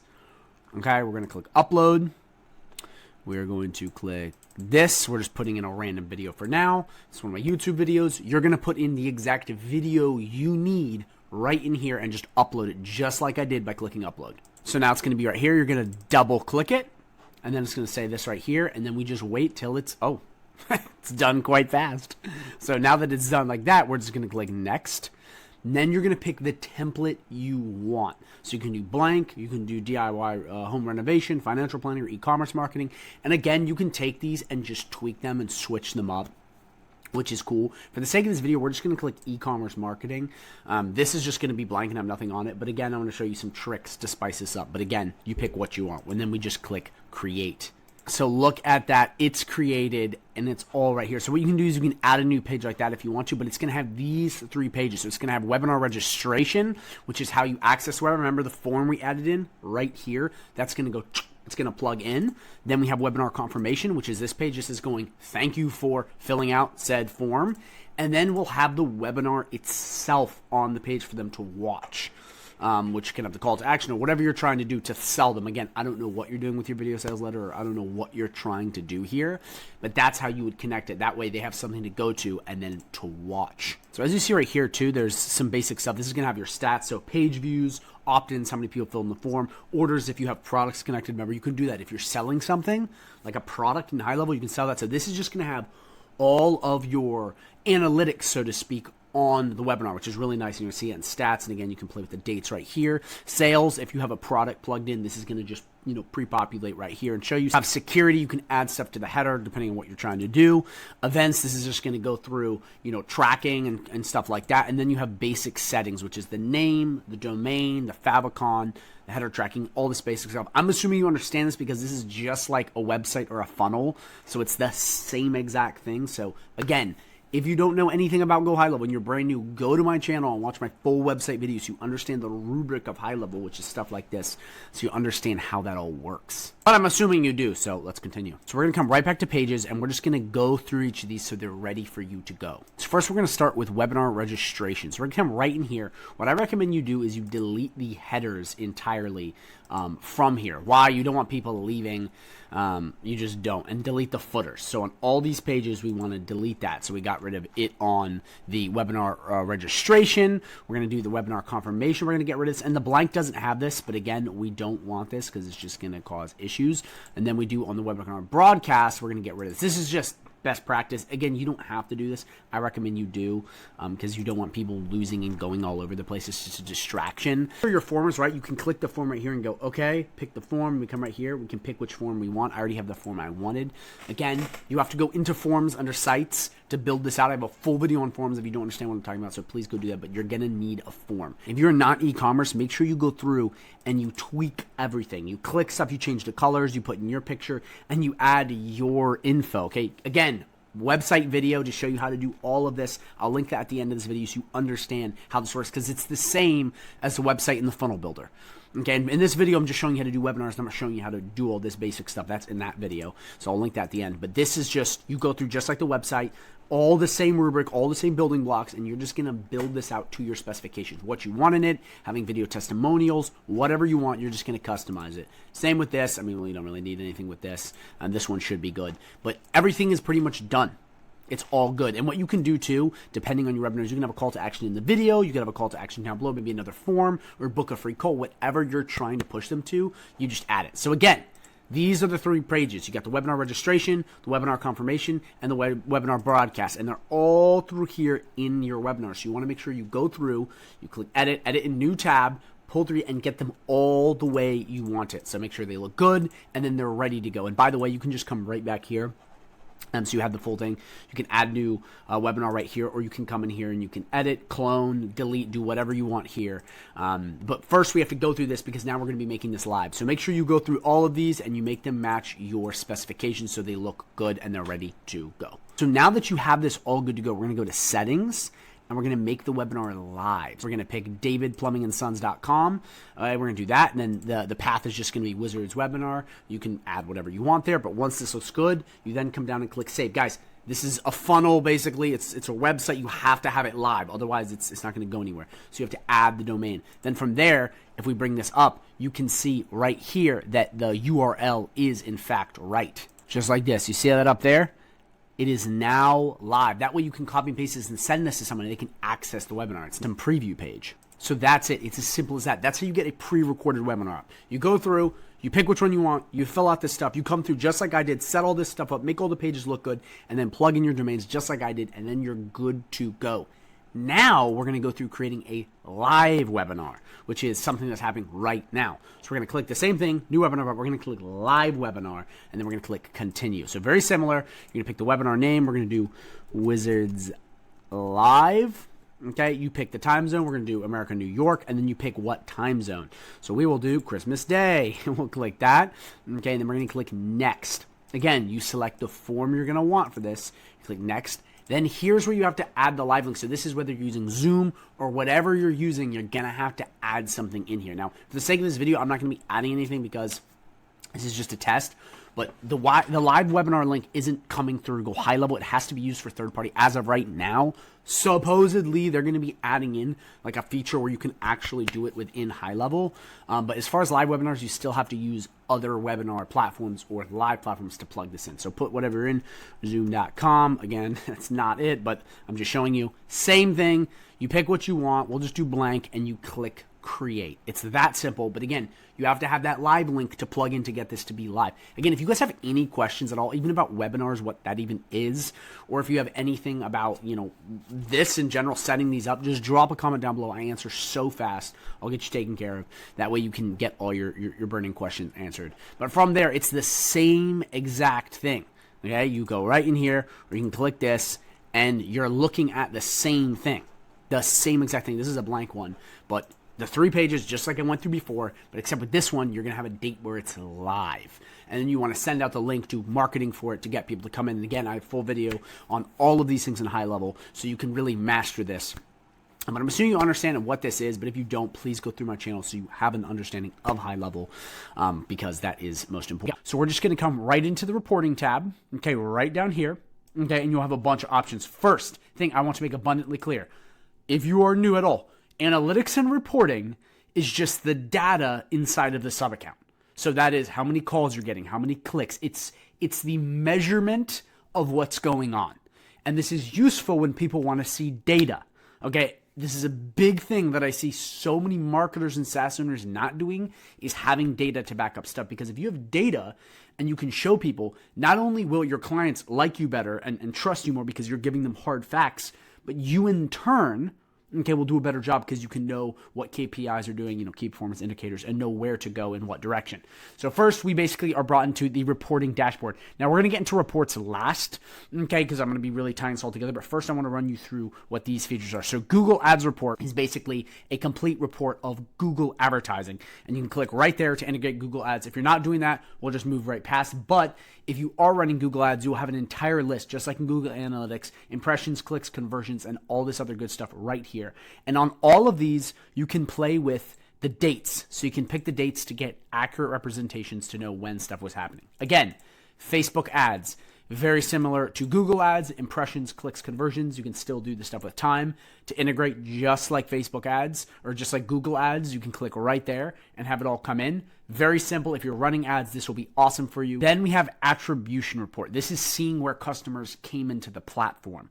Okay, so you'll have revenue closed. That's on the opportunities tab. All of your opportunities, all of your leads. This will basically be all of the people, the stream of people coming in and where they're coming from. And down here, you can see where, what sessions, how they're coming in. They're coming from websites, funnels, all this stuff. And again, opportunities, this is in your pipelines. This is all of the leads coming in. This just tracks where people are coming from. And again, knowing these things really helps you make better decisions, but also showing your clients these things will edify, motivate them, and really make them more likely to stay. And again, same thing, you can pick time and all this other awesome stuff.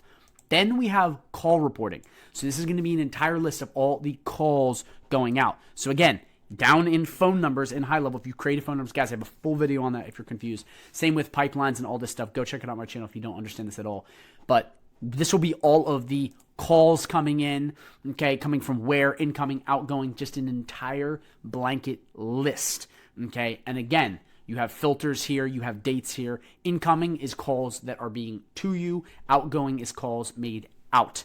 So again, very simple like that. And again, though, you have it all laid out cleanly in here, very simply. And again, phone numbers, this is where you will have all the data on phone numbers, so it's very nice. Then we have agent reporting. So this is a big, broad, sweeping one because this has stuff with pipelines, stuff with calendars. This has a lot of different stuff. Let me be right here.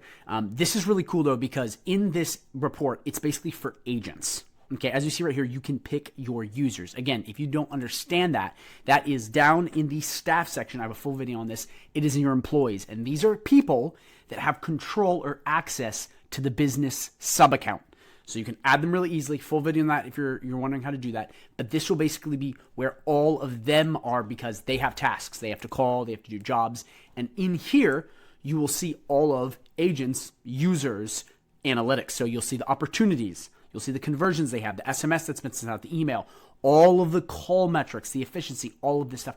And even a leaderboard that you can create, which is insane. And again, guys, to figure out who's doing what, you just click these, pick one, pick off. Then you click fetch, and it basically brings all of the data to you. So again, you pick the date you want, you pick what user, again, users, the employees in high level, and it will give you all the data on each user. Guys, this is huge if you have businesses that have a lot of salespeople or a lot of employees. This way you can have competitions and you can see exactly what's going on. Then we will have appointment report. This will be everything to do with calendars. So the users in the calendars, booked calls, appointments. Again, guys, I have an entire video on my channel dedicated to calendars if you want to learn how to set that up. But for this, it's just all right here. And this will show you booked, confirmed, canceled, new, showed, and you'll have all of the data you could possibly need. Most booked calendars, top 5 appointment bookers, all of this awesome stuff. And again, you can pick which calendar you want right here to see and make sure that you have the right calendar. Again, huge info on this. This is very important.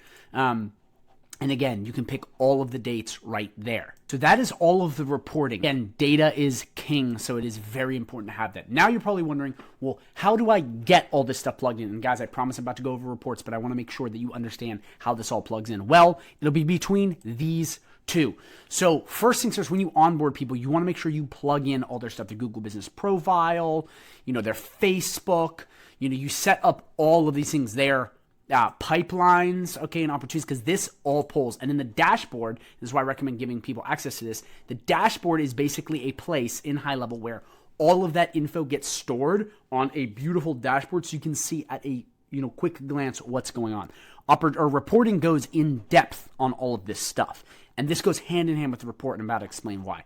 But in the dashboard, you have all the opportunity stuff, okay, for all your pipelines. You can select this right here. You have all of the stuff with your pipelines and leads. You have all of your tasks set out, any sort of manual actions, any stuff on Google or Facebook ads. You have Google business profiles, sort of Facebook ads, any of this stuff. You have all of the stuff, and it's all listed right here. And this is all in dashboard.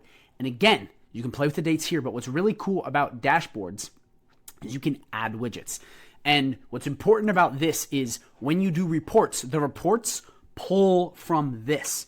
So again, you come right in here. This is what it looks like. Okay, really cool, really fancy. And then you have all of these things that you can add. So elements, themes, you can make it look, different colors. I mean, it's really, really cool what you can do. And you can add little bits and pieces of info down here. So let me explain. So for this, it'll be any sort of extra data on contacts. So you can come in here, contacts count. Okay, we'll click that.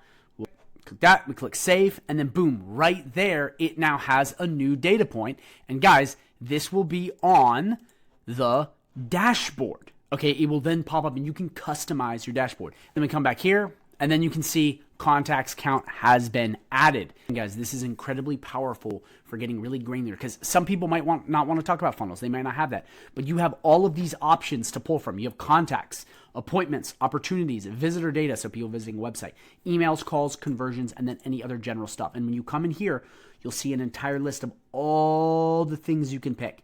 And guys, you can customize your dashboard. Again, why this is so important is because this is how you pull the reports when you send to your clients. It pulls from this dashboard. So again, they may not have pipelines set up. So you only want to keep stuff that they want to see. So again, if it's just the standard stuff, leave it the way it is. But if your client wants to see specific stuff, make sure you come in here, okay? You find what widgets you want. So do they want more info on contacts, more stuff on calendars? And you just go right through this. You pick exactly what you want. You just click this, you name it, and then you make sure you have all of that stuff tweaked, and then you just click save. It's simple as that. And you can customize this any which way you want, because you now have elements to add extra stuff, which is really cool, and then themes like we went over before. So again, I want to make this super clear. If you are trying to build a specific dashboard for someone, you come right into dashboard, okay? You click add widget, and then you find what you want, and then you plug it in just like I said before. Okay, so for the sake of the video, we're just going to leave it as is, and then we're going to come back down to reporting. Okay, now this is really, really cool because you can create custom reports for clients. Guys, this is new. This is so awesome. You don't have to go into Canva and build a report or use third-party stuff. You can just have these reports set up. So handy, and again, they can be users and access the dashboard by themselves. But for a lot of people, sending people reports is really big. It makes you look more professional, and it also makes you look more honest. Create a report, you come right here, and then you have these three options. Right now, create a blank report is the only one available. In a little bit, from template library and clone existing report will be available. Right now, they're not, but you have two different options. So you can create from blank, or you can click the dashboard you have and you can click import. And this will just bring it right into a report. So first we're going to start with blank. So we just come right into select. Okay. And very simply, you'll have access to all of this stuff here. You can add a widget right here. You can click this and you can pick the widgets. Just like I went over in dashboard, you can add the very same stuff here. And you have all kinds of stuff you can tweak with it, which is really cool. You have elements and widgets right here. Okay, any sort of permissions, who wants to access this, and then how many pages you want right up here. And then you click save right there, and then any other little details you want to add, you can add right there. And again, naming it up here, it's very simple. It's the same kind of template HighLevel uses for this stuff. But you can create it custom if you want. And then to send it, you just click send or schedule. Okay, once you're done, you pick when you want this. So when you want this to go out. So again, sending it scheduled, so you don't have to be sending these reports, so they're automatic reports. Makes it look very professional. You choose the time, the date range, okay, the comparison date range. You pick the email you want to use. You pick the subject line. You pick the recipients, so who you want it to go to. And remember, you can add recipients in, okay, depending on what you're doing it with. That way, you can basically send it out to your clients, whoever it is. Okay, so simple. You literally just follow this. Doesn't get any easier than that. But if you want to make this way easier and not doing it custom, I want to show you the much better way to do it, which is going to New Report, okay, clicking Dashboard, or it'll be selected, and click Import. And guys, remember when we went over that entire dashboard, this thing right here, and I showed you how to come play with it and customize it, where you want to delete stuff, keep stuff, all of that dashboard, the import just pulls the entire dashboard in here. Okay, it's that easy. And again, you can tweak it, you can make it look better. And once you build this one time, it's done. And then from there, you can just send it out to your clients. Simple as that. It's that straightforward. And again, sender schedule, you pick the cadence when you want it to go out, and you now have a perfect report done. This is so incredible, guys. This is a game changer. This will save you so much time, but it will also make you look more professional. So again, to start this out, you want to make sure that you have everything plugged in. The Google Business Profile plugged in, their calendars, their opportunities. If they don't have that, you just put what they want to see. Like if they just have a website, just have the website analytics. Remember, again, you can customize your dashboard. So depending on that, but if you want to give them everything and you want to have the full stack, you'll want to go to Launchpad, plug in their GMB, their Facebook, have calendars, have contacts, conversations, everything built out. That way, when you have the dashboard fully filled to your specifications, you can just come right down to reporting, click New Report, Import, Send, or Schedule, and you're done. It is that simple to have very professional reports done and in your high-level dashboard. And I'm telling you guys, this is a game changer for keeping clients, making yourself more professional, but also figuring out what you need to fix. It helps you be a better SaaSpreneur. We're just going to come right down to sites, and we're going to go right into blogs. So the first thing I want to explain is how the blogging structure works on GoHighLevel, okay? Because you can have a lot of blogs, but then there's blog sites, and a lot of people are really confused about this. So let me break this down. So the first thing you're going to do is create what's called a blog site. Okay, and a blog site looks like this. It's a web page with all of your blogs with little snippets attached to it where you can click in and then go visit said blog. So it's like a blogging portal, so to speak. But you have to have these in order to have blog posts. So you can have multiple blog sites, but then every blog site, okay, has blog posts in it. Okay, following, so there's blog site and then multiple blog posts within a blog site. Okay, so the first thing is you have to create a blog site, and you can create as many as you want. I would only really suggest one. You don't need that many for a sub account.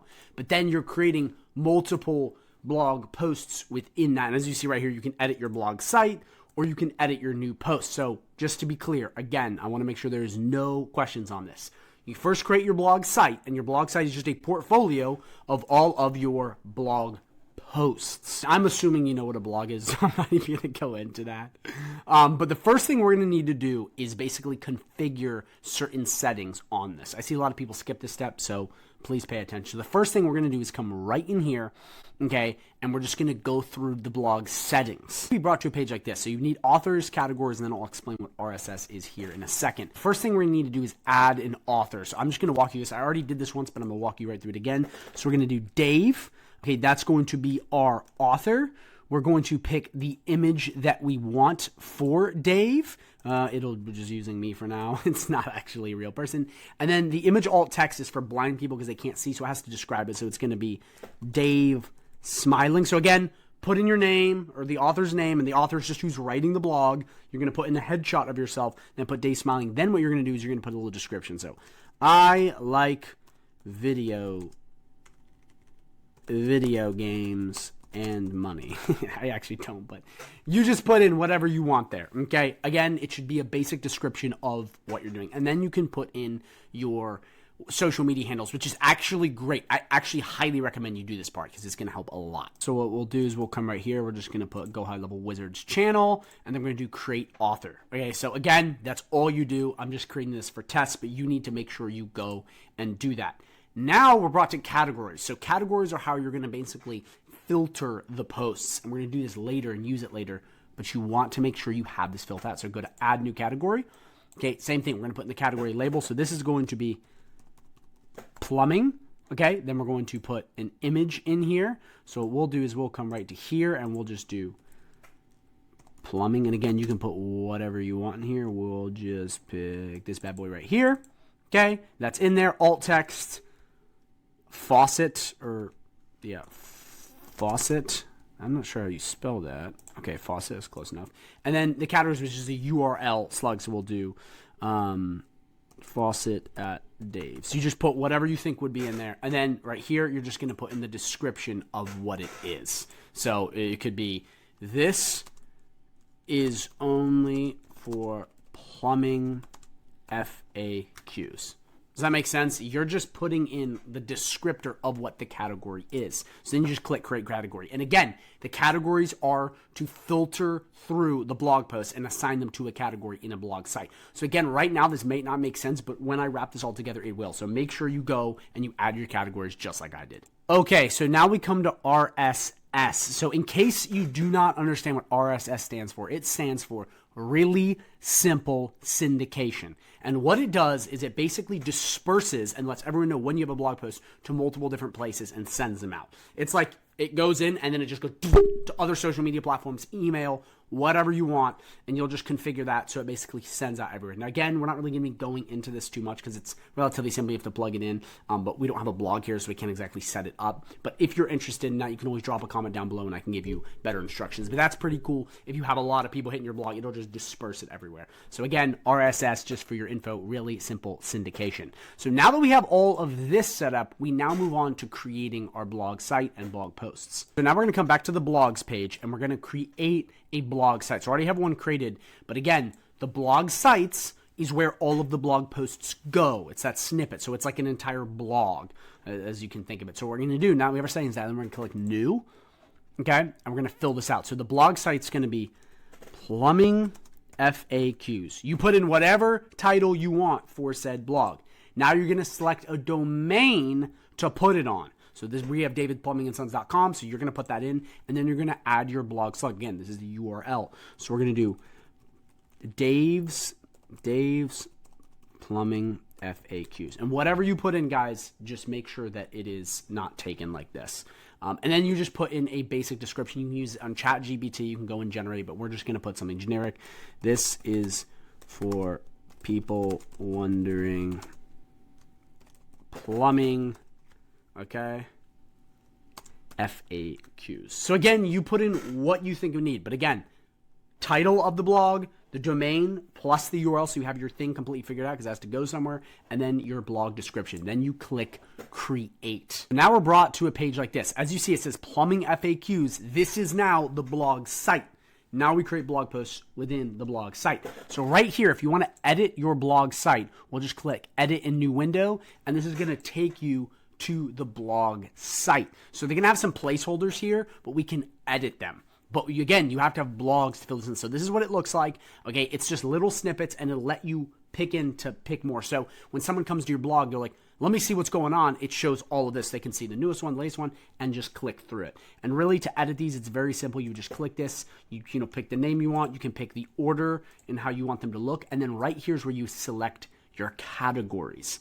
Okay, and that's what's going to determine how these show up. That's why when we went earlier back and we did the categories, because we're going to add those to the blog posts, it's going to filter by categories. And down here, you have some basic stuff like letting the image be there or not, the tags be there or not, the title be there or not, the author be there or not, the publish date be there or not, the description be there or not. That way you have a little bit of function. And then styles, just like on all of High Level's other stuff, you can edit the way it looks, the sizing of things. I'm assuming you already know this. Please, if you do not understand anything about High Level, go to my channel, watch some of the beginner tutorials, because the rubric and the builders are all the same. It's on the website, the funnels, the forms, the email templates, it's all the same shit. So just make sure you look at that, because that's going to show you how to do this, and I'm assuming you already know that. And then it's some advanced stuff just to make stuff look a little bit better. But that way you can edit the way this looks perfectly and make it look really unique to you. So this is the blog site. Then you would just click save and then publish. One quick thing I just wanted to show you, you can actually import blogs from other places. This is actually really, really cool.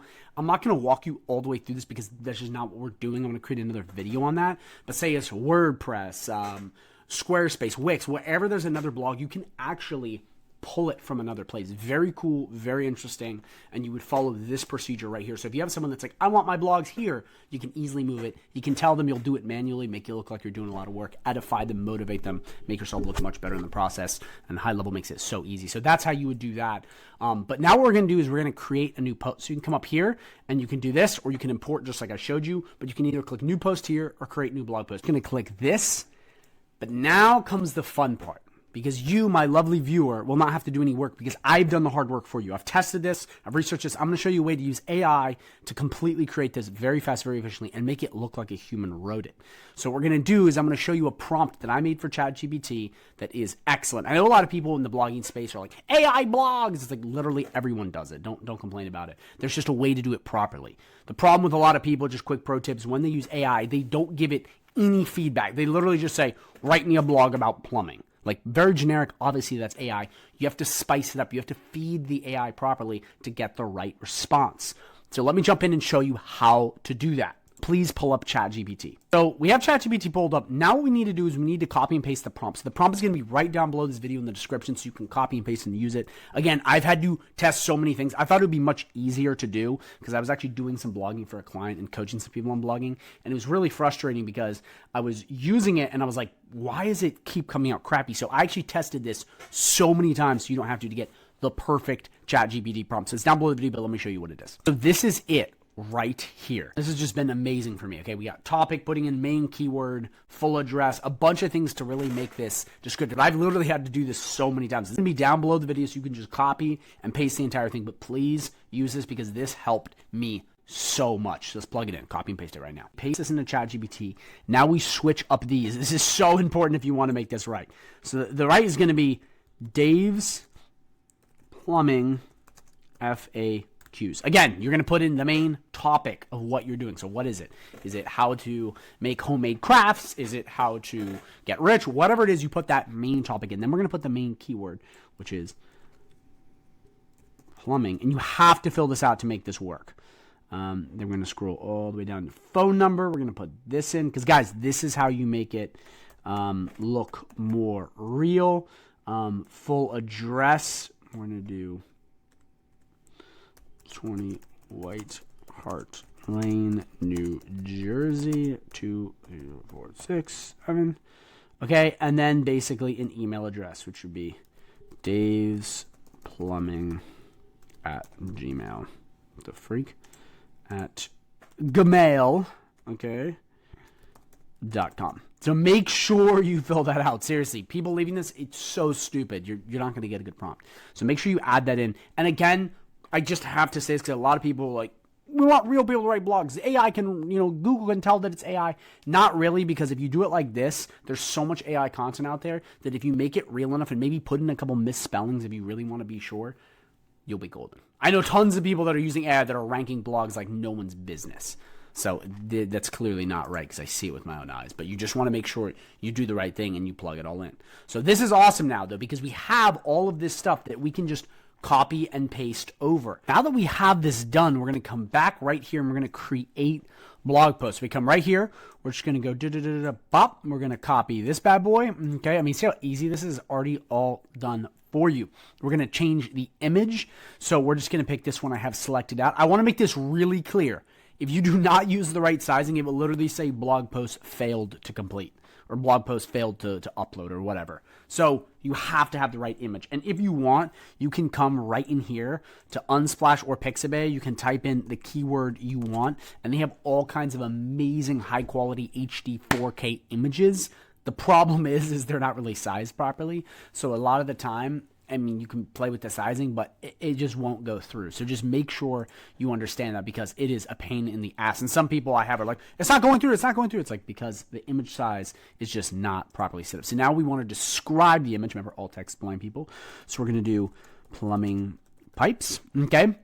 And for the description, all we're going to do is we're just going to copy right here the first sentence or two sentences, whatever you want. And again, right as you see right here, it's 100 to 250 characters. We're just going to paste this bad boy just like that. Perfect. We're in the right zone. Then we're going to click create post. You could do here, if we want to say, please label all of the H1s and H2s in brackets, so I know what to do. So that's something you can do too here, which is really cool if you do not understand this at all, which I honestly would recommend you to do, because right here, then you'll know exactly what to do. So if you are not, you just go through and you add them. But if you are a beginner, you definitely want to use them. By the way, this is how SEO works. You want to make sure you have H1s, H2s, everything linked, and then images and preferably a video plugged in. Okay, so all we got to do here is just copy and paste this. Very simple, very straightforward. We go all the way down to conclusion. Okay, we just go up a tad,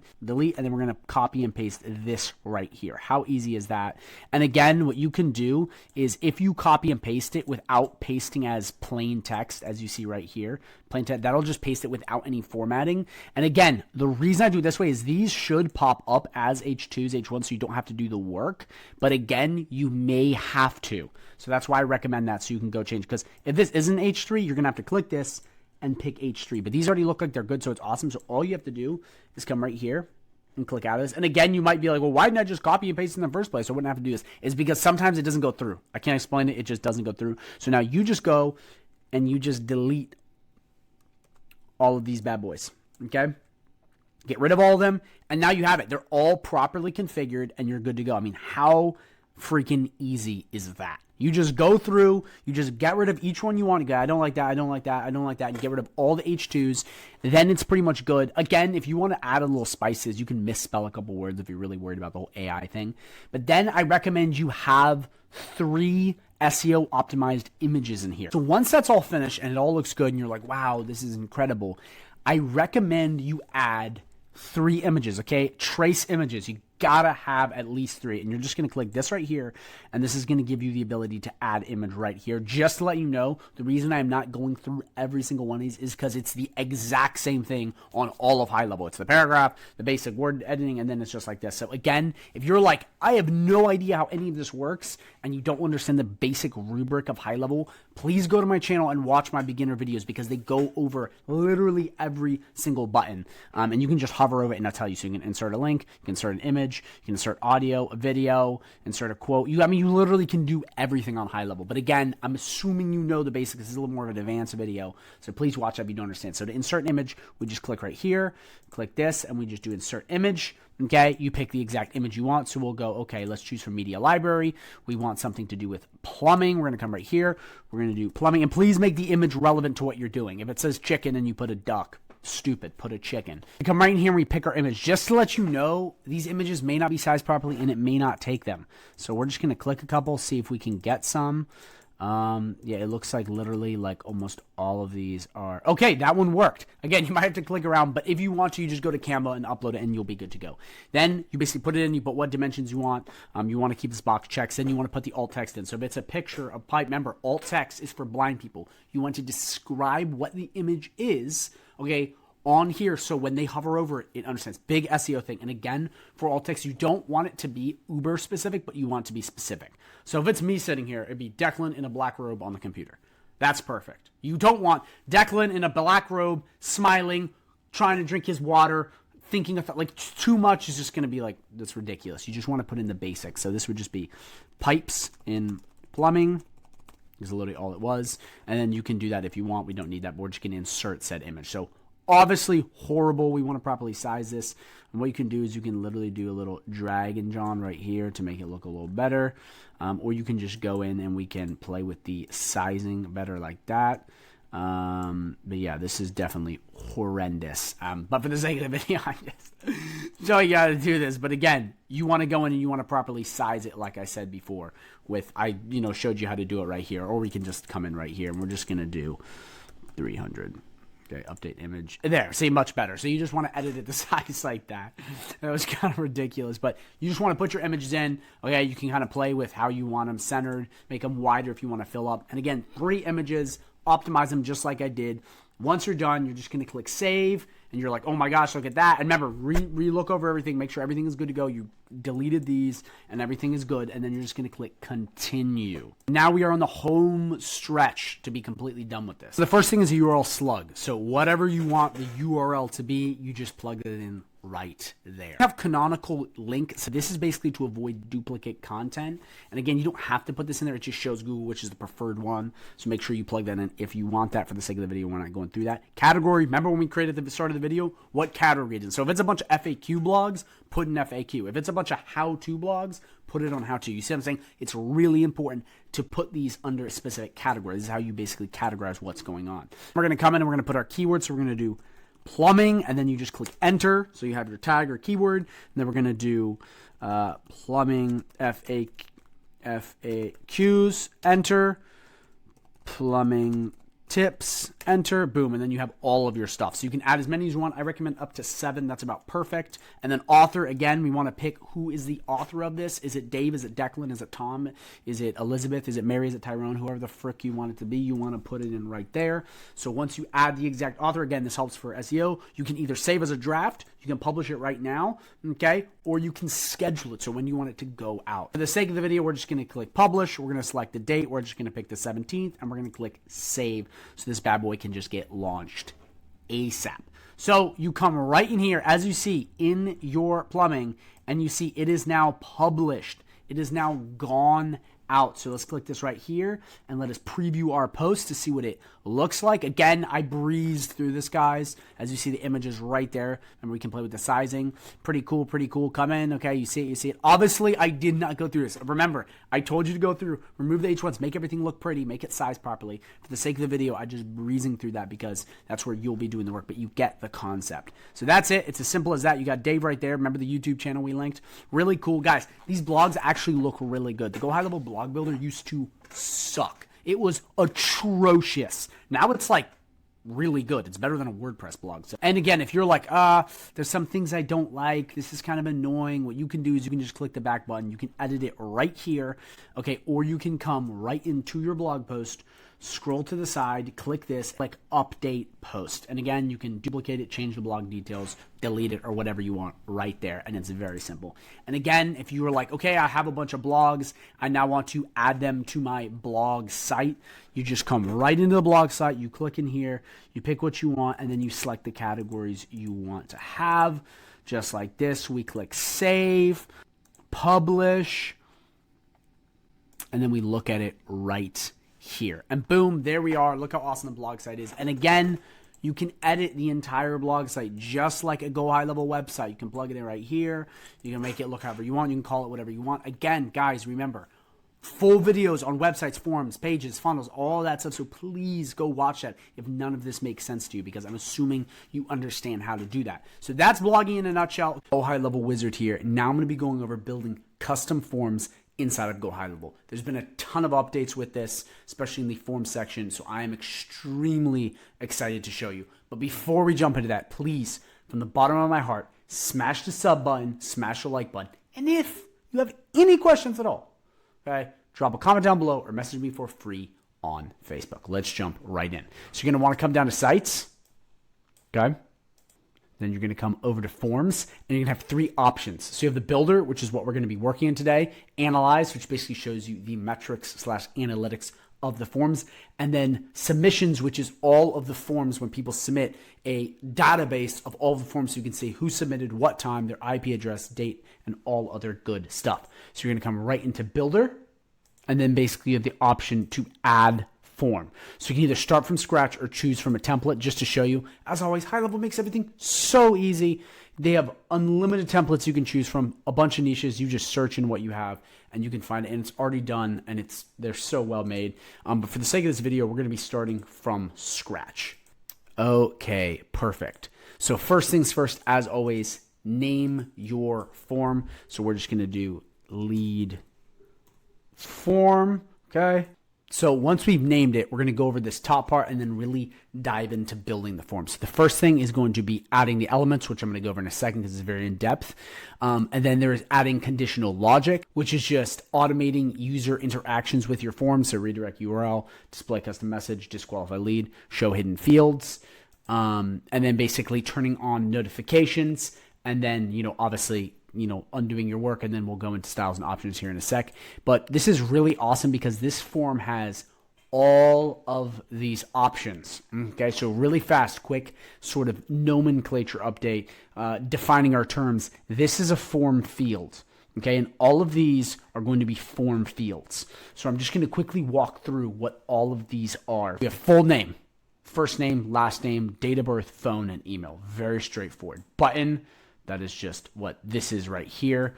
This is new, which is awesome. So you can add products or payments. Oh, super awesome. You have address, city, state, country, postal code, organization, website. All that is very straightforward. You have single, multi-line, and text box list, which is just a bunch of text you can add in right like that. Simple as that.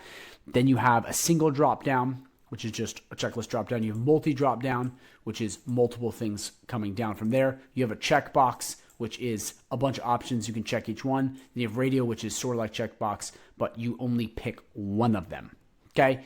Then over here, you have text, very straightforward. HTML for any code. CAPTCHA, this is for if you want less spam. It's the thing that says, are you a robot? And you click the box. Very helpful. Source, terms and conditions. Okay. This is a great one because this is for like almost like contracts, like a terms of service too, which can be great. You can just add that in, and that's great for if you want to have contracts and a bunch of stuff. By the way, I do have a full video on contracts. Score, that's for like surveys and whatnot. I have another video on that, by the way. Image, file upload, which is awesome, by the way. You can basically data dump and just have a ton of files if you want to do like a website form to send to someone to get all their business info.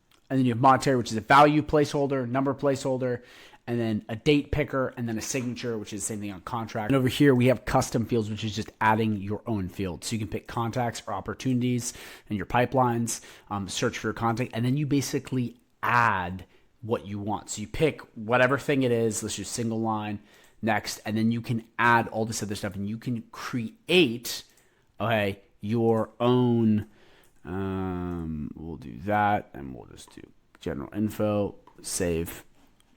And now you have one added. You'll see it pops up in a second. So you have forms to add, and then they'll always be there, which is awesome. So it's just creating custom forms. And this is great because sometimes there isn't the things you want in here, and you have to configure them over here. So then to edit anything inside of here, you just come on the right side. So you have the label, which is up here, which is last name. So you can change that.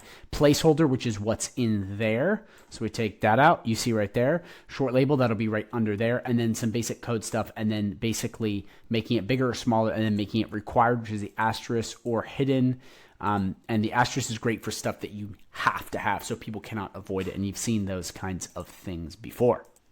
Now we're going to go over here into styles and options. So first thing in styles is form type, which will be basic way it's configured.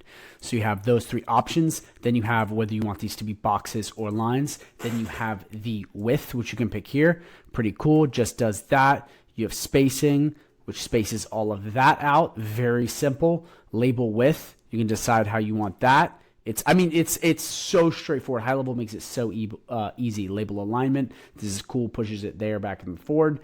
Padding. You guys know this from the website builder. You can just kind of get that tweaked and decide however you want that. Really cool. And again, guys, high level makes it so easy. Now we have colors and background. So you have the basic background color. Okay, that's how you edit it right there. Simple as that. You have font color. You can play with that. That'll be all the fonts.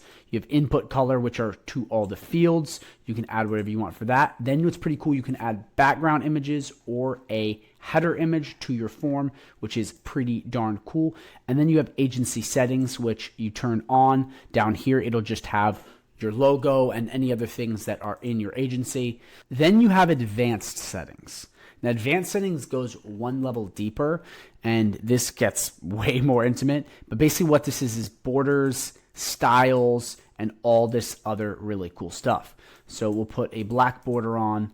We'll make the border with that, and then we'll do that. Oh, wow. Oh, terrible. Oh, weird. Oh, look at that. And then you just configure it however you want. Then you pick the color, you pick the basic sizing, and you can do this for input field, label, short label, placeholder, and custom CSS. Well, custom CSS is just adding code, but it's very simple. I mean, it's all the same thing, and that gives you that super detailed, super crisp level of functionality that you can just go so much further with, which is huge. And then obviously you click save. So that's all of that, which is, oh my gosh, it's just, you can do so much with these forms. Back in the day when I first got started with High Level, guys, had none of this stuff.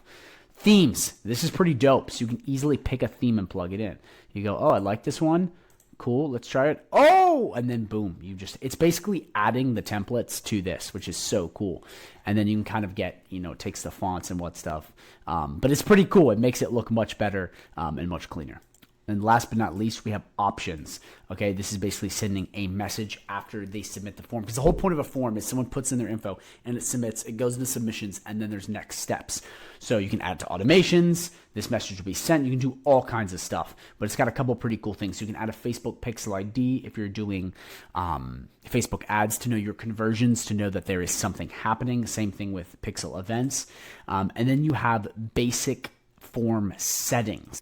So sticky contact is cool. It basically has their stuff plugged in already, so they don't have to fill in it again. Smart, makes it simpler. GDR compliant, that's some English, or not English, but European law that you may want to turn on, may not, just depends on your, where you're at. But then there's just enable time zone. But the cool thing is that these are all options. This never really was options when I first started. There's all these new sort of things that you can add that just change everything and make it that much better. You can customize this that much more, and you can really do anything with it. So now that you have your form done, we're just going to click save, and we're going to finish it. Obviously, you guys want to make this look good. I'm testing, so obviously you want to add whatever you want. I just showed you how to use all this.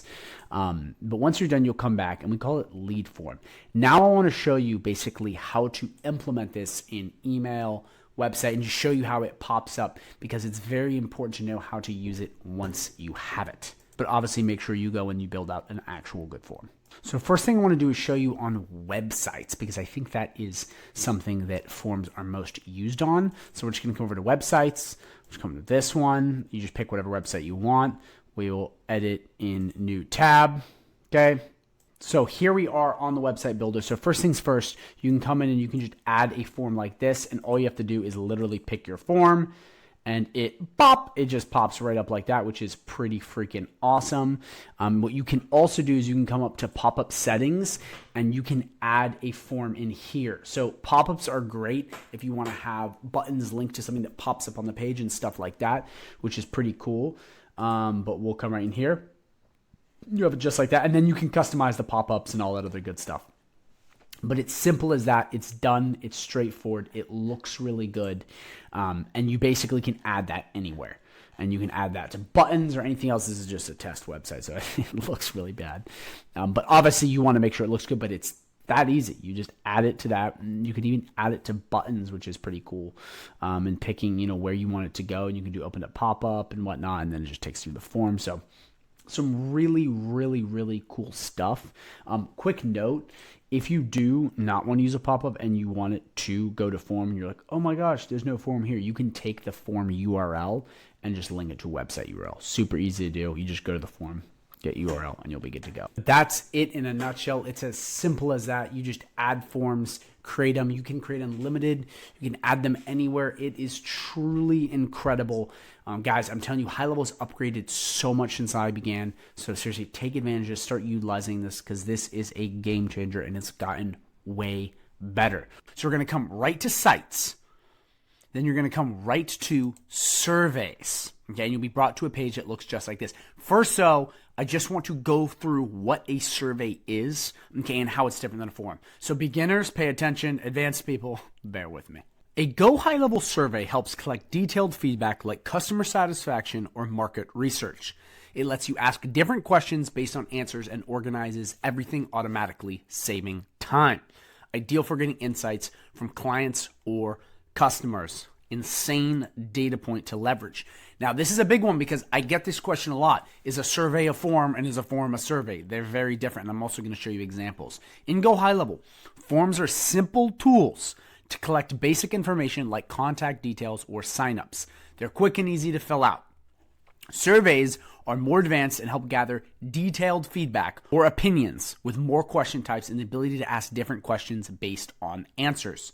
Surveys are better for things like customer feedback or research, while forms are good for simple tasks like lead capture. This is what a form looks like, okay? It is just straightforward, and it's just everything on one page, and you click claim offer. This is a survey. It goes from page to page to page. And guys, again, the big thing about surveys is they're very simply set up so it looks like you're not doing a lot. And you just keep moving. See, a form, it's everything right there, and it's on one page, and you just claim offer. For surveys, on the other hand, it's like one question at a time, and you're sliding through. So it's almost like more gamified, funner to do. So they are very different. And again, forms, much simpler, much shorter. Surveys, they look shorter, but they're actually way longer. So here we are in the survey builder page. So the first thing I want to do is just walk you through what these three options are. Builder is where you build your surveys and basically edit them.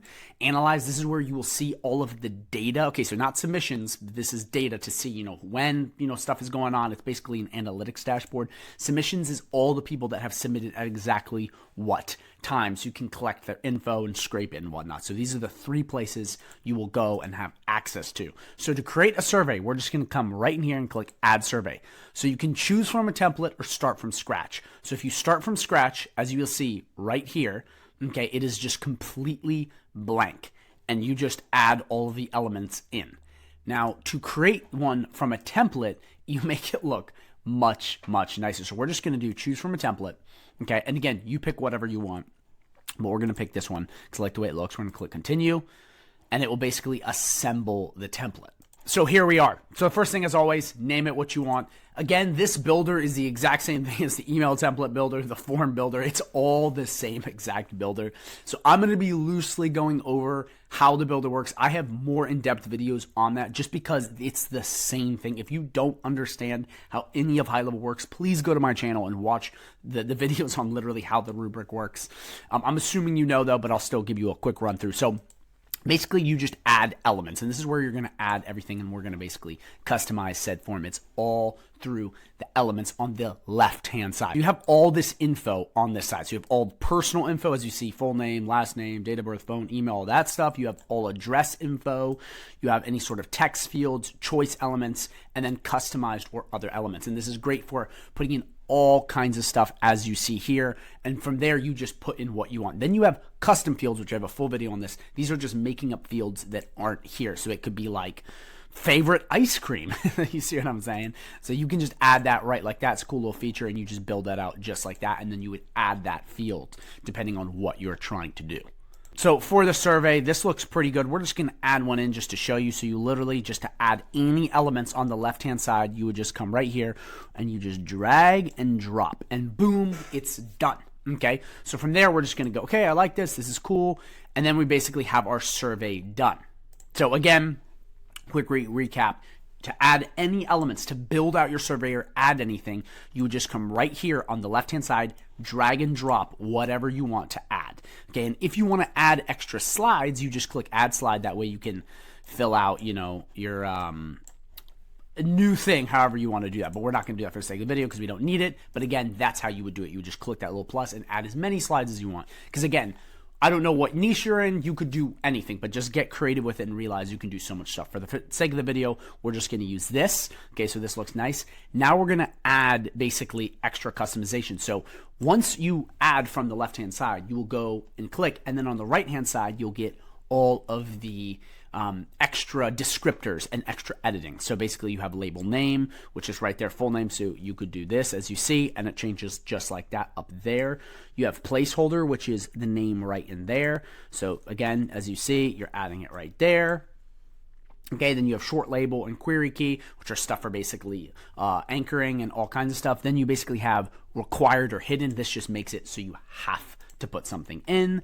And basically you have all different kinds of options like that. Then you can edit the form, okay, so the way it looks right through here also. So you have all this cool stuff, okay? And again, I go in depth on other videos. I'm just going to breeze through this because it's the same thing across high level. You have styles, themes, and options. So styles is basically moving stuff around, kind of the aesthetic look of it. Themes is then plugging in how do you want to look. But again, since we are already using a form, we wouldn't need to add another theme because we already have a theme, which is the real estate theme. But again, if you were doing blank and you want to quickly add a theme, you just come in here and go use theme, and then you would just do proceed, and then it would change it to be looking just like that. But we don't want that, so we're going to undo that. But again, that's where you would add it. And then options is basically what happens to the submission. So how does it work after? So again, you have stuff with, creating stuff with, partial context. So if they only fill out a little bit of info, what happens after they submit? Okay. You can do it, disqualify immediately, disqualify after submit, anything with Facebook ads, and then basic survey settings. So do you want one question at a time, which you can add more? Do you want it sticky, kind of hovering with you? Any sort of auto navigation and scroll to the top, and basic just customization things. Everything to edit is on this right-hand side. So even this, if you come all the way down to color and background, you will see this image right here. And you can change the image by just clicking this and adding whatever image you want. So it's very easy. It's very straightforward, guys, to build surveys. I mean, you can literally just go through right here and you're done. So right now, as I explained before, we have all of our surveys done. So what we're going to do now is we're going to click save. Okay, awesome. Now we're going to preview it to make sure everything is looking good. So once they fill out this, it's going to go to the next, the next, the next. So now what we're going to do is we're going to test this bad boy live. Now that you have your survey completely done, okay, so you went through, you added all the elements and whatnot on this left-hand side, you further customized the way you want it to look and extra settings like that. Now we have to add it either to a website or as a link. So the way we're going to do that is you're going to click integrate and you're going to get options. So you can either embed this on a website or you can link it. So I'm going to show you both ways so you can actually get this bad boy up and running. Okay, so you can add this to forms, emails, a bunch of different stuff. But for the sake of the video, we're just going to be adding it to a website. Okay, so you can just see the idea. And again, it translates across everything. But you just come right here to sites. Okay, we're going to come right to websites. And we're going to come right to real estate wholesaling. Because remember, we built that one on real estate. We're just going to click this right here. I'm showing you the example. Okay. Once this loads, we're going to slap it right in. Okay, so we have our website open. Now what we're going to do is we're going to go back right here to this, little form pop-up. And again, to get this, you just click integrate and you have embedded or link. So first thing we're going to do is embed it on a website. So we're going to copy the clipboard. We're going to come right back here, come right in here. We're going to do code. We're going to put this right here. Okay, you're going to go into open code editor and all you're going to do is paste this bad boy, then click save. Then you're going to click save up here. Okay, and then you're going to preview it to show you that it is live. So we're going to preview it. And boom, right there, survey is done. How awesome is that? Now, again, if you go right in here and you're like, oh, I don't want it to be like that, we can just get rid of that. Okay, and we can just connect it to a link. So we're going to do join newsletter. I'm going to scroll all the way down here to actions. We're going to do website URL. Then we're going to come back right here. We're going to go to link. We're going to copy said link. Come right back here. And paste this right in here. Okay, and you can open a new tab if you want or not. So we're going to click save. Okay. And then we're going to click this. And we're going to click this. And boom, you now have it done. So you can link this to anything. How awesome is that? You can add it, and it's as simple as that. Again, you just have to go right back here to integrate, and that's where you basically get that option. Now let's test it out so we can see how the form submissions work. So let's come right in here and add some stuff. So we'll just do blah, blah, blah. That'll just be our date. We click next. Our email will be declan@gmail.com. We're going to click next. Our phone number is going to be 54035. We're going to do I agree to terms and conditions provided by company. Then we're going to click submit. Okay. Boom, you're done. And remember, you can customize this page, and I showed you how to do that earlier in the video. So if you're curious how to make this page look different, so it says, yay, thank you for doing the survey, blah, blah, blah. You just add it like that. So now we have it done, but now let's see where this survey got collected. Because again, I went over that, but I want to show you. So again, come down to sites, go to surveys, and now we're going to go to analyze. So boom, now it's no longer blank. You have this cool page that's an analytic page. You can see, okay, we had a submission. Awesome. And it was from this exact form. How cool is that? And again, you can pick the times as always. Then in submissions, you have all these in-depth analytics. I mean, you can see everything. Name, date, birth, IP address. I mean, it's everything. So it's really that simple. So guys, that's all you have to do to get these set up either for your clients or yourself. And again, these can be so powerful for collecting super important info, but also for doing sort of sales things to gauge, whether or not your customers want this or that. That way you can give them a better product. So we're going to come right down to sites. Okay. We're going to go right up to QR codes and be brought to a page like this. If you are a super newbie, this is what a QR code is. You can scan it with your phone and it takes you a place. Okay, so to create a QR code, you can either click this or this. So what we'll do is we'll come right in here to click create new. And now just follow along with me as I go right through the steps. So first things first, you're going to name it. So we're going to call this GHL Wizard. Okay, then you're going to have two different links. A website link, which will give you access to any URL. Okay, so that'll be a link to Amazon.com, whatever it is, whatever URL, you'll just plug that in. You'll click that. A review link will be either on Facebook or Google and what you have connected via the Launchpad and internally in HighLevel if you're doing reputation management. But you pick either one. So with this, we will just do website. Then we're going to click next. Okay, and then you're going to put the website in you want. So what we're going to do is we're going to do Matremont.com. Okay, and check how cool that is. It brings it all in like that. Okay, we click next. And then you're going to pick basically what you want for this. So first things first, background color. You can play with it right here. This will be the background color of the QR code. Pretty cool, pretty cool. Okay, you will have the dots color.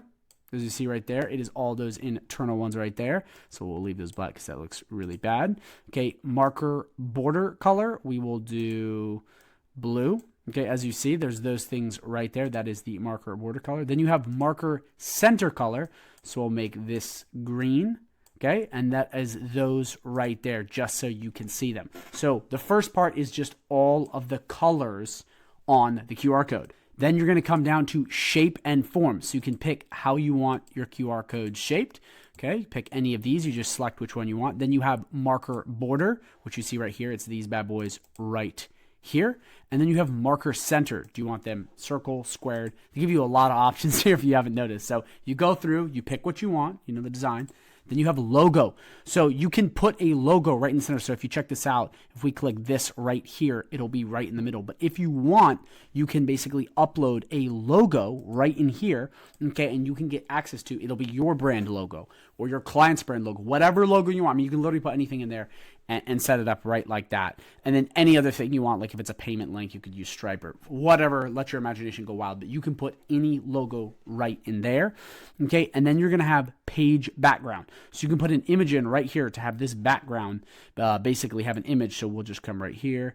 We'll just do this. I mean, obviously you wouldn't want that, but you get what I'm saying. It's the background of this, and then you can pick the transparency. Do you want it faded? Do you want it not faded? You can do all kinds of cool stuff. But again, I breeze through this just to show you what all of these do, so you can understand, oh, that's what that does. That's what that does.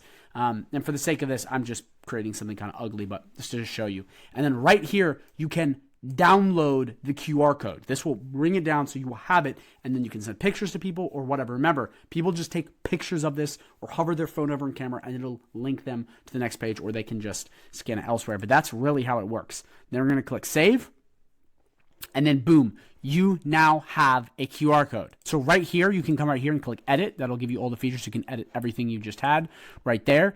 And then you can click this right here, and you can either download it or delete it. One thing I want to show you really fast, okay, is just this version, which is the review link. When you click next, you'll have two options to choose from, okay? You will either have a Facebook link or a Google link. And remember, these will be the URLs that you attach in the Reputation Management tab or in the Launchpad to the Google or Facebook. And again, it's the same exact thing here. It's just this part is just a little bit different because it's for a review, okay? So remember, if you're trying to get Google reviews or do anything like that, or I know some of that can be sketchy because it can be review gating, but whatever you're trying to do, that's how you would do that for the review side, is you would just click the other option and then it'll take you to like that. And then basically that's it, and that's all you have to do. Then last but not least, you have analytics. So now you'll be taken to the analytics page. So you'll see how many QR scans have happened, how many unique scans, so people coming from random places, and you'll see it all right here. And again, if you come back to this page, you just go all the way to the left under analytics, and then you pick which one you want. We'll do QR codes, and you have a whole list of analytics right here. Very cool. Now, very interesting. You can pick which one you want, which QR code, just like this, and you can do the date range just like on other GoHighLevel stuff. That way you can see who's clicking it, who's scanning it, and figure out what's going on, and that can be incredibly helpful. So guys, that's it in a nutshell. That's really it. That's how you create them. And again, I'm telling you guys right now, if you want to, ask me any questions about strategy, feel free to, so I can kind of show you how to implement this. But these can be awesome for doing a number of things. Also with your clients, these can be amazing just for all kinds of different stuff, especially for just Google reviews. Just if you want to ask someone for a review, you can just have one of these out. I mean, there's so many things you can do for your clients with QR codes, and I think they are highly underutilized in GoHighLevel. But other than that, guys, that's QR codes.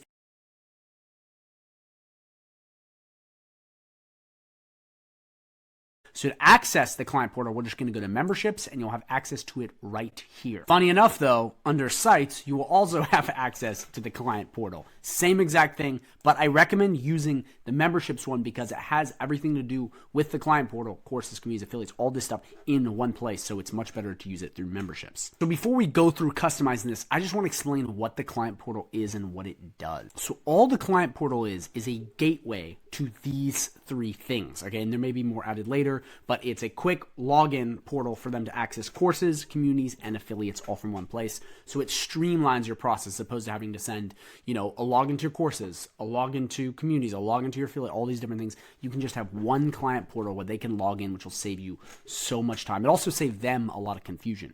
But if you are confused at all on okay, how do I set up a course community? I have full videos on my YouTube channel that are the most in-depth on courses, on communities, and affiliates. So if you're wanting to, after setting up the client portal, have these things dialed in, please go to my YouTube channel and watch them so you understand. And all the client portal is just a quick, fast way from one login dashboard to access these things on HighLevel. The first tab in the client portal is dashboard. And this is just a quick dashboard to show you some basic stats and to show you some quick links to get people in fast. So the first thing is you can have your URL right here so you can copy it, send it to yourself, send it to someone else, or just look at stuff, which is nice because you want to have access to it, show how many people invited, and then how many users you have.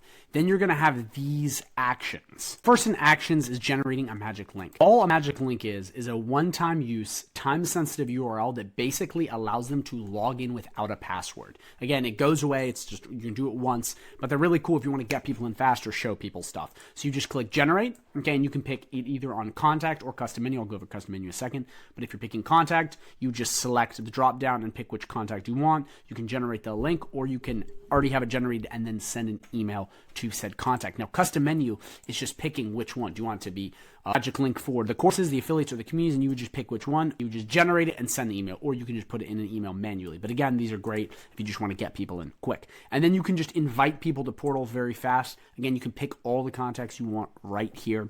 Very simple, very straightforward. Again, I'm not pulling down the drop down because I have some private contacts on there that I don't want to be releasing their names. But you would just click which one you want and then click send invite, and it will email them that. But what you can also do is if you were to generate a link up above, like taking the one there, you could go into contacts and just bulk select everyone and send everyone the invite if you want, if that's something you want to do. But that's a quick way to do it. And then send login email, very simple, very straightforward. Same thing as inviting to client portal.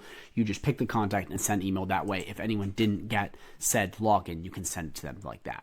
But that's it. It's very simple. It's very straightforward. These are just some quick ways to get people in your courses, communities, whatnot, very fast. And again, this dashboard is just a quick way to see your stats and get people in. Then the second tab is going to be settings. So this is where we set everything up. So this is where we set the client portal up. And let me show you what the client portal looks like. So this is the client portal. And you can make this way better. I just made this super simple. But I'm going to also show you how to edit this so we can kind of build this out together and it'll look really nice. But this is the client portal that we're going to be editing. Again, this logs into all of those different things. So the first on settings is domain setup. So this is how we just set up your client portal and make it live. So they give you a subdomain that you can already have, and you can just add, whatever you want in there. It's pretty cool, and you can copy that, and that can be your client portal. It looks a little weird because it says app.client.net. It works. It's fine. Or you can be professional and plug in a domain here. And to do that, you would just click add domain, and, you know, go through the same steps you do on your domain registrar. It's literally the same thing as setting up domains on HighLevel. Again, if you do not understand how to do that, please go to my channel and watch a video on that so you understand. But you put it in, you'd add the records, and you would add it. Or you can change it by clicking modify and doing stuff like that. Quick pro tip though, before we move on, because this part is relatively simple. It's just hooking up a domain and you already have the subdomain. So if you're trying to get this started quickly, you can just use this. But if you are going to use the custom domain, I want to make something clear. Because this is something that I've seen a lot of issues with, and it can potentially mess stuff up for you. I recommend using just the root domain, the full thing. Do not use a subdomain. Okay?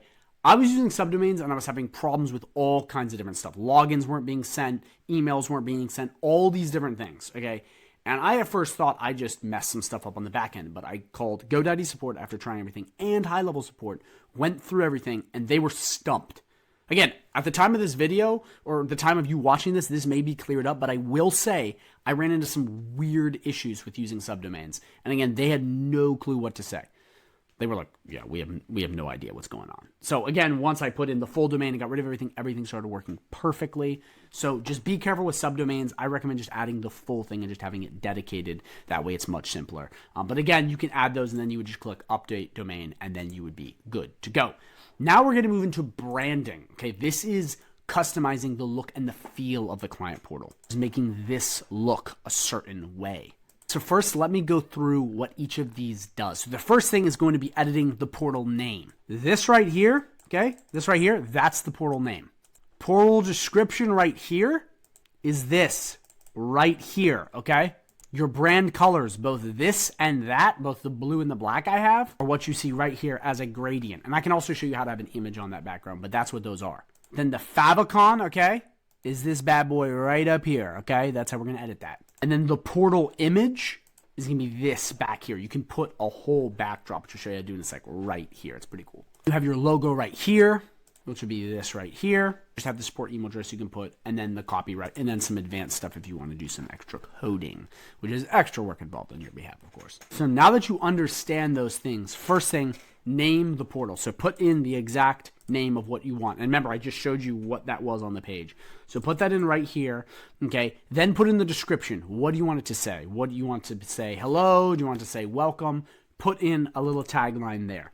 Then you're just going to put your basic colors. But again, if we're going to be using an image, that will change. The next thing you're going to want is your favicon. By the way, it says exactly what you need. So if you have Canva, you can come right into 16 by 16 and you can just plug that in. Again, it's that little thing on the top of the tab. And I already showed you what all these meant. So please rewind if you lost track of time and you forgot already. But go through and you add that. And then once you're done with that, we now need to discuss the portal image. And this is really what I want to go over because I see a lot of people messing this up, but we're just going to use Canva for this. And the portal image is this whole background feature here. So we're going to come right into Canva. We'll click this. By the way, Canva does have a free trial. And no, I do not have an affiliate link for Canva, but it's so cheap if you are going to get it. I recommend everyone use it because you can do all graphic design with it. And again, you can just download an image and crop it on your computer. It's either way. I just do this because it's easiest.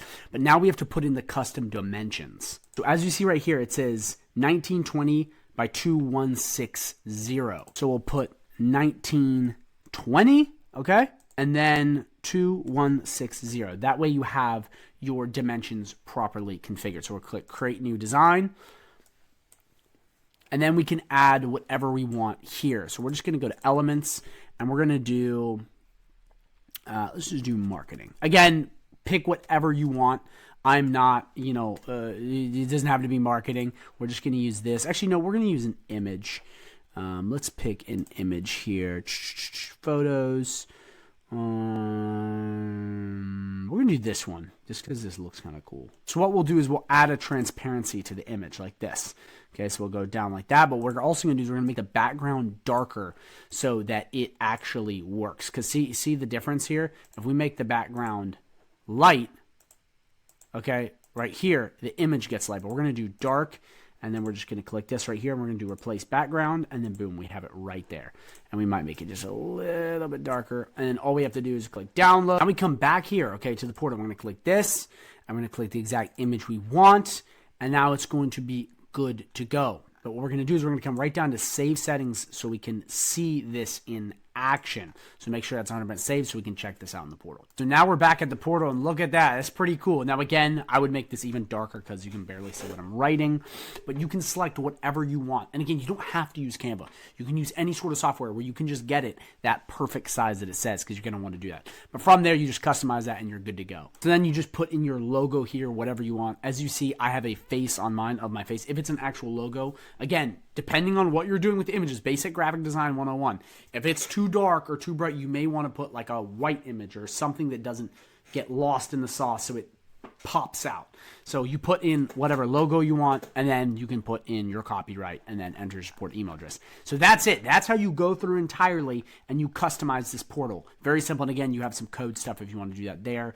But that's editing the entire portal so you can make it look however which way you want. And then as always, please just click Save Setting. Okay, so now we're going to go back, and now we're going to do the app permissions. This is the features that you want to see on the switcher. This is it right here. You get access to this. So whether you're on courses, you're on communities, affiliates, whatever, you'll be able to click these 9 dots and be able to access these things. And again, you pick which ones you want to access by clicking these dots. So make sure that you go through and you configure and you pick, okay, which one do I want them to see? Contracts, courses, communities, and then you pick it and add it and you'll be good to go. It's as simple as that. You just click them on, off, and then click save and you're done. And this is important because you may not want anyone to have access to affiliates or any of this other stuff. Maybe just communities, but you would select which one you want. That way, when you're on here, your people can immediately navigate through stuff and not be confused. And again, with trainings, you can just have it through learning, so you don't really need courses. But again, depending on your structure, that's how you would add it. Now, this is interesting because what this is this is the landing page that it immediately logs into once they log into the client portal. So I have it on communities, which is this right here. So when someone logs in on the client portal, this bad boy right here, it immediately goes into communities. And you could make this go into courses. You can make this go into affiliates. But I have my client portal immediately going into communities. And you just pick which one you want. And that's just the default landing page. So as soon as they log in, it goes somewhere. So again, it just depends on what you're doing. You just click each one, whatever, which way you want it, like that. I recommend communities if you're using a community, because the last thing you want to do is have people trying to log in and then it's going to affiliates or courses and they're just trying to get into communities. But that's how you would access the branding part. Very cool, very simple. And I see this little hack. I see a lot of people messing this up and a lot of people logging in going, where's my stuff? Easy fix. Just come to branding under the client portal, under settings, and you will be Gucci. So go that, click save settings, and then you'll be good to go. Now we have email settings. Here is you have a bunch of email settings when people join groups, courses, however you want this to happen, that's pre-configured. So you can check out the templates. You can pick them in your email settings templates. Please have a full video on that if you don't understand that. To pick, you would just click what you want. So let's do DE Platinum Live. You'd be able to view it like that once you have it. And it's cool because you have all these different things. So you have group membership email status. So once they're approved, does it send them an email? General email settings. So new comment on a post, tagging a post, tag, everyone, learning, going through the courses, membership roles, all of this stuff. You also have stuff with certificates, so you can make sure that's all if you have it set up. And then courses too. So sending a welcome email, sending a drip, any offer access. You have all of this stuff. And again, I'm breezing through because it says what it is. It's like new comments in courses. Notify members when a new comment is added to a course. You're the one who decides. I mean, it's so straightforward. All you'd have to do to edit any of these, once you go, oh, okay, I want this, this, and this, you can just click this. Check mark off. Check mark off. As you see, saved in preferences. I don't want any of this, or I do want it, and you just check it. That's all you do. And again, to configure the template or what you want it to send, it could be the default high-level template, or you can click this drop down and add these. And to add these templates, okay, you're going to go under the email template side, which at this freaking point, let me show you. So we're going to come right to marketing. You're going to right to emails, and you're going to go to templates. Okay, I have a full video on this, so I'm not going to go ham on this right now, but I have a full video. You just click new, you pick what you want, create from existing, blank template, whatever, and you create an email template. That way, if it's someone coming in and you want to say, yay, welcome to our course, high five, you can add that here so that when you are back all the way here, you can configure that exact thing through here. That way you have more customization of what it's saying, which can be awesome. The default ones are very generic. It's like, hello, how are you? Welcome, simple shit like that. But you can play with that however which way you want. And again, that's how you would add it. And to turn any of these off and on, again, you just click. It's that simple. GoHighLevel makes it so easy, guys. Like, you can be completely just not all there, and it works. So that's how you do it. That's how you do all of the settings. Please rewatch if that's confusing. Now that you've configured everything is set up, we now go on to the app. So here's the thing about the app. This is not necessarily for the client portal, even though they're advertising it in the client portal.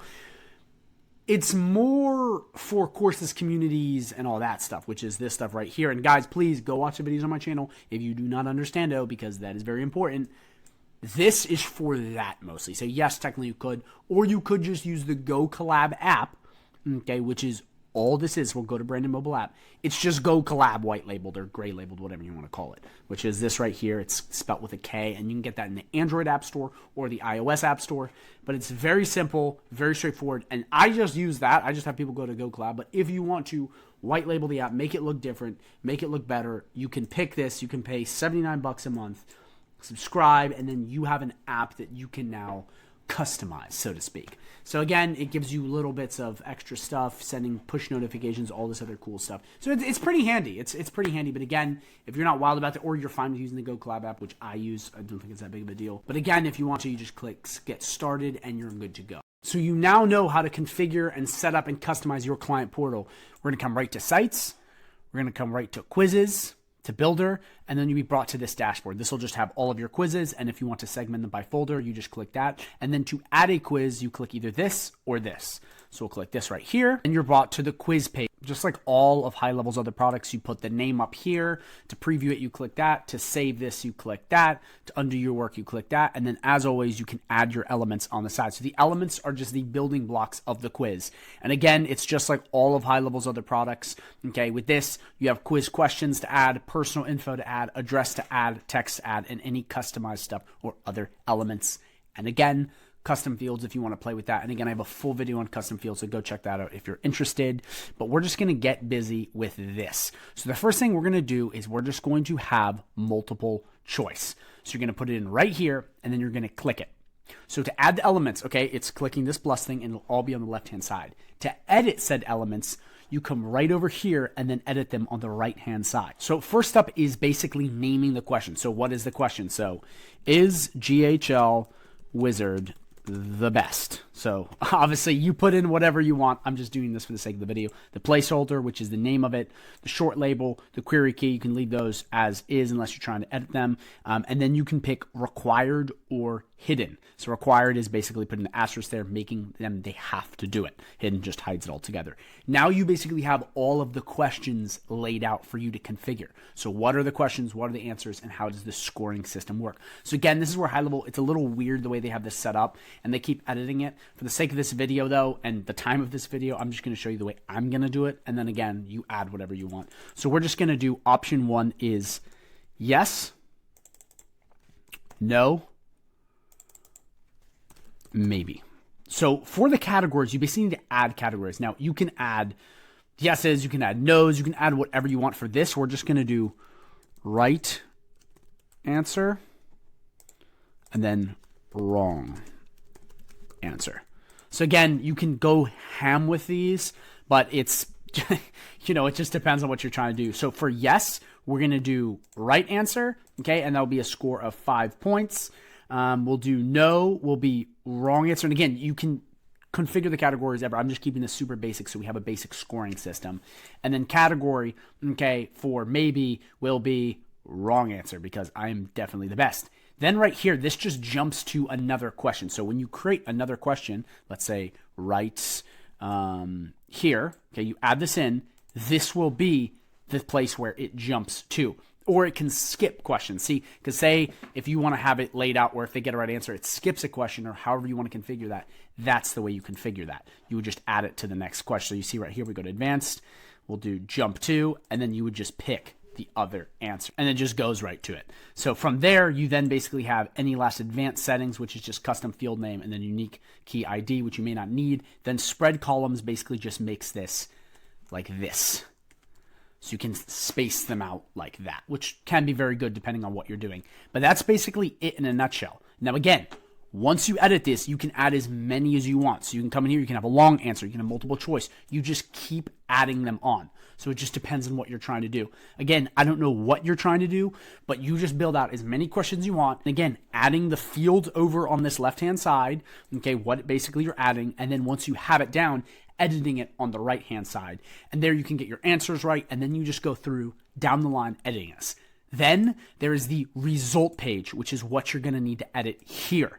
This is what it sounds like, the result page. So it's after they submit it, they'll go to this page to see what they scored. First things first, you have this header right here. So you can basically have it over there. You can have it right here. You can put an image in. So we'll just come here and click this. Okay, so we have that little thing right there, my face. Then you can do the width of the logo. Then you can call this GHLWQ. You just add whatever you want, and this is editing the header. Then you click this. This will now edit basically the overall score. So again, you can come in, you can edit this right here. Thank you. This is the text right here. You can pick the overall score. So what do you want to say? It can just say overall. You know, you pick whatever you want. And then for medium, it's the same thing. And then high, you basically pick what you want for that. Now up here in score tiers, this is where you configure what's what. So again, do you want it to be a F? Do you want this to be a C plus? You get what I'm saying. You add whatever you want, and then you add from what percentage. So if it's from 0% to 39, it's an F. From 40% to 79, it's a C plus. And again, you go ham with it. I don't know how you want your scoring, but this just gives you that ability to edit that. And then you can add as many tiers as you want, so you can continually just add, you know, multiple levels. So it could be A plus, B plus, C plus. You see what I'm saying? So you go in there, and then to change the color, you come right in here and you just play with it just like that with a nice color picker. Not the old one they used to have. This one is much better. And from there, it's as simple as that. Then after this, we're going to come right back down, and you're going to have score settings. So this just, you know, do you want to show that? Do you want to get rid of that? Do you want to have them? You just toggle this on and off. Margin and padding, this is just the sizing of where you want to push everything. And then background color for you to pick whatever you want here or whatever color you like. Once we're done with this, you just come right here, and it's the same exact thing. You go down, you edit the words, you know, what you want here, what you don't want. Pick the score setting you want to show it, margin and padding, background color, same exact thing. Then right here, you basically have what you want to do with the results. So if you want it to then send them the results, if you want to then send them a form to book a call, whatever you want, you would just put in the URL right here. So when they click subscribe, it'll take them to said form URL or whatever you want. And then again, you can play with this, you know, whatever you want. I mean, it's so much customization. You pick. Again, play with the colors. You have the button style. So what do you want the button to look like? So we want the button to be red. Okay. And again, I'm just throwing this in there. You pick margin, editing the sizing, and then again, background color. Last but not least, you have a footer. So you can pick what you want to do with that. Really put in the image you want there. Put in anything else, the name, and then any social profiles right here. And you just click add more. You put in the social, which one you want. You then put in the URL, and you're done. So they can access your socials. Again, margin, background, the same exact thing as before. And then you can make stuff sticky, which just means it goes up and down if it's really long. That's really it in a nutshell. But now let's run through you and show you how it works. So we're going to preview this bad boy right here. Okay. So again, I made this very simple. You can make this very long, but we're going to come in right in here, and we're going to go, okay, let's do yes. Okay. And then we're just going to submit. Okay. So once you submit, look at that. It then goes to this page. And again, you edit it the way you want. You pick the call to action, but here it is. I got 100% because GHL Wizard is the best, and that was the best answer. So boom, there it is. But again, if you have a bunch, it will configure, you know, based on the pointing system, what is what, and you'll understand based on the points. So again, it's as simple as that. So then to access the quiz submission, we come right back to this page, and then we go to submissions, and you'll see right here, basically all of the people that took the quiz right through here, so you can see a list of everyone who took it. It's that simple. It's that straightforward. I'm going to be showing you how to build communities inside of GoHighLevel. Guys, this will be the complete A to Z tutorial. I am going to go over everything from building your community, building your courses, plugging everything together, getting it live, everything. Okay, guys, this will be the last tutorial you ever need on GoHighLevel communities or courses. I will say, though, down below, there'll be a link for GoKollab. Okay, and it's the community builder that they have. You can sign up completely for free, no cost. Okay, right down below. It is a little weird the way they have it set up right now. So if you want to go check that out and you do not have high level, click that link so you can get started with your community. For those of you who have high level, we're going to be going right through the high level dashboard to build it out. But guys, complete AZ tutorial. Again, so if you do not have high level, I would go down below and click the GoKollab link. If you do have high level, just keep watching because we are about to go so in depth. Let's hop right in. All right, so we're going to go right down to memberships. Okay, then we're going to go right into communities. Okay, and you're going to go right to groups. So first step is creating groups. So just walk with me through this. I'm going to go step by step. So first thing, group name. We'll just do test. Okay, description. Test group, you just put in your description there, very straightforward. So name, description, branding, favicon, and we can always add this stuff later. Favicon is a little image up in that Chrome tab, the cover image, which you'll also be able to access later. I recommend doing these later because you actually see where to put them. Right now, it's just plugging them in, so I recommend doing that later. So once that's filled out, you just click create group. And then right here, you're in. So one thing I will say, what often happens is you'll be taken to a login page where you just need to set a password for your group because you yourself are a user and you have to log in. So if that happens, just put your password in. It'll take you to a page that looks just like this. All right, so first things first, a dashboard tutorial. So all of your channels will be right down on this side. You'll just click add channel to add them. I'm going to go in depth on all of these in a second. I'm just giving you a quick dashboard tutorial so you understand where everything's at. So that's where you'll be putting in all of the channels which people can ask questions. Learning will be where you plug in your courses. Members is going to be a list of all of the members and how you let people into your group. Events is the calendar where you can plug in live streams and do all this other stuff. Leaderboard, that is just showing you who is highest in engagement. About, which is a basic about the page and whatnot. Then settings, okay, which is going to be all of the group settings. Again, we're going to go over all of this in the video. I'm just giving you a brief rundown. That's where you'll find it, okay? Invite members, this will be the link to get people in the group. Chat to DM people and talk to people. Then you have dark mode, light mode. Then you can basically switch between affiliates, courses, and communities. You don't really need to do that because it's all in here. Then your notifications, and then your account right here, which is your profile inside of the group. So that profile is going to be what you're communicating as and talking from. Now that you understand that, first things first is creating channels. So channels are just going to be all the places where you ask questions. So you're just going to come to add channel, okay, and you're going to put in a name. So we'll just do marketing, okay. Enter the description. This is for marketing questions. And you can do whatever you want here. I'm just giving you an example. Then you pick an icon.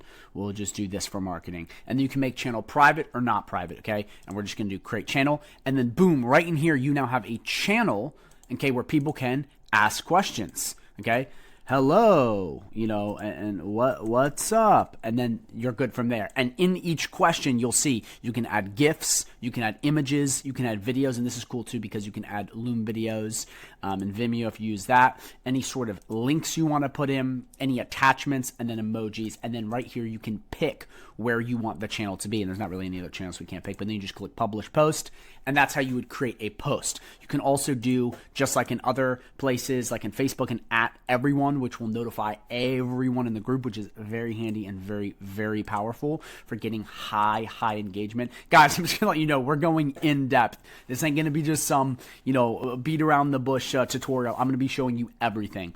Now, so right here, these are the basic features on each post, you know, copying it, deleting it, pinning it, which when you pin it, it just pops up at the top, okay? But that's how you post within channels, and then you can create as many channels as you want. And again, you just come in here, you create channels, and you put them in. They'll be all listed on the side. And depending on what kind of community you have, you'll need maybe more channels, less channels, but I recommend segmenting channels based on topics, okay? And more importantly, based on like if you have a wins column, because you want a place where your students can go and go, oh my gosh, all these people are winning. Because you have one channel, and it's just a bazillion posts. No one can find anything. And then it gets disorganized and everyone's like, what the hell is going on? So you want to make sure you just build out all the channels. So again, you just click add channel, follow through, create it. You now know how to post. You got all that. It is simple as that. So create as many channels as you need to. All right, now we're moving on to learning, okay? Again, this is where all of your courses are going to be held, so the videos that they watch. Very important. To access this, we need to go back, okay, to this page in memberships, and we need to go right here to courses, and then we click dashboard, okay? And this is going to show you all of the courses you have laid out. Now, to create a course, you're just going to come right in here into products, and you'll be brought to a dashboard that looks like this. And this is really cool because you can create a product from scratch, or you can actually import courses from Kajabi. This is so handy, so powerful. Again, I have another full video on this. I'm still going to go in depth on this in this video. So if you're learning how to create the courses, watch, because I'm going to show you how. So start from scratch. You just click this. Okay, then you're going to be brought to a couple different options. Sprint courses, stuff goes much faster. Marathon course, kind of like a drip course. It gives you content as you go. Membership, the classic, and then build your own is just the normal. So you have a bunch of options. But the thing about these is kind of weird is you can always convert your course later into one of these. It doesn't really matter. So I would do start building your own, okay? And you're just going to put a name in the course. So what we're going to do is test, because I'm just going to be running you guys. So you get what I'm saying. You know what I mean? You get the general gist. I'm just putting placeholders because I'm just creating this for you guys. You're just going to put your name of your product in. You're going to click create product. So just to let you know real quick before I build this, every course, okay, has an offer. Now, this gets a little weird because in here, it just plugs in the courses. So it kind of takes away. Obviously, if you're just having courses outside of communities, then you'll want to create the offers. So I just want to make that clear because a lot of people get confused on that. It just kind of becomes part of said community once you do that. But just take that into mind. So now we're going to create the course. So when you come in here, you just click this, okay? You can clone courses, share or delete. Okay, very simple product structure. If you want to add a category is basically a module for those of you from Kajabi or any of these other things. And you would just type it in. So test, okay? And then boom, you got a module. And then within the modules, yeah, you're going to have lessons or subcategories, which are just categories within the module that have lessons under it, or assignments, which are just, you know, any sort of quiz or little thing you want to build up or checklist, and which can be very handy. So literally you just click add lesson.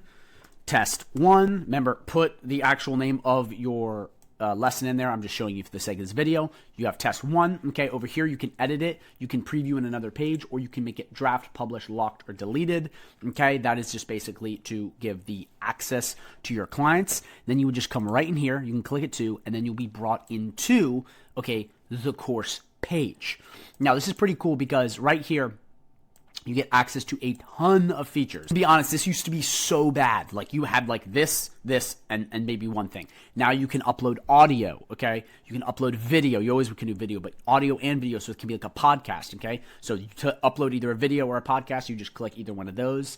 Okay, down here you're gonna have the name of the video, then you're going to have what category, which is the module you want, and then a description of said video. And this stuff, guys, is just like a Word doc. You play around. You can add extra links here, outbound links, inbound links, whatever you want. You plug it in right here. Then you have add files. So if you have like a PDF or a checklist, you can add that right here by just clicking that and adding a file, guys. It's so straightforward.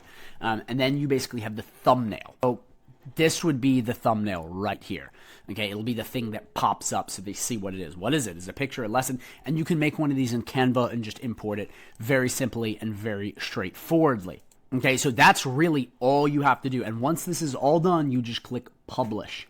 Simple as that, then you're done. Okay, so again, if you're just creating your courses right now, you can go through all of this, tweak this, and play with this, and make sure you upload all of your courses just like that. So now that you know how to build courses, okay, and you know how to actually create the videos and the modules and the lessons, now I'm going to show you basic other stuff. So details of the course, okay, picture of the course, description of the course, any sort of customization. So the guy who is leading the course, so there'll be a little circle box. Let me see if it pops up right here. It'll be right here. Yep, perfect. We got it right here. Okay, and this will be who's doing it. So if it's GoHighLevel Wizard, it's going to be a picture of me and say GoHighLevel Wizard. And you just have to add that in. So select your image, okay, your name, your title, owner, founder, creator, God, whatever you want.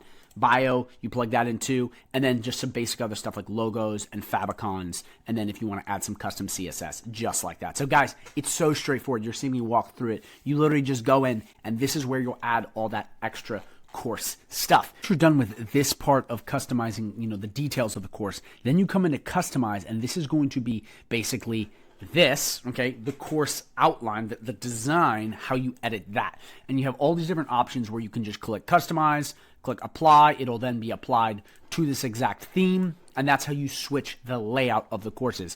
All right, so one thing you can do too is you can come in here to customize, and you can customize the course further. Now, this is great if you want, the course to look a certain way, play a certain way. Let's wait for this to load. Yeah, right there. So now you have this, and you can add all kinds of stuff. So you can add colors, okay, every sort of color on the page, the lesson color, the lesson font. You have background images. You can change this to something else, okay? You literally have so many options. Then you have the lesson side. So the product side is this whole front-facing jaunt here, and that has all of that, basically the design for this. Then lesson, okay, if you're editing this, will be the lesson template. Okay, so all of this. So how do you want this to look? What do you want the thumbnails to look like? Do you want this to be a black background, a yellow background, a blue background? You add all of the stuff here, and it's all through here. You just click lesson, theme settings, and you'll have access to all of this stuff. Then sections, okay, within the layout, you then add all of this stuff. So this will be for the courses. So you have background. Okay, lesson body. I mean, it's so straightforward. If you guys have seen any of my videos on website design, I'm not breezing through this because it's the exact same thing. You pick a font, you pick a color. Okay, next lesson. I mean, you can see right here all of this stuff means the course navigation, and you can just come here. You can tell, arrows moving, simple stuff like that. It's all right here. Again, instructor for the courses, you're going to need to add this again. There's 2 places to add it, and from there, you're done. Okay, so guys, all of the features you could possibly want, okay, all right here. Anything you see on these pages, okay, not that one, but these pages right here, you can change. Colors, backgrounds, breadcrumbs right up here. Everything you see can be changed. I want to make this very clear, and it's all right through here. And it's through 2 different categories. You have the product side, which is, will be this. And then you have a lesson side, if you switch over here, which will be everything within the lessons. So that's very simple, guys. That's how you do it. That's how you customize. You make it look a very certain way, and how you make it look good. So again, you can preview it by just clicking this. It'll take you in, and you can check out your work. Okay, but what we're going to do now is we're going to come back here. Okay, now we have a test. Remember, guys, put in all the info you want. For the sake of the video, I'm not just going to be tweaking everything because this is a fake course, but you're going to go in and you're going to add all of the stuff that I just laid out just like that. Okay, so now that you have it, okay, come right in here. I'm just going to add, actually I already added, let me put this right here. Choose a file. I'm just going to put high level here for now. I'm just uploading this because you can see when I go into the courses to see where this pre-populates. So now that you've done the outline, okay, you have your courses built out, you have them all right there. You've gone through details, okay, so you have now detailed what the course is about, how to find it, images, simple stuff like that. Then you've gone to customize, which is building out how the course looks, okay. You're then going to be brought to offers, okay?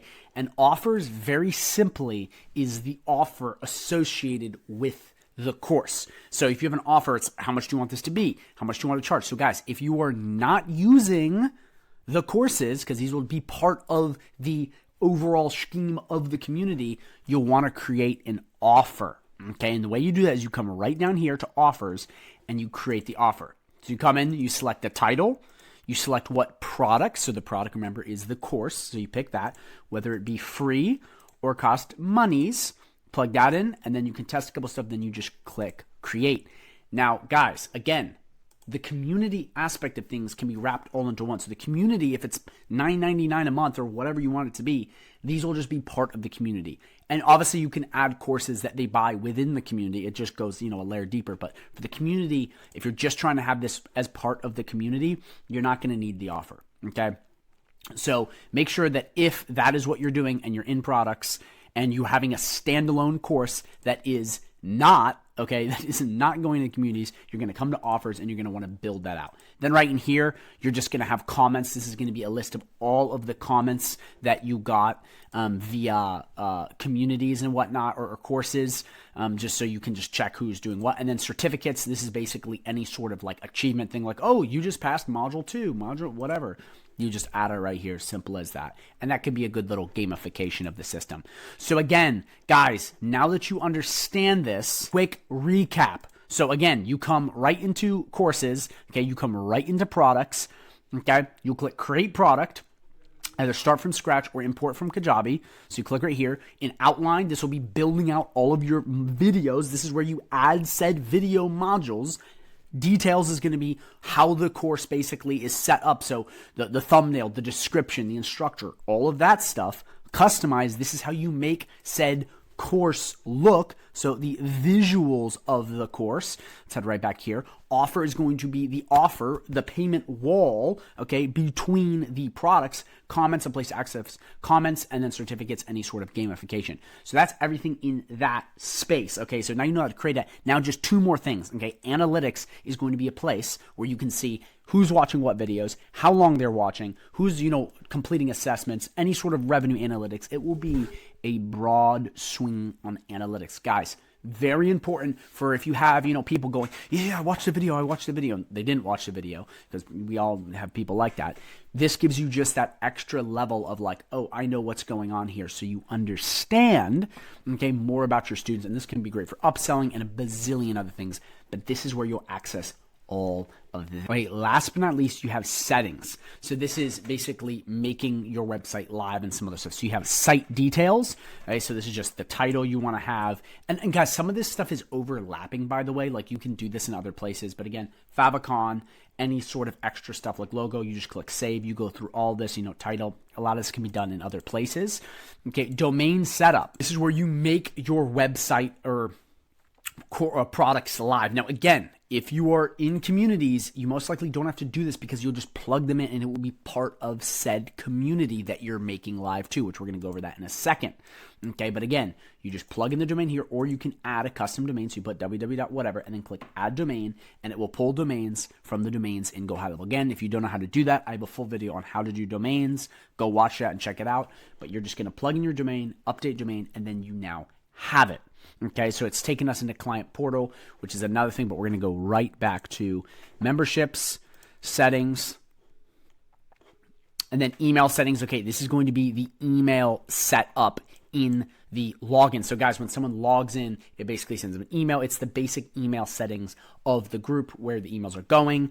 And again, you have a welcome email. You can put that default. You can send a drip email or send access emails. A lot of this I like to do in contacts. I don't really do it through here, so I don't worry about that too much. And last but not least, app settings. If you have the app, okay, you add your basic features, name, the description, app icon, what you're doing there, and what color palettes you want. Again, GoKollab, this is so changing so much that it's kind of hard to pin this down because they have a new app all the time. So the functionality is going to be changing by the time this video comes out. So just depending on how you want the app to be, you'll access it all through here.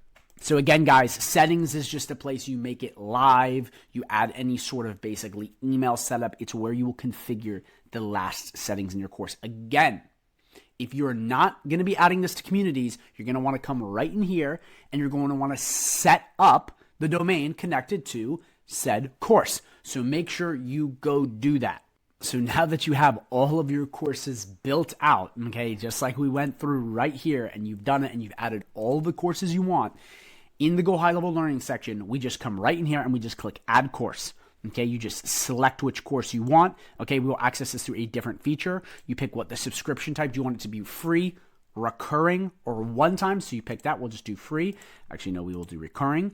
Okay, and then you enter the price. And remember, guys, you have to have Stripe plugged into your GoHighLevel account. Again, full video on that if you don't know how to do that.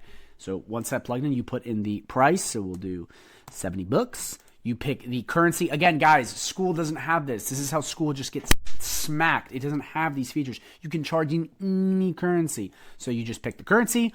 Do you want a trial? You plug in the trial if that's what you want. Okay.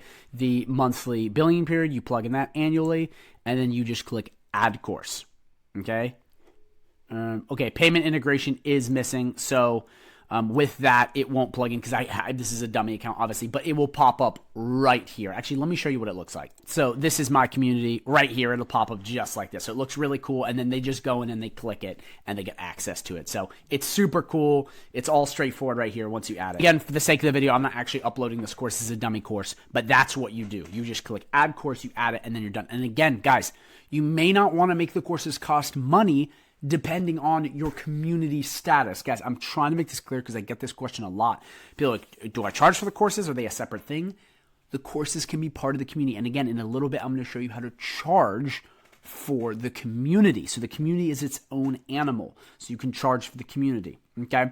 So that's basically courses in a nutshell. You now know how to go in right under here, add your courses, and then add them to the community. Okay. So now you get how to do that. Now we go to the members section. So this is where you will let people into the group. Okay, you have a list of all the members right here. Okay, you'll have the admins, okay, the contributors, and then anyone requests, you just come right in here and you click, let in a group. It'll have like questions and whatnot, which I'm going to show you in settings here in a sec. And then you just let them in the group. It's that simple. So members area is where you will be letting, okay, all of your new members in or rejecting members. So this is the filter. So even if you have it for free, you can have it be private where people have to still go through the gateway or not. So guys, I'm going to show again, it's in settings. It's not right here. We're going to be going into that, but that's where you will access all of your members. Now we have events. So this is a new feature that is so awesome within HighLevel. And this is basically going to be all of your live streams, all of your events, masterminds, whatever you want, you can add it here. And what it's going to do too is it's going to pop up right in here and go meeting in 3 hours or whatever. It's really handy. Guys, this is one of the things that it's so handy if you have weekly live streams or meetings or whatever, because your students can come right in here and check it out and go, oh my gosh, check this out, and then just plug it in. So you just come right in here, you click event, and it can be brought to all of this stuff. So you pick the event, so put in the event name, okay, the orange, the color of said event, okay, you pick your start time, you pick your end time, you pick your time zone, whichever one you're in. Will this be a recurring event? Is this every week? Is this a one-time thing? So if it is a recurring event, you come right in here, you pick repeats every day, every week, ends, does it end at a certain time? So you just pick that. We're going to not have this be a recurring link, but again, if you have a meeting that happens every week, you just click that and then you have a recurring meeting location. Okay, this is basically if there is a live stream, is it a Zoom link, is it a Google Meet link, or is it an other? So if we do Zoom, we just plug in the Zoom link. Okay, I'm going to need to get an actual Zoom link here. Give me 1 second. Okay, put the link in, you put the description of it. So what do you want? This will be I'll just do mastermind test. You put whatever you want in. Again, the meeting. Now you can hide the location. So guys, this is where you can get kind of sneaky. If you have, groups within groups, you just add that there to kind of figure that out, depending on what you're doing. And again, down here, you can upload a picture for this, and then you do all members. So again, what I was talking about here, a group within a group, you can access to all members, members at a certain level, or members in a private channel. Remember the channels I talked about before? You can make them private. So this kind of delineates how you want, who to be here or whatnot. Again, if it's a weekly live stream, you just let everyone join. But that's where you would kind of go into that special day. Okay, let's just put this right in here to make this go past. Next, now that you have everything configured, is this a paid live stream? So is this some sort of weird webinar? Is this a free? So again, depending on what you're doing, you plug it in. So if you want paid, you just put in the price, the currency, and you just click create event. And then right here, you'll see it. It'll pop up right here. Okay, they'll have access to quickly click this. And guys, in the GoKollab app, which I'm going to go over in a second, they'll be able to hop on and basically click it and put it on their calendars or whatnot on Zoom. And guys, so effective because they can just copy the link. They have it. Now, and by the way, this is the image that I told you to select. It'll pop up right there. But in this, they now have access to all of the meetings. So guys, this is so big for getting engagement up and all these things. You can have all of your meetings laid out right here. And if they're ever confused, they're in here, they go, oh, when's the next meeting? They just come here and they get access to everything. And especially with GoHighLevel's AI chatbots, automations, email marketing, and text message marketing, you can just blast this calendar. So effective, so freaking awesome. And then in leaderboard, you have the gamification of the community. So this is what, level are your members at? How much engagement have they done? And then you can add rewards too. So you pick, and we'll go over this in a second, where you can add rewards to the group. So it makes it more like, oh, we got to go here. This is a game. This is awesome. So it's very good. Now in here, last but not least, you have basically your thumbnail for your group.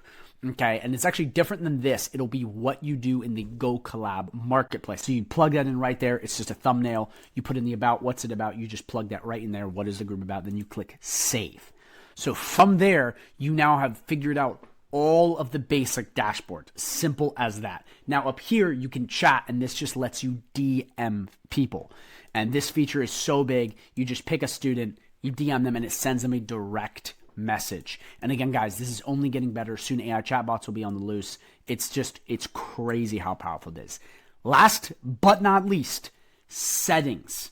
Now, this is the core part of the group. This is basically making the group paid, not paid. It's all of these features. Okay, so again, to ever change the name of your group, it'll be right here. The URL, okay, making it live. We're going to be doing this in another place, but this is basically the URL where you go to access this group. Again, description. What is the description of the group? Right in here, okay, you will have access to making it either public or private. So depending on what you're doing, do you want this to be a public group or do you want to be private and more intimate? Again, switcher, this is this thing right up here. If you want access to that, okay, you can add that right here. Check it on or off. But again, make it public or private. So what is the group? Is it free? Is it paid? What is it? You just click add new price. Again, you can make it paid, turn it on and off right here in settings. You have branding. Okay, so the favicon, that little image up top. You have the cover image. So I'll just show you what this looks like. Let's just pick this. Okay, the cover image is going to be that thing right there. Okay, and then the logo is going to be this little thing right here. So we'll come in here.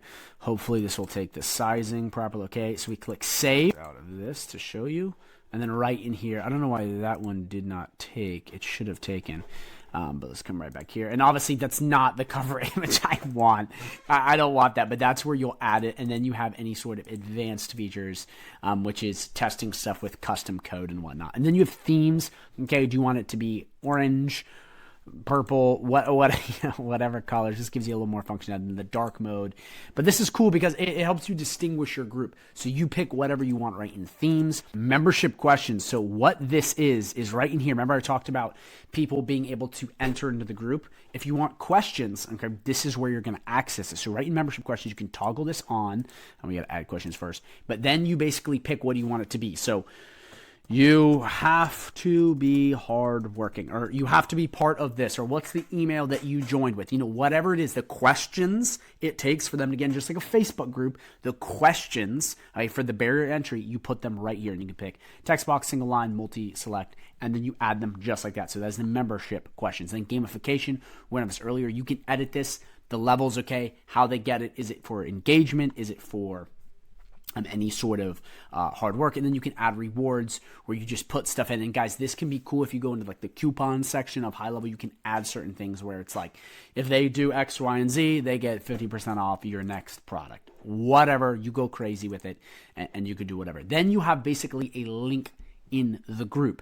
So this link right here, it'll pop up right here. I will show you. This can be very important whether you're trying to drive traffic to something specific. Is there a funnel? Is there a welcome video? Whatever you want, you're going to add it. Okay, so if we add link, we just do Amazon. And guys, this is literally just for the sake of this. So please don't take this seriously and don't actually put Amazon here. Okay, so right there, test, boom, Amazon.com. You see what I'm saying? So it'll pop up right up there. And guys, that can be whatever you want it to be. But I'm just showing you that you can have links on that first group thing, which is very important. Reported content. This is any sort of content that has been reported. Okay, so anything that is like, oh, somebody said this, somebody said that, I want to delete this guy, it'll be right through here, and that's where you access it.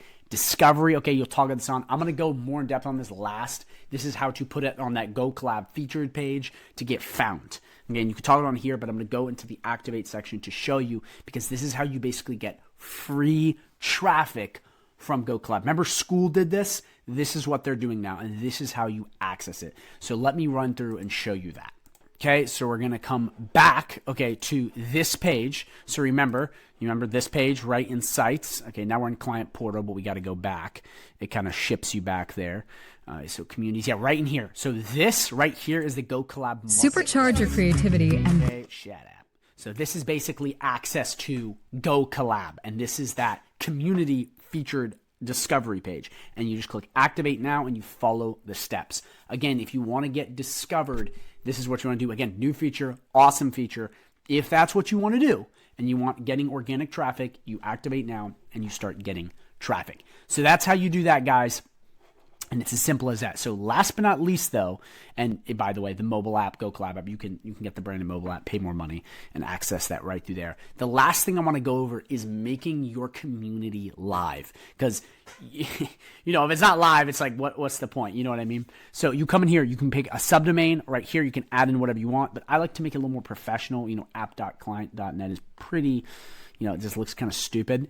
You're going to put in your custom domain. So type in whatever, and again, full video on domains. If you add the domain in, you put in, www. whatever your domain is, and then you add the domain, and then you update the domain. And then when people go to that website, as opposed to them typing in a bunch of stuff, like right in here, S9, SRXN, whatever, these crazy things. It'll be, GoKollab, entrepreneurs.com, whatever it is, they just type that in and then it will take them to the community. And guys, this is so important for getting easy traffic. You do not want a super confusing domain because people can only get there by the link or saving in their bookmark. You want them to remember so they can hand key it. So that's it in a nutshell. It is that simple. It is that straightforward. You guys now understand how to build communities. So right in here, you'll just have all of your communities lined up very nicely, very cleanly, where you can access them. It's so straightforward. It's so clean. And then to add, any extra groups, you just add it just like that. And then you're just with the process again, and you can keep adding more communities. So now that your group is set up, your group is thriving, it's ready to go. You have the links, the payment walls, everything set up. You just come right in here to invite your members. So right in here, this will be the link. And when you make your group live with that live link, this is where you'll be able to access it. And you can copy this and send it to them, okay? Or you can come right down in here.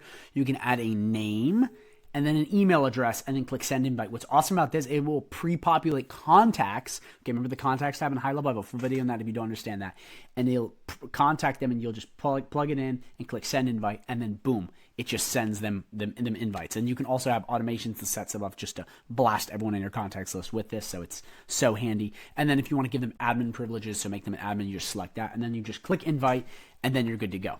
All right, you now know how to build courses and communities inside of GoHighLevel. So the media storage very simply just stores the files for each sub account. Okay, that's pictures for the website, social media, whatever, all right here. And you can create folders like this. Okay, you can basically use AI. You got to pay for this. It's like some 0.0 whatever cent, but you can create images with it. So it's just like Midjourney or any of these things. And then you can just upload more stuff like this. So very simple, very straightforward. And then there's, some other media places you can pull from, but it's very simple, very straightforward. That's basically how you do it. Okay, you literally just go in and anything you have, for a business you put here. So I recommend if you just starting working with a company, immediately go in and upload all their files so you have them to play with the website and whatnot. But here's really the main point of this video, because this is so straightforward. It's not rocket science to figure this out. But here is the main thing. I'm going to pull up a little slide and I want to show you why on high level, why this is so unbelievably important. Okay, because there's something in particular, and multiple things actually that this does that make it very valuable. And it's something that you're already doing, you're just not letting them know about. And that's what's important. You can make money by just letting them know extra service you're doing. So let me hop in my slide and show you this. So real quick, why is media storage important? Let me just break this down really fast. Centralized access. Organize all media in one place for easy collaboration. Okay. Enhanced organization. Use folds and tags to quickly for quick file retrieval. Optimize usage. Integrate media directly into campaigns for consistent branding. Okay. Simple stuff. Now here's where it gets juicier. Faster load times, improve website performance and user experience. Because images are hosted on their database, they can be properly optimized and squeezed down so you actually get a faster website speed. Remember, that all goes into local SEO and mobile and all that stuff. Version control, track changes and revert to previous versions easily. Big thing because you can basically keep fresh content based, cost effective. You don't have to have Dropbox or any of these other things, which is big because it's a Dropbox replacement. Security. Secure storage with automatic backups to prevent data loss, another big thing. User-friendly, intuitive design for easy management. So those are the big things, okay? So the big thing is it's reducing, the file time. It's basically doubling its Dropbox or Google Drive. It has all these capabilities, okay, that make it so powerful. But here's the thing. You're already doing these and you're just not letting them know that. So this is one of those things that you're already offering, and you can use it to make your offer more valuable and use it as an upsell with zero cost and effort. It's a service you are doing that you're not telling them about. It's a secret service. You're literally already doing this. It's not like you're pulling something out of this. You're actually already doing it, which means, okay, you can charge more for it. Or you could be like, hey guys, just giving you, the entire media suite for free, hosting your files, making sure they're optimized. Like, guys, this is extra things that you're already doing that you need to be letting your clients know about. That's why the GH Wizard is so incredible, is because I'm telling you things like this that you already have. Now, if you're working with bigger clients, they're probably not really going to care that much. But really, for a lot of people working with smaller service-based businesses, this is a service that you're giving that you need to let them know about. And even if you don't charge for it, it's a little block of goodwill, and that leads to upsells, okay? Really important stuff, guys. There's these services like this, and I call them secret services, that literally are these services that you're already doing. It's like website hosting. A lot of people don't even think about website hosting, but it's something that you're giving them already, and you want to make sure that you're going over this and letting them know that.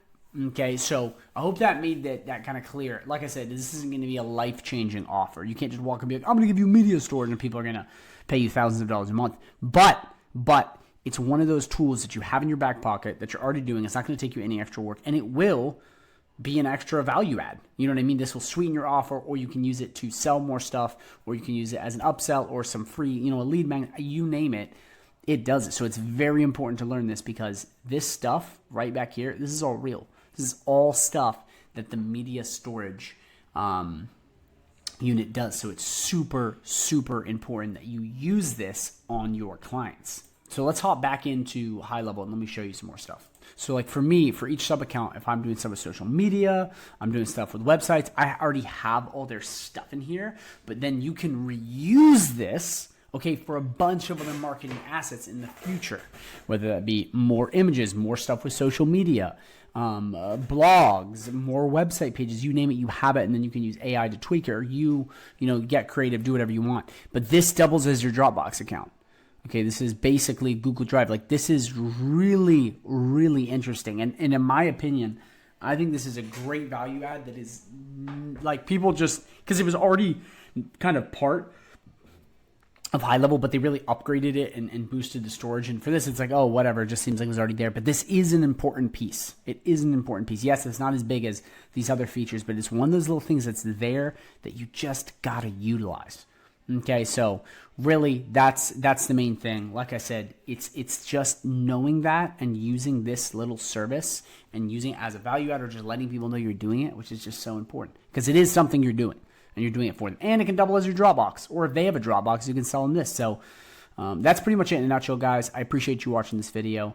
I'm a little shorter today, but I do hope this, helps and you guys get some stuff from this. Because this is something that, you're doing, but you're just not telling them.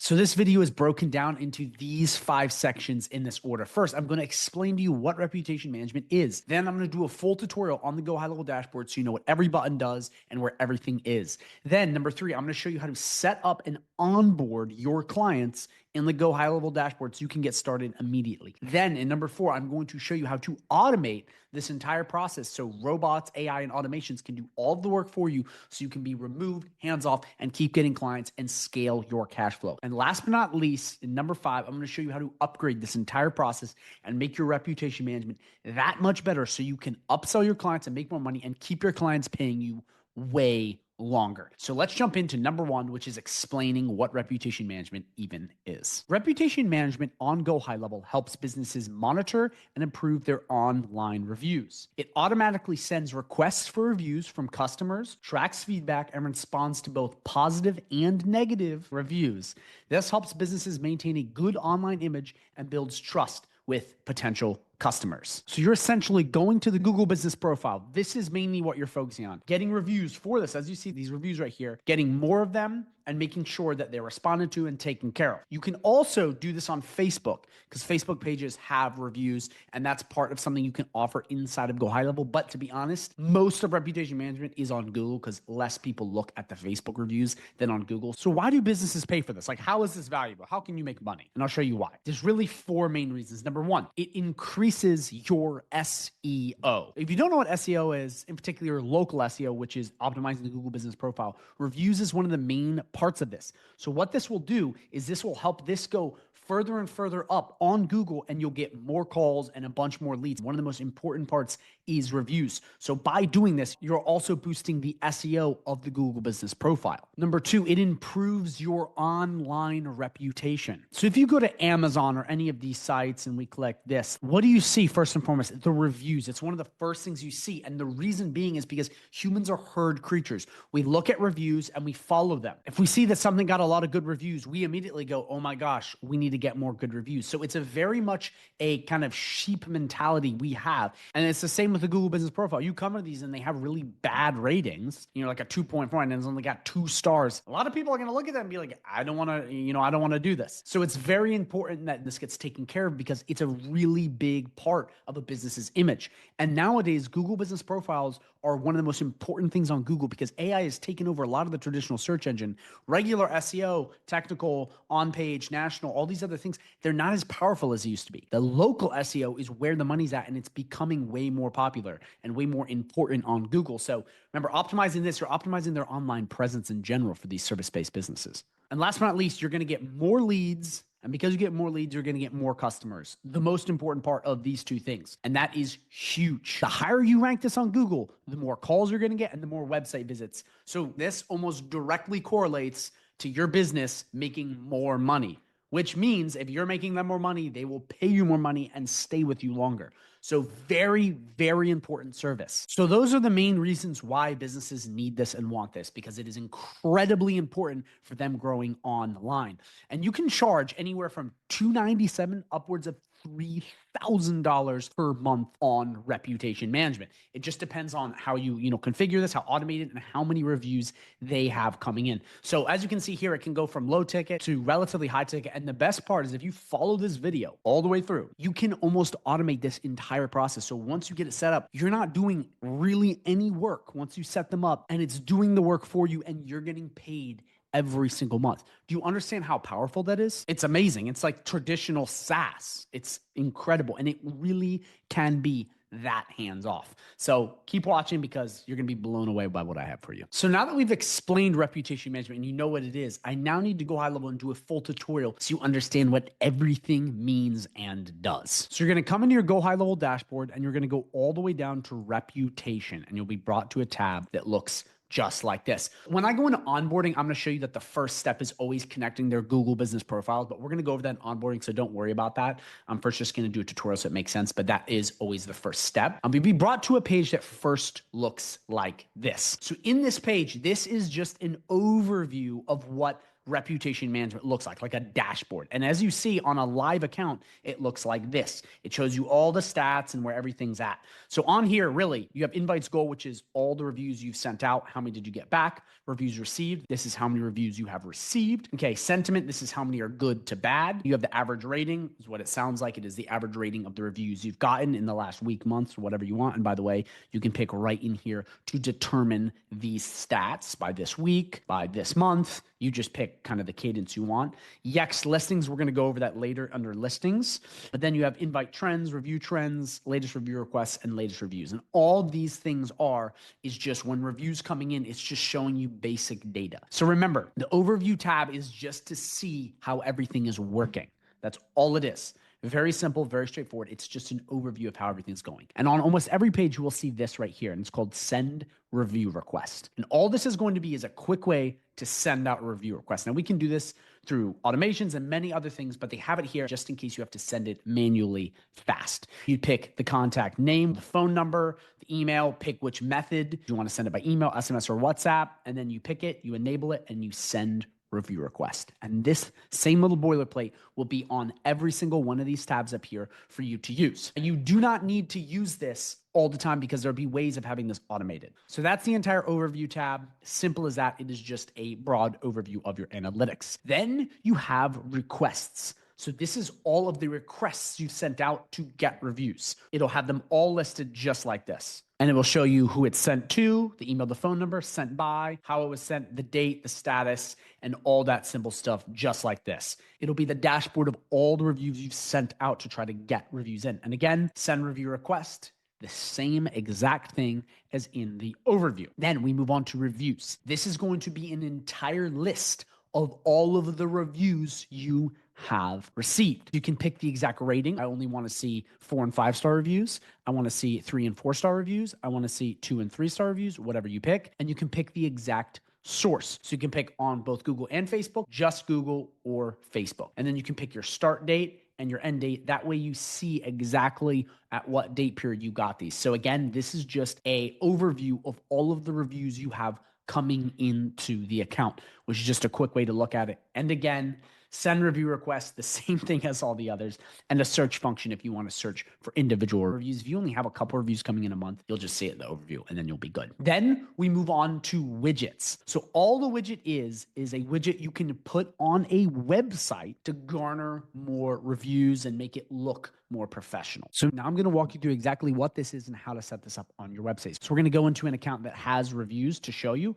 So you have really 2 different things. You can use the default, which you can just grab the code and bring it right over to the website and you're good to go. Then you have the templates where you can basically create these under create new and have them stored if you want to use them. You can pick the exact reviewer source. We're going to click all. You can pick how you want it. Do you want it to be grid type? Do you want it to be masonry? Do you want it to be carousel? Do you want it to be legacy? So you pick exactly how you want this thing formatted. So we'll just do list. You pick the exact number of reviews you want. So we'll do 8. You pick what ratings. So I would pick only 5-star ratings. And then you can do powered by, which is just the company name that's in settings. Okay. And then you come right into content. This is just, okay, what does the header say? You have the heading, which can be whatever you want it to be. So reviews, and that'll pop up right here as you see in a second. So the review will be right there. You can put in the description. This is, I mean, you don't have to do this. It's not like the end of the world, but these things will pop up. You can have a header. You cannot have a header. You can take all of this away as you see here and boom, it's all gone. Or you can toggle all of these on and you now have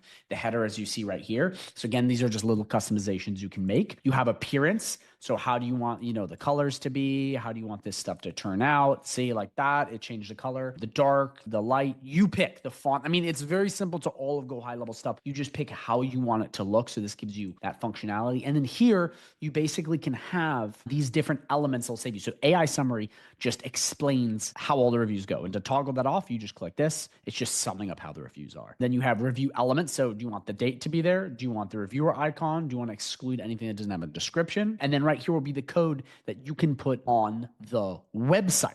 So that's up to you and how you want to do this. So you can go through layout, content, appearance, and settings to customize this exact widget to make it look how you want it to look. For the sake of the video, we're going to leave this bad boy exactly the way it is, and we're going to upload this onto a website. So we're going to click save, and we're going to call this, let's call it reviews, and we're going to save it. Now you can make it default there because you see how in here in saved widgets, we have that. So as you see, it now pops up right here, and you can just use the regular and quickly grab the code right here. So you can see that Zoe's reviews is right here. And by the way, you can check what it looks like on mobile versus desktop by clicking this button, which is cool. So you can say, okay, that's how it's going to look on the phone. And if you click this right here, this is how you're going to grab the code that we put on the website. And there's 2 different ways to do it. The other one's where you go all the way through and do that, but this is the much faster way. And if we wanted to just use the default instead, same exact thing, copy code. But we're going to use the one we just created. So you're going to click into it. We're going to click this right here. We're going to go through all of this and we're going to copy it. Now you can just click copy code. So we're going to come back to GoHighLevel dashboard. We're going to go all the way down to sites. We're going to go right into websites. Okay. We're going to go right into Zoe's and Ren's hair salon. We're going to come right in here to edit. We're going to edit a new tab. So this pulls up and we're going to add the chat widget in so you can see it. So you come right into your website, wherever you want it. Okay. You pick exactly where. Say we wanted it to be right here, which you normally wouldn't want it right there. But we're going to then look for code. We're going to take this bad boy. We're going to drop it right in. We're going to click into this. We're going to click open HTML editor and you're going to paste that exact thing you copied. Then you're going to click save. Then we're going to click save up here. Okay. Then we're going to click publish. Then we're going to view it by clicking this right here. And as you see, it popped up right there. How cool is that? Pretty neat, huh? You now can have this entire review widget on your website, and you can put this on any website. That's the cool part. You can put this on WordPress, Weebly, Squarespace. You just copy the code and plug it in. So very simple like that. You create it the way you want. You get the exact code you want. Then you paste it in your website just like I showed you, and you now have a custom chat widget on their website, and it pulls the reviews in, which makes you look better, and it also helps other people have the social proof on the website so they may buy more. So it's incredibly powerful, and I recommend you do it. So now that you understand widgets, we're now going to move on to listings. So the thing about listings is these are part of local SEO. And if you know what local SEO is, it is the full optimization of the Google business profile. Now, we're going to get into this later into the video, okay? Because it is part of how you upgrade your entire reputation management package. This has more to do with local SEO than it does reputation management, which I will distinguish later in the video. So don't worry about listings right now. Now we're going to go into settings to configure the rest of your stuff so you can rock out with reputation management. So the first thing we're brought to is Reviews AI, and this is AI responding to the reviews. Let me show you what I'm talking about. So we come into the Google business profile and we click said review. You come in and you see right here, it's responded. So it has gone in and responded. Thank you for the wonderful review, Jenny. We're thrilled to hear you loved your transformation, blah, blah, blah, blah, blah. It responds as opposed to you having to go into every single review and type up a response, which can be exhausting and take forever. But also it's very important that you respond to them because it shows that you're an engaged business. So this actually helps a ton in the process. And you can either turn it off here, suggestive, which gives you, ones to send manually, or automatic, which is what I recommend, which it does it for you. Then in here, you can click the exact sources. Do you want Google or Facebook? So you can toggle both these on. Then down here, it's going to pick what ratings you want to respond to. So I would do 4 stars or above. Anything below that, you should respond to manually. And then right in here, you'll have wait time for responding. So how soon do you want to respond? I would do anywhere from, 15 mins to an hour. So a lot of people are like, oh my gosh, won't this cause your Google business profile to get flagged? Not if you've already been responding to reviews really well manually. Because if you do it, then Google doesn't see a problem. It's if you have no reviews responding, all of a sudden in 5 seconds, you're responding to every review with 3 paragraphs. Very scammy. Don't do that. You want to build up so it looks more legit. Then you're fine. It's totally fine that way, but you have to have already been doing it. If you ramp up too fast, it'll cause problems in Google. So just make sure you have that dialed in. I would do anywhere from 15 minutes to 1 hour. Then under review response footer, you can put in a response like, oh, thank you for sending whatever, which is not super important, but that's basically how Reviews AI work. And that's going to be really important. Then you come right down below and click save. And that saves the Reviews AI. So now you have that set up. Now we're going to be going to your review link. This is your review link to get more reviews. And this will be automatically configured once you connect the Google business profile, which we're going to go over in depth in onboarding. And this is where you're going to have those links get the reviews. So right in here, review balancing. We're going to go over this in a second because it's just balancing good with bad reviews. First, I'm going to show you this and then we're going to get into that. But in here, you have your Google review link, your Facebook review link, and then a custom link if you want to create one. And as you see here, if we copy and paste this, it's going to pull up in another tab. It's going to pull up the reviews and basically have someone ready to leave a review. So I just copied and pasted, and look, it immediately pulled up the review on the Google Business profile, ready for you to leave a review. And as you see here, it's popping up right here and you can leave the review and you're good to go, but it's off the Google Business profile. So that link is basically an immediate access to the Google Business profile and ready to leave a link. And that's what's going to be in all your emails, texts when you configure this properly. So that's what those links are. So now let's go over review balancing. So all this does is it balances good reviews with bad reviews on social. So here's the thing about reputation management. A lot of people do something that's called review gating, which is basically where you prohibit bad reviews, okay, and you basically only keep the good ones. Here's the problem with this. Review gating is illegal. It's not only against the FTC's guidelines, it's also against Google's policies, and people get hammered once they keep doing this. The other thing too is you can be charged up to $40K. Okay, here's the thing, and this is the big issue I'm seeing with a lot of people, and it's twofold. The first thing is you really don't want to go against Google's policies and FTC's policies. And a lot of guys online that are like, oh, dude, we got this review getting, check it out, it's so cool. They don't live in the United States. The YouTubers that preach this stuff, a lot of them do not live in the United States. If you always are doing these little hacks and these little tricks on the algorithm, it's short-lived. You never make real money, and it's just, you're a shill. You just sell stuff and you go back and forth, and it's just not good. The other big thing that is really important is that a lot of businesses suck. They do. And if you are prohibiting people to help other people know that this business sucks, you are a scammer and you need to be punished. need to be spanked. Because a lot of businesses out there do a bad job. People leave reviews because they did a bad job. They deserve it. You don't want to be helping out people that suck. It's shady, but it doesn't help people on Google. And then it's more and more bad reviews, and then people get angry, and then people actually stop going to the business. Because word of mouth is more powerful than anything else in a local town. A lot of scammers just don't know that because they don't know marketing. So that's the problem. And you want to be careful because you are letting businesses that have screwed people over on Google just run rampant. So it's important that they actually have honest reviews. Also, Google knows all of this stuff. They know the IP addresses. They understand all of this stuff. It's not smart of you to continue to be doing that. So just make sure you avoid review gating. It also looks more real if there's some bad reviews and some good reviews. Like, it's important. And one last point on this is, like, bad reviews oftentimes are moments where you can seriously help your business, because what people love is when they're wronged and then you fix it.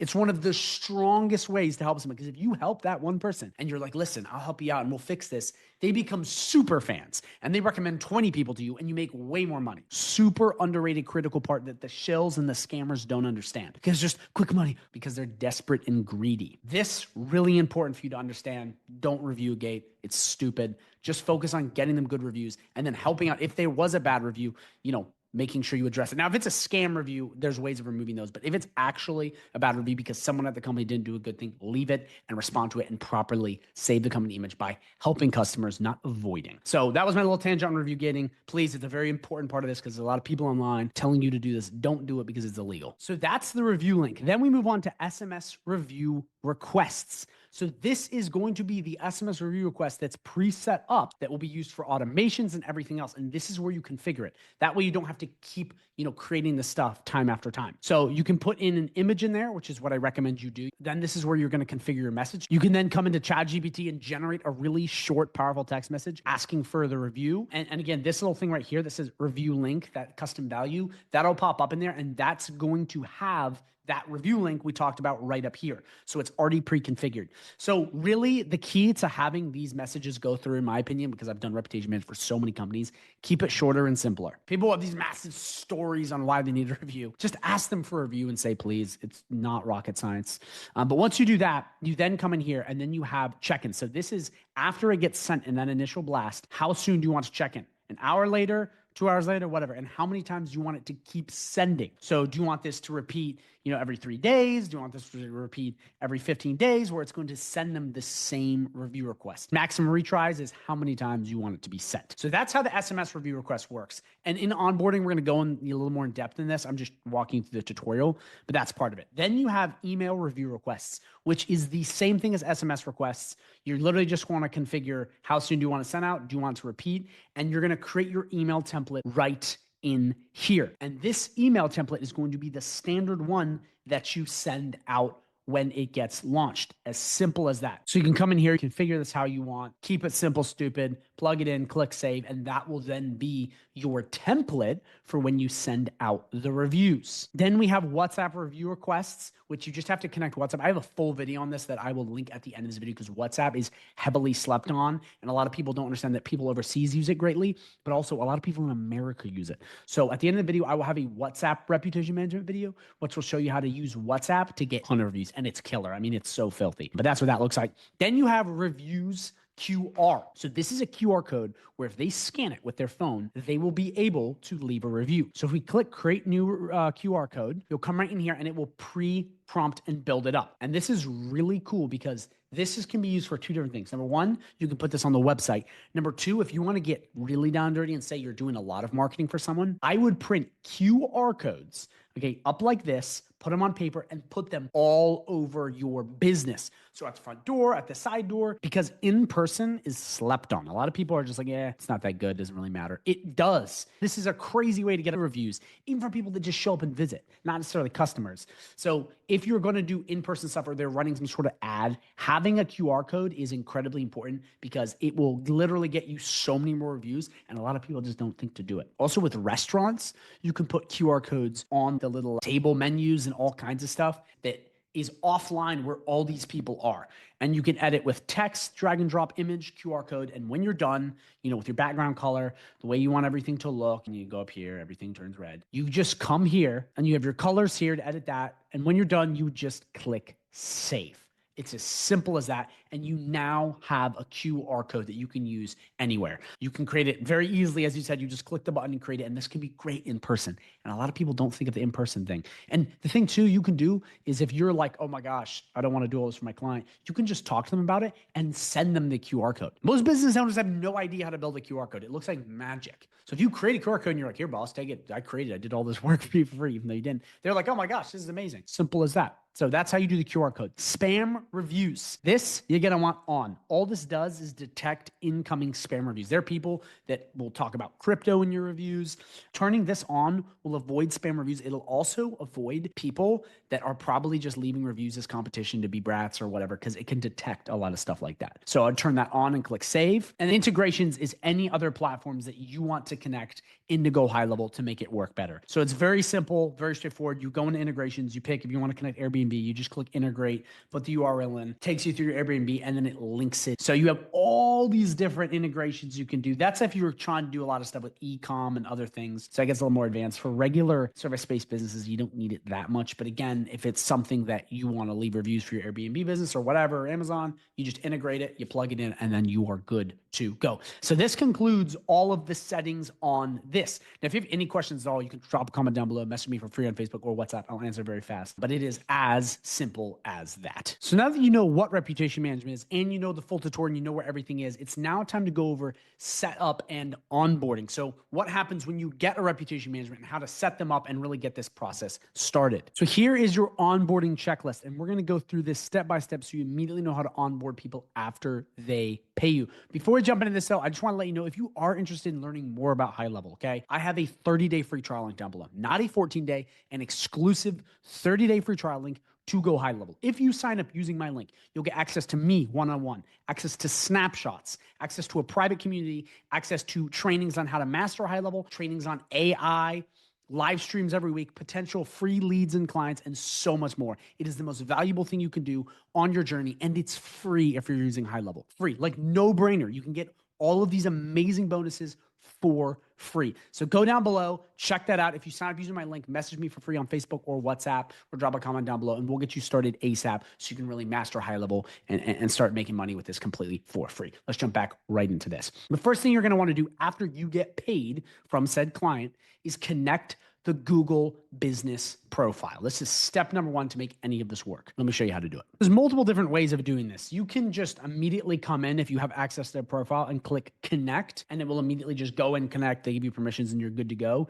If they're going to be doing it, what you're going to want to do is you're going to want to go to settings. You're going to want to go to my staff, and you're going to want to add them in as a user. And this will send them email access so they can sign into GoHighLevel, and then you can walk them through the steps like this. So if we come right in here, we come right into add user. You put in their name, their last name, their email, their phone number, advanced, send them the password and click next. And it's going to send them user access. I have full videos on my channel if you don't understand this. But then from here, you're going to come into roles and permissions, and I would literally turn off damn near everything. Okay. Other than, we'll leave contacts on because they're going to need to upload that. Everything but the reputation tab. That way they don't get confused in the dashboard and they're like clicking random buttons. It makes it as easy as possible. And you can use ChatGPT to send them very simple instructions. One of the things that I recommend you do, if you have not seen my video on AI onboarding, I'm telling you, no one else on YouTube has this video on HighLevel. It's how to use AI chatbots and automations to onboard people. And I recommend you watch that video because that's going to make this so much easier, because it's going to send them access. It will answer any of their questions. It will hold their hand and go, okay, now you're going to click this button. Now you're going to click this button. And it's going to basically guide them through being set up. Highly recommend. I got all my students using it. It's absolute G framework, and it helps so much as opposed to you going back and forth. Oh, what do I do? What do I do? AI will take care of it and hold their hand through that process. And in that, once they come into this, can connect and be good to go, which they can do through the Launchpad. They'll be walked through by AI, and they connect their Google business profile. That is step number one. Once you get payment, you have to connect your Google business profile to GoHighLevel. And you can do that either by sending them a user or watching my video on my YouTube channel with the AI onboarding to walk them through step by step so you can be hands off and it will connect this for them. So step number one complete. You've connected the Google business profile. Step number two is going to be importing their list. which is incredibly important to run any sort of reactivation campaign to get this process kickstarted. So for them to upload their list, they can literally come into contacts if you give them access, and they can come right in here to import. They can click this and they can take an entire CSV of all of their contacts and upload it right in, and they're good to go. Very simple. I have a full videos on this too. If you're confused at all, drop a comment too if you're confused. But this part is where AI comes in especially in handy. And I want to tell you why. A lot of people don't know how to get their list. This is a problem that I'm just going to solve for you, even if you don't know it or you do know it. People are like, oh my gosh, I have Square. Oh my gosh, I have Salesforce. They have all these different platforms and they don't know where to get their list from. Like I have the video on my channel in the AI onboarding. It will walk them through how to do this step by step, which is really important because you can just send them instructions like, okay, you're going to go into contacts, you're going to go into tabs, blah, blah, blah, blah, blah, whatever you're doing, and you're finding exactly what, needs to happen in order for them to download their list. If they don't know how to do this, some of them will know how to do this. It will do the work for you because this is just something that's going to happen. You're going to have to get the list from them. And remember, setting up is the only thing you have to do with reputation management. Everything else is automated. So don't worry. It's a really easy service. It's just that first part. So watching that video will help with that because you could have a form that gets sent that they can just plug in their list and it will guide them through that process. So then you have the list and you don't have to go through all the explaining. So that's step number 2. You need to get the list because that's going to enable a lot of this stuff to happen. Step number 2, get your hands on their list and use AI to basically help filter through. If you don't use AI, you need to explain to them how they can get their list. And I recommend using ChatGPT if you're confused at all. So now that you connected the GMB, you've gotten your entire list. You now need to go over the review links, which really is also a settings part where you got to go in the settings like we did before and configure all the pre-made stuff so you're ready to launch. Let's jump right in. So in your GoHighLevel dashboard, you're going to come right down to reputation. You're going to go to settings and you're going to be brought to this right here. So the first thing is you're going to want to turn on reviews AI if they've been responding. If they haven't, don't. So if they already have reviews and they've been responding, you're going to come right in here and click auto response. You're going to pick both of the sources very simply like that. 4 stars and above. Wait time, you're going to do 1 hour or 30 minutes to 15 minutes. You don't really need to have a response on the footer, and then you just click save down here and you're done. So step number 1, done. Review link. You're gonna need to connect the Google business profiles for this to work. So if you've already connected it, it's gonna look just like this and it's gonna pop up. You're already done once you have the review link. So great work. And that happens when you automatically import. So now you have your review links. From there, you now need to go right into SMS review requests and you need to build this part out. So what that would look like is coming right in here because this is a live account. The other one's a dummy. That's why it's not access. You won't be able to use this unless you connect the Google Business Profile. We're going to go through this exact process together. So then in SMS review requests, this is where we're going to set up this thing that's going to go hand in hand with the automation, which is very important. So you can upload an image if you want. You don't have to. So I don't usually because it works better and you also have to pay more for that. But then you're going to want to put the exact review link that you're going to want in here. So this is what I recommend you do. You come to ChatGPT and you go, I need a very short SMS review request for, you put your business name or whatever you want it to be, whatever your business name is, and it will be right here. How easy is that? But honestly, we don't even have to do the review link. So we can just go right here. We can copy this right here. We can come right back in here. We can paste this exact same thing. And this you can put in a custom value. If you don't understand custom values or custom fields, please go to my channel and watch that video. So delete that. And then we're going to put a custom field in here. So if you come in here and you go down to settings, okay, you come down to custom fields, you then can copy this. And this is going to take their first name and always have. You can use custom values for this, paste, and whoever it's being sent to, it's going to pre-populate their name. How cool is that? So we do that, and then it already has the review link. So this looks good. Immediately after you launch that, I would do 1 hour, repeat this until clicked, repeat this. I would do 3 days. But what you can do too is you can just not repeat this, and you can plug this into the automation that will do this all for you too. So you can leave this really however you want. I would honestly just leave it as 1 and don't repeat because the automation we're going to be setting up in the next section is going to do all of this for you. Okay. But then from there, this looks good. This looks Gucci. I like it. We're going to click save and then you're done. Then from there, you're like, amazing. I now have my SMS requests ready. You now will do the same exact thing for review requests on email. I recommend keeping your email as short as possible. Very simple. You just click create new and you add it in just like this. And you can do it as simple as this. You can use ChatGPT to do the same thing. I mean, you can literally come in and say, now make me one for email. And it's the same exact thing. You can copy and paste, slap it right in here, and you're good to go. Same thing, the review link will be built in, everything's good to go, and then you click save, and then you're done. Once you select these, it's like that forever, and it's done in here, not in the email marketing template folder up over here. It's done in here. So that's how you would save that. So then you're like, amazing, good to go. Then if they have WhatsApp review requests, you can add that in there. Full video at the end of this video. You have reviews QR. If you wanted to do this, you can add this. This may be a later thing, but just know that you have options. You're going to want to come down to spam reviews. You're going to want to click this on, and you're going to want to click save. And then if there's any integrations, you're going to integrate it. It's that simple. That's all you have to do to get this process started. So quick recap. Once you get them on, you're going to want to make sure Reviews AI is turned on if they're responding to the reviews. The review link is properly configured. You want to build out your SMS request. So this is going to be the SMS that is sent out via automations and default. Okay, you can always change this, but have that. The same thing with email. The same thing with WhatsApp. Your pre-configured template, so you never have to do this again. How cool is that? Then if they have anything with reviews, QR codes, you can leave that. Turn on spam reviews. And if they have integrations like that, you connect it. So that's it. You're done. That's as simple as it gets. So now that you've connected the GMB, you've imported your entire list, you have all your review links and settings properly configured and you're set up, you now want to run a reactivation campaign or just a basic blast to start getting reviews, because you want to have that front-loaded thing that happens right away. So let's check it out. So there's multiple different ways you can do this. You can set up an automation to run through a database reactivation campaign. There's all kinds of stuff, but the automation I'm going to show you second is going to do a lot of this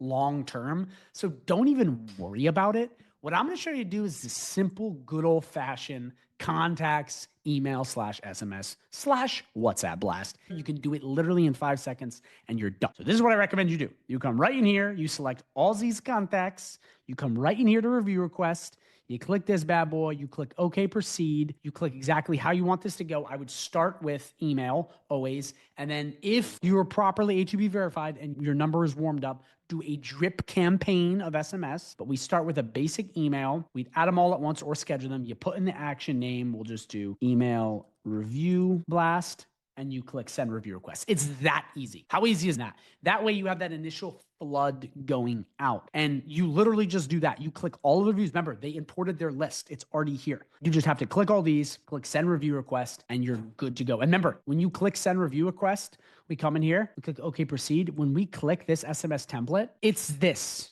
This is exactly what you're sending. It's this template you've built out. So from now on, whenever you click anything or have automation set up, it's going to be this exact template that gets sent out. So you configured it, you're one and done. How simple is that? And if you're going to do the SMS, I would do add to drip mode. You're going to click that. You're going to put drip mode SMS reviews or whatever you want. Okay. I would start on Thursday or whenever you're going. I would say like 10 at a time, and then you just pick how you want it to repeat, and you just pick the basic cadence. The thing about SMS is there's so many regulations on it now. It's much more powerful than email, but it's easy to get shut down. So you want to start slow, because if your, A2P account and Twilio or LC phone randomly gets hundreds of texts, it'll be and ban you. You don't want that. You want to slowly ease your way into this. And very simple, very straightforward. You would just follow this exact process I had, and then you're done. So it's that simple, really. I mean, this isn't complicated, guys. I'm walking you through the easiest way to do this. It's on easy mode. Once you have launched that initial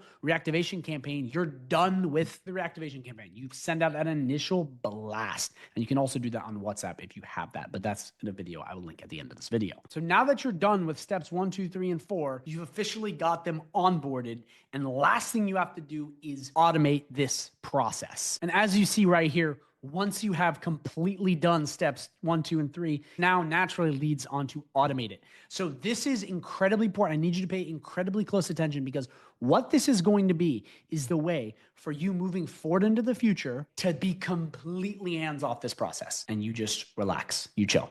So really important. We got to go into this, and it's one of the most important parts if you don't want to do a lot of work and get paid month to month. Let's check it out. So the first part of this automation process is understanding where the new clients are coming from. Because if we want to automate the entire thing and you're hands off and you're just collecting checks on autopilot, this has to be fully in an ecosystem. Excuse me. And it's only in an ecosystem if everything is in-house or you have Zapier connecting. So the first thing I want to go over, if you have everything for a client built on HighLevel, you don't have to worry about this process, because every new client, every new lead that comes in will immediately be put into the contacts. So if you have a client, you're doing reputation reputation management and they are solely on GoHighLevel, you don't have to worry about this. But if you have a client using Square, if you have a client using Salesforce, any other software that manages that part and they just want reputation management, you're going to want to use something like Zapier. It just connects apps together. So this is what I would recommend you do. So you come in here to click create and do that. By the way, if this is complicated at all and you're like, what the hell? This is like above the shoulders, acidic mustard shit. And you're like, bro, get away from me, Declan. This is too complicated. Drop a comment down below or message me for free on Facebook or WhatsApp. And I will just help you for free on this and just guide you how to do this easily. Because it's very similar to GoHighLevel automations, but the whole point is that we are going to be connecting a different software. So say, for example, they're using Square. Because remember, in this scenario on HighLevel, if they're fully plugged in and they have their contacts coming through here, it's just automatically in their system. But in order for the automation I'm about to show you to work, they would need to have their new clients, new leads be brought into the system. So we'd click a trigger, and you can use Zapier for free for a bit, I think. I think they actually do have a decent free trial. And by the way, I don't have an affiliate link for Zapier. I didn't know if they have that. I'm just showing you what I use if I need to do this for clients. So we'd come in here and we would do Square. Say we have clients on Square, they're not properly plugged into HighLevel. We would do this, then we click the event. So what we would do is we would do new customer. So after or whatever it is in that software, Salesforce, Square, Weebly, whatever, you would just pick the thing that makes someone new. That would be the thing that would make you send a review. So you give me money. I did a job for you. Now we do the review. Does that make sense? This is the part where you want to have the client. So then you would come into action and you would type in not GoHighLevel, but lead connector, because that's how you play to be this one right here. And what this is going to do is this is going to pull in that person. So you wouldn't do this. You would add update contact, and then you would go through with that, because what this is going to do is if they're in another platform that's not in GoHighLevel and they don't want to use GoHighLevel for all their stuff, and they're just paying for reputation management, every time they get a new customer, you want it to immediately go and send it all the way into HighLevel. And what this is going to do is it's going to go from Square or whatever platform they're using, and it's going to go into lead connector, and then it's going to ship right into contacts. So from there, you have now connected two different platforms using Zapier. So I just want to go over that because a lot of people get confused. They're like, I don't have any new contacts coming in. Well, it's because you didn't properly do this process. This is very important. For a lot of you guys, you won't have to touch Zapier because a lot of your clients will be completely on HighLevel. So if they are not, though, just make sure you set up Zapier because that's very important. And again, if you have questions, please send them down below because I know a lot of people are going to get confused on this because this is not HighLevel. So now that you have the contact flow dialed in, whether that be in-house through HighLevel or basically through Zapier coming in, and you understand that the contacts are flowing in, we now need to set up an automation to automate this entire process. So you can just give the client to GoHighLevel. HighLevel does all of the work. You get all of your time back and you get paid on autopilot. And the way we do that is by using this automation. I use it for my hair salon. We use it for other businesses. It's amazing. So now we're going to come down to automation. Okay. And I basically turned this automation off so we can walk through it together and do a bunch of cool stuff with it. We're going to come right in here and we're going to click this right here. Again, this will be part of the snapshot if you have it, or you can just recreate following along what I have. But this is a way to completely automate all of reputation management, all of it. I mean, it's so powerful. So it's a big workflow. I mean, this thing goes for a while. I mean, this is it. It's a juicy workflow. It's not a small one because it's automating so much. So the way this works is you basically have 3 different triggers. One is the opportunities marked as 1. If you have people being run from Zapier or whatever, that we have a trigger appointment marked as showed if you're doing consultations, and then contact tags. And this is really important because you're going to have to create the needs review contact tag and review given tag, which we're going to go over in a second. But these 3 triggers basically will send people down the review process cycle. And as you've seen here, you got SMS, you got email, you got all kinds of stuff. If you don't have SMS, you can change these out for email. So don't worry about that. But in these, it's basically the SMS template that we built earlier in the video, and it's being sent out. And as you see, it waits 1 minute, it then sends it via email, and then it waits 1 minute. And then you have a trigger link that's going to be able to know if you've done this or not. So let me walk you through the trigger link part so you understand this. So if you come in your GoHighLevel dashboard, you go to marketing, you'll see right here, this is my trigger link. And what the trigger link is it's the review request link built into a trigger link. This is really important. So what you're going to need to do is you're going to need to come down to reputation to create one of these bad boys. You're going to come all the way down to settings. And this is for email and text. You're going to have to do it for all of them, but you're going to come right into here, or let's do SMS. And you're going to come right into reviews. You're going to click copy. Then you're going to come back to marketing, go into trigger links, click links. You're going to click add link. You're going to put the name in, you're going to copy the URL right in here, and then you're going to click save. What this is going to do is it's going to build that trigger link. And as you see, it's set up right here. And that link in here, when they click that, because it's a trigger link, it then knows, okay, they were leaving a review. So it's not 100% accurate, but it works really, really well. Then from there, it then will basically follow up with them. And if they've given the review and it understands, it will then give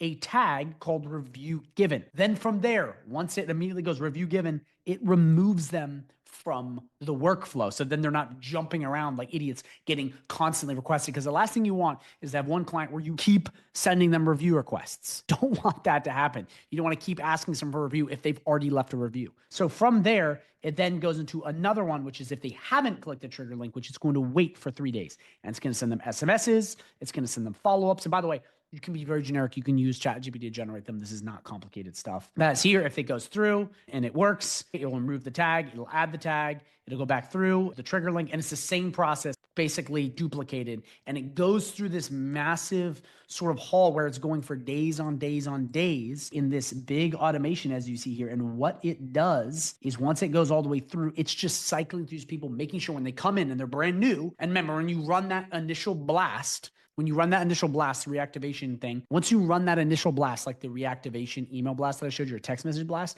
it puts them in here. So it's done once you do that. And then anyone new coming in also gets put in. So at this point, once you have this set up, and guys, questions drop down below, this is basically done. And again, you might want this snapshot because this thing is juicy and it's big. It's really big. And I've tested this a lot. So it's kind of a crazy one, but it has all of this stuff to fully automate this process. Because again, you guys have to think about this if you're going to be doing this in the long run. If you start bringing a lot of people in, and let's say you're selling at high volume, the last thing you want to do is be manually trying to figure out all this stuff, freaking out. What I recommend you do is you go through this process a couple times with some people, get used to it, and then follow my AI onboarding video, and then set up this automation. Because what you can then do is have a quick setup where you follow everything I said in the onboarding setup. Every single person, you copy and paste this snapshot, and you do the same shit for every single reputation management client. And you've gotten your onboarding process this small. So if you could get it down to 30 minutes to an hour, maybe even less, potentially way less, maybe 10 minutes if you get really good. And from there, you're automating this entire thing. They're getting reviews.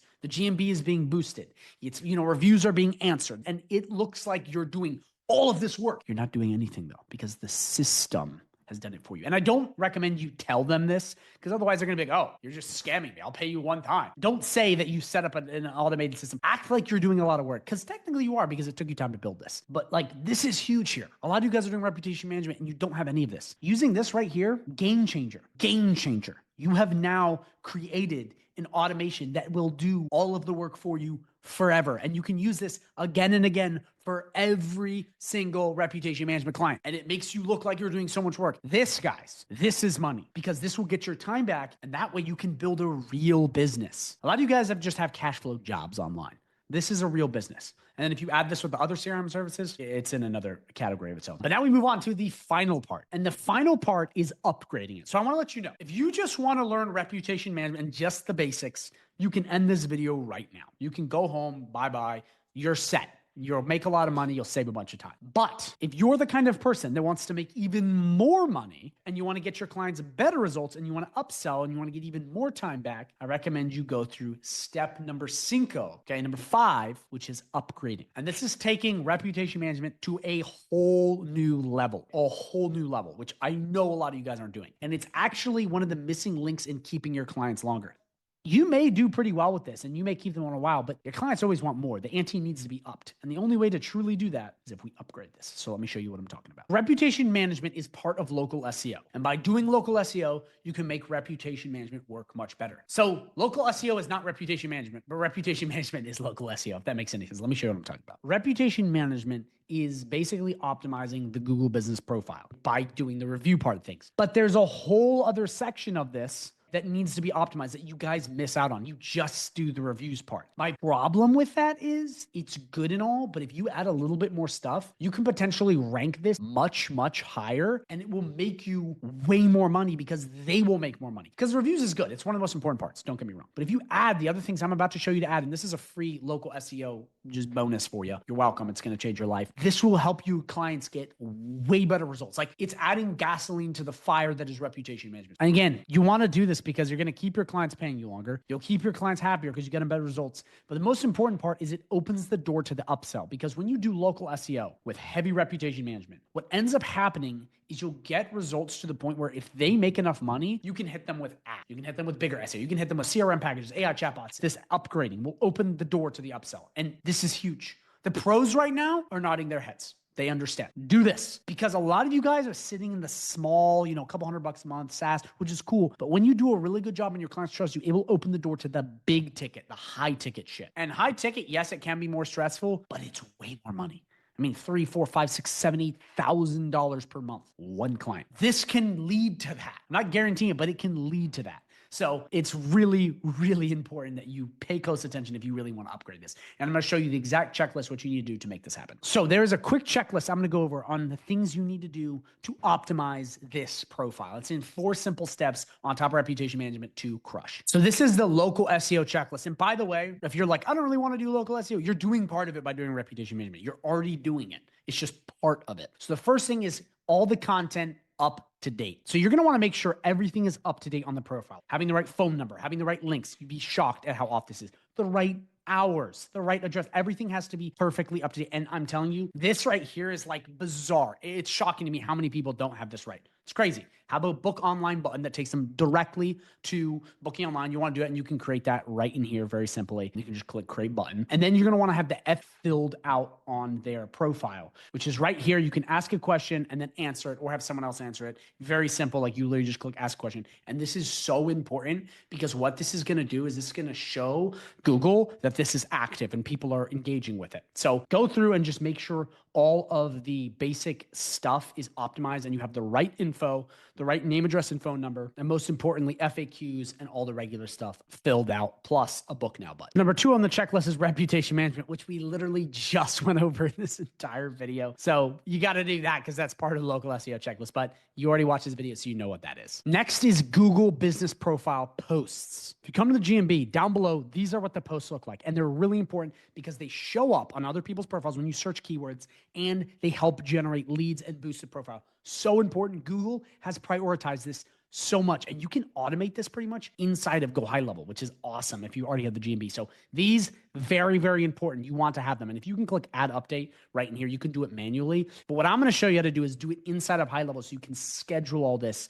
using HighLevel's planner. Let me show you. So if you're in GoHighLevel dashboard, you can come right down to marketing. Okay. You can come right into social planner, and you'll see right here, you have access to the Google Business Profile. This is really cool because what you can do is you can create posts, and you can use ChatGPT generate and get any image you want, and you can schedule this. So we can click right here. We go, okay, we're going to do this. We're going to do get a new haircut here. How cool is this? And again, you can literally schedule this stuff, or you can post it right now. And we'll click this right here. We'll do upload from media library. Okay. Click this right here. Okay. We add that image. We have it as the GMB. We're going to do call. So that's going to be the button. It's just going to be linked to the phone number, or you can link to the website. And then from here, you can basically schedule these out. So you can basically have all of these posts scheduled, which is what I do. You have them all optimized, or you can post right on the spot. So check this out. We're going to click post now. We come back to the Google Business Profile, and boom, look at that. My exact post that I just posted, it popped up. I did that all through HighLevel. How cool is that? And if you build all these up, you can schedule these, and you call now, and it's immediately going to make them call the number or visit the website or whatever you want it to do. So how awesome is that? So you can set up this entire thing from the HighLevel backend. It doesn't get any better than that. And the really cool part is this helps so much. And if you have access to their Google Business Profile, you might as well do it. It's super easy to do. It literally is just uploading images and having the right text with specifically keyword, location, and service, and it will help rank them so much further. But people just don't even think about this stuff. This, very important. Last but not least, out of the local SEO checklist is citations. So we've come to Launchpad, and we go all the way down to reputation. You'll come right in here, and you'll go to listings. So all citations are, and they're paid, you have to pay for them, is it's links on other websites. And it's so easy. You activate the listing. They're different prices all across the board. They're very cheap. But what this is going to do is this is going to enable you to create all these mini websites. And it's super easy. I have full videos on my channel where you basically create these mini websites all across the internet instantly, and they all link back to one website, and they have name, address, and phone number on them. And this is really important because this heavily pushes the Google Business Profile. A lot of people have no clue about this. Like they just don't do it. It's backlinks. Between those four things, these really do a lot in pushing the Google business out there. And it's one of those things where if you have a client and you want to upgrade them to a full local SEO reputation management package, adding citations on, it's gasoline on the fire because it turbocharges what you already have. If you have a poor profile, it's not going to help a lot, but if you have a good one, this helps so much. This pushes out again, and it's listing management, it's premium backlinks, and it's everything else that you need to grow this. Quick recap, you get all the content up to date, your FAQs, make sure everything matches. You basically do your reputation management, you're getting the reviews on autopilot, you use the automation I set up. The GMB posts, you create those posts inside a high level and you have at least 7 per month more. Preferably, but 7 per month is the minimum, and then building out citations. And between these four things, you will get the Google Business Profile ranked #1 on Google. And if you do that, your client will make a ton of extra money, which makes you look way better, which ultimately in turn is just key to crushing this entire thing. And I know this is bonus content, but I make this because I want to help you. I know this can help you so much. And it's unethical of me not to share this with you because if you know this cheat code, you'll make way more money. Like I promise you, you'll make way more money. It's a cheat code for reputation management that very few people in the GoHighLevel space use. So that's it. So the first thing you're going to do is come into high level and go right down to reporting, and it'll bring you to a page that looks just like this.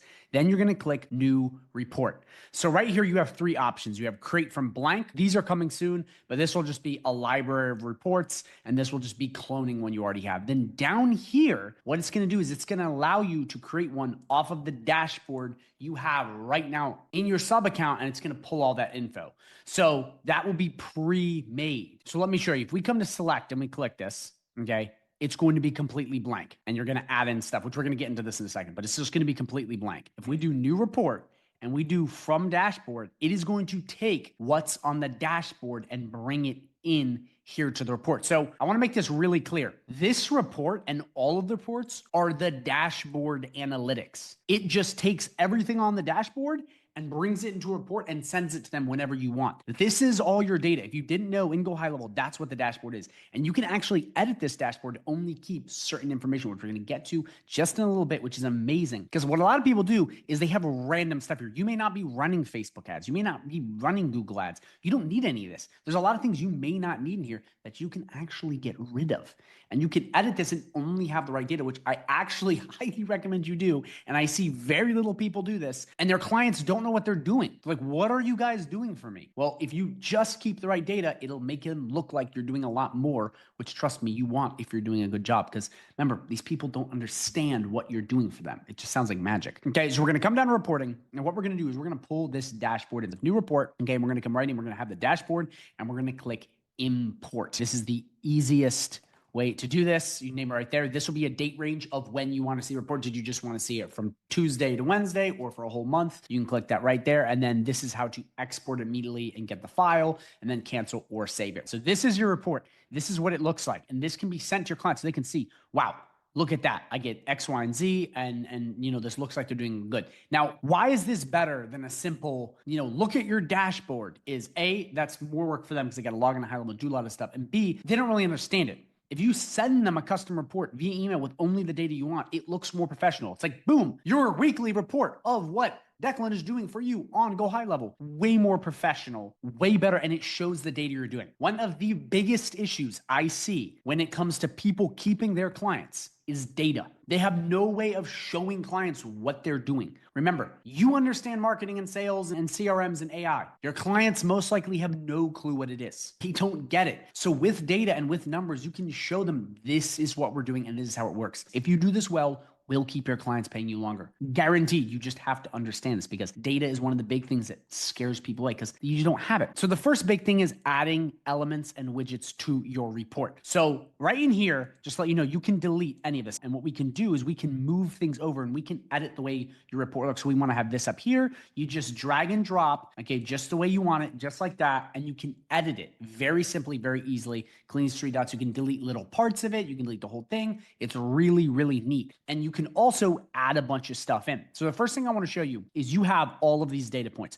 So you have every single data point on contacts available, every single data point on appointments available, opportunities, visitor data, emails, calls, conversions, payments. You basically have all of the data points you could possibly want. And you can just click in, find the one you want, click it, okay, configure it the way you want, and then click save. And what it's going to do is it's going to pop up right in here. And then you can drag and drop and play with it where you want. So I just want to make sure you understand that you have all of the possible data points you could want. Everything from calls to emails, open to emails, sent to payments received. You can configure this any which way you want. You just look over here, you click this right here, then you click this, click save, and we'll bring it in just like I did here. So step number 1 is just getting the data you want onto the report. Step number 2 now is how we want the data to look on the report, which is really, really cool. So we're going to come up here. We're going to click contacts. We're going to click the contacts count. We're going to click save. Okay. And we're going to come right in here. And now we can edit this in multiple which ways. So we can click a donut, save, boom. It is now looks like that. We then could go, now let's do it a line. We click save. Look at that. It's now a line. We can do a bar. Let's do a bar. Change this. Guys, this is going to make your basic report look so much cleaner. Because what a lot of people do is they just keep it as is. A lot of people are visual. It looks way cooler. If you're making a lot of money and has bars and crafts, it just looks cooler. They can visually see it. Just having words doesn't cut it. So you can edit it even more like that. Then you can add any sort of conditions or themes, which is different colors, different kind of layouts, simple like that. So that's pretty cool. That gives you a lot of flexibility. So again, step number 1 is coming right in here, clicking edit widget and picking exactly what data you want to show on your report and deleting what data you don't want on your report. Then your next step is to edit and customize the data you have on the page, making it look a certain way. And again, you can add elements in here if you want to add any stuff with images and titles. You just literally click this, plug in the image you want via this, and then click save. Very simple, just like all of their builders, code, text, simple stuff like that. And then themes, we already went over that. It's just picking the way you want this thing to look. Quick thing I want to show you is that you can do this same editing on the dashboard. So if we go back and we come back up to dashboard, you have the same ability to edit the dashboard. Again, the reports are the dashboard. It's just pulling that. So you can come right in here and you can click edit dashboard and you can actually configure the dashboard the way you want. So we don't want this. You delete all of them. You can literally do all the whole drag and drop thing, whatever way you want. And you can then edit this as much as you want. You can even add widgets. The same thing we just went over. Remember what we just went over? Data, how it looks, elements, themes. You can do that exact same thing on your dashboard. And what I recommend you do if you're going to be doing this in a niche, plumber, HVAC, electrician, whatever, I recommend you create the coolest kind of report for that kind of client and have that in a snapshot along with all your other stuff. So every time you bring this over, you now have the perfect reporting. I'm telling you guys, this is way more powerful and important than you think. Like, reporting is a art, okay? And if you do it right, people are blown away because they're like, oh my gosh, we got that many clicks. I love it. Let's do more. A lot of you guys aren't doing this at all. And your clients aren't edified or motivated by the process at all. Seeing is believing, and this helps keep your clients longer. So again, just to reiterate, you can do the same kind of editing on the dashboard because the dashboard is where you pull the custom reports from and they get sent to every single month. So basically all you gotta do is edit the report the way you want it. And then you can come in here and do page properties. This just takes a couple different things out. As you see, it removes dividers, titles like up here. It can remove this stuff. But you can add a logo in to basically be on top of everything. So if we want Declan's face, it then will be on all the pages. Very cool. You can just edit it a little more like that. And this is right under page properties. It just gives you a little more functionality to edit it. You obviously wouldn't want it red. That looks really dumb. But you pick exactly how you want to look. And page properties just gives you that a little bit more of editing. And then right over here, we basically can name each page, which is actually really good. So if we come right here, we could do sales, and it would be a sales page. When they open up, they go, oh, this is the sales page, which I think is really important. Don't leave it untitled page. You want to name each page, especially if you have big reports. That way it looks good. And again, to do this, you would just click page list right here, and then you access it like this. You just click these 3 dots and you can either delete or rename. Last but not least, we manage permissions. This is just who gets access to the report. Do you only want a user to see it? Do you want everyone to see it? You can pick who you want access to. And again, you just designate how you want that to go down. But that's it. Once you have your report configured the way you want it, and you're like, I like this, it looks good. Remember, it'll stay this way. You then come up here and click send or schedule. This is the final part in this process, is how frequently do you want this to show up? Do you want this daily? Do you want this monthly? Do you want this weekly? You pick. I would recommend weekly or monthly. Doing it every day is like a bit much unless you're dealing with high volume business. We'll just pick weekly. And this is going to be when it gets automatically sent. Because guys, when we set this up, it's automatic. It's hands off. It just sends sends them the reports. So we'll do Monday at 10 a.m. That's perfect. Date range, last 7 days. This is how much you want the report to be in. We'll just leave it at that. Make sure you have your proper email in. You want to put your subject line in. This is really important. Be, business name. So put in their business name and then do weekly report or stats, something like that. That's really, really important. You pick the exact recipients you want. Okay, so what we're going to do is we're going to pick this right here, and then you're going to pick a message if you want to add it in. But what I recommend you do first before you schedule this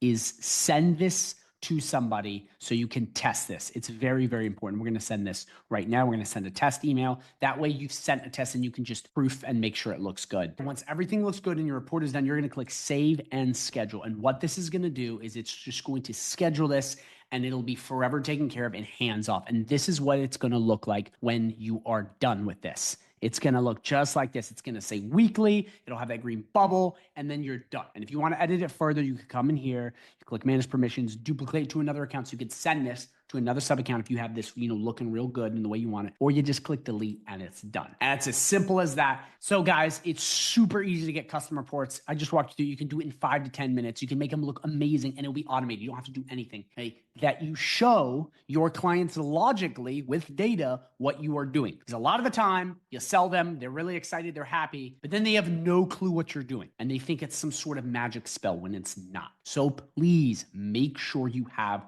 custom reports set up. It will help you so much. So before we go into the settings down here, I just want to make this really clear because this is very, very important. Settings on each sub account are basically the admin side of all of the things on here. It has those final things that basically complete everything on the main dashboard. And I get so many questions about custom values, how to configure emails, getting phone numbers, all these little things that make all of this work, tags, opportunities, everything. And if they just understood the settings, they would understand all of it. Please, again, pay really close attention because this video may not be the most exciting, but it will answer so many of your questions and just give you that much more in-depth knowledge of how the entire GoHighLevel sub-account system works. So you'll just be like a master way faster. Trust me, like when I really dived into settings, it clicked way better. So you're going to come into your sub account and you're going to go right down to settings. Okay. And we'll be brought to these right here. So I'm going to go through each one of these and what they do. So first up is business profile settings. And all this is main admin panel. And this is actually tied to custom values a lot of the time. So it's important to understand that these are where the default data / settings and IDs for your sub account goes. So the first thing in general information, you're going to have your location ID. Anytime you use support and they want to know where a sub account is, you're going to need this. This is the exact code. Okay. It's the ID that differentiates sub accounts. So it's unique to this account and they all have them. Then you can have a business logo and then a bunch of different business information. So legal business name, email, your branded domain, your website, your API key, in general information. And a lot of people don't have this filled out. I recommend you come through, you fill everything out, even put the exact name with your EIN, upload your logo. Trust me, it just makes everything that much cleaner. And you always just click update information when you're done. Then over here, you have your physical address. This should already be filled in when you signed up with HighLevel, but it will just be the address of your business. Trust me, when this is all filled out, it makes a bunch of the other stuff easy because it pre-populates. Then you have business information. Okay, so this is like legitimate legal side of things. So it'll be your EIN, okay, any sort of registration ID, industry. Again, super good if you are having stuff like A2B verification because this will help. So make sure you plug in all of that or your client stuff. And guys, it just makes such a big difference in the long run when you're trying to do stuff quickly. That authorized representative, this is going to be the user, the person that basically runs said sub account. Really important that you fill this out. Whoever it is, whether it be you, whether it be a VA, whether it be the business owner, fill this out with all their stuff and click update information. Then we have general. So this just has a couple different major settings across the entire sub account. Do. So you can allow duplicate opportunities, merge contacts, disable time zone, bot prevention, mark emails invalid due to hard bounce, which I recommend you check on if you are doing email marketing. These are just a couple things that you only can find here that have to do with other things out here. So it depends on what you're trying to do. Okay, this is where you would tick on those other settings. And then right down here, this will link to other parts of the sub account. So back in the day, boxes for SMS compliance right here to click. You had your voicemail box you could click, and you had missed call text back all here. They recently changed that, guys. This is 2025. It's different. They now have it just linking. If we click looking for call and voicemail settings, it's going to take us to the phone numbers section of GoHighLevel. Say it brought us right down to phone numbers, but it's not right here. We actually have to go to voicemail and missed call text back. So back in the day, it used to just be right in settings, but now we actually have to go another step. And then right in here, you can actually upload your voicemail. So you can have a default voicemail for this sub-account. You would literally just click upload file and you upload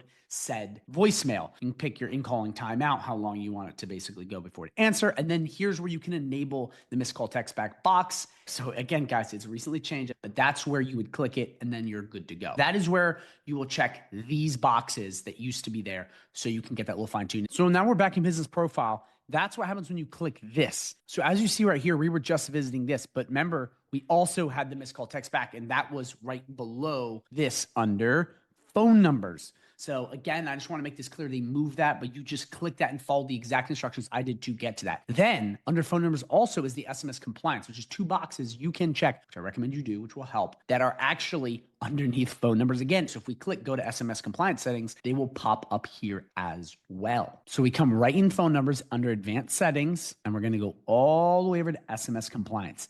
And these 2 boxes you're going to want to have checked on. Okay, one is making sure that you have an opt-out, and the other is making sure you are compliant by adding sender information. So you can check these on or off. I recommend you have them on. It's good compliance practice. You have to click into this and go to this to find these. They're not in the sub account anymore, but these are default settings on the sub account. So that's where these 3 boxes go. You just click them and you follow the exact instructions I have. Last but not least, we have basically allowing duplicate opportunities, which is just allowing in your pipelines to have 2 of the same opportunity. And you can toggle this on or you can toggle it off. You pick. But that is the business profile. And again, all this is it's the base general information for the entire sub account. Next, we're going to go to billing. This is actually really cool because this is where all of your financial transactions within a sub account are. So right in here, you'll see all the marketplace apps you have, and then you'll see the add-on. So we added WhatsApp onto the sub account. So you will see, okay, I'm paying $10 from this. You'll see you're paying for Yext or whatever you're using. It'll all pop up right here. So if you're ever wondering what you're paying for in a sub account, you always come down to billing. And then in payments, you will have your credit card information up here. So it's always there, any sort of billing information.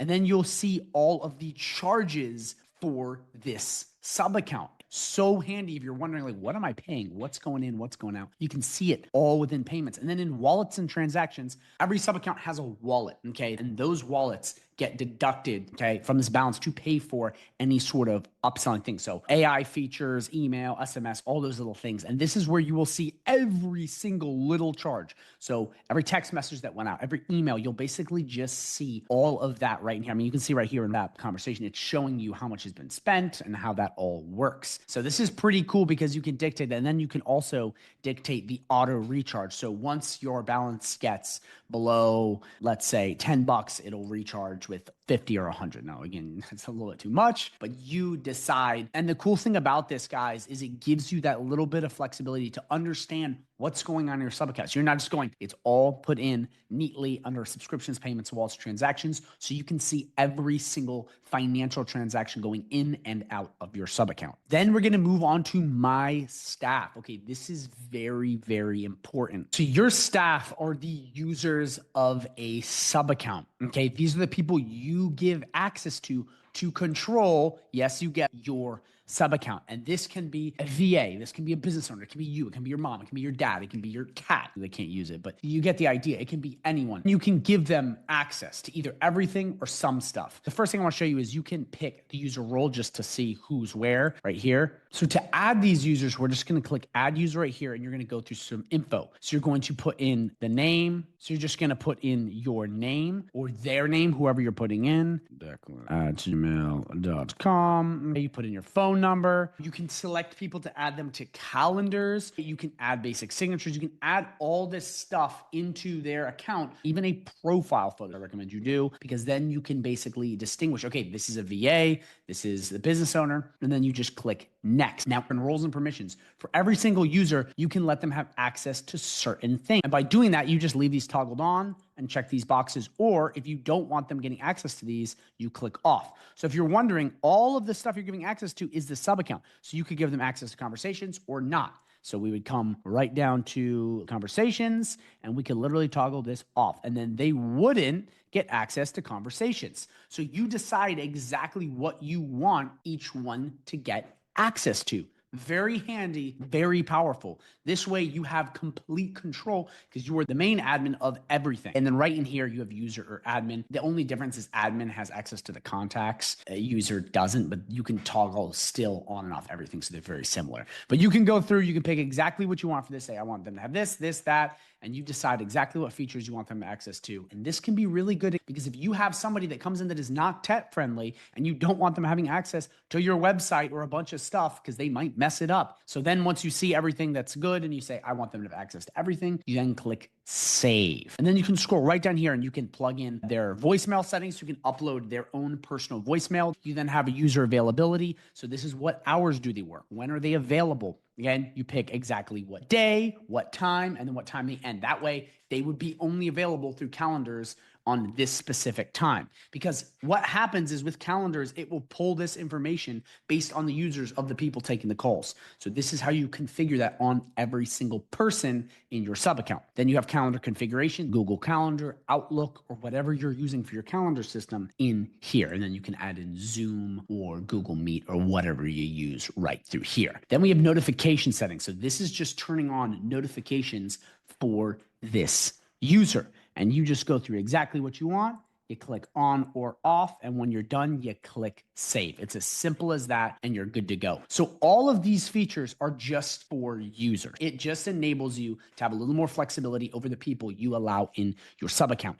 And what you can also do, which is when someone first signs up with you, you can come right into Launchpad and come right down here and click add. And what this will do is you can just plug in an email address, click send invite, and it's going to send them access in a user form so they can immediately get signed up if you don't want to add it manually. But this is just how you would do it manually. And once you have all your users here, you can toggle between admin and user. You can click edit to re-edit each account, or you can click delete and it will get rid of them from the location. But this way you have access and full functionality of your team, your employees, whatever. This is where you're at it right through my staff. So now we have opportunities and pipelines. So really all this is a couple basic settings on opportunities within your account. So if we come right in here, you have a couple of things. So we can turn this off entirely, which is allow different owners of contacts and their opportunities, or you can turn it on. And then right in here, you have two options. You can automatically make opportunity owner a follower of a contact. So that's basically allowing an opportunity to connect to a contact, or automatically make a contact owner follow an opportunity, which is the inverse of that.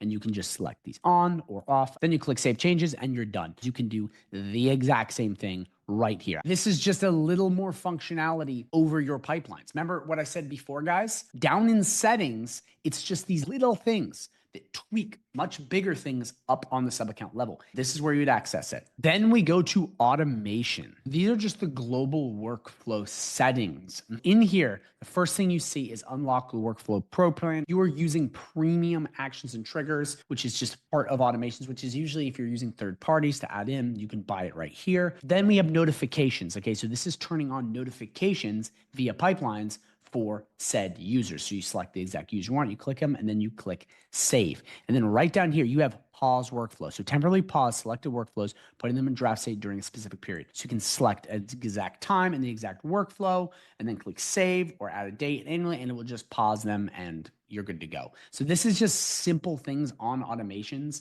to add, but a lot of this can be done through the automations as well. This is where you would access all of this information. So it's just good to know exactly what this tab does. Now we have calendars. When you create calendars, you actually do it in settings. You don't do it in calendars. Calendars is just where you see your appointments, your calendar, and basic stuff like that. And it's all through these two tabs. To create calendars like this and group service menus, rooms, etc., and creating the calendar itself, you actually have to come and click calendar settings. And look what happens. It takes us all the way down to calendars. So there's nothing else like this in your GoHighLevel account. So this is the one odd one where it's actually all in settings. And to get to it, you can just come right into calendars and click calendar settings. And that's where you're at. And a lot of people get really confused because they're like, I went to calendars and I didn't see where to build a calendar. It's because it's actually in settings. So it's a little bit different. So just to let you know, I have a full video dedicated to creating calendars for every niche on another video on my channel called Calendars Tutorial. So please go watch that because I'm just showing you how to access it. Okay. But that video, it's full on my channel. Please go check it out. It's amazing. But that's where you will do everything with calendars and actually learn how to do this. Then we go down to conversation AI. This is where you build AI chatbots. Again, full video on this on my channel. I'm not going to be going in depth in this video because I'm just showing you where it is. This used to only be available in settings, but actually, if you come to your sub account, you can go to AI agents and it is the exact same thing. Ready? We click conversation AI. It's just now active right through here because it's a very popular feature, but that's where you would find it. So you don't really need to come into settings in order to do this. You can just come right into AI agents, click it, and you're good to go on your main sub account. And again, I have a full video on my channel going so in depth. It's probably the best video on GoHighLevel AI chatbots available on YouTube. So please go check it out. But this is where you'd access it. Same with AI voice agents. If you come right in here and we click voice AI, it is the exact same thing. One is up here through AI agents. The other is right down here. And then you're good to go. So it's very, very simple. It's very straightforward. Again, guys, if you want to learn how to create AI chatbots or AI voice agents, I have full videos on my channel going in depth over this. I highly recommend you go watch those because it will explain in depth how you do this. This video is just settings. I'm just showing you what each of these does so it makes sense. Also, if you are interested in learning more about GoHighLevel and AI and really how to sell this, I have an exclusive 30-day free trial link where you'll get access to me. You get access to snapshots in almost every niche, plus an awesome agency snapshot, live calls every single week, trainings on how to sell high level, trainings on how to master high level, private community, the whole 9 yards by signing up using that free trial link and using high level. If you're using high level, you also get access to me. It's a no-brainer. And this works because high level is paying me to do this. So you don't have to pay me. You're getting it for free, but high level is taken care of because they want me to help you use the software so you can make money with the software. That's why I recommend you check it out because I can help you and actually show you how to use this, but also how to make money with it because that's really why a lot of people get into high level. It's to make their business better or grow it or streamline and automate it. So please, if you are interested in GoHighLevel, go down below and check out that 30-day free trial link. Now we're going to move on to email services. That will be in your sub account under marketing, under emails. That's where you'll be sending out campaigns and in contacts. That's where you do the actual sending of the email. This is configuring, okay, what provider you're using and what dedicated domain you're using. So you can either use Mailgun or you can use Lead Connector. I recommend use Lead Connector. Dedicated domain and IP, and you can add a dedicated domain and IP to this account. So your email campaigns, whether that be cold email or warm email, don't land in spam. They land in inbox. And I have a full video on this subject because it's so in depth. So please check it out on my channel because it's an email marketing masterclass. But just know in your settings, this is where you set that up.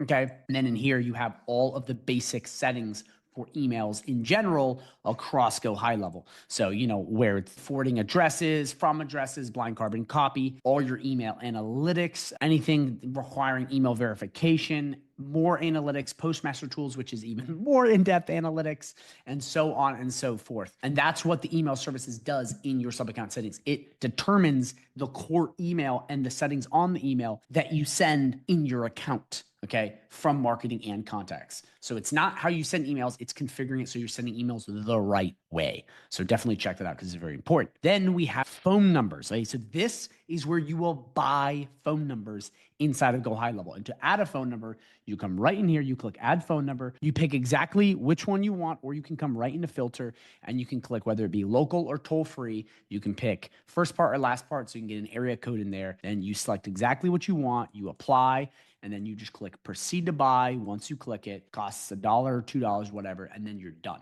In phone numbers, this is where you'll see all of the usage based on the sub account, your trust center where you get A2P verified, messaging analytics. These are all the analytics on your text messages. Then advanced settings, which we went to earlier in the video, which will have all of the smaller stuff configuring your phone number on this sub account. This is very important if you are sending text message blasts. The settings will be configured in here, not up there. It's down in settings. That's where you do all the little stuff like compliance, number intelligence, all the little tweaks that will make everything perform better. That is found in the settings under phone numbers. And again, I have full videos on SMS marketing. If you want to learn how to send SMS the right way, get in people's inbox, get clients with SMS, create automations using SMS, that's on my channel. So please check that out. But just know that phone numbers is where you'll buy the phone number and configure said settings so you can come back up here into contacts and launch your text message blasts the right way. Then we have WhatsApp. So this is where you will manage all of your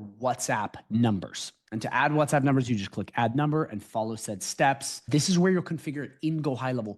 If you want, this is where you will do it. You'll come in here and you follow along, and then you get verified, you create your number, and then you can basically start sending WhatsApp messages in contacts. You can even send WhatsApp blasts. It's a great way to get clients. It's great for overseas people. It's relatively cheap. This is where you will manage everything WhatsApp related in your sub accounts. Just in case your WhatsApp dashboard doesn't look like this and it looks like this just means you have to buy what on your sub account, whether you're on someone's white label or your own, and you have to buy it so you can get access to this. Because remember, that is a paid service to connect to chatbots and all that stuff high level. I think it's $10 or whatever. You can find how much it costs on the back end. But if it doesn't look like that, you'll just put in your credit card and get it, and then you'll have this exact same dashboard so that you can get started. That's WhatsApp in a nutshell. It'll be all found in the settings through here to configure everything. Then we have custom objects. So this is some really advanced stuff. I have a full video on this, so please check out my channel because it goes a little more in depth on this. But basically what custom objects are is it's creating associations between objects in GoHighLevel. So one contact could have a lawnmower, a house, a car,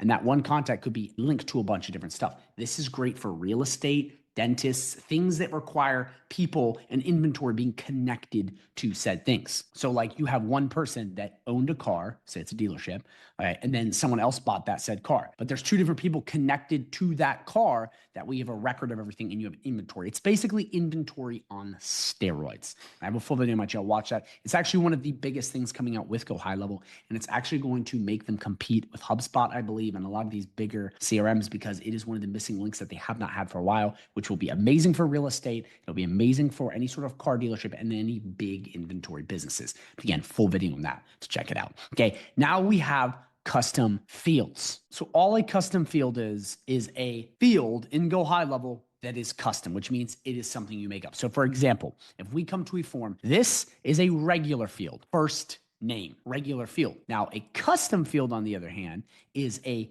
field you make up that you can add to forms, websites, email marketing campaigns, whatever you want to create. So if you come in here and you're like creating a form for a competition, you could have first name, last name, and then you could add a custom field, which would be favorite Pokemon card or whatever. That way you have extra flexibility over everything because every business is different. It's not just going to be first name, last name, email address. There's going to be other fields involved. It may be favorite car. It may be EIN number, whatever. Custom fields gives you that ability to create any sort of field. So there's full customization here. And to add these, you just click add field. You pick how you want it. So multi-line, number, whatever, which you can do single line. We're going to put that. We're going to click next, and then you're going to pick what you want to be called. So we're going to do current car. Okay, this is just completely random. Then you can pick if it's connected to an object, a group, whatever you want. Okay, this could be current car, because remember this right here, what I'm looking at is these things right here. It's the fields in there. So then you can click save. And now you have said custom field right down here, which is current card. And you can add this anywhere you want. So let's refresh this and let's add this in. We're going to come right into custom fields. Okay. And we are going to find under contact, and look at that current car. We can just drop that in. Now they can put their current car in there, and we can configure anything else you want. And this is important because it just gives you that much more flexibility to create anything for any business. That way you have every single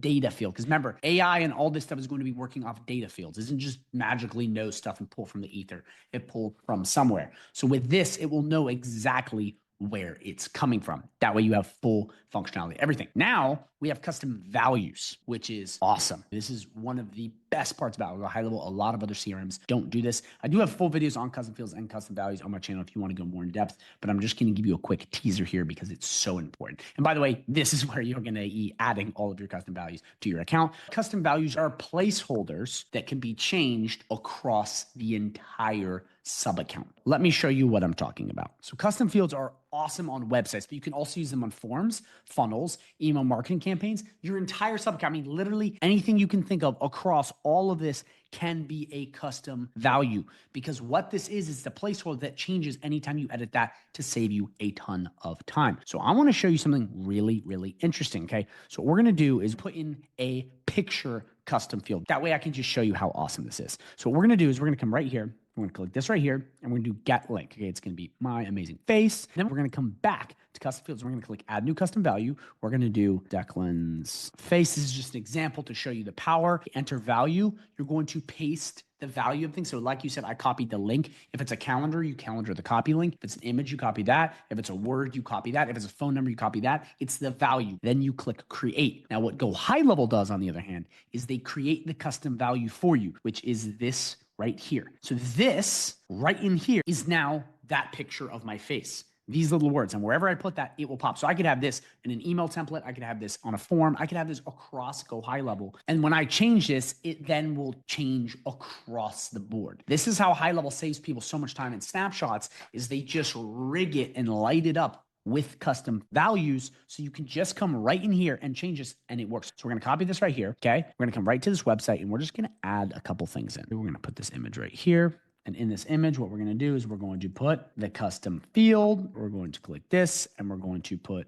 this image in right here. And we're just going to put custom field right in there. So once we have these, we're now going to save it. And then we're going to view this page to show you what I'm talking about, because this is really interesting. Boom, my face twice. And if we come back here, okay, I don't know why it's a broken image, but it's this custom value and we have it twice there. Remember, you can do this across the board. I can now change this without having to go on the website and change this in two different places. I can come right back in. I can click this right here, which will be edit custom value, and I can change said value. So what we're going to do is we're actually going to change it to a t-shirt. So we're going to get link. We're going to come right in here and we're going to click paste, and then we're going to click update. And now this is going to update the custom value wherever I put it. So now that we have this, we're going to go back and check out the website. Boom, look at that. It's now changed by just having that text. Imagine if this was phone numbers, if this was email addresses, if this was images across the website, across the marketing materials, across all of your GoHighLevel sub account, you could come right in here. And as opposed to you having to go across all of GoHighLevel, changing this, changing that, you could just change all of the values out. And then your entire account is changed to match your business. You change it and then it's changed across the board. Do you see how much simpler and easier this is than anything else? It makes things so simple, especially for your clients. Because if you have a logo and say your client gets a logo change, you don't have to go across the website, across social media, across the forums, across the documents, across the contracts, across everything. You can just come right in here and click change value. And it does it for you across the entire sub account. It doesn't get any easier than that. So that is what custom values are, and they're incredibly important. Again, on custom fields and custom values, I have a full video on my channel if you want to go even more in depth, but they are just so powerful. And this is where you access them in GoHighLevel. Now we have managed scoring. This is an incredibly powerful part of GoHighLevel that is also underutilized, which is used for sales campaigns. The way this works is it keeps tabs, okay, an engagement score on each action that happens or each contact. So that way, let's say if you have the guy opens an email, he confirms an appointment, he gets a tag, he likes your post on social media, it gives him 50 points. Once 50 points hits, it then will send him an email. You can do all kinds of stuff with this, but let me just show you a little bit of this. So we can click draft to publish. Let's add a new rule. If action is, let's do payment received. He sends you a payment, okay? You can do source and you can do is, and we can do invoice. We can add 15 points, okay? Save. Now, the whole point of this is creating a point system on contacts. So say if you have a big sales business, there's people coming in over here, over there, you create a point system, an engagement score to know where people are at in the sales process. So again, if they click your link, 5 points. If they book an appointment, 8 points, whatever you want. Then it tallies up. Then you can use these scores to trigger automations and chatbots to start working. So once you have this, we go, okay, I like this. This looks cool. We then can hop on over automations and add this in. So when anytime someone hits the right score, which means that contact is up, think about it like you're warming up a lead, it then will trigger. Let me show you. So we come right into automations and we click engagement score. Do score greater than, and then we will do 75 and we'll click save trigger. Anytime someone gets a score over 75, we then could have it send SMS, send email, send internal notification, send a review request, whatever you want. You then can add that in, which is really, really cool because it just gives you that much more flexibility on your sales process. Are they a good lead? Are they a bad lead? Are they a person that accidentally clicked this? This right here, engagement scoring under managed scoring in your settings, is how you figure this out. Okay, now we move on to domains. By the way, if any of this is not making sense, please, please, please drop a comment down below or message me free on Facebook, WhatsApp, or Instagram, and I'll answer. I'll help you out, okay, for free. Domains, this is where you add domains into GoHighLevel. So you have two options. And one, you can purchase a domain in GoHighLevel. So you search what you want. So we'll do Declan is the greatest.com. You type it. You see if you like it, and then if it's there, you buy it. So look at this, declansthegreatest.com. I have all this. Then you can buy it, and then you're good to go. So this is how you buy domains in GoHighLevel, which I actually highly recommend you do. It's way better now that they have this all in-house, but that's how you will buy a domain and put it in HighLevel. Then you can connect your domain. So whether it be for a funnel, client portal, brand domain, whatever you want, you just click connect and you follow said steps. You will put in your domain and then it'll pull it in. So if it's GoDaddy, Cloudflare, Squarespace, Wix, wherever your domain is hosted, it will then take you through some settings of bringing that in. It'll be different for all of them, but if you are going to get a domain outside of GoHighLevel, use GoDaddy. It is the best. They have the best support and it is the easiest and most compatible with GoHighLevel. So please use that because it will help you tremendously. But that is domains and that is how you access them and that is how you edit them. So I went to another Subaccount just to show you what it looks like when you actually have a domain in here. It'll look just like this and you can click manage and this is where you can do all of your DNS records, subdomains, whatever you want. It'll be all right through here and you just click this, you edit, you get what you want. And it's very, very simple. Now we move on to URL redirect. So all your redirect is when someone types in www.declanisawesome.com, it then quickly routes them to another URL. Very simple, very straightforward. You pick the exact domain you want to use, your path, how you want to redirect. I have full videos on my channel, and then your target URL. All this is going to do is it's going to take one URL and immediately send it to another URL. Very simply, very straightforward. And this can be great if you don't want people going to a site or you have an old website or another domain. Say you have davidsplumbingandsons.com and then you have davidsplumbing.com, but you're only using one for a website. You could use that other domain and just route it straight back here. Actually, this is what a lot of people do. It's kind of a sneaky SEO strategy. When you get a bunch of domains that are similar to one business and then you just use redirects, sending them all back to one primary domain. So you just hook all of the traffic. So that is a primary thing that URL redirects are for. It's very simple. You just click add a redirect. You pick the domain, you pick the exact path, the redirect type, and then you put in where you want it to go, and then you have a redirect. Now we move on to integrations. So this is just adding any sort of third party into GoHighLevel, okay? Google Calendar, social media, QuickBooks, Wave, any of this stuff, Shopify. You just click connect and you follow the instructions. That way you can plug in your third parties in here. I see so many issues with this thing because people are in the main sub account. It's because it's right in integrations and that's how you add it. You also have all kinds of stuff with Facebook, LinkedIn, and TikTok ads in here for field mapping and a bunch of other stuff. So integrations is where you're going to go to connect any other service into GoHighLevel. Then we have private integrations. This is for developers trying to add like customized stuff in here. It's a little different. This is more in depth. But if you are a developer or a coder and you want to add really in-depth things into GoHighLevel, this is where you do it, under private integrations, under settings. Then we have conversational providers. So this is where you'll see all of the providers for SMS or email gateway. So special like added on features that aren't in here. So for SMS and email, they would be in here in conversational providers. Tags, very important. This is where all of your tags on GoHighLevel will be. If you don't know what a tag is, it is a way to differentiate contacts by tagging them. So it could be hot lead, cold lead, happy leads. And that way, wherever you are in GoHighLevel, we can go into contacts, we can go anywhere. You can add tags to people. Tags are incredibly important. It is a way to tag leads and differentiate them. And it can be whatever you want it to be, but these separate people and make sure you're labeling people correctly. So like hot lead, Google review given, it just gives the database a little more functionality to pick what's what. So it makes sense. So I want to show you how this works. So we click new tag. Let's just do sold lead. So once we click create, what we can do is we can then add this to any contacts or in automations so that from now on, anytime someone is sold, they have this lead put on. We can click this contact right here, and then we can click add tags, and then we can click the exact tag we want. So once we have your tag, we can add them to any contact. We just click add tags. Okay, we'll just do test, and then we can pick, okay, let's do the one we just created. And then once we click add tags, you'll see, look at that. You now see him tagged with sold leads. So in case you're still not sold on tags, they're used for pretty much everything in GoHighLevel as far as distincting contacts. So like for your sales process, for automations, it's a way to segment people based on actions they create. It's kind of like managed scoring, but combining those, you get all the data points you need on any contact. That way, when you do this, You'll probably be segmenting people. If you have people that are sold and you don't tag them and you continue to message them the same thing in an automation that goes buy, buy, buy, they already sold, it's just going to annoy them. But if you can tag them with sold, it will remove them from the workflow and then customize it like that. And then everyone is happy. So that is tags. And again, you can create as many as you want by clicking this and following that exact process. Then we have labs. Super underutilized. I swear so many people have no idea this exists. I'll bring this up with people and they're like, what's labs? And they just don't know. So labs is a way for you to test new features inside of GoHighLevel. It's awesome. And all you have to do is find exactly what you want and click enable. And it will then enable this feature in your sub account. This is beta features that have not yet been released. This is how you test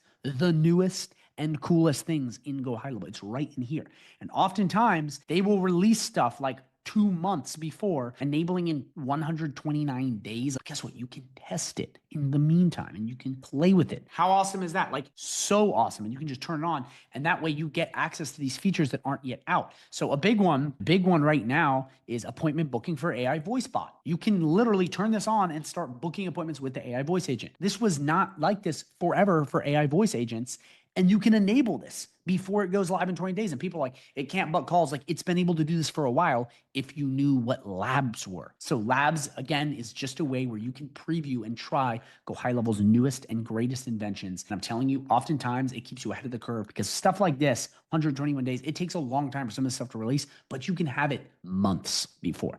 Now we go into audit logs. So cool. This is where you will see every single action that is done in a sub account. Audit logs are incredibly important for seeing what got done and what didn't get done. That way you can check on your employees, your VAs, you're making sure people are doing their work because it will show you every single thing that's happened. And what's funny about this is it'll also show you who did what if someone messed something up. So people are like, I didn't delete the website. It'll literally say that the user deleted the website. That way you have complete surveillance of your sub account. So you can see every single movement that has happened in your sub account. So very important, very cool. It's just a great way to see everything that's done, hence why it's called audit logs. Then we have brand boards. Okay, so this Ollie brand board is a pre-built out brand board with colors, logos that you can apply to email templates. You can apply to websites and whatnot. So we'll click Add Design Kit. You can pick exactly how you want this to look. We'll do the Earth one. We'll click Continue. And then right in here, you pick your logo, you pick your business colors, whatever you want. You click Set.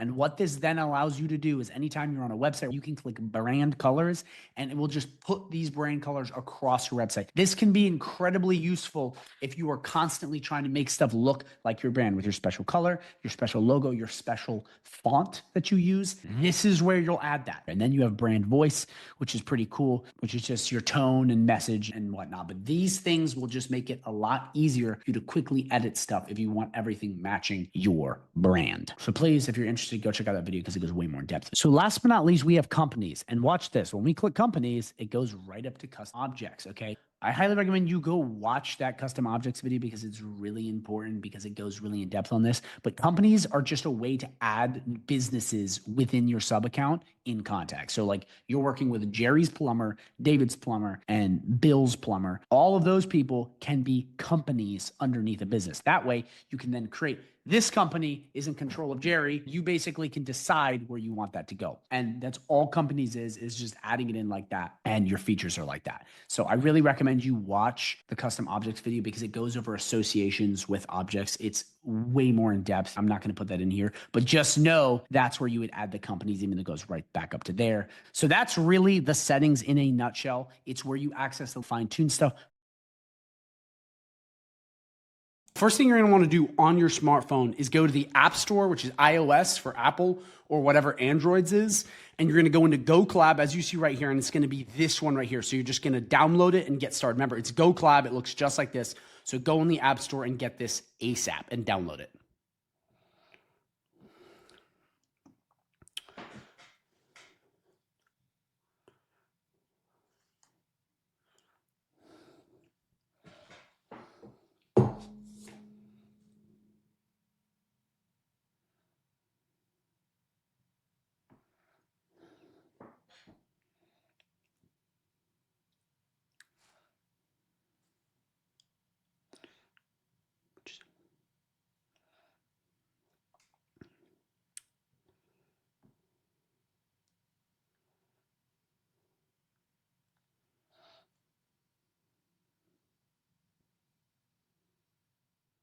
Okay, so first things first, you're going to go into the Home tab, and this is just going to be a place where you can see all of your course progress and basically everything like that. Then we're going to have the Discussion tab. Okay, and what this is where all your posts are and all of the engagement in the group. You can just scroll down like that. And to post, you can just click this right here. Okay, type in, your post, test, hello, done. Okay, again, you can add graphics or anything else down there. Very simply, very straightforward, just like how it is on the computer. And then you just click post and you can see it right there. Again, you just click that button right there, and to comment, you click that. Then we have manage. All manage does is let you see all of the members, so you can kind of approve them and not approve them. That's how you let people into the group. You'll just click that tab right there. And then to review is to review any posts that may be sketchy or whatnot, so you can get rid of them. So that's how the entire Discussions tab worked. All it is just the entire community outline. And then right up here, you have your channels. So all the channels are specific. So all the channels are just...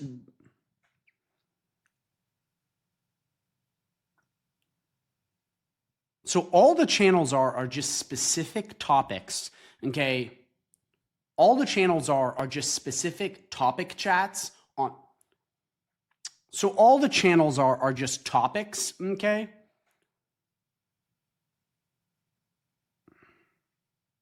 And then right up here, by clicking these three lines, we get the channels. So all the channels are just group chats on a specific topic. So as you see here, I have Q&A, announcements, share your wins, and you just click into them and it'll be specific to that channel, just like the desktop. It's just in a different place. Right here, we click add channel. You put the name of the channel in, you put the description, and then you can put the icon in and make sure if it's private or not. Again, it's the same exact thing as on desktop. It's just in a different place. So that's how you would create channels and access them. Again, it's just right through this hamburger right here. Then we have learning. Okay, so in the learning tab, this is where all of your courses will be. So to access a course, to say we want to do how to learn high level, this one right here, we just click this right here. Okay, we do syllabus or click start learning. And then right here, you see all of the lessons. Very simply, very straightforward, all like that. You just click into them to watch. I mean, it doesn't get any easier. It's the exact same thing as the desktop, just in a different place. Now, to get out of this, a lot of people will click this arrow right here and then they go, what the heck? There's no courses found. What is this? It's kind of a glitch. You're going to want to click this button right up here, okay, courses, and then you want to click communities, and it will take you back to the community. I don't know why they have it that way. It's kind of weird, but that's just the way it is. Then we have more.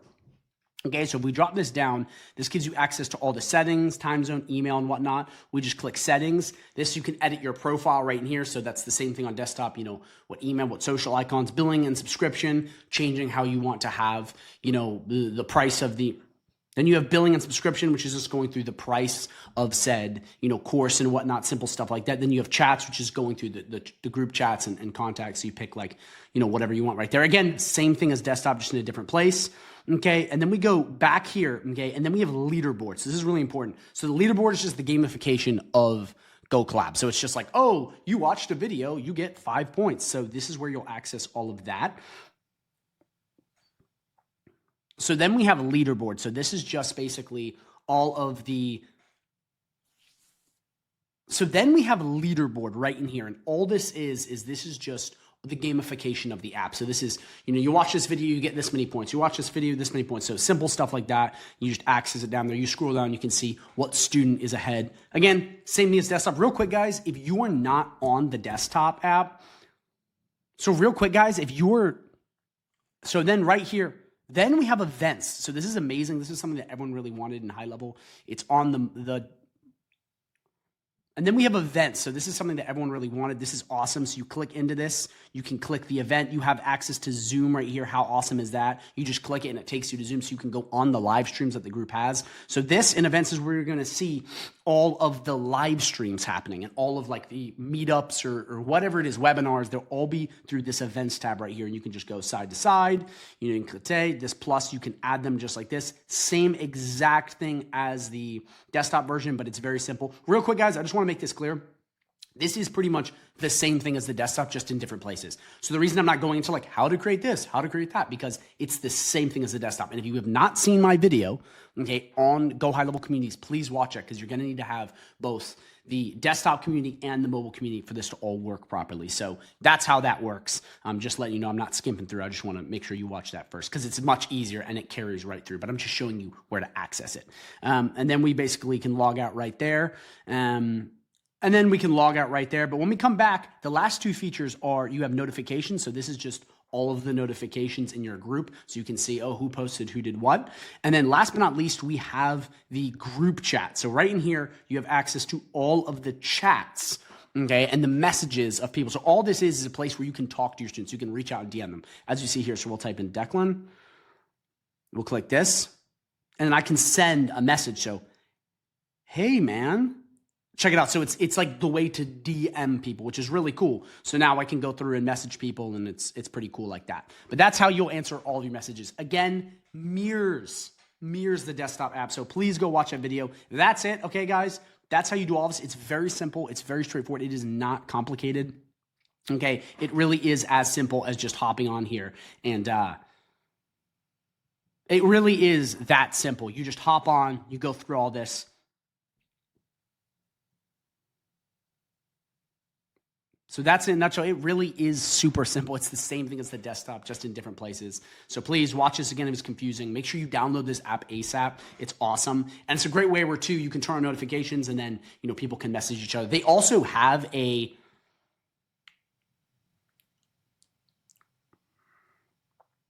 They also have a white labeled app if you're interested, which is actually pretty cool, where you can like brand it. Again, that's last thing I want to show you is you can white label the app. It costs money, okay, but it's pretty cool. You can make the app match your brand, your logo. So you basically have your own app and send push notifications. Again, it's like $70 a month or something, but this is where you would access that. If you have not gone live on the GoKollab marketplace, you're going to want to do this. You basically come right in here. You just click the group you want and then click go live, and it's going to basically allow you to go out to their discovery page. Will get you a lot of organic traffic. I talk about this in my other video. I'm going to link that other video at the end of this video if you've not seen it. Please watch it, because again, it will explain this much more in depth. The mobile app is just the same thing except on mobile. But now that you know how to use the mobile app, I highly recommend you get every one of your users on the app, because it will drive engagement like crazy. It's much simpler, much easier. Go High Level Wizard here, and now I'm going to be going over a complete tutorial of the Lead Connector app inside of Go High Level. Okay, what this app is used for and how you can use it for yourself and your clients. Before we jump in though, please go right down below, smash the subscribe button, and if you have any questions at all, drop a comment down below. If you're on an Android or an iPhone, the first thing you want to do is download the app from the App Store. Okay, it's called Lead Connector. You can pick this one or this one. By the way, they are the same thing. They're actually the same exact app. So just download one of these. Okay, again, Android, you're going to be on the Android store, iPhone, the App Store, and then the white label app is just white labeling these. So putting your logo on and doing all this stuff to make it match your brand, so to speak. And again, this is $4.97. It's an extra fee you have to pay on top of it, but it is something you can do if you are interested in having your own app, quote unquote, for your software. And you can go and see a lot of people do this, but it is $4.97 just for the white label app. But again, you're going to want to go right to the App Store. You're going to want to download it if you do not already have it. What you can do too is you can quickly send your clients the link to these apps in their sub account. Let me show you. If you go to the launch pad, you'll see right here it's already set up, but it will say send link, and you'll pick the email and it will send them a link to download the mobile app, which is awesome. This makes it so fast. So remember, if you're doing heavy lead flow with your clients and whatnot, and you need to get the app, make sure you immediately send this out, because it's just huge and it's a shortcut. So you don't have to tell them, go to the App Store, blah, blah. You just send them a link. They take care of it. The thing I want to cover real quick before we really dive in is just what the difference is. So the desktop has full features. So when you're on your computer, you can access everything. Funnels, automation, CRM, campaigns, reporting. You can build websites. You can do all of this stuff. The app is just to go through leads. Okay, as you see here, view leads, communicate, manage appointments. It's just meant to do lead generation stuff. You can't build a website on it. You can't necessarily run automations. You can't build out stuff on it. I mean, you can do little things like send invoices and shit like that, but not big in-depth stuff that you have to do on the computer. And a lot of people ask me, hey, can I build a website on my phone? No, you cannot. Maybe in the future, but right now you can't. It's all done on your computer. As for the app, it's just dealing with leads. It's managing notifications, all simple stuff like that, and talking to people, messaging. That's why it's called Lead Connector. And again, we're about to get fully into this, but I just want to make that clear because there is confusion about that, and that is the way it works. Desktop is for building everything out. App is just to deal with leads. So let's jump right in. Okay, so the first thing, we're going to go right into Lead Connector app or the HighLevel app, and you're going to be brought to this page right here. Okay, but we're going to go up here and click those 3 lines, and we're going to go into settings. So this has all the general settings. This has, name, address. You can switch over here from system to dark, light, which is really cool. You have any sort of payment test modes, stuff like that. We'll go over that later. You have languages, which is awesome. You can switch the language of said app. You have app version, license, and then you can log out just like that. Very simple, very straightforward. Right here, this is just the basic general notifications tab. As you see right here, you'll have all of your notifications in one place. As you see, you can pick right here which ones you want. You can pick the read, unread, and simple stuff like that. Okay, you can call with this button right here. This little lightning bolt is on all of them. You'll have send email, add contact, scan business card, book appointment, request review, create invoice, new opportunity, make a call, or send an SMS. This is just a quick guide so you can immediately do something really fast. And this is on all of the pages, as you'll see right here, because we're going to conversations. So now we're going to move on to conversations. So this is the conversations tab on the desktop. It's just on mobile. If you're in HighLevel, it's this bad boy right here. It's just on the mobile app. And that's where you can message everyone from one place. It's amazing. All, Instagram, Facebook, Messenger, Chatbot, everything from one dashboard. So as you see, basically you have access to all these. You can click into any of them. You can send WhatsApp. You can send regular text message, Facebook, just like the conversations tab. You have it all right here. But this is really handy for going through leads, and you can send a new SMS, a new email, or a new WhatsApp message just by clicking those right there. And again, the lightning bolt, same thing as before. You have that quick access to send any of those quick things, which is awesome. Okay, if you're just trying to send a quick email, but this is on every page, and I'm going to pull this up every time just to show you, but it just goes through that. Then you're basically going to have ways to quickly send like mini invoices or quickly charge someone on your account. So you can put in whatever number you want, view it, add the customer, pick what item. You have ways to do tap on the phone, so you can tap their credit card, cash, cards on file to immediately charge, invoice, and a bunch of other stuff. We're going to go into invoices later in the video, so I'm just kind of breezing through some of this stuff, but that's how you will use that right there. And again, you have your products right here within HighLevel. It's in the products tab to create, which you can do it in here too. And then you're going to go to calendars. This is great. Okay, so you have basically all of your calendar right here. You can access your calendars right here too, which will be any of the calendars you built out. You can access any of your users, okay, any one sub account, any sort of groups you made. So all calendar settings are right here, and it's great because you can just add all this stuff in very simply, very straightforward, right through there. And again, you can schedule appointment or block off time just like that. And again, lightning bolt, you can hit all of those really quick. And then you have contacts where you can go through these. You can add a contact, as you'll see right here. You have all your smart lists up there. Very straightforward, just like the contacts on the sub-account view. So this is what I'm talking about, these contacts. So you're starting to pick up what I'm talking about now. It's the same thing, but you just don't have all of the functionality that you have on the desktop on the app, but you can access basic stuff like that. So if you go up here and click these 3 lines, you'll then be brought to this sidebar. Okay, and this sidebar has a bunch of other little options. So you just go up and you click, it's called hamburger, and then you'll get access to all of these. So the first thing is opportunities. This is just like in the main dashboard. It's your pipelines. So you can access these. You can scroll around just like you can on the other one. You can access any of your pipelines right here. So toggle between them. Okay, you can pick any sort of the dates, move around stuff like that. You can add contacts right in manually. It's just like that. And again, the lightning bolt, you can add any little quick things. But you're going to go into manual actions. This is going to be for any workflows you want to add automatically. Again, lightning bolt, send anything quick just like that. Okay, and again, this is great if you already have stuff plugged in. You can just quickly go to town and add any user to add the automation to. Then we're going to go to invoices. So this is very similar to the other invoice tab. If you go into the sub accounts where you see all of the invoicing, that's where you can quickly send invoices just like this, which is really handy, which you can do very simply. So you can just pick invoice, you have templates, you have recurring. And again, if you have not seen my video on invoicing, please go watch it because it goes over the entire payments tab. And again, this might not make sense unless you've gone through the desktop side first or laptop side, whatever you want to call it, because it has all those points in it. And you have the full understanding, like templates, creating a one-time invoice, which is just sending one invoice one time where you pick the contact, or sending a recurring invoice. So it's a recurring invoice that goes through every single month, as you'll see right here. And again, you can pick the customer you want and set that invoice up like that. Pick the cadence or the time frame, and then you're simply set like that. Now we're going to go into Insights. So Insights is just metrics. It's just like on the Subaccount side. It's just your metrics. It's in your data, your calls, your submissions, all that good stuff, all in one place. You can access it all right through here. Okay, you'll see it just like that. Very simply, very straightforward. You have all these things right here, like adding your pipelines, your dates. Then you're going to have marketing. So anything in the marketing tab, any campaigns, any social media management. Guys, again, it's mirroring the desktop app or getting on your computer. It has all the same things. You just can't do in-depth stuff like launch campaigns, but you can view them. And then anything within a sub-account right here, you can add. So it's very straightforward, just like that. Okay, now we're going to have tasks. So this is any sort of task you want to add to someone, just like in the other one. Do you want someone to call someone? Do you want someone to do anything? You can just do this right here. You can click the add the plus button right here. You can put the title, you can put in the description, you can assign the exact user you want it to go to, the contact, and then you can pick the date to basically send tasks to people. Like, hey, you need to go build this website or whatever you want. So task management. Then we're going to have reputation management. So all this is going to be this is just going to be a place where you can send quick review requests, see what's going on, and just see the flow. And again, you can't run citations from this, but again, you have the lightning bolt to go through any of that, just so you have basic access to things. Again, I think the theme you're seeing here is it's quick access to simple stuff. It's not a full range. It's not, I can't get anything. But again, if you have a client or you are using this and you have leads coming through, this is perfect.